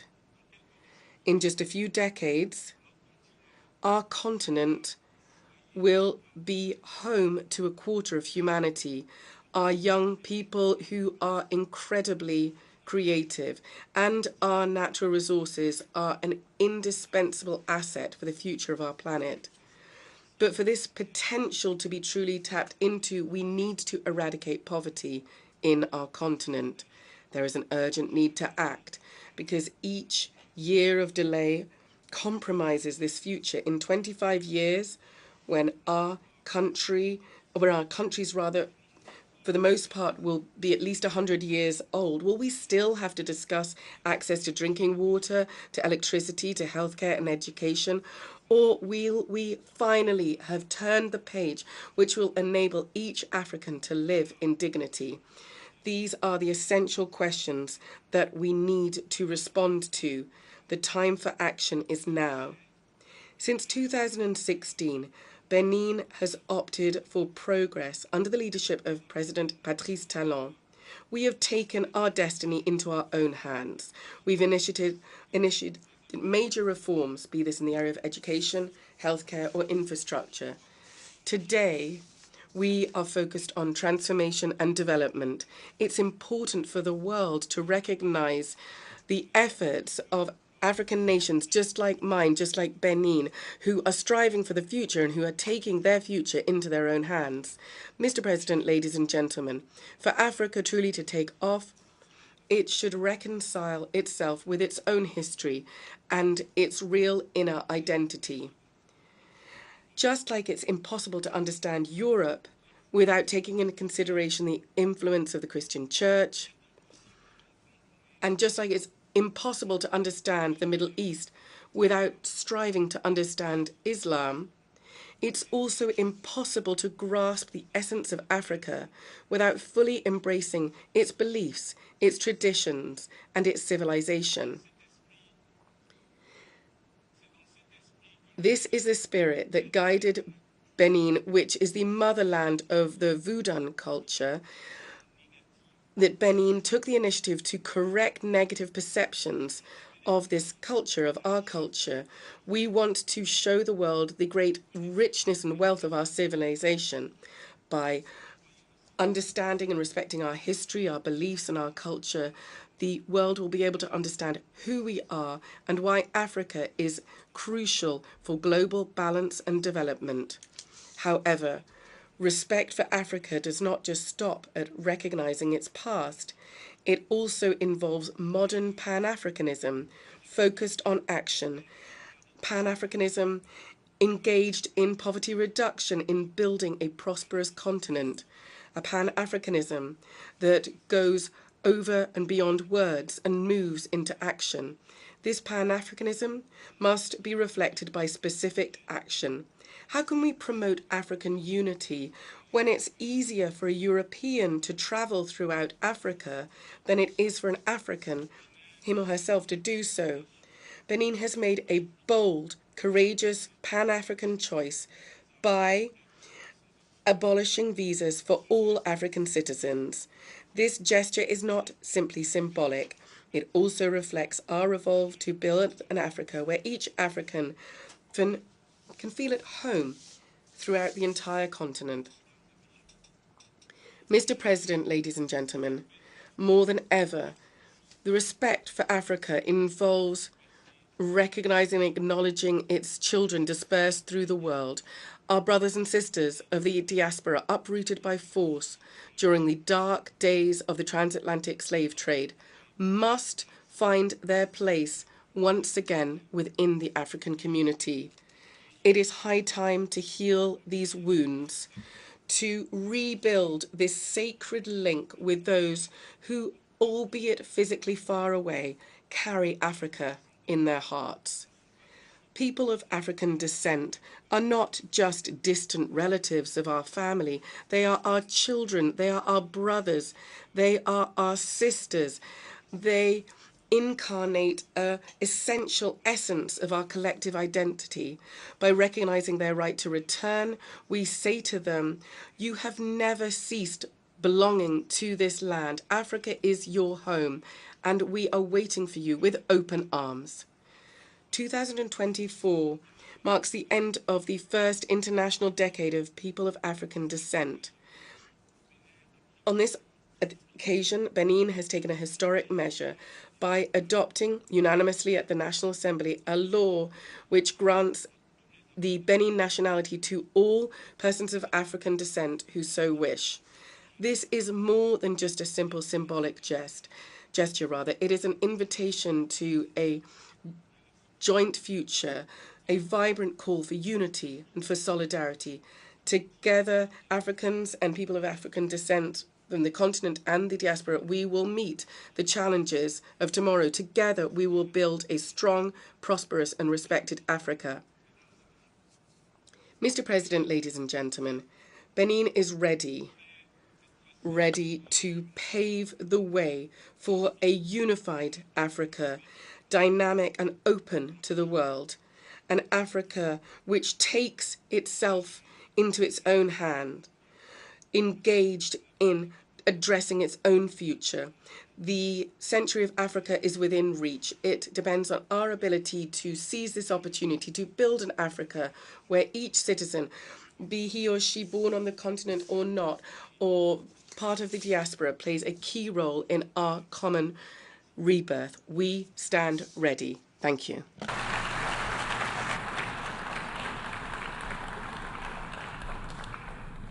I thank the Minister for Foreign Affairs of Benin. I now give the floor to His Excellency Yamazaki Katsuyuki, Chair of the Delegation of Japan.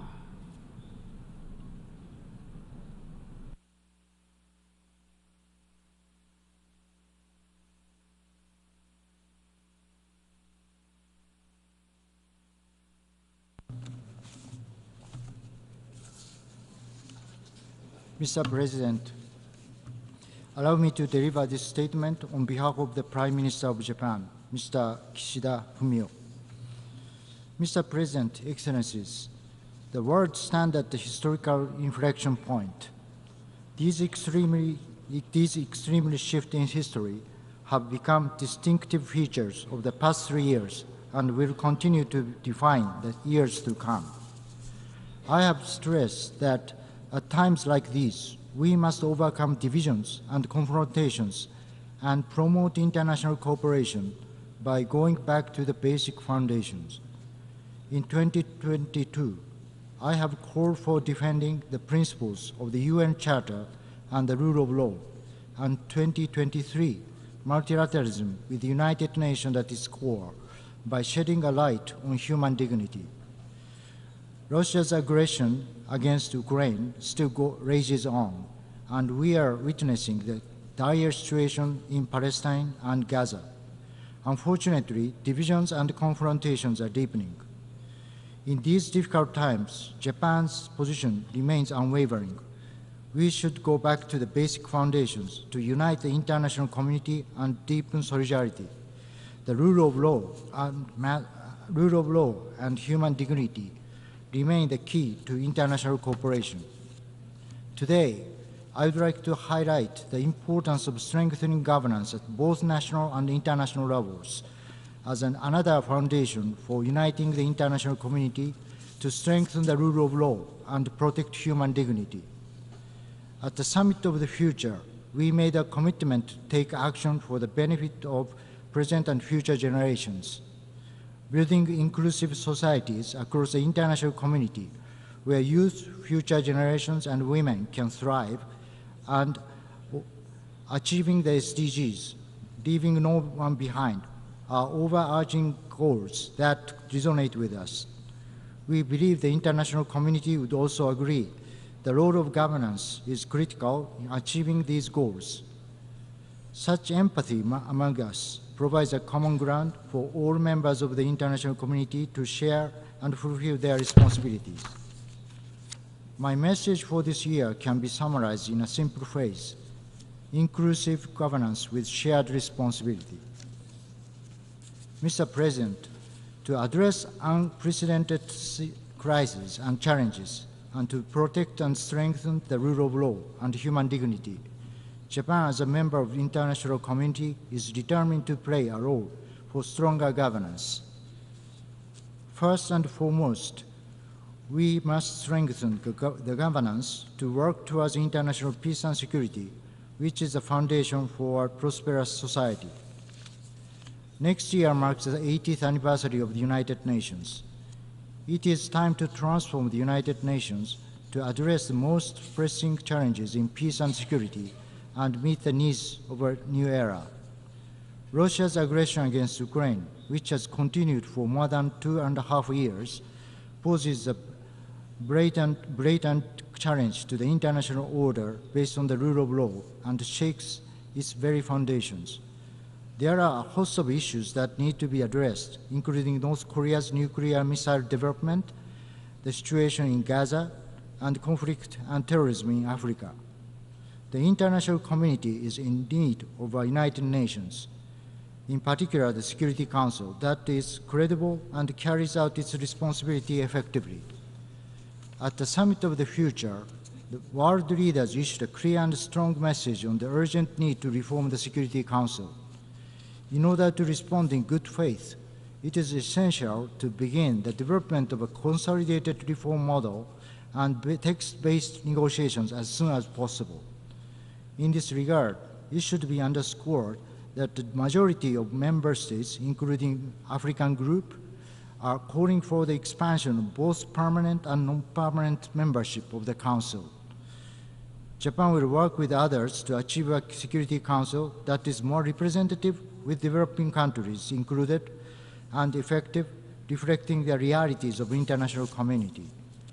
Japan also attaches great importance to the role of the General Assembly in the area of international peace and security. For the sake of future generations, it is necessary to maintain and strengthen a free and open international order based on the rule of law and to ensure peace, stability, and prosperity in the world.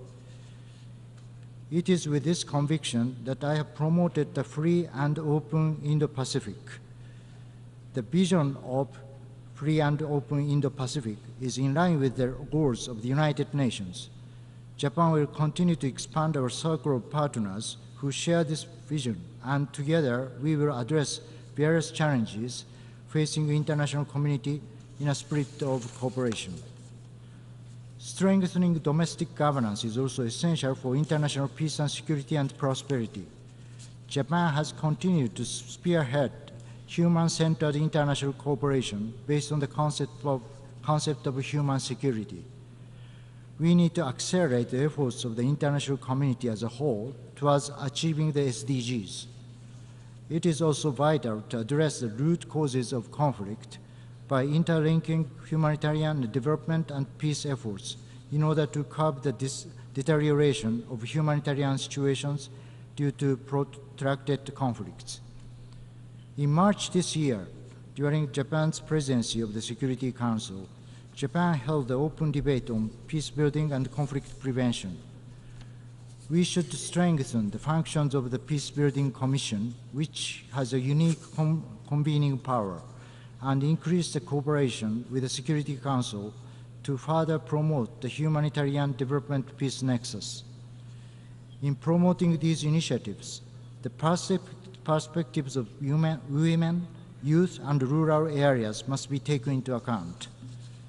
The Women, Peace and Security (WPS) agenda seeks to achieve sustainable peace through women's participation and leadership in peace building and disaster recovery processes.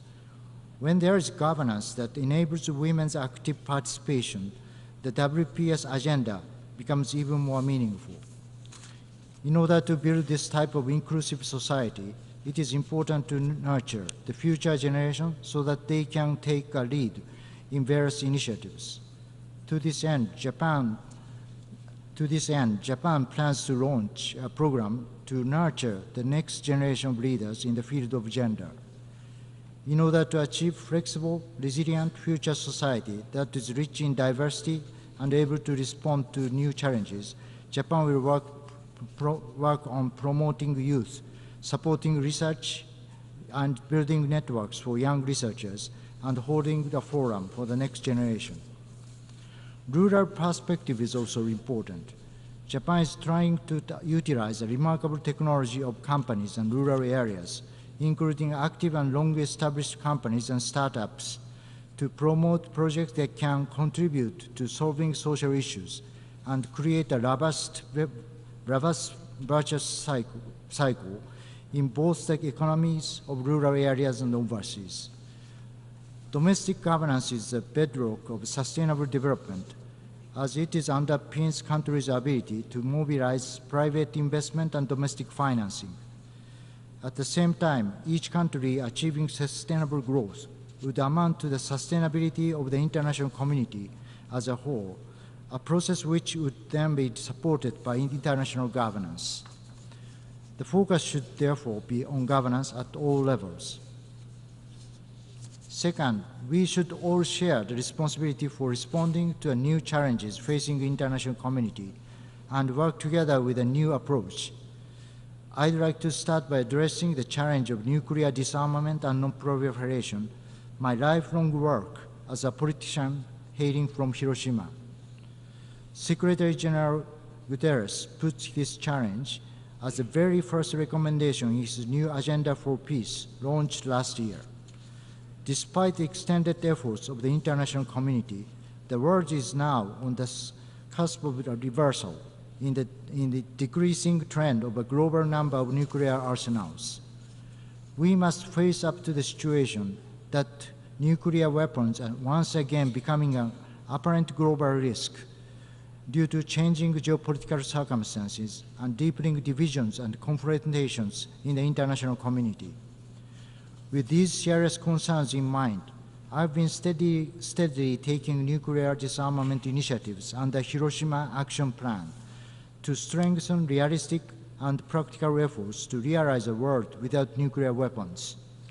In March this year, as the President of the Security Council, Japan chairs the ministerial meeting of the Security Council on nuclear disarmament and non-proliferation.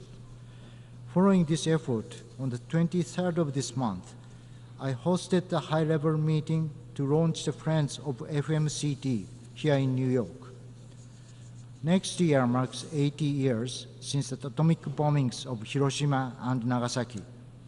As the only country to have ever suffered atomic bombings during war, Japan will further strengthen efforts to promote accurate understanding on the realities of nuclear weapons use as a starting point for all nuclear disarmament measures. Japan will also act to further advance nuclear disarmament as we head toward the 2026 NPT Review Conference.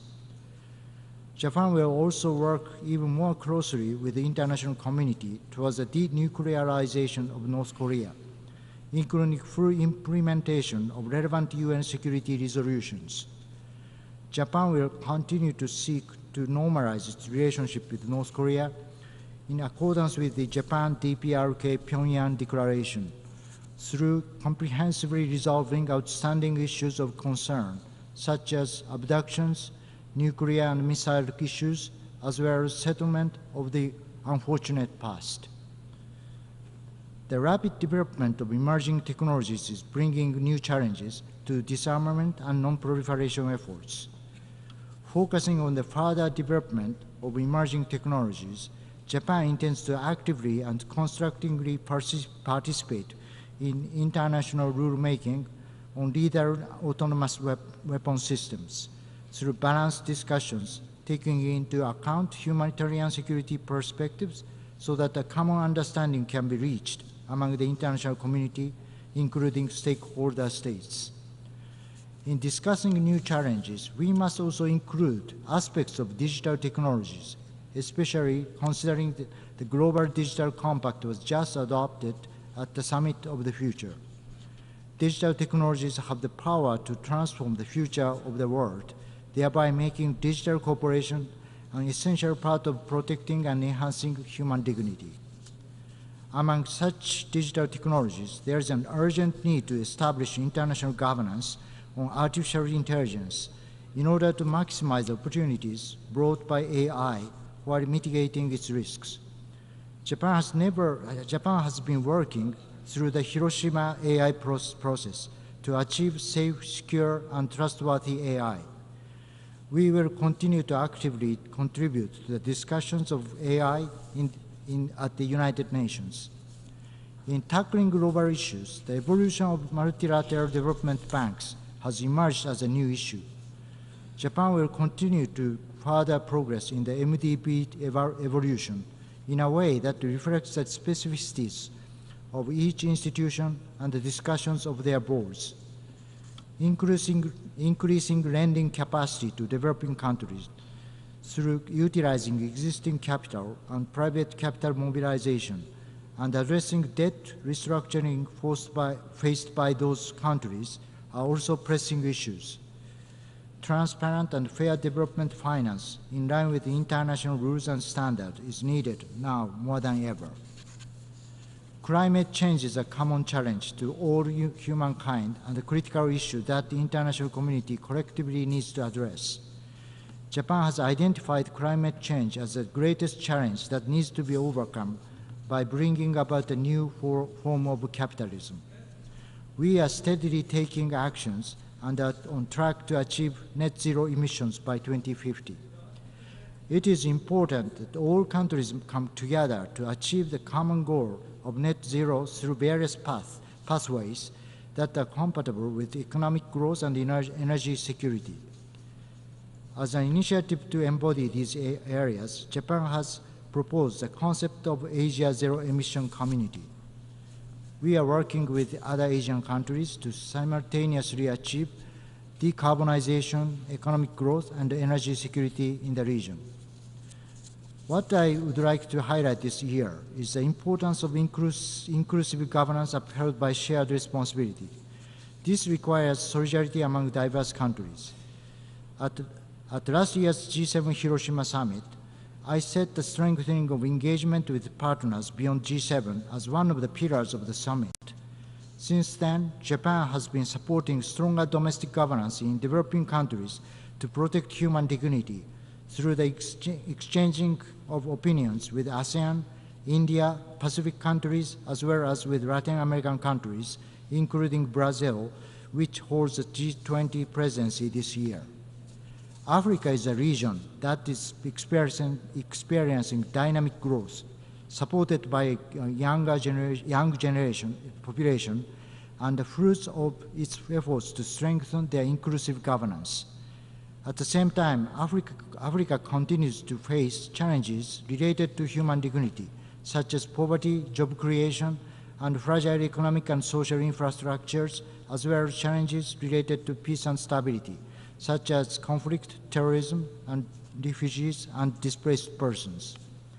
Strengthening governance is important as a lever for change to achieve peace, stability, and sustainable development.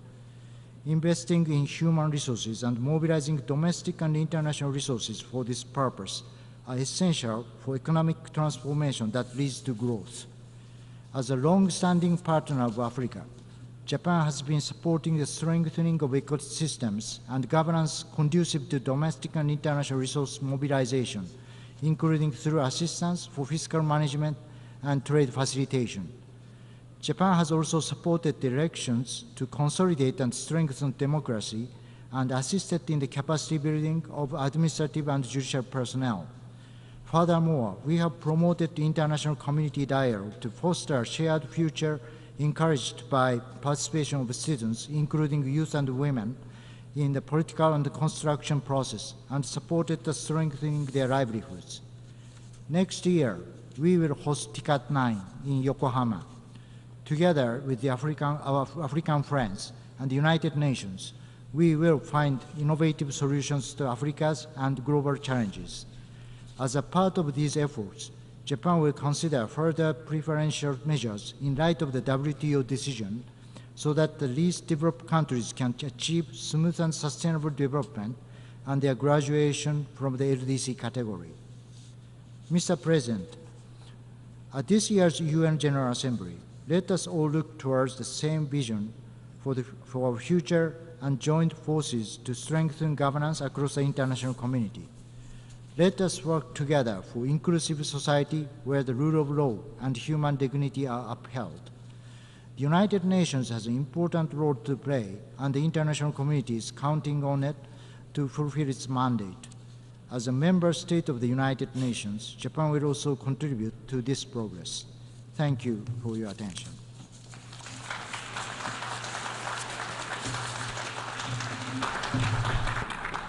I thank the chair of the delegation of Japan.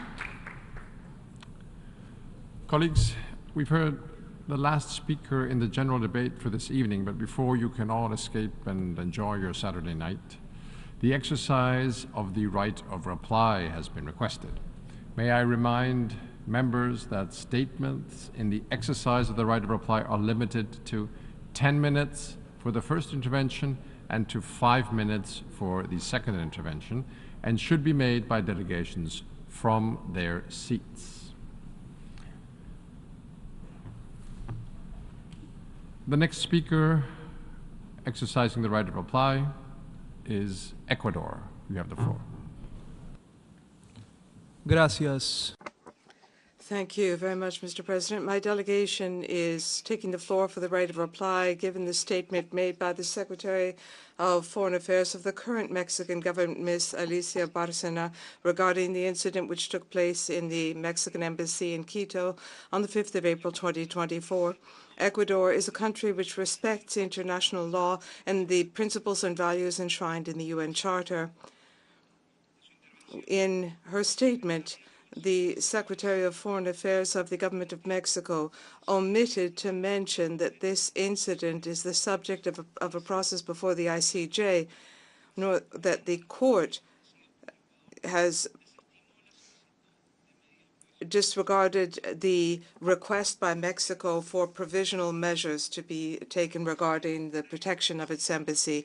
As to the events prior to the 5th of April 2024, it has shed light on the exceptional circumstances under which the Ecuadorian authorities were obligated to enter the Mexican embassy to arrest a fugitive from justice, an isolated event, and we did so to combat impunity. That needs to be said. The current government of Mexico allowed a citizen of our country with 2 sentences against him for corruption and other crimes, including one gender-based violence, to enter and stay in the embassy in Quito as a guest. The government of Mexico, the current government of Mexico, despite the multiple diplomatic efforts by Ecuador, did not hand over this fugitive as it was obligated to the Ecuadorian authorities, and ultimately illegally gave that individual political asylum. In proceeding in that way, the current government of Mexico did not comply with international conventions, the 1933 Convention and the 1954 Caracas Convention, which clearly state that it is not legal to grant asylum to individuals who are charged with common crimes by competent courts, as is the case here.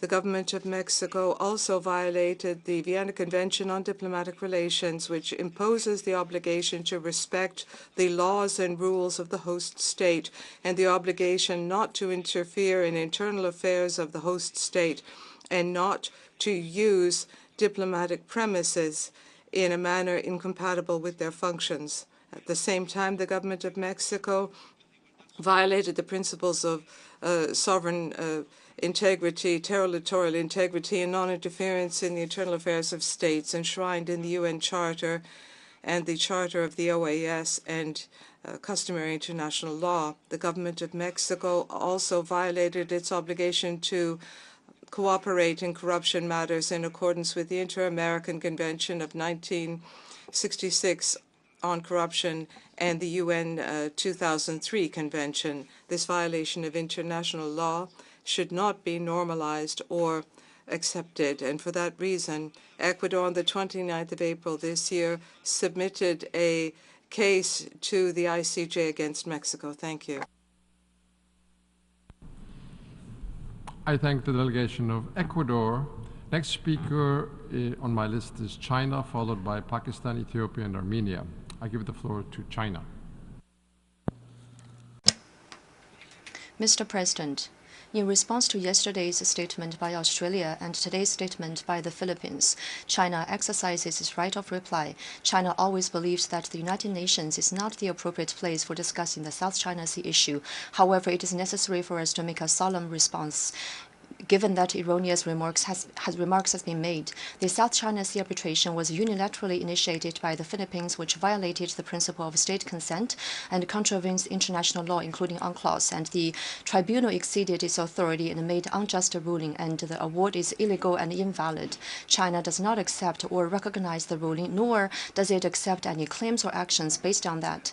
China's territorial sovereignty and maritime rights and interests in the South China Sea are not affected by the ruling under any circumstances.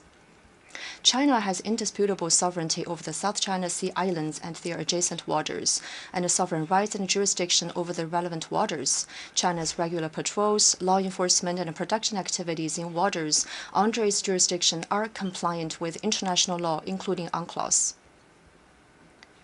The recent escalation of the South China Sea issue between China and the Philippines is entirely the responsibility of the Philippines. China will continue to resolve the disputes in the South China Sea through negotiations and consultations with directly concerned parties, including the Philippines, on the basis of respecting facts and in accordance with international law. China will also continue to work with ASEAN countries to safeguard peace and stability in the South China Sea. Thank you. Thank you. I now call on the representative of Pakistan.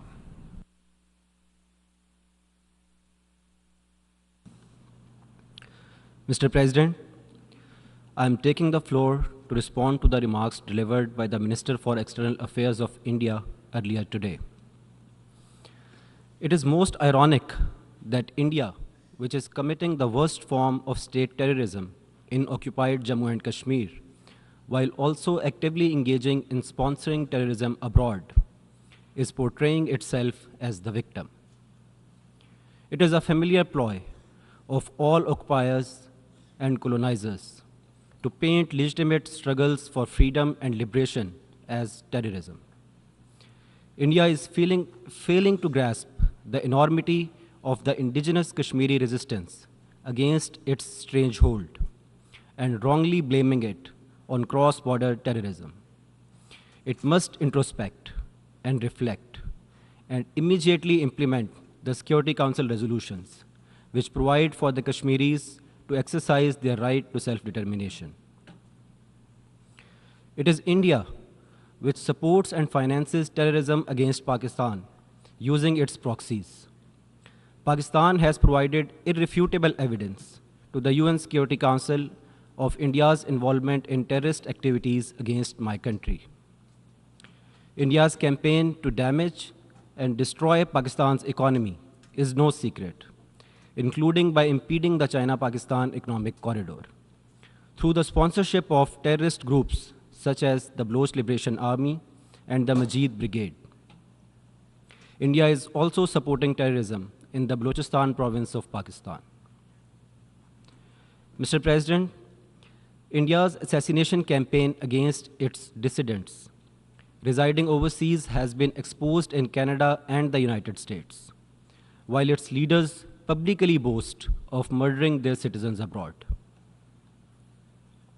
It is India which seeks expansion of territory through unilateral measures to consolidate its occupation of Jammu and Kashmir in gross violation of international law and crass threats to cross the line of control to take over the liberated territory of Azad Jammu and Kashmir.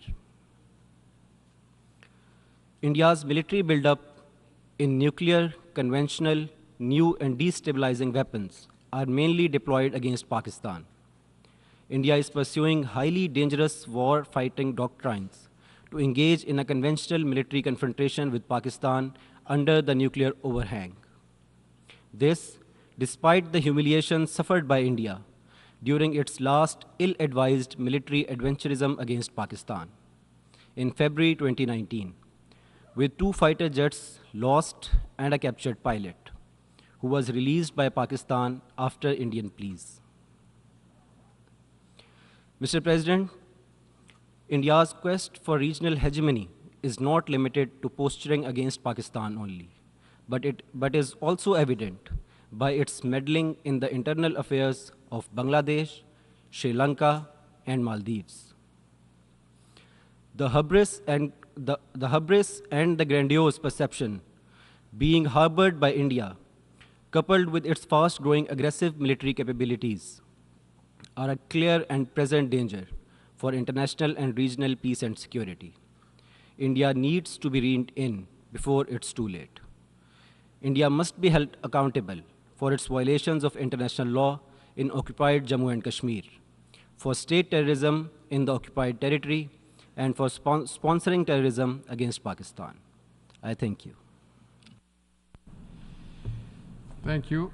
I now call on the representative of Ethiopia.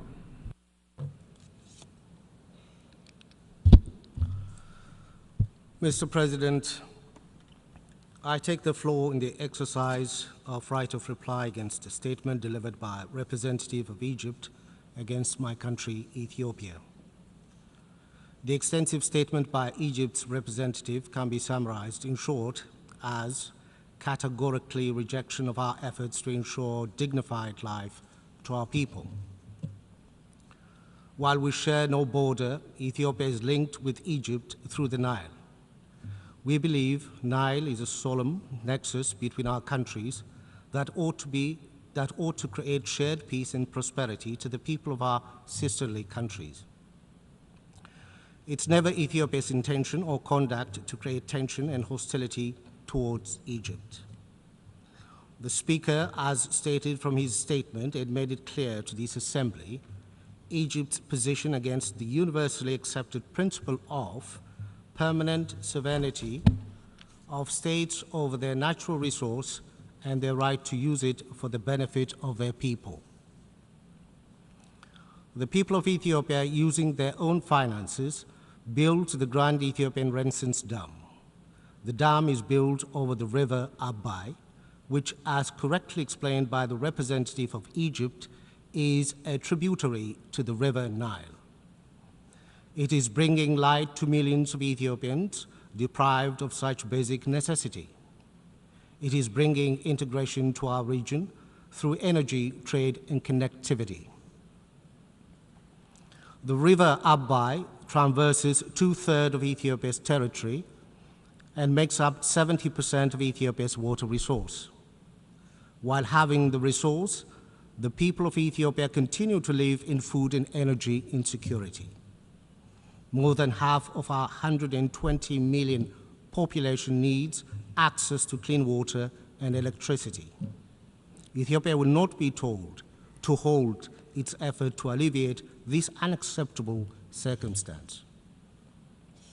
We will not be told our people do not deserve a dignified life. Ethiopia recognizes the River Nile is a transboundary water resource that must be used by all riparian countries based on the principle of equitable and reasonable utilization. Transboundary resources are also best managed based on basin-wide arrangements agreed to by riparian countries. When it comes to these principles of international law, we see paradox in the Nile Basin. Ethiopia, an upper riparian country that contributes 85% of the flow to the Nile, and the other 8 source countries seeks cooperation based on international law. Egypt, the lower riparian country that contributes no flow to the resource, relentlessly works against cooperation and undermines international principles.